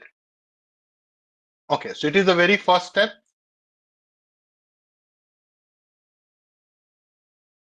Sometimes it's implicit. You don't even acknowledge that you have done it, but it is being done. It is the very first step in the NLP pipeline. So what we do here, it divides the entire paragraph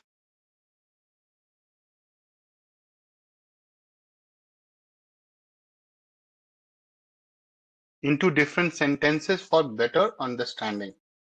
More like pressing enter, enter, enter. Okay, in your head, think like that. Not wording. Word we have not reached. So first you will separate the sentence. So generally we put the enter after the full stop, isn't it? So let me show you this nice example. Suppose this is a sentence for me. Come on. I'll take a screenshot. Yeah. Can you see this guy? So I have a sentence which says, so source is Wikipedia. It says London is the capital and most populous city of England and the United Kingdom, standing on the river Thames in the southeast, blah, blah, blah.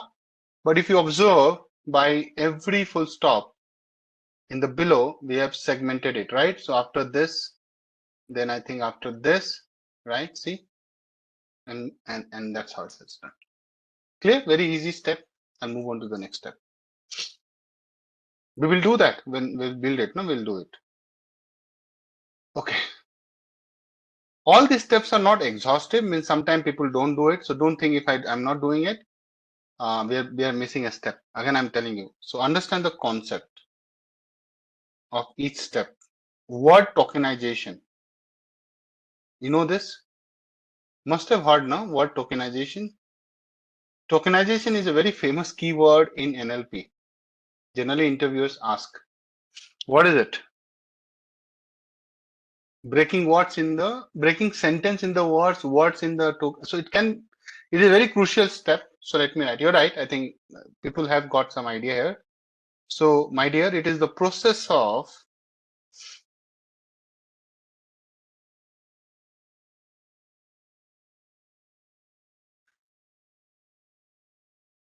splitting a text into individual words or token. And this token can be anything, group of character, group of words, it can be anything, by the way. So for example, if I say, I love NLP,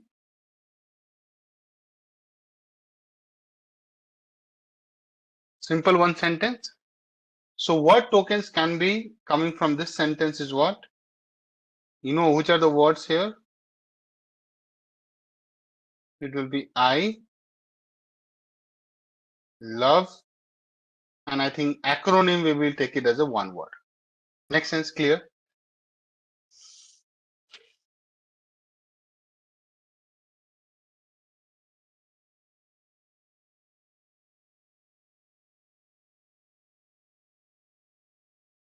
So guys, note it. It is a crucial step. And this is just one way of showing the code tokens. It can be subword tokens. I'll come there. But it is a crucial step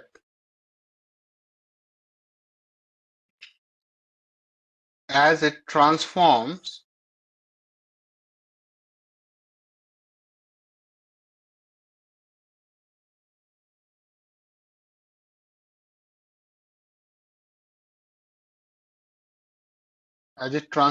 text data, raw text data, into a format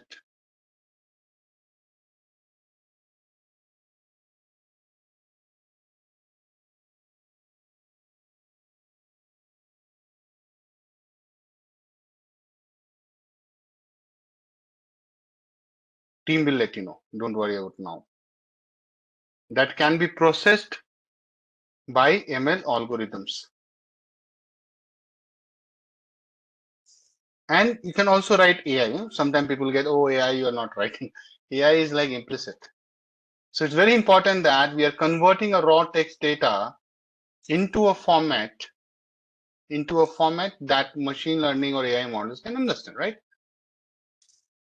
There's a concept of subword tokens as well.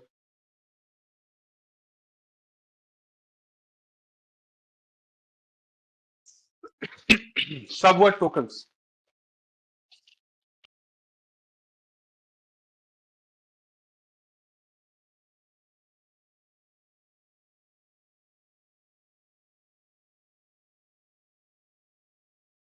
There are a lot of techniques in this, huh?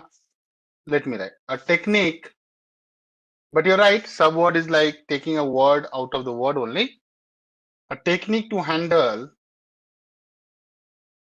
out of vocabulary words.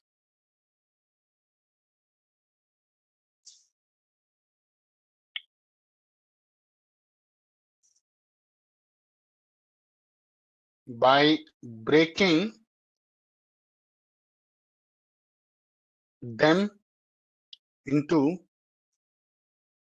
smaller but meaningful units. Now you have to understand, when we were doing machine learning, right? Sorry, when we're doing sentiment analysis, right? For sentiment analysis, no. And I remember, when I did the first time sentiment analysis, it was year 2015. Can you believe it? 9 years before. So 2015, I did sentiment analysis. My first, you can say my first, and I still consider as like my first baby project. And it was appreciated by, a lot of people in HP. I think it was 2017, my bad. Because I was in HP in 2017 time. Okay. So the problem came, right? Someone is right. I'm not right. I'm unhappy with you. Now the problem is that if you take happy as a parameter, it shows that it's a positive sentiment, right? Because model is only pinpointing this part. Hello? Guys, understand what I'm saying? Because, I'm unhappy with you, right? So model would think happy is there means he is positively or he is happy. It's a happy sentiment, right? But is it the reality if you understand the English? Is it a happy sentiment, guys? No. So the problem was that in English, if you write it's like undo happy. Okay. So then the subword techniques, the subword tokens help you. What it does, it takes the words such as unhappiness, right? Unwell, and then so different versions of it. So what it does, let's focus on unhappiness. It takes and divide and break into two tokens. Very good. So I think someone also mentioned that they're taking a subword token means what? It would be, are you feeling, guys?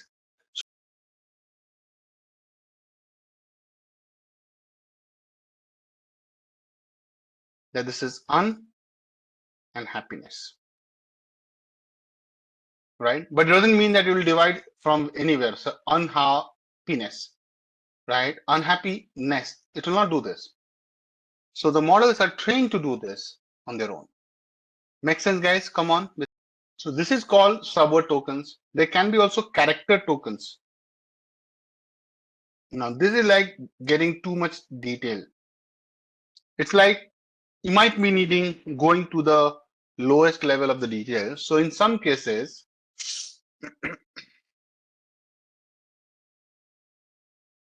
tokenization is done at the characters level,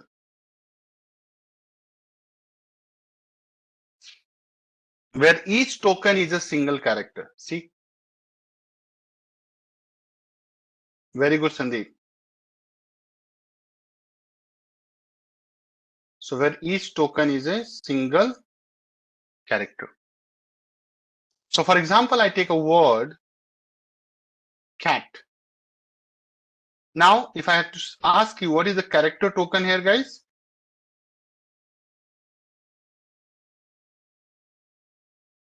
C A T. Now, Gen Zs, right, the millennials and Gen Zs, right, they have a very unique way of communicating, trust me, on social media. So in Bangalore, I don't know Francis is there or not. So in Bangalore, there's a place called Kormangla, right? Koramangla or Kormangla. So I have been visiting that place for almost a decade now. But recently I got to know the millennials and the today's generation, they call Kora. So there's a way they call this place. It's very different. So right. So Kora is the famous word for Kormangla on social media, right? Means Kormangla they'll not even know. So similarly, you might be seeing on a lot of Instagram or Facebook posts, people have written something like this. I'll show you. I don't know how many of you guys seen this TLDR. So even on LinkedIn, people write it. Do you know why do we write it? Have you seen this TLDR? To let you know directly. No, it's not to let you know directly. It's a slang. Too long, did not read. Okay. So basically, so let's talk about it. It's one of the famous thing in SEO. Too long, did not read. So some people they write a lot. So it's a shorthand way of, it's a shorthand. I'll write about it. Guys, trust me, I got to know a couple of years back only. So don't think you're missing something big in this world. So when I saw it for the first time, I Googled it. I have this, I have this habit of keep learning about new things. So I'll quickly search. So, you can look up or you can search in Google by just tapping on that word. It's a shorthand used in internet, used on the internet.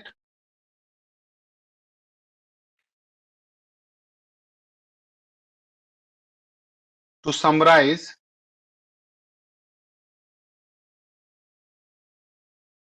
long content, articles, etc., into a brief, digestible form. You will not believe, I think, I feel few years back, there was a company came and so the founder is like a Bihari. So he did found the company called InShots. I think I'm damn sure I have this app on my phone. Most of the news I get to know from that app only. InShots, you know that? So tell me, na, in short, we keep telling, na, in short, in short. Arre chodo, in short batao. So TLDR is a way, so they will write a big article first and then they will give you a TLDR, right? So to give you a quick overview for the people, for the folks who are like busy, who don't have a lot of time or patience to go through the entire content. You understand what I'm saying?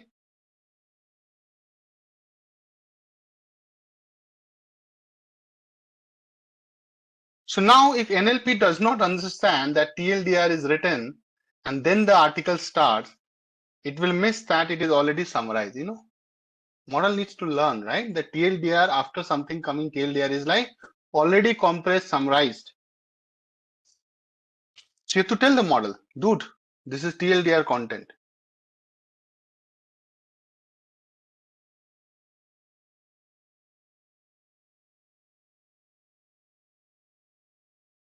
Right? I think stemming, no? Yeah. Step 3, stemming.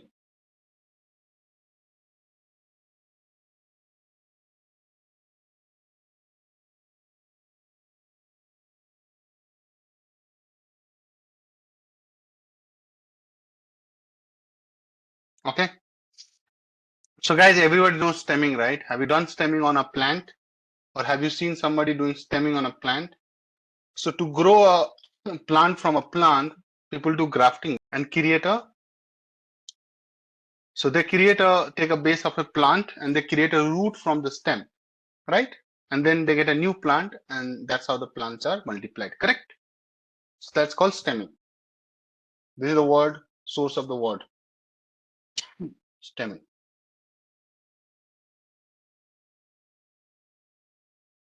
So first, obviously, you need the stem to do it, right?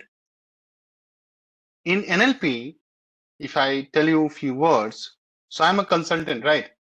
So everything, if I say, consultant, consulting, consultation, you know what I mean?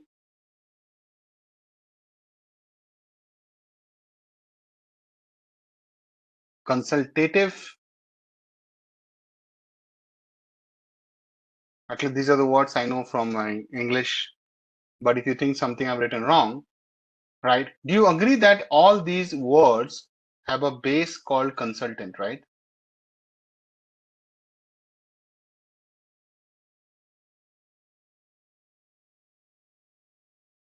So the base word or the root word is what? Consult. So in stemming also, we say, right, find the root. So as the name suggests, stemming is a text normalization technique to reduce the words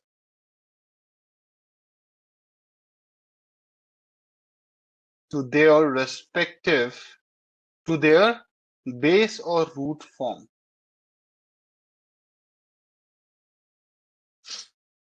known as stem. See, and trust me, stemming has a lot of applications, right? So next in the pipeline is, I think, lemmatization, right? Yeah, step number 4, lemmatization. It's a very important segment. Interviewers ask, connection, connecting, connected, right? All finally lands to what? The root or the base form is connect, isn't it? I think, right? Lemmatization, what is it? So I think words context such as where it appears in a sentence or within a larger document. Okay. Grow, growing, growth, grown, growth, growing, grown. Ultimately, it lands to. Okay. What is lemmatization? These are verbs form, right? But I mean to write beyond this. But okay. So what is lemmatization, guys? It is a set of. It is a sorry. It is a text normalization technique that reduces words to their base or dictionary form, right? That reduces to the, that's why it's very close, they're related, base or not root, dictionary form. And to be honest, I am generally confused with these two guys, but I'll try to clarify for you. It is known as lemma, not llama, okay, lemma. Now, stemming can be cutting at a place. So suppose she saw, right, I just decided to cut after T. So I got consult, consult, consult, right? Connection I did connect, connect, connect. Growth I did growth, grow, growing. So if I just cut here, I get grow, right? But where you find similarity, it's more like pattern finding. How is it different from stemming? So I'll write, it is unlike stemming, and I'll clarify also. Unlike stemming, which often uses heuristic rules. So heuristic is like rules, right? To cut off affixes, while lemmatization involves a more sophisticated process of deriving the base form of word based on its meaning and context. Now, guys, I'll show you one example, right? So obviously what you have done is also right, but stemming and lemmatization can be tricky. Can you see this?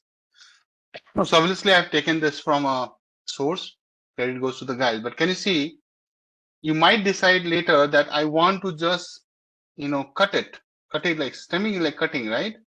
So you might want to decide that I'll cut it just after N. So the moment you say I'll cut after N, right, isn't it? It will give you Chang, sorry, after G. You understand? So that's a valid stemming. Also, technically right, but obviously meaning wise it is nothing, right? So go to hell. Let me use my agree, guys. Come on. But lemmatization, if you see, which I have written on the other side, so I need to be very careful, or as a group, we need to be very careful. Stemming like cutting, so that's why I focus on this part. So when you're cutting something, you can cut, but here intentionally, obviously nobody will cut like this, but it's more like cutting it. So whenever you are doing this, you have to ensure that it is following that equal length character wise. Okay, I'll give you an example. Right, if you take run or someone ran, what is the base form for ran? It's run, right? What is the base form for wrote? It's write. So now we will try to cut it, right? So if someone wrote, written, writing, you know what I mean? Write up is a different thing, but you will try to cut, you can only cut WR, right? Because that's the only thing you see common. That's called stemming. But if you are bringing everything to write, this is called lemmatization. Agree? So that's the difference. Now you'll never forget this. Now look at this example, guys. This is also nice. What about this? If someone gives a number or spelling like worse, now if you take a word worse like this and you want to do stemming, you will write what? WOR, because let's say you are just selecting or cutting 3 characters, right? Okay. So you can do that. Technically it is right, but conceptually it doesn't make sense for you, right? But if you want to do lemmatization, worse becomes bad. See, good, better becomes good, not like better become bet, right? So if you see here, ideally, I would rather put a, star and saying that if only we follow the contextual approach. If you don't do it, you just do it blindly, then you might get something else. Make sense? Clear, guys? So it's very important to say you can get to the base root form using this, but ideally, which is the preference? Lemmatization gets preferred, is the right approach because it gives you the room of error. Clear, guys? That's correct. Best also becomes good in lemmatization. That's right. Exactly, Saurabh. That's my point. You got it. Now the question comes that then why the hell I need to do stemming, right? So well, in that case, I'll write the question. Let me have swollen and then talk.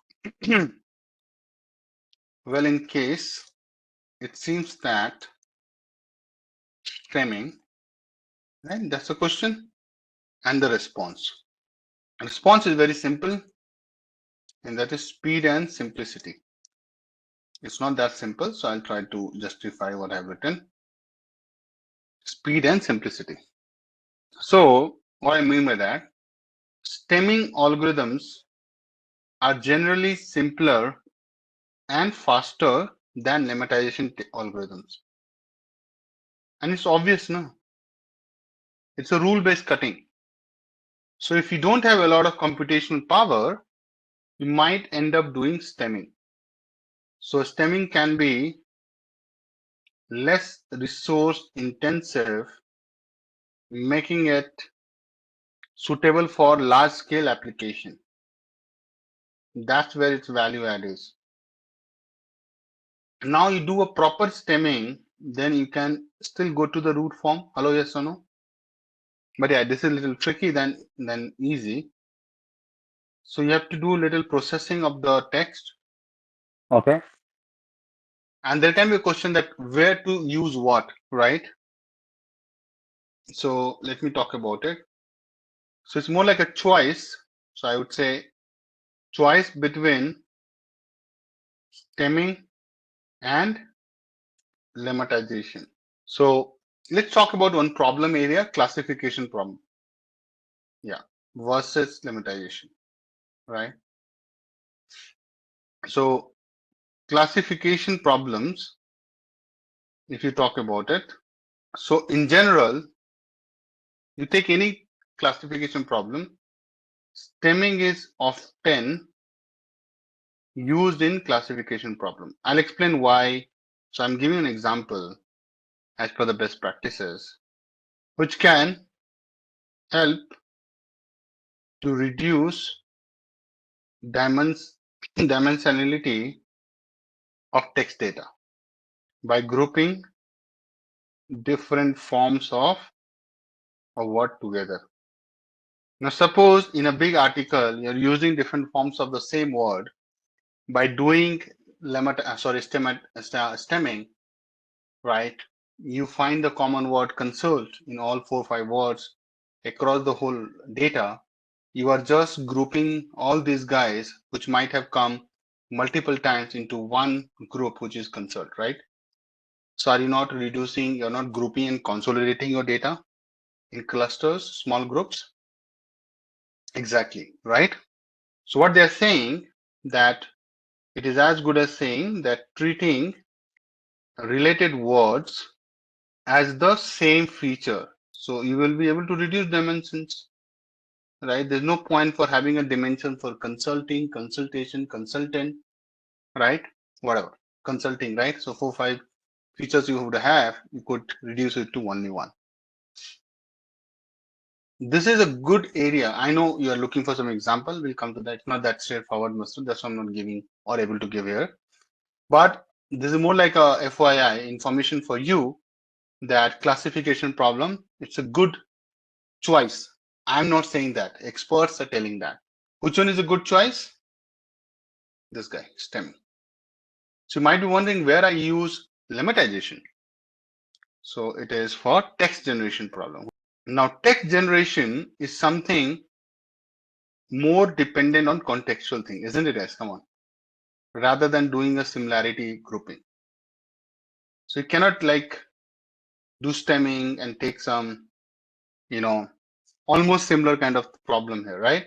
Oh, these are all similar words, I'll group it. No. You need to understand each and every word so that you can generate text, which is a response, and you have to be very careful. So what I'm saying here, in general, lemmatization is typically preferred in text generation task as preserves the meaningful base form of the words. And this is very important to understand, that it preserves meaningful base form of the words. So you can't just replace it with some, segments. So what basically it says that it maintains the meaning and context of words, which eventually leads to more coherent and accurate generated text. Now, this is a good thing. Suppose when I used to teach this, let's say 3 years back, to make you guys feel this impact, it was a very abstract thing for me. It was very difficult as a trainer. Now, since everybody is using GPT, now you are asking something as a response from GPT. If it is not coherent and grammatically correct and making some sense for you, in response to your question, are you going to trust that tool? That's why I'm saying it's so important for text generation problems that we use lemmatization, not stemming, right? Because if stemming goes wrong, it will not be able to understand that word, and then it will not be able to give you the better response. Agree or not? Suppose by mistake you did a wrong stemming. It will suffer miserably in training of the model, right? Which means, guys, suppose you did a 3-character stemming, 2 words have some meaning, but the other 2 words did not have any meaning.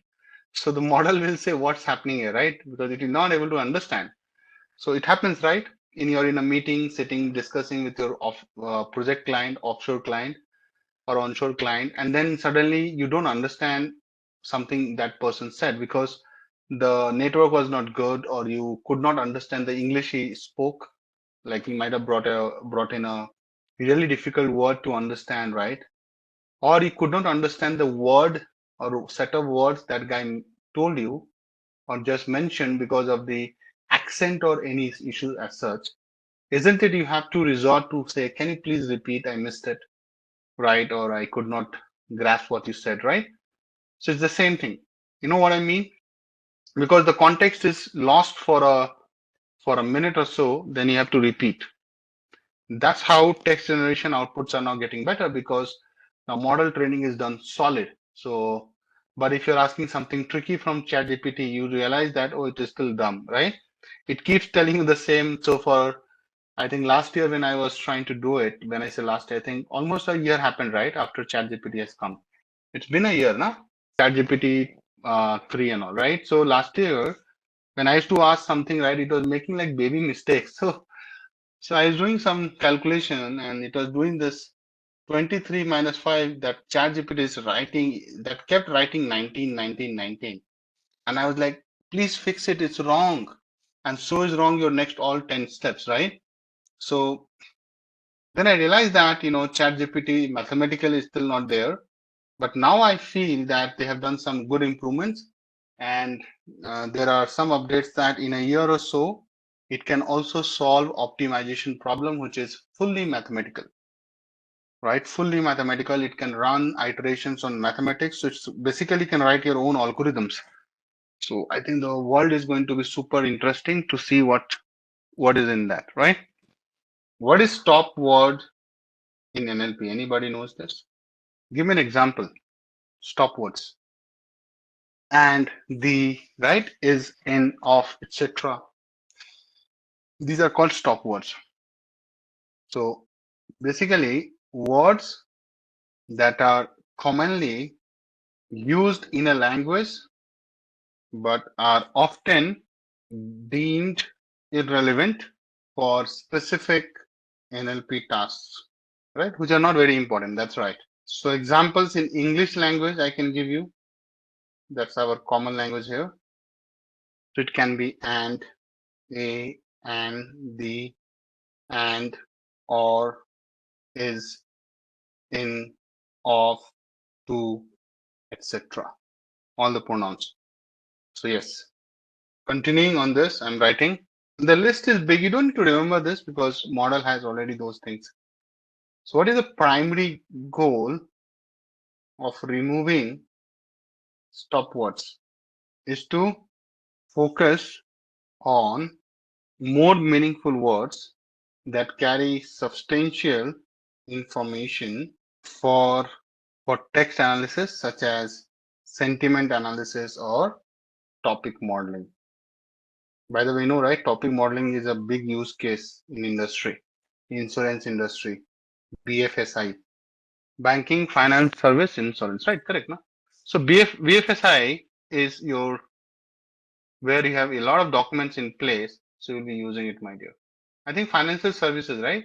This is a very big college, huh, by the way. Financial services, no, I said no financial services. So here, what are the points? What's the point? The point was that topic modeling is a big thing here. So what is topic modeling? So topic modeling is, guys, it is an NLP technique used to discover, I'll just give one liner, the underlying themes or topics within a collection of text documents.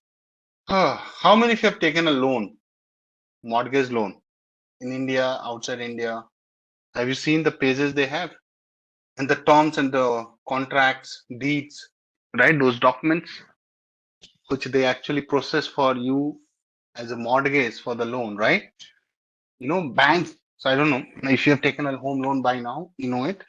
That bank goes through a lot of documentation process. The moment you have a collection of text documents, topic modeling is your thing. Now, what do you mean by underlying themes or topics? Even media industry, they're using this a lot, right? Now, suppose I'm trying to put some detail on the website, you'll get a call from bank for their marketing they use, kind of loan requirement you might have. And this is very, this is very tricky and you don't like at a lot of time. So you're gonna do this. that you might disconnect the call. Hey, dude, I'm not looking for a loan, but how how would they get to you that you need a loan? You understand what's my point here? NBFCs are not good for working as a work culture, also for taking something loan.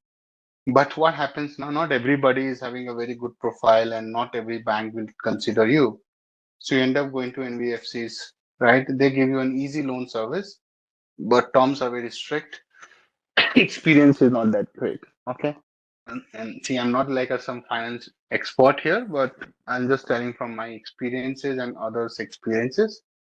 Okay. But don't take me or take my words as like a Bible here. So Priyank, you can have a word, and Srini can have a word together. Okay. I think he works, so he will be able to tell you more. Right. But Priyank, how is the work culture there? Is my understanding correct? Work culture is not that great. It's too much of. It's great. Okay. Okay. So maybe. See, I've never worked, so I don't know. But I think with my exposure and experience, right, I have felt banking and financial services. So BFSI is tricky. It's aggressive, but a lot of job opportunities are there for NLP guys. I'll just keep it to this. I'll stick to this point. See, work culture is a myth. Okay. If you are able to manage, it's good. Not, I think, can't say anything. I'll take an application to show you what you mean by topic modeling. Suppose, and you can also go to companies like Netflix, as a matter of fact. So it's not necessary that BFSI only doing topic modeling, but they are the major. See, wherever you have a lot of documents, you can do topic modeling. So content recommendation. Now this is out of the box kind of application, and it's not like something like a very common area to work in. It's a niche area, but this is something like a job. So those who are studying recommender system, right? So content recommendation is a big thing. Okay, so it's more like suggesting articles. And trust me, guys, in my all phones, laptops, right, except this laptop, everything I browse in private mode. You know that, not like I'm doing something shady. It's just that I hate it when I'm trying to browse something and the cookies. Mostly I use Mac, so I use Safari. They are more private, right? So I start getting irritated because the moment I suppose I'm trying to buy a pair of shoes, right? I'll start seeing shoes everywhere, which I don't want to see, right? On every page on Google Chrome, which I don't like. It's like it's like that. The shoe is like pursuing me that Akash, you have to buy me. There's nothing which can escape. Nobody can make you escape from here, which I feel not good. So suggesting articles or content based on the identified topics. Now those who are, so how do you combine BFSI and this example? Have you seen a lot of products? They keep talking, keep doing ad. So ICICI Bank, I'll tell you, I'm their customers, I know. So ICICI Bank, there is a concept of OD against salary. Something they say. So I don't know how many of you guys are aware of these things, but I'm just taking an example. My bad. OD against salary. So those who are working, they might be interested in this, and that's how I got trapped. So it's not a service they give you, it's like a recommendation.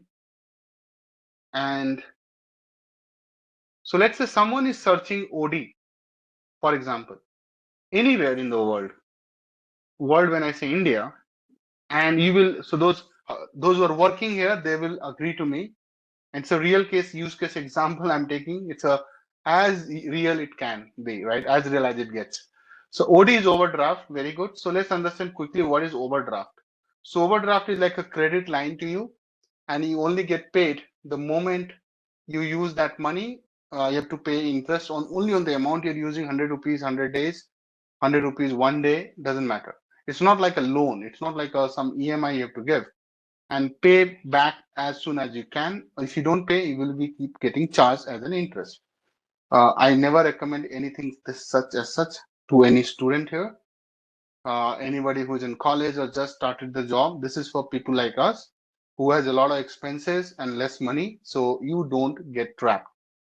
Clear? This is the disclaimer. I'm not selling OD.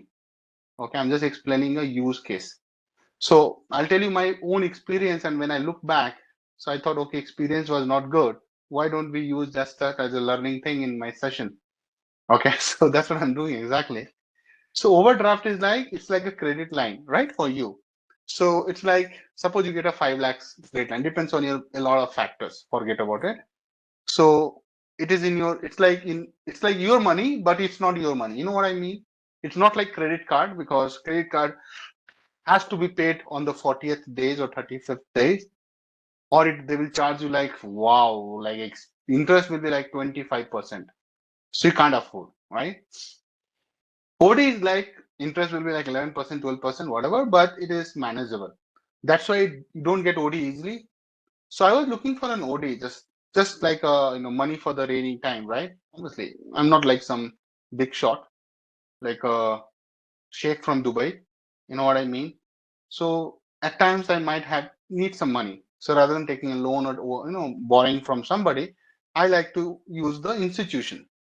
So the moment I was searching for OD, you do a Google search and someone wrote that sort of very good. I started getting incessant call from Bajaj Finance, right? I'm not, so again, this is like disclaimer that I'm not demeaning anybody here, so that Intellipaat doesn't get in trouble. And guys, be careful. Don't. That's why so disclaimer is that discussing these things for learning. Okay, good. This is very important. So Bajaj Finance started calling. So they are very good in their marketing. Their marketing team is good. You guys agree?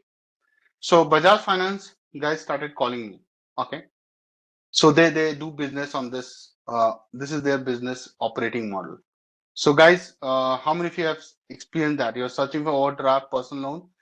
Did you get any call? Suppose you're searching for loan, but Bajaj Finance guys reaches to you. They reach to you. Agree? Those are working. Those are a good civil score, right? Mine is good. Okay. Don't ask me how much. Okay. Then obviously I had a ICICI bank. So when I was searching for OD, I also saw there is a recommendation sponsored, you see, right? So one is recommendation, one is push. So if you know about that, so it's like SEO. So search engine optimization, obviously we'll search somewhere here and use the internet for it, and definitely we'll use cookies. Okay. So if you see SEO, right, SEO does a great job here, right? So I also got the call, Bajaj Finance always comes on the top. So came ICICI and some top banks, right? Now this content is being generated, right, on somebody's interest. It's not being generated in the real time. That's the AI will do. That's the future. So what I'm trying to say that this is for marketing, right? Suppose you search for something, you get recommendation like articles or content based on your inquiries. So you can say that it is search, but you know what? A lot of people are writing in real time, doing a topic modeling for the BFSI. Suppose I'm looking for a term insurance, so you will see that there is a blog which is being written in real time, right, with your requirements. It's like if you are writing somewhere, suppose you have written in Coda, you have written on Reddit, and there are companies, I don't have a real example, but I have a very nice and niche group where I discuss these things of, of ideas of the today's world or the tomorrow's world. What is being done, you know what, and these are being tested. Suppose you go and write something on Reddit. Reddit is an app where you can put a big detailed uh, context, asking your, still more like reaching out to a community.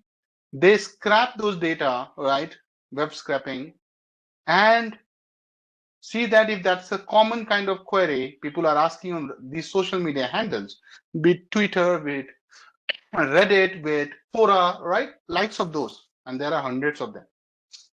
What they do topic modeling to generate what? Generate what?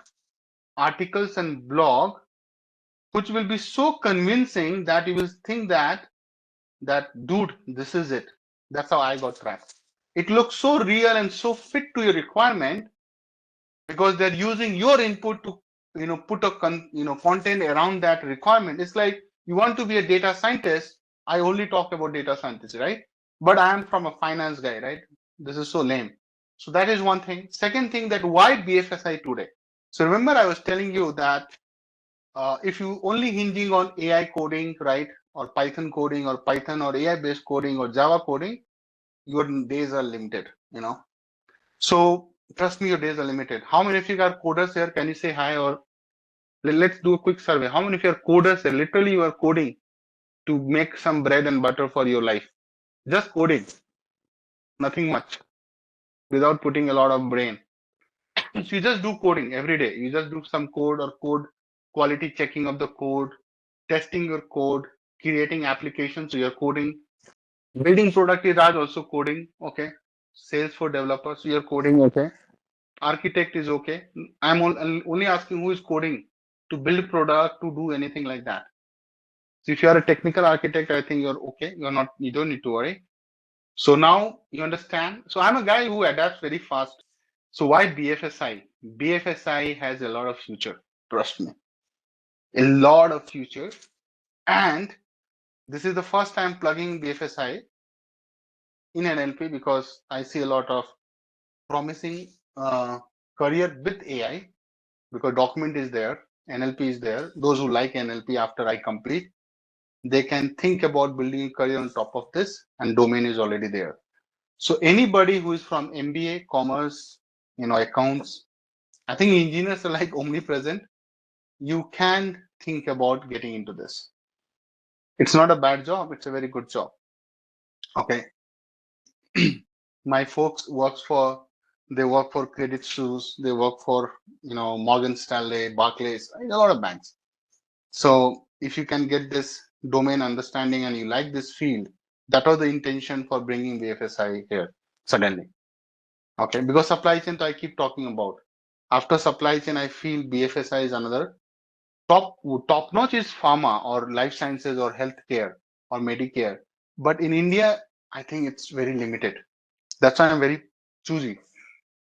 In India, healthcare is not picking it up, but you can work for the global clients like name it. So I think India will take another 30 years to be a great healthcare country, but healthcare here is not picking it up. But definitely, pharma is picking it up. So right? There's a difference between healthcare and pharma or life sciences. So those who are doing automation job, and anybody who's just doing automation like RP and all, please start thinking about something alternative. Anybody who's just doing automation, like a VV automation or doing RPA, right? Please ensure that you start upskilling yourself in something totally out of the box, right? Or those who are doing those, anything which can be automated with AI very easily. So I'm also working on creating something that there is a very good page which keeps updating saying that which area, which sector, what kind of jobs you are going to lose because of this AI revolution. So I think that will give you a lot of insight and you'll be on the top of the thing.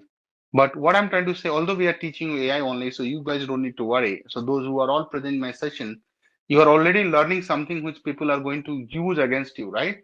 So you don't need to worry, right? Yes. So I feel RP automation is something AI can do it automatically. It's like there will be a set of, so there will be like a more like an assistant and you just tell it, make some workflows in that and it will do it on its own. It's very highly easily going to be, scalable and because now understand, and I had done this RPA training when I was in Genpact, my very first company. What I'm trying to say that RPA is what? You look at some boxes and, location in the document, right? Images, right, on the screen. Then you make a box there and saying that if you find this similar, right, you do some action on top of it, right? Agreed, correct now? So if you think okay is there, so you have to click okay, right? Now, you know what? I don't know. I want to show you a demo. So shall I do it? Can I take 5 minutes? Because I know almost we are done, but I'll just take 5 minutes. Are you guys ready for it? Can you see ChatGPT? So I'm using a paid version, my dear. Okay. So this is something I try to use it the most of the time. Can you see ChatGPT? Okay. See, I'm just sharing a screenshot. Where is that screenshot? So stopword analysis. Let's say step 5. Obviously, this is a handwriting. All right. Suppose I just copy paste it. Hey, come on. I paid for it, right? What's wrong? This is not done. Why the attachment is not coming? My paid account is gone or something? Seems so. Yeah. Anyways, can you interpret and give me more detailed info on this screenshot? Now just understand this. I understand. Sorry. So I have to select the right one, but just understand this. See the power it has brought in. Can you see? You understand what's happening, my dear? It is able to understand what I've written, which is not that bad. At least ChatGPT understands. You can't see, can't understand. So it understands my handwriting. It understands that it is a step 5, stopwatch analysis, right? And it gave me the detail, right? What other steps I can do in NLP? Let's see. The moment I say, obviously I'm paying for it, so it will be better than what you see in terms of output. Yeah, it is only available in paid version. So see, it's going in like, and now it will start blah, blah, blah, blabbering. So what I'm trying to say, look at the world we are living in, my dear. You know what I mean? Now going further, there will be no need of trainers. It seems if the trainers are just doing coding and showing you coding, right? So that's how I keep, differentiating myself, saying that you have to be on top of the game, right? That's why I have to keep upskilling myself, that when I come and teach you the for loop, I am doing a better job than anybody who is a coder. And he might be a very good coder. He might be able to write all the efficient and production level coding, but with the real application, the industry exposure I have, I'll beat these guys. So now can you see when it can read handwriting like anything, then RP it can do. Yeah, I mean, you have to just tell it and train it. It will be just using its training to get trained, but I think the kind of training it has done and being done, don't think that the model we are using is not getting updated. So I'm paying it for it. So obviously I'm getting the latest model all the time, not the free versions, right? So they keep coming with new models. And I think my trained model on behind my chat GPT is better than anybody else, because that is the latest one available to anybody in the world. So that's where I'm sure about a lot of things. But what I'm trying to make a point, domain is important. And that's where, I came up with this BFSI thing. So you got it why I'm talking about it now. Makes sense? So the world is going to be very crazy, right? In coming time. It's very crazy. Trust me, there was a time when I was writing an OCR using a Tesseract library in R. R is a programming language, and I was hardly getting a very good accuracy. And now when I look at my iPhone images, it reads my handwriting. These guys are reading my handwriting. So far, we have come in so less time. 2016, 17, I'm talking. And 8 years down the line, it is reading handwriting, that too written by a pen. Are you guys believing what's happening here? I don't know if you're able to fathom what I'm trying to raise as a point. It is moving super duper fast. Be careful with your career. Trust me, this is going incredible journey for AI, but it is going totally out of hands. I don't know, government might bring a lot of regulation, start banning these things, because I feel a lot of people will lose jobs, right? I'm not trying to create any frenzy here, any panic mode here, but I'm just trying to support you guys, saying that you have taken a big decision that you are trying to learn AI. This is the best time to be in the field which is going to change everything. Okay, so be careful. And obviously, when you are talking to your juniors, siblings, right, younger brother, sister, pass on my message. Obviously, I am not like some big shot that if I go on a podcast and tell everybody will follow me, I'm nobody, right? Nobody knows me. Only you guys know that who am I. So please, whatever the mode is, but try to pass on to the next few guys so that they're aware of these things. It should not be like after 5 years they are waking up and saying, dude, I need to do something about my career. It will not work for them. Okay. Step number 6, dependency parsing. So you know what? Dependency parsing is very important for grammar. Okay. So let's talk about grammar a bit. I'm going to show you a nice diagram, guys, and you will see this. So if I say London is the capital, right? London is the capital and most populous city. Can you see? This is the sentence. Now, even you have done this in the grammar, right? In the grammar courses, that if you look at the sentence, you know that what is what. So you know that how quickly to understand the whole tree, that London is a proper noun, is coming from B and B is a verb, D is the determiner, right? A and D. This is the determiner, A and D the article.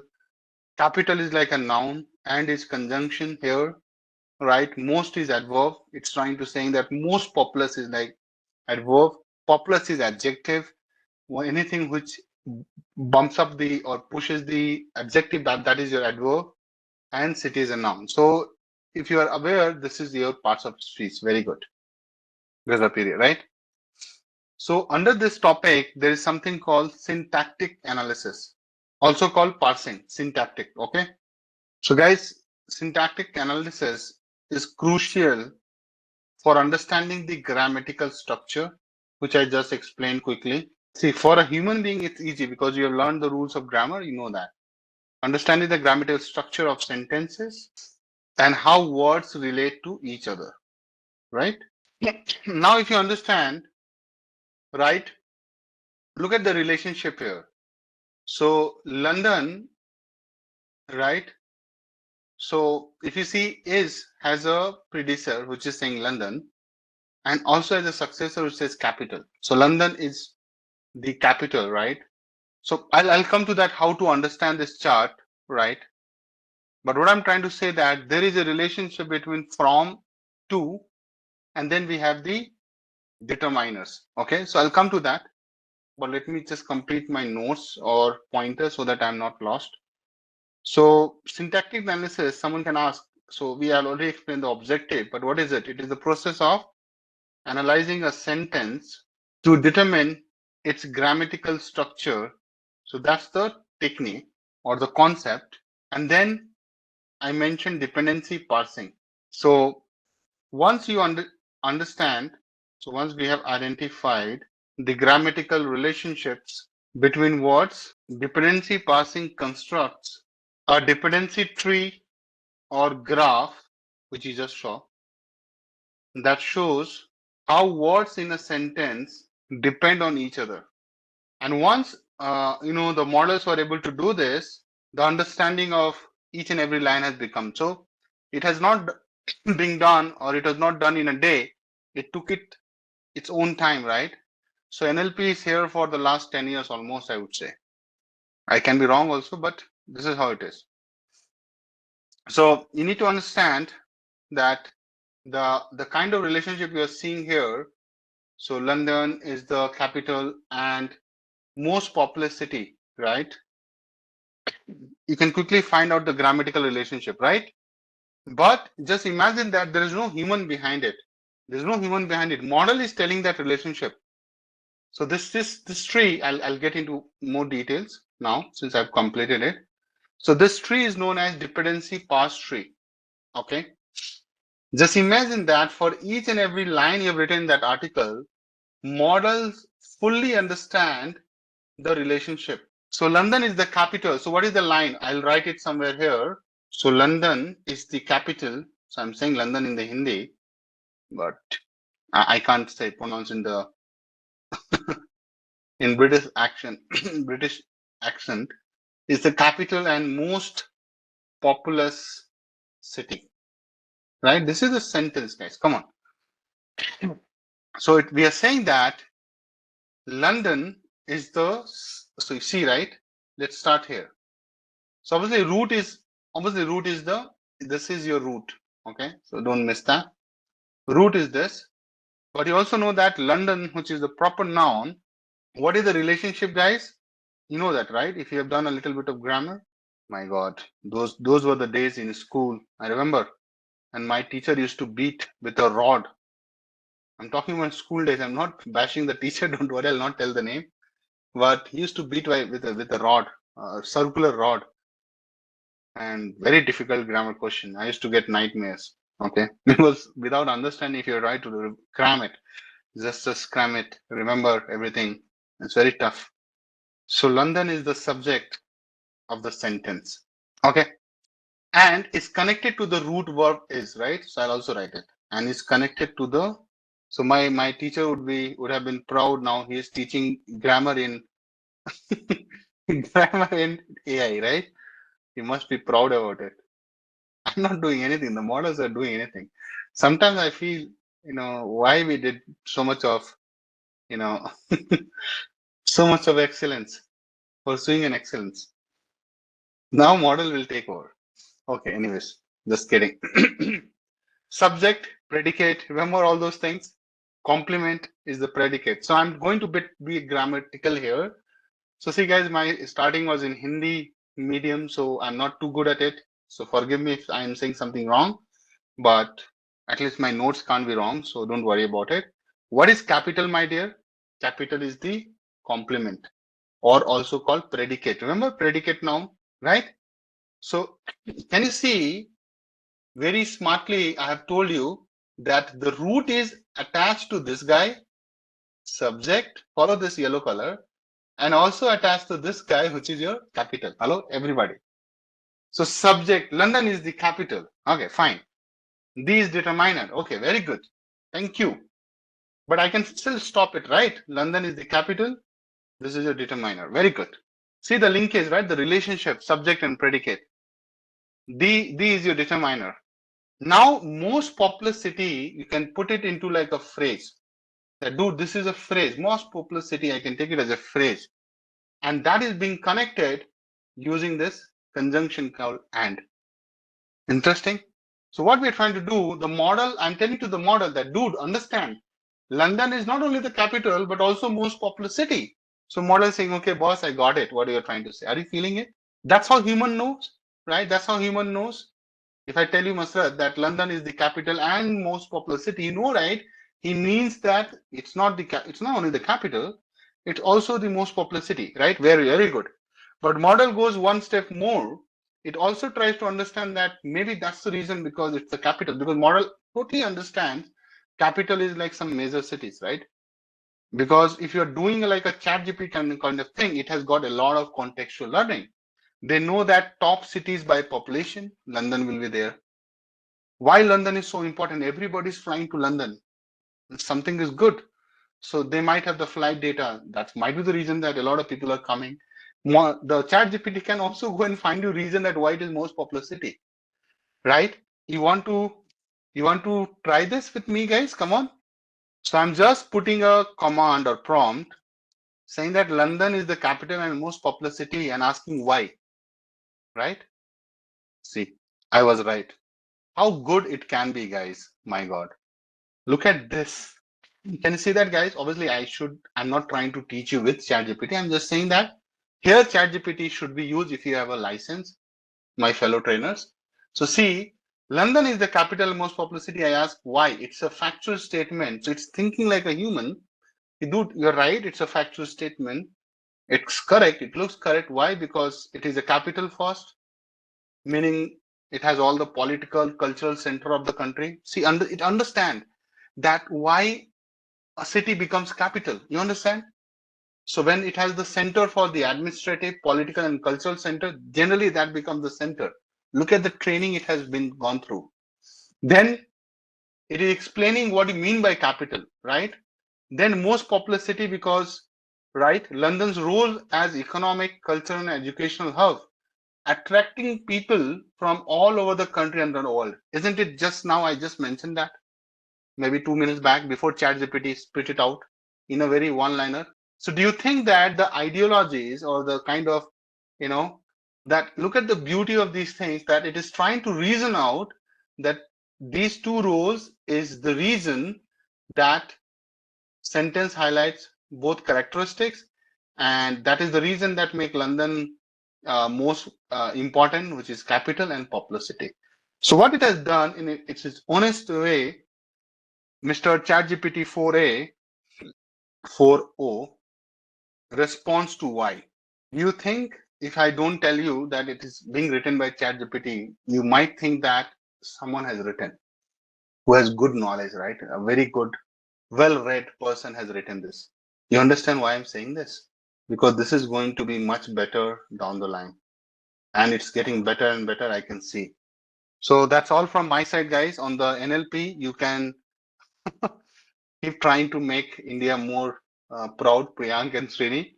One guy can try to think about bringing the wealth back, and one guy can think about, making the India independent, which I like.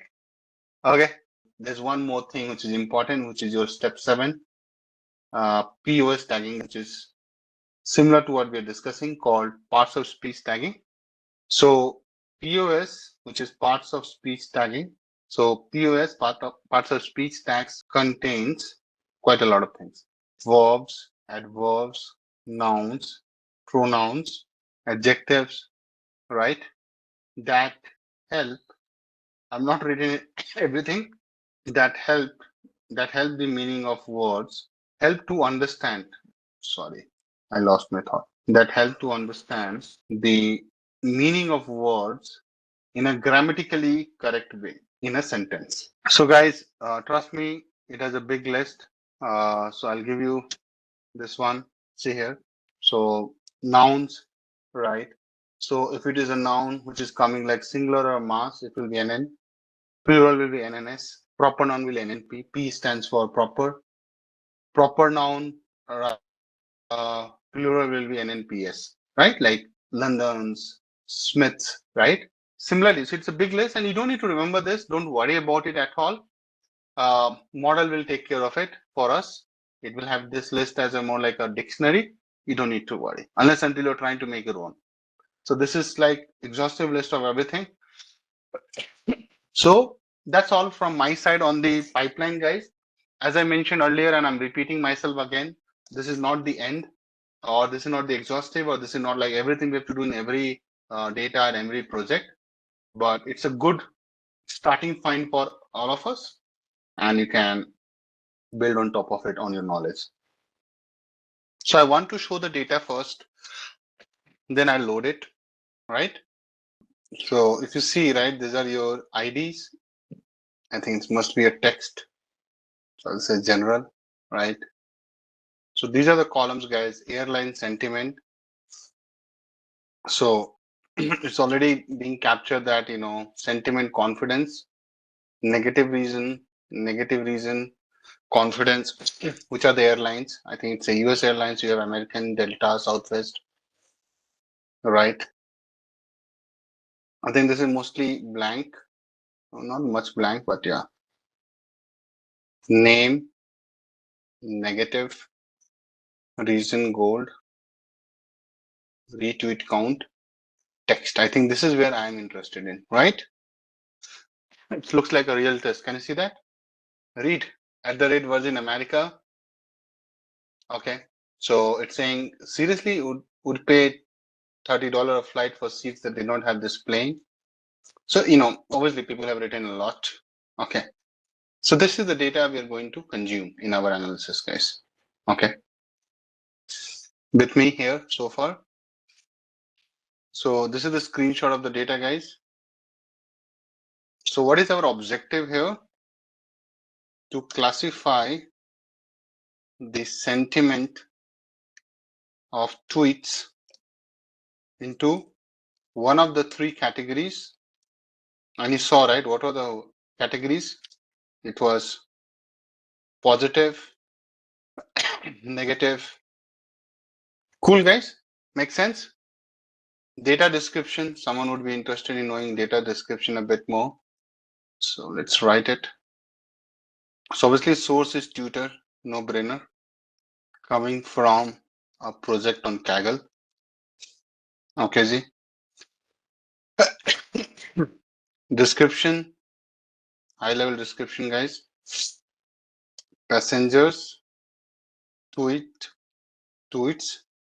about airline performance, having sentiments about their journey. See, I could do this on Collab, but the problem is that Collab is really slow and time is less.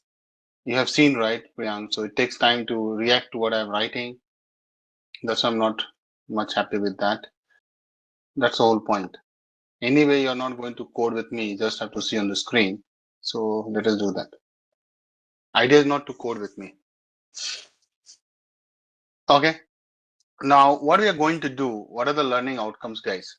So number one, we are going to do the, quickly text-based EDA kind of stuff. Then try to give you the basic understanding of text pre-processing. Then we will talk about after text pre-processing, which is like backup words and tensor vector IDF and other stuff. Then we build the classification model, tune it and plot it, right? So I've already written for you guys so that I don't waste time on this. So these are the learning outcomes I'm going to try to give you. Those who have not installed this, so you have to install certain library. If you're doing for the first time, pip install contractions. I think I have it. Let me see that if I have it or not. If it says requirement already satisfied, I'm good, which it did, right? So guys, we are going to take a lot of libraries here. The idea is to use and then understand rather than detailing only on the libraries doesn't make sense, right? This is a good set of starting point, but don't worry, I'll explain each of these when I'm going to use it. So don't worry. Okay, I'll come back and say, oh, I'm using this, I'm using this, I'm using that. Make sense? That's a promise. So it's not like a copy pasting the codes. It's just that I don't want to get into in detailing out the libraries. There's no point. Okay. But since we have to do some detailing out later, we will do it. And I'll make a point where I'll come back and do it. So number one, I think you need to load the data into PD's data frame. No brainer. It's a CSV file. You saw that, right? I think, I don't know, did I import OS or not? So I need to see what is my current working directory and I'll keep the file there. Okay, so this is your batch, right? So I have to take tweets. The same file, I'll copy and paste it there also, which I did it for the some earlier batch. Done. So let's load the data. So it will be pd.read CSV. The beauty of this is good. Okay, let's do some sampling. So this is the reason that I'm doing here, how fast I'm able to code here. So see the data loads nicely, right? You have the tweet ID. Basically, it will be the passenger. I think Srini, you were asking, right, that how do they collect data, right? So it's coming from tutor. So for every person, there is an ID. Okay. So for every, I think person tweet, it's an ID, and then airline sentiment. So few things are blank. You can clearly see, right? But we have to just worry that we have everything which we want to have it, right? So let's understand this data a little more. Obviously, we will start identifying the missing values and see that if that's a concern for us. How do we do it, guys? So you'll say data is null. You have seen me doing it earlier, and you do sum. So it will give you that how many guys are missing, and you can also do a percentage split. Okay, so you can say take this bunch and divide by the length of your data, right? So you know that you have some real stuff missing. 37% is your negative reason. Airline sentiment gold is like fully missing, right? To it. But one thing which I see that text is like fully there, right? That's what counts for us. For us, text is important, right? See that? So none of the tweet is blank. Can't be possible, right? How can you have a tweet without anything, right? You can't put just some 00, right? You understand? It can't be null. It cannot be an empty tweet. That's how they have designed it. Let us do some amazing EA. And this is not like what I'm doing is enough, you can always build on top of it. So I'll do some EDA. As simple as that. EDA, you know, right? Exploratory data analysis. Okay, let me write. So what I'm saying, guys, let's find percentage of tweets by airline companies, right? Nobody goes there and they tweet. Generally, people also tweet positive things, feedback they give.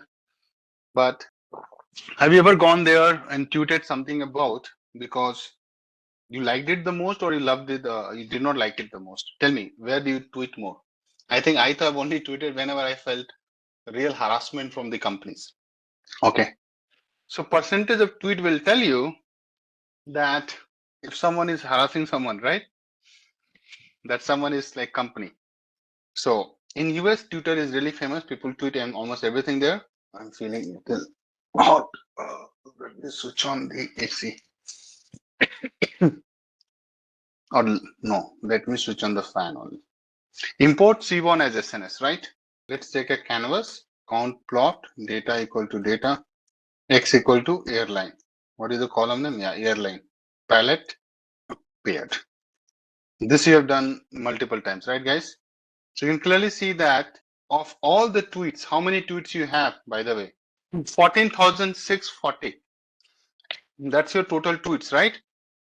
So you can say print total number of tweets is how much? 14,640. Out of that, who is having the highest? United Airlines, right? Some generally people ask me, Akash, this is so fine. Can you show some percentage on top of it here only? I know a lot of people thinking about it. Guys, can you show me percentage also on this chart only? You can do it, but it is a little tricky, not that easy. But at least, see guys, we will not be able to spend more time on these kind of requests. But yeah, we can clearly see that. Yeah, this is an older data only. It's a very famous data set. I think if date is there, I would have told you what data is this one. But there's no date, location, time zone. No. Yeah, but it's not like a recent data. Don't worry. I'm not saying that also. So what I'm saying, guys, we can see the percentage of tweets for United Airlines has the highest number of tweets, approximately 26%, followed by, I've done this maths outside, don't worry, by US Airways, which is 20%. Good. So at least you know that who are the airlines which is getting a lot of tweets. You can clearly see United Airlines is topping it, followed US Airways, and then American. Okay. I'm not saying that they have more issues. Don't jump to conclusion. I'm just saying that they have highest number of tweets. And you can do some pandas data aggregation technique to get percentage and all. What is the distribution of sentiments across all tweets? Right? Someone can ask me this question also. Like now, since it's interesting, right? So plt.subplots fixed size. Exactly my point, Masud. Our focus is more on to get into the NLP task rather than visualizing a lot. So as far as we are able to get a sense of the data, we are good here, right? And I know you can do much more on top of it, but that's your work. So data equal to data. Now, what is that X where the sentiment is? I think airline sentiment, right? This column. And airline sentiment is not having nulls, so we are good. So we'll write airline sentiment. Perfect. Palette, again, paired. Perfect. plt.show. Now you will see the reality of the tweets. So it's a human behavior, right? If you're not feeling happy, you'll go and tweet. Even Americans do that. Can you see it? It has to be high now. Let us see some negative comments randomly. How will you do it? Only filter for negative. Select negative equal to data. You know this, right? Slicing. Airline sentiment equal to negative, right? And then you will say data, use this masking and do some sampling, right? Show some sample of 5. See? And only we have to print the text. Not everything. I don't need everything. I just need the text. So now obviously we are not able to see everything. So we do this list and then see if it happens, right? Amazing. Python is so happening here. You see? Yes, but should be able to get a push notification via the app if I'm logged in and on a trip. Email or text is so 2010. So this guy is telling it's very old. In other headlines, once again, your lack of customer centricity is astounding. It's a sarcasm. Wow. Why so expensive to go to Vegas with the stops in late flight zone as I can get non-stop for same on competition? See? Just flew to do this, paid from a third suitcase, we did not even make it on the plane, besides for the impolite service. See? Americans, right? They have a way of telling things. इधर तो गालियां लिखने लग जाते हैं, right? Okay, cluster continues, still on connecting instead of direct. Back charge sits not together. So understand, this is for the same one, right? And if you keep doing this, we'll keep seeing something. I'm at 4 or 5 morning, will be nasty in Boston. Have Fabling driving 90 minutes to pick me up from everything flight. What if cancelled flight? I don't know, something they're writing. But why they know that it's negative? Because in the same data, hold on. In the same data, you don't do this, you will see that they have a category, no? See, negative, negative, negative, negative. There's a reason also, customer service issue. Can't tell. So must be like a filter, right? Select, can't tell, cancel flight, customer service issue, right? So as a matter of fact, for negative reason, right, you have some missing data, right? But similarly, you have for positive reason also, I think you have some missing data, I realized. No, only for negative reason they have this category. But anyways, we know that there are negative tweets. Let's see if it is, what about positive tweets? Let's see that. So आपको कुछ नहीं करना, you have to just go there. So I'm speaking Hindi. My bad. Say that, select positive, change this to positive, and just see this. Now, everyone has been so nice and helpful. Looks like positive, right? I'm already a card member as well. Enjoy flying with you guys. Wow. Thank you. Simple, positive. Thank you means positive. Thank you, positive, right? Let's see neutral. I would love to see neutral. So let's do any it. See, this is so fastly we are trying to get into it, right? You like my way of slicing and dicing the data, guys? I have a way of getting into the data. Now, if you're not good at basics, you will struggle. I recently moved and got a new license, and when I booked my flight a month ago, I used my old license. Do I need to change that? Obviously, it's more like a query. So it's not like DM these nuts. I sent you a DM, can you please help? Obviously neutral. Look into better service, more like a suggestion, right? So obviously somebody is tweeting and they are categorizing. I don't know what is they're doing to categorize. I'm not sure, but this is the data we have. Makes sense so far with me? I had written this code for you because I don't want to waste time, but I want to show you that there is a way of someone asking me, right, can you also show percentage? One of the learners did it. I realized that I have it in my other notebook. So I just source the code and it's on the same data frame, so it works. Data, right? See, 62% of the total tweets are negative. 21% is like positive, neutral, and then the rest of the 16% is positive. So as you can see, guys, you need to do some annotation, right? So Srini were right about it. So I think you have to spend some time on understanding this code. It's very easy. So what are our some key observation, my dear? Number one. So majority of tweets are negative as expected. We expected it, no, before we started on it, which stands at 63%. Followed by, that's how you have to give summary to your client also. Followed by neutral tweets. But this is very basic insights. I don't write these insights. I write insights which will take at least 10 minutes to understand. That's how you get valued, you know. If you write these statistical insights, they'll say, what is in it? Even I can do it, right? So you have to write something like you have to make a statement. And then they'll say, what? Then you prove that statement with your data analysis, which you have already done. That's how you win your clients, okay? Can you show me distribution of, this is a very interesting chart. Distribution of sentiments of tweets for each airline. Now this is interesting, right? So you're telling total, no? So total is negative, but for which it is negative? I think we have to do some data preparation for this. So understand, I want to know distribution of sentiments for each airline. I have to group by airline and airline sentiment, right? Guys, pandas aggregation, you know this, right? We can call it a multitasking ability. I also have some abilities. Count, and then I think I need to unstack so that I can show you this. Now, yeah, it worked. See, this is interesting, guys, right? So now it gives you that by different sentiments for each of these. Interesting, no?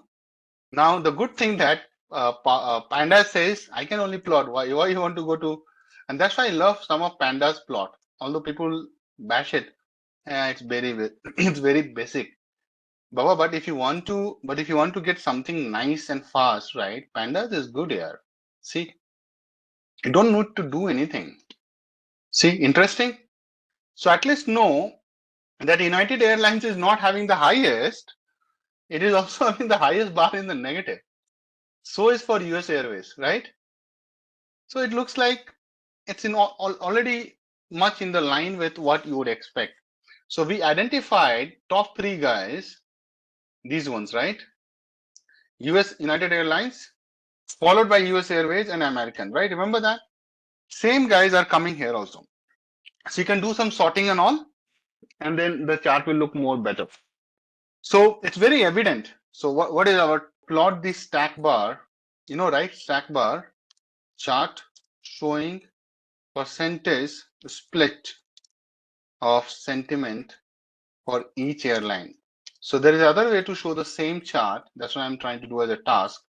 So rather than showing 3, can you see 3 bars for each airline? What I'm saying, my dear, take this guy, take only US Airways and show like percentage split. You know what I mean?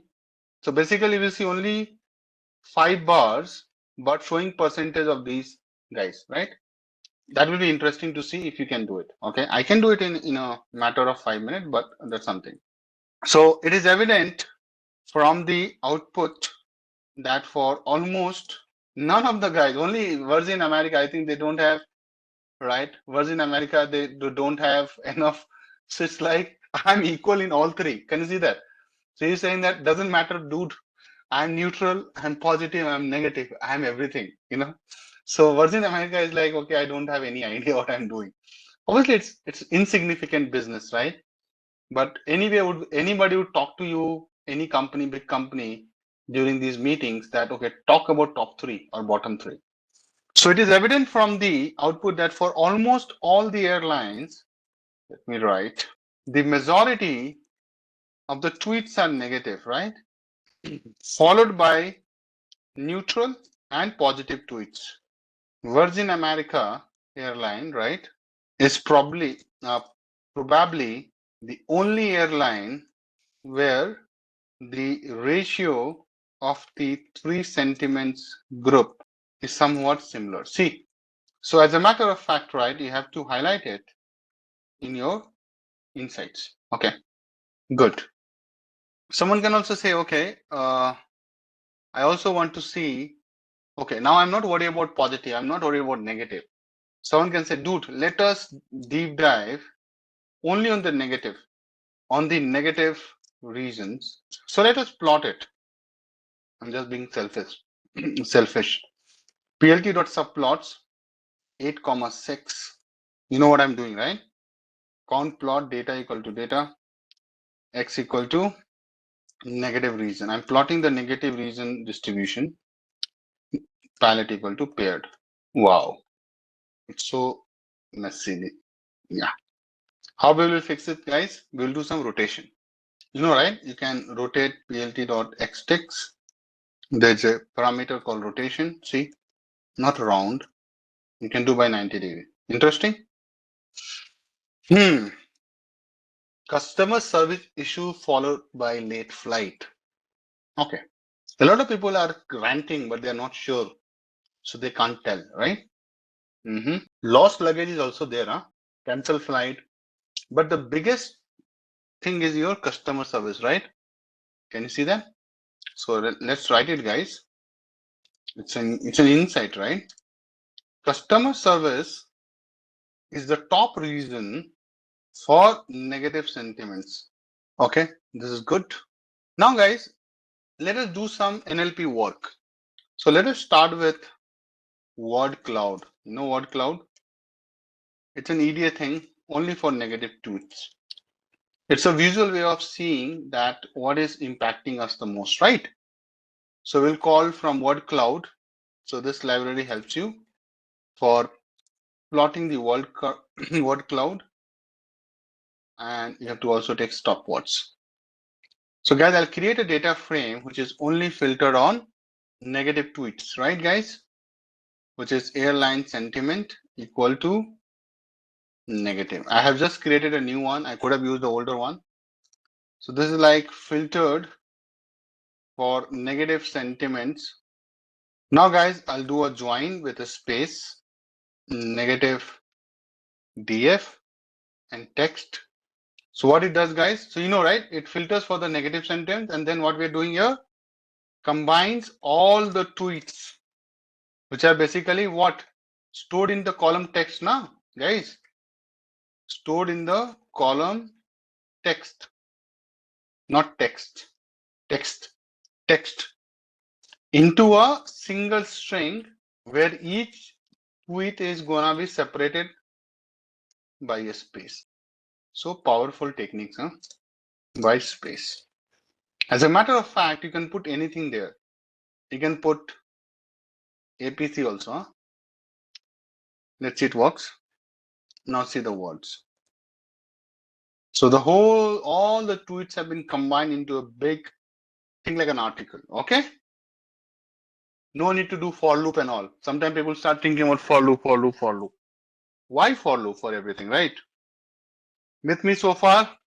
Now we have to do some cleaning of the combined string. So obviously I need a clean text. So I'll say join. Now guys understand. And I'll explain also, don't worry about it. I'll take word for word in words dot split. How many of you are able to gauge this? What I've written? This is something you should know. It's coming from basic Python. So you're writing for loop in one line. Split the text into words. How will you do it? What is this line of the code is doing, guys? Come on. Oh, let me also complete first because I think I'm asking question in the middle. Hold on. If so, split, and that's a problem with the commentary. I'll come to the commentary later, guys. Hold on. Then my block goes disturbed. Okay. If I think let's take away HTTP, not in word, and not word dot starts with. You know what? Every tweet is gonna start with @, so I have to take care of it also. And word is not equal to right retweet, so it will be exclamation. Kidhar hai yaar, huh? Now what I'm doing here, anybody got an idea? Now you look at it. So number one step I'm doing, splitting. Come here now. Splitting the word. Which word? This is the word, no? Okay, let me write. Words. So this is the words, right? All these are words, right? Take a look. Okay. So I'm splitting the words string into individual words based on white space. How do you know that? Because I've written this. Now white space is there. Okay. Now I am going into the next, and this is called list comprehension. So this is what we are doing, guys. Okay, maybe I'll write here. So this is something leveraging. I don't know how many guys remember this. It must have been taught. Leveraging list comprehension. If not, we can discuss also this. I'm saying we'll discuss, but I don't know I'll get time or not. Now I'm saying if HTTP not in word, what it means that exclude any word that contains HTTP, right? So generally social media will have HTTP, HTTPS, and you can improvise on this, right? So that's not like a hard and fast rule. Then what you're doing, you are excluding now anything. Exclude words which start with, not like any word just at the rate. Any word start with at the rate. Then what? Retweet you don't want to use. So this removes the term retweet, right? What I did. There's some shortcut which works on this machine, which is in overlap with Jupyter. I have to rewrite word not equal to retweet. So I'll say exclude RT term. Okay. And then I have to do this so that it runs. Okay, it ran, guys. Let's see what it did. See. Now if you observe, right, do you see any at the rate? Let's see this. So very first line was at the rate, right, guys? Come on. The very first word was at the rate. So at the rate version replica is gone. See, it's starting from, it's really aggressive to blast obnoxious entertainment in your guest. Okay, very good. Then what we excluded? We excluded anything HTTP. I don't see, so I'm not able to. Any retweet you're seeing somewhere, it should be also gone. But yeah, we will not definitely go and check. Okay, agree? So this has done all these steps which I mentioned, but obviously we are not able to validate. It's a big thing, so I can't go and pinpoint, but yeah. Now the other thing, if you see, right, we need to remove stop words, right? So for the word cloud, I'm gonna use word cloud without stop words. So stop words is a list which is gonna be there, and it is stop words. So guys, this is already there. Background, you can say, you have to give some color. You can say black is much preferred. Width can be, you can say 3000, and height can be maybe 2500. Just start with something. And okay, then I'm saying that generate clean text. So guys, it will exclude common stop words. But if you have some laundry list, did I miss something? Background color. Okay. No, the moment you give stop words equal to stop word, it will exclude. Default is to exclude, not the other way around. It is taking some time because loading a lot of data must run. So when you write stop word equal to stop word, it will do the job. So even my machine is like saying dude, fan is like, so it's done. We have to just print it.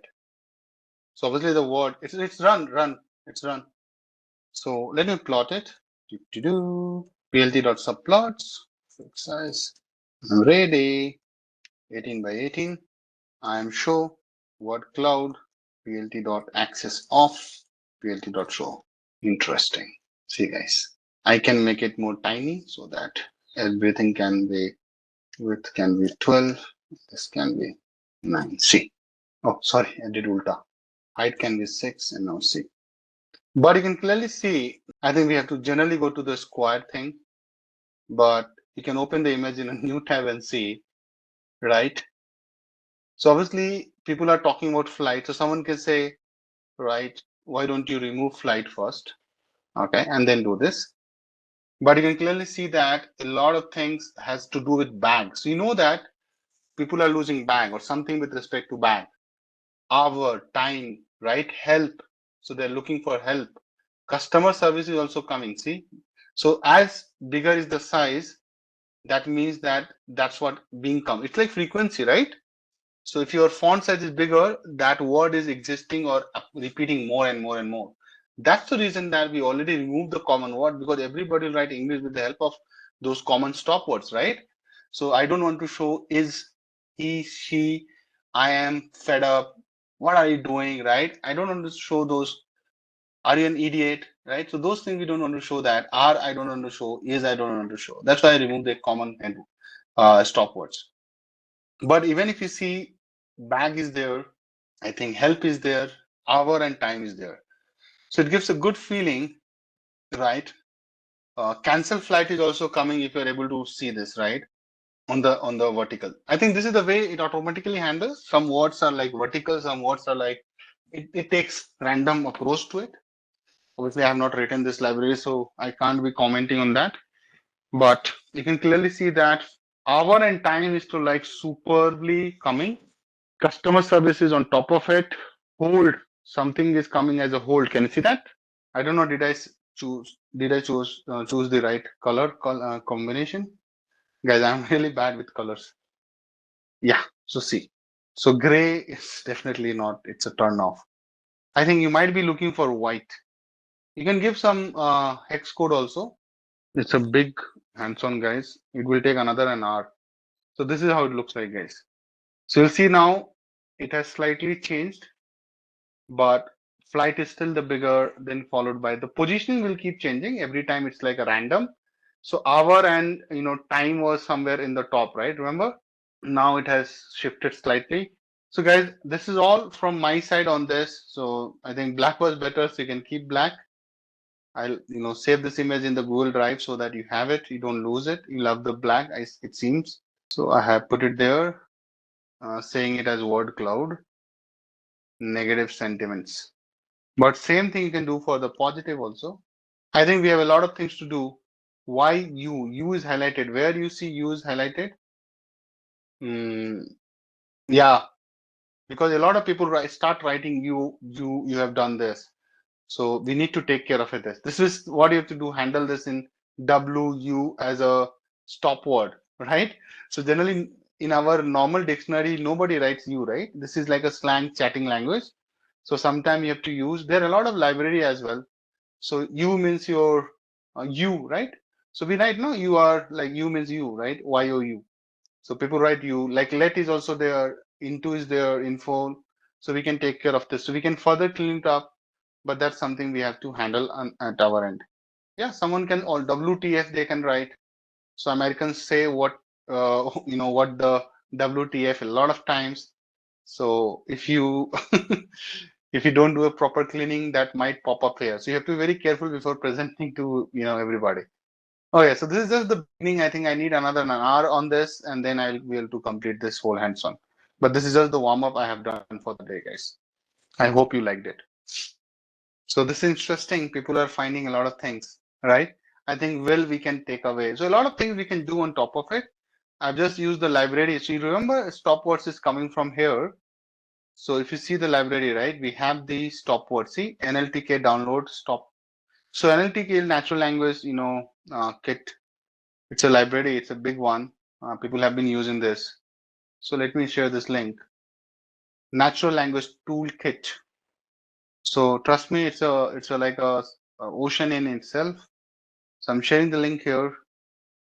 Beautiful soup is what it will come later, Shalja. So I can't jump there, but I'll come to that. We have just used stopwords from here. Okay. So if you see here, the word cloud, I'm using the word stopwords, right?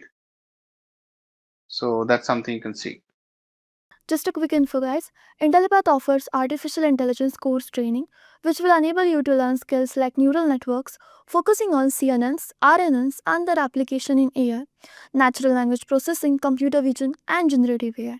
Through this course, you will also master deep learning concepts, AI model building with TensorFlow, transformers, BERT, GPT, LangChain, and NLP pipelines with advanced techniques like image recognition, chatbot development, and much more, all taught by top 1% experts and IIT faculty. And with this course, we have already helped thousands of professionals make successful career transitions in AI and data science. You can check out the testimonials on our Achievers channel. The link is in the description below. And without a doubt, this course can set your career to new heights. So visit the course page link given below in the description and take your first step towards the dream career growth in the field of artificial intelligence. Ever chatted with ChatGPT or Bard and thought, how does it actually know what to say next? How does it remember context, switch languages, write poems, and still somehow sound human? To understand that, let me take you back to where it all began. Long before large language models or LLMs, we had simple rule based chatbots. They worked like if the user says hi, reply hello, nothing fancy. Then came early neural networks like RNNs or recurrent neural networks and LSTMs, long short term memory, which were a big leap forward. They could read a sentence word by word, remember the past few words, and predict what might come next. For example, if you input cat is sitting on, a trained model would predict the next word as mat. Why? Because based on the data it has seen, cat and mat often appear together, giving mat a higher probability score than other words. Even today, if you ask ChatGPT the same, it's likely to respond with mat, not because it knows it's right, but because statistically it's the most probable choice in the context it has learned. That's the thing about language models. They're not understanding words, they're just really good at predicting them. But imagine if ChatGPT is about to predict everything, one word at a time. It is slow and sometimes it won't have the contextual depth that you desire. Would you like that possibility? Of course not. But early chatbots were kind of like that since they used models like RNNs and LSTMs, which processed text one word at a time, step by step. It was slow and it lacked contextual depth. Take this sentence. Now, does with the telescope mean the man had the telescope or the lion? These models couldn't look far ahead or even far behind. They had limited memory.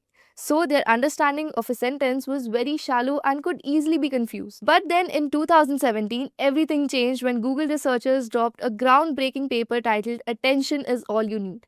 And they were freaking absolutely right. This paper introduced a new architecture called the transformer. Unlike RNNs, transformer don't go word by word. Instead, they read the entire sentence or even a paragraph all at once. They use a mechanism called self-attention, which lets the model assign importance to different words based on their relationship. So, if we take the sentence, she poured water into the cup because it was thirsty. Here, traditional models will probably get confused, but transformers use attention to figure out she was thirsty, not the cup. This ability to understand relationships and assign weight to words is what laid the foundation for modern large language models. Self attention didn't just improve models, it transformed them. Now that we understand how transformers flip the script on how machines process language, let's break down how large language models or LLMs actually work behind the scenes. Say you're texting and your phone suggests the next word and you get options like blue, clear, or cloudy. That's autocomplete. LLMs work the same way, just at mind blowing scale. Their single job is to predict the next word, one after another, until it makes a sensible sentence. But here's the twist, it's not just guessing blindly. The model looks at all possible next words and assigns each a probability score, then picks the most likely one. These scores are determined by billions of adjustable weights called parameters, sort of like knobs on a giant audio mixer that tell the model which words make sense together. How does it learn these weights? Through a massive training process called pre-training. It goes like this. Feed the model mountains of text, books, websites, code, social media posts. Ask it to guess the next word. Compare its guess to the real answer. Adjust the weights using a method called backpropagation. Repeat millions of times. Over time, it gets really good. So good that it can string together entire paragraphs that feel like they were written by a human. But at its core, it's just still predicting. But before it can even start predicting, there's a catch. LLMs can't understand words, they only work with numbers. So the first step, turn words into numbers. This is done using embeddings. Think of it like this. Each word or chunk of a word is turned into a long list of numbers called a vector that represents what that word means based on how it shows up in different sentences. In this world of vectors, king and queen are close together, so are doctor and nurse. You can even do math like king minus man plus woman equal to queen. That's the magic of vector space. Meaning becomes geometry. Now, once these vectors are created, the model doesn't treat them equally. It looks at the surrounding words and dynamically adjusts each word's vector using self-attention. That's why the word bank in riverbank doesn't get confused with money bank. The model is constantly asking, which other words in the sentence help me understand this one? And that gives LLMs their deep contextual understanding. After pre-training, the model is fluent, but it's not always right. It might still say biased things or just make stuff up. That's where humans step in. Through a method called reinforcement learning with human feedback, also known as RLHF, we teach the model to be more helpful, safe, and aligned with what people expect. Here's how. Humans rank different answers the model gives. The model learns from that feedback. It adjusts its behavior to prefer better responses. It's like training a puppy with treats, only the puppy is made of code. That's how a raw language model becomes something usable like ChatGPT. That was just the beginning. Today's LLMs are multimodal. That is, they can read images, listen to audio, even generate music and videos. Some advanced models use a strategy called mixture of experts. Instead of one giant model doing everything, they use multiple smaller experts and pick the best ones based on your question. Another major leap, retrieval augmented generation, RAG. That means LLMs can now fetch information from outside, like the internet or a database, to give more accurate, real-time answers. Now they're no longer limited to what they were trained on. They can look things up too. But even the smartest LLMs have flaws. That is, they can hallucinate, which basically means confidently making up things, mirror human biases from the training data, burn through insane amounts of electricity. They also raise real ethical concerns. Who owns the data they were trained on? Can private information be slipped through? Should we trust AI with sensitive tasks? As AI becomes more powerful, the big question becomes, how do we make sure it works for humanity and not against it? That's a different story to cover for someday, but I hope this video and the breakdown how does LLM work helped you understand the very models you use in depth. If you've liked this video, do make sure to enable that like button and do subscribe to Intellipaat's YouTube channel to come across more tech related videos like this one. That's all I have for today. Thank you so much for watching and see you in the next one. Keeping up with the AI advancements can be exhausting.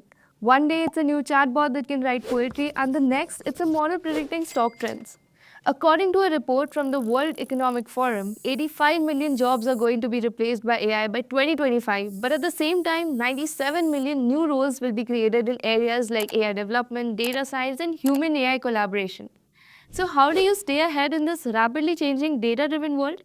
By building real hands-on AI projects. Working on projects not only helps you understand AI concepts better but also prepares you for real-world challenges. It's the best way to learn, grow, and make your skills future-proof. In this video, I'm sharing 10 AI project ideas, 5 for beginners and 5 for advanced, designed to give you the practical experience you need. Whether you're just starting or ready to tackle the big stuff, these projects will help you build something meaningful while also making your resume stand out in this competitive field. So the very first project idea that we'll be discussing is the product recommendation system. This is a system used by companies like Amazon, Netflix, and Spotify to suggest products, movies, or songs based on what users like. A product recommendation system is an algorithm that analyzes user behavior to suggest products that they might like. For example, the system or the algorithm might recommend phone cases or screen protectors if someone buys a phone. This makes shopping more personalized and engaging. An interesting fact before you dive into this project: Amazon's 35% of sales come through product recommendation engine itself. This tells you how valuable this project would be if you were to make a career in any e-commerce company. The first step in this project is to gather and pre-process data such as user ratings, browser history, or product descriptions. You can find a sample data at Kaggle or UCI repository. You'll then use machine learning techniques to develop the recommendation model. Popular methods would include collaborative filtering, where you recommend items based on what similar users have liked, or content-based filtering, where you recommend items similar to what a user has shown interest in before. Now, the tech stack for this project would include Python as the main programming language, with libraries like Pandas for data handling, scikit-learn for building machine learning models, KNN for collaborative filtering, or decision trees for content-based filtering.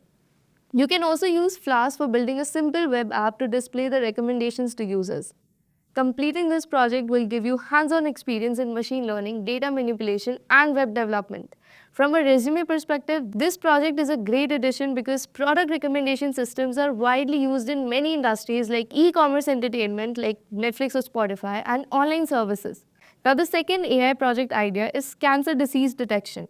This project uses artificial intelligence to help detect cancer at an early stage, which can be crucial for saving lives. Now, in order to get started, you will need a dataset that contains labeled medical images of cancerous and non-cancerous cells. There are several datasets available online like the Cancer Image Archive, TCIA, that can help you with this. Once you have your data, the next step is to pre-process it. For medical images, this might involve converting them into numerical arrays or normalizing them to ensure consistency. For the tech stack, you will be using a combination of Python and deep learning libraries. The most popular deep learning framework is TensorFlow or PyTorch. Now, these libraries are great for building and training machine learning models. You will also work with CNNs, which are specifically designed for image recognition tasks like this one. CNNs analyze patterns in the medical images and then classify them as either cancerous or not. Now, to handle the data, you can use Pandas and NumPy. You can also use Flask or Streamlit to create simple web app for your algorithm. This way, doctors can upload images and your AI system will analyze them and give predictions on whether the image shows signs of cancer or not. Now, what's the benefit of working on this project? By working with the real-world medical data and applying deep learning techniques, you'll develop technical skills in AI, machine learning, and data processing. Now, this can prove to be highly valuable for your resume. Completing this project will demonstrate that you can work with large data sets, develop models, and even deploy AI systems, which are skills in high demand. Now, moving ahead to the third project idea. Businesses and consumers rely heavily on online reviews to make decisions. However, reading through thousands of reviews to understand customer opinions can be time consuming. This is where sentiment analysis comes in. It's a technique in artificial intelligence that can automatically determine whether a review is positive, negative, or neutral. Through this, businesses are able to quickly gain valuable insights into customer feedback. The project will begin with collecting product review data, which is publicly available from sources like Amazon or Yelp, and then pre-process it. For the model, we will use machine learning techniques, specifically natural language processing, to understand and analyze the text. Initially, a simple model using techniques like bag of words or TF-IDF combined with a classifier like logistic regression can be implemented. Later, you can enhance the model using deep learning with RNNs or LSTM, which is long short term memory, for better accuracy, especially for complex sentences. On completing this project, you will not only boost your understanding of NLP and machine learning techniques, but also make your resume stand out. This project will demonstrate your ability to handle both data pre-processing and model building, skills that are highly sought after in AI and data science roles. Additionally, it's a great way to get hands-on experience with Python and machine learning frameworks, both of which are valuable in the tech industry. Moving on to the fourth project idea. Job seekers today face a major challenge: getting their resumes noted by recruiters. Many companies use an applicant tracking system or ATS to filter resumes before they even reach a human recruiter. These systems scan resumes for specific keywords, job titles, skills, and qualifications. If a resume doesn't match these criteria, it may never get seen by a hiring manager. Now, the goal of this project is to build a system that can automatically parse and extract important information from resumes. This makes it easier for ATS to process resumes and for recruiters to find the most qualified candidates. The resume parser should be able to extract details such as the candidate's name, contact information, skills, education, work experience, and certifications from various resume formats like PDF, docx, and plain text. It will also analyze and categorize this information, helping job seekers optimize their resumes for ATS. In order to get started with this project, we'll use natural language processing or NLP to extract and understand the content of resumes. For parsing different formats, you can go ahead and use libraries like PDF, Miner, or docx in Python. You can then employ machine learning models for keyword extraction, entity recognition, and classification to identify and organize this information. There are also libraries such as Spacey or NLTK that can be used for text processing. Once that is done, we might also want to integrate a simple scoring system that ranks resumes based on the match to a job description. Completing this project adds immense value to your resume and skill set. You'll gain hands-on experience in working with text data using libraries and tools commonly used in industry for NLP tasks. You'd also understand how ATS systems work and learn about their role in modern hiring processes. This project will strengthen your proficiency in Python, machine learning, and NLP, making you a more attractive candidate for roles in data science, AI, and software development. Plus, it will give you a practical project to showcase, demonstrating your ability to solve real-world problems and adding a highly relevant skill to your resume. Moving on to the fifth project idea. This project focuses on a world where machines can see and interpret the environment just like humans. Real-time object detection is all about teaching computers to identify and track objects in live video feeds, such as recognizing a car, a pedestrian, or even a stray animal crossing the road. The problem this project addresses is simple yet impactful. In many industries, from autonomous driving to security systems, there's a need for technology that can detect and respond to objects in real time. Without it, processes remain slow and manual, and in some cases, this delay could even lead to accidents or inefficiencies. This project allows you to bridge that gap by creating a system capable of detecting objects instantly, enhancing safety and efficiency. You'll begin by collecting a dataset of images with labeled objects such as COCO or Pascal VOC. These labels help train your model to recognize different items. Then you can go ahead and use a pre-trained deep learning model like YOLO, you only look once, or SSD, single shot detector, which are designed for speed and accuracy. With frameworks like TensorFlow or PyTorch, you'll fine-tune the model, feeding it data and teaching it to detect objects in real-time video streams from a webcam or CCTV camera. Finally, you'll integrate OpenCV for video processing and visualization. The tech stack includes Python for coding, TensorFlow or PyTorch for building the AI model, and OpenCV for handling video feeds and a GPU to process the data quickly. You'll also use libraries like NumPy and Pandas to manage the data. For your resume, this project will showcase your expertise in computer vision, machine learning, and handling real-time data, which are sought-after skills in the AI job market. On the other hand, for organizations, the benefit is enormous, whether it's enhancing surveillance systems, improving vehicle automation, or optimizing industrial workflows. Moving on to the sixth project idea. For a business that receives customer queries day and night, hiring people to answer these questions 24 into 7 can prove to be expensive and sometimes inefficient. This is where chatbots can help. A chatbot is an AI powered assistant that can understand customer questions and provide instant answers, saving time and money while improving customer satisfaction. To build this project, you'll start by defining the purpose of your chatbot. Will it assist with customer support, book appointments, or maybe help users navigate a website? Once you figure out the main category of support, you'll need to gather or create a dataset of common questions and answers related to your topic. Next, you'll use tools like Python and frameworks like Flask or Fast API to create a conversational interface. For the AI brain, you can use pre-trained models from libraries like Hugging Face, which help the chatbot understand and respond to text. The backend might use an NLP model like BERT or GPT. These models analyze the input text, understand its meaning, and generate appropriate replies. If you're making a more advanced chatbot, you could connect it to a database or APIs to retrieve specific information like product availability or order status. Once the chatbot is built, you can again deploy it on website or messaging platform using tools like Heroku or AWS. This project is a fantastic addition to your resume. It shows your ability to solve real-world problems using AI to automate processes and build systems that improve user experience. By completing this project, you'll demonstrate your skills in Python, NLP, and deploying AI systems, which are in high demand. Plus, it gives you a practical example to discuss during interviews and sets you apart from problem solvers ready to tackle real business challenges. Moving on to the seventh project idea.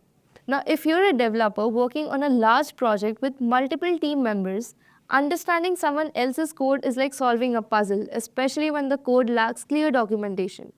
Writing documentation is tedious and time consuming, which is why most of the coders neglect it. This is a common problem, often leading to miscommunication, bugs, and slower onboarding of new developers. Code Document Generator is an algorithm designed to bridge this gap. This project aims to automate the processing of creating detailed and accurate code documentation. You will build an algorithm that will analyze the structure, functions, and logic of the code base and generate human-readable explanations for each part. To build this project, you can use technologies like Python and Hugging Face transformers. A model like GPT-4 can be fine-tuned to understand code and generate meaningful descriptions. You'll also work with frameworks like LangChain for chaining tasks and Fast API to deploy the tool as a web service. You can also go ahead and add a front-end interface using Streamlit that will make the algorithm user-friendly and visually appealing. By completing this project, you'll gain hands-on experience with advanced AI concepts like working with large language models and deploying them in real-world applications, while also highlighting your understanding of generative AI. The next project idea that I'll be talking about has been inspired by Google's revolutionary Cotton project, pest monitoring application. This is basically an AI application that helps farmers protect their crops by guiding them on aspects like the best time to spray pesticides. Pests are a huge challenge for farmers. They damage crops, lower yields, and increase the cost of farming due to the needs of pesticides. Many farmers don't realize there's an infestation until it's too late, leading to significant financial losses. This is where technology, especially AI, that can step up and make a big difference. The application will use image recognition to identify and track pest infestations in real time. Farmers can upload photos of their crops, and the app will analyze the images to detect pests, classify them, and provide actionable recommendations such as whether to use pesticides or take other measures. To get started, you'll need a dataset of pest images and healthy crop photos. Then you will need to train a machine learning model like CNN using frameworks like TensorFlow or PyTorch. Then you can go ahead and add a user-friendly interface, perhaps a mobile app where farmers can upload their images and receive instant feedback. You can even incorporate weather data or other regional trends to make the app more accurate. For this project, you'll use tools like TensorFlow or PyTorch for the AI model, OpenCV for image processing, and a cloud platform like AWS or Google Cloud for deployment. The mobile app can be built using Flutter or React Native to ensure it works on multiple devices. You could also add APIs for weather forecasting to give farmers extra insights. This project is a great addition to your resume. Employers value candidates who can demonstrate technical skills with practical applications, something that brings a change in the everyday lives of the people. Now, moving on to the ninth project idea. Consider a situation where a marketing manager needs to come up with engaging content for products in an organization. Every campaign is going to require hours of brainstorming, research, and editing to create creative emails, blog posts, or social media captions. This is where an AI powered marketing content generator can make life easier. Repetitive content creation takes up time and resources that could be better spent on creative ideas and connecting with customers. By building an AI marketing content creator, you can automate the task, making it faster and more efficient while still maintaining quality and personalization. To develop this project, you would start by training a generative language model like OpenAI's GPT or Hugging Face transformers to create different types of marketing content. You can feed it examples of blogs, email campaigns, or social media posts to fine tune the model for specific industries. Adding features like customizable tone, keywords, or target audience will make the tool more versatile. You can also integrate a user-friendly interface using tools like Streamlit or Fast APIs so marketers can simply input a prompt and get ready-to-use content instantly. The tech stack will include Python as the primary programming language, libraries like TensorFlow or PyTorch for deep learning, and LangChain for chaining tasks like summarization and editing. Hugging Face can provide pre-trained models, while Pinecone or a similar vector database can store embeddings for fetching quick text. To deploy the app, you can use cloud platforms like AWS or Google Cloud. Completing this project will add immense value to your resume. It showcases your expertise in generative AI, NLP, and creating end-to-end solutions for real-world problems.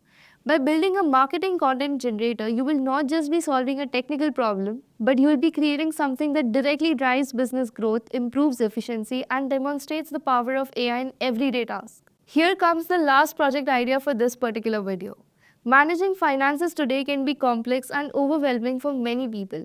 Financial advice are often expensive, and individuals with limited resources may not have access to professional guidance. This is where a generative AI powered chatbot can bridge the gap by offering personalized, real time financial advice. To build this project, you would create a conversational AI model capable of understanding user inputs such as financial goals or challenges and provide tailored recommendations. The chatbot would use natural language processing to understand queries, retrieve the relevant data, and then generate meaningful responses. For example, if someone asks, "How can I save for retirement?" the chatbot could analyze the user's income, expense, and investment options to provide advice. The tech stack for this project includes Hugging Face transformers to build and fine tune the conversational model, then LangChain for integrating multiple knowledge sources, and Pinecone or Wave8 for storing and retrieving user data efficiently. Tools like Fast API can be used to deploy the chatbot, and a user-friendly interface can be created using Streamlit or React. Security protocols like OAuth can be added to ensure user data privacy. Completing this project will be a big win for both the individual and the organization. For you, it would demonstrate your ability to work on real-world AI problems using advanced tools and showcase your skills in generative AI and multimodal data integration. It's a standout addition to your resume, especially for fintech. Recently, from Reddit threads to Twitter storms, one phrase keeps echoing: MCP servers are changing everything. Or the next big thing in AI is MCP servers. Some call it the future of AI, others say it's the missing piece we have been waiting for. But what exactly are MCP servers, and why is the entire AI world suddenly obsessed with it? Are they really worth the hype? Let's see it in detail. Before getting started, let's consider a scenario here. Suppose you are building an AI app and the things are going smoothly until it needs to connect with Gmail, Notion, or some API and database. Now you're stuck reading docs and building yet another custom connector for every tool separately. Sounding familiar, right? And that's what most devs face when working with AI. Until now. Of course, AI has come a long way. Large language models like GPT-4, Claude, Gemini are incredibly smart. They can write emails, generate code, and explain quantum physics, right? But here's the thing, they still can't send the email via Gmail or edit your UI directly in the Figma. Why? Because these models don't directly talk to the external systems or tools. To make that possible, they will need a middle layer, something like a translator or a bridge, that can help them communicate with the external tools like web servers, APIs, code editors, platforms, etc.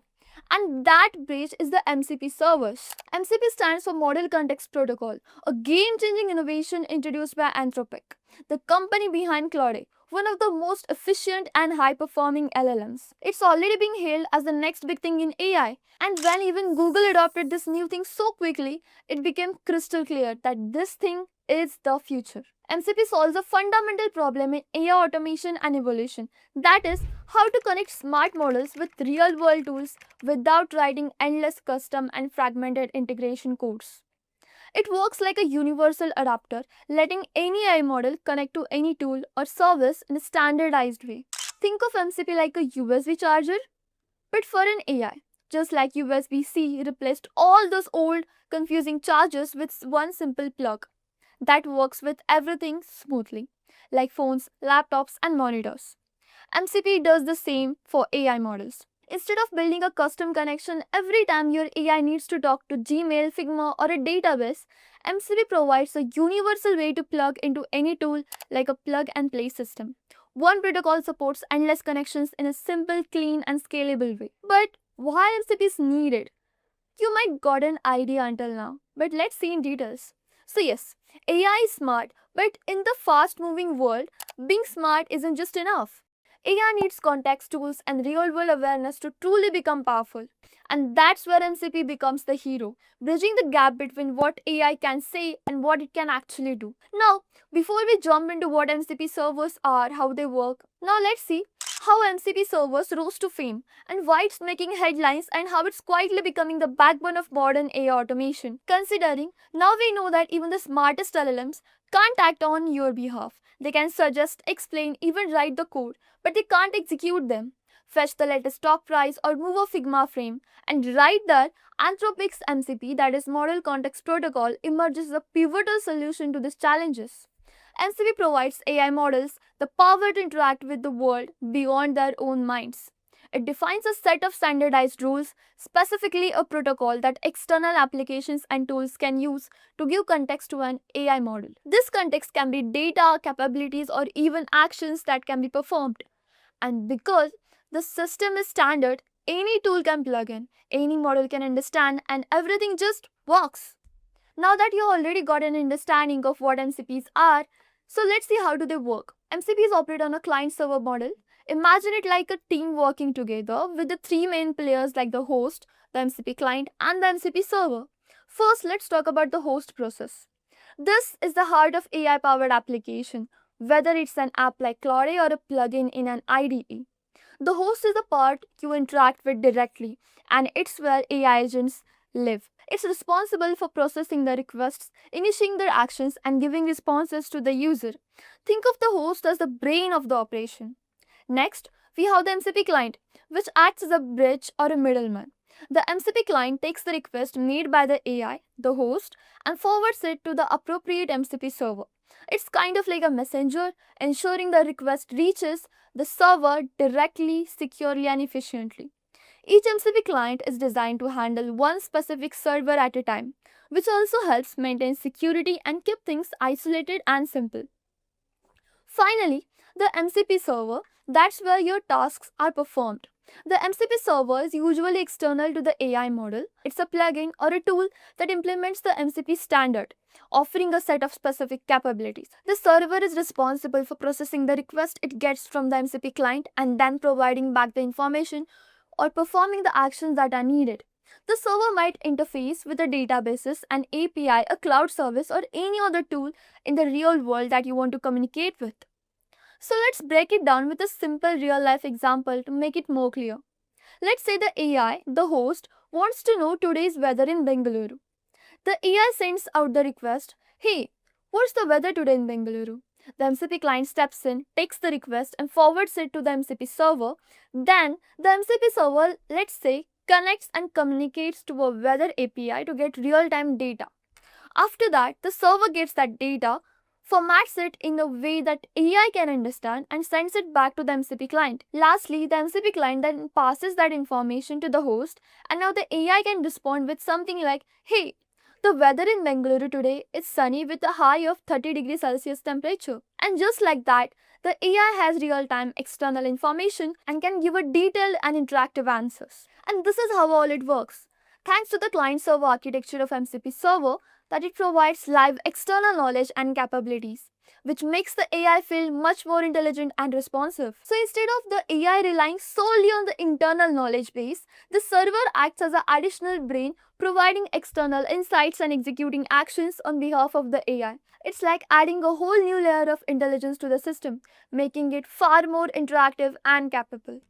Now let's see how does this all happen internally and behind the scenes. So the communication between MCP clients and MCP servers typically happens using the JSON RPC, which is a lightweight standard protocol for remote procedure calls. This allows messages to be passed back and forth in a clear and a structured way.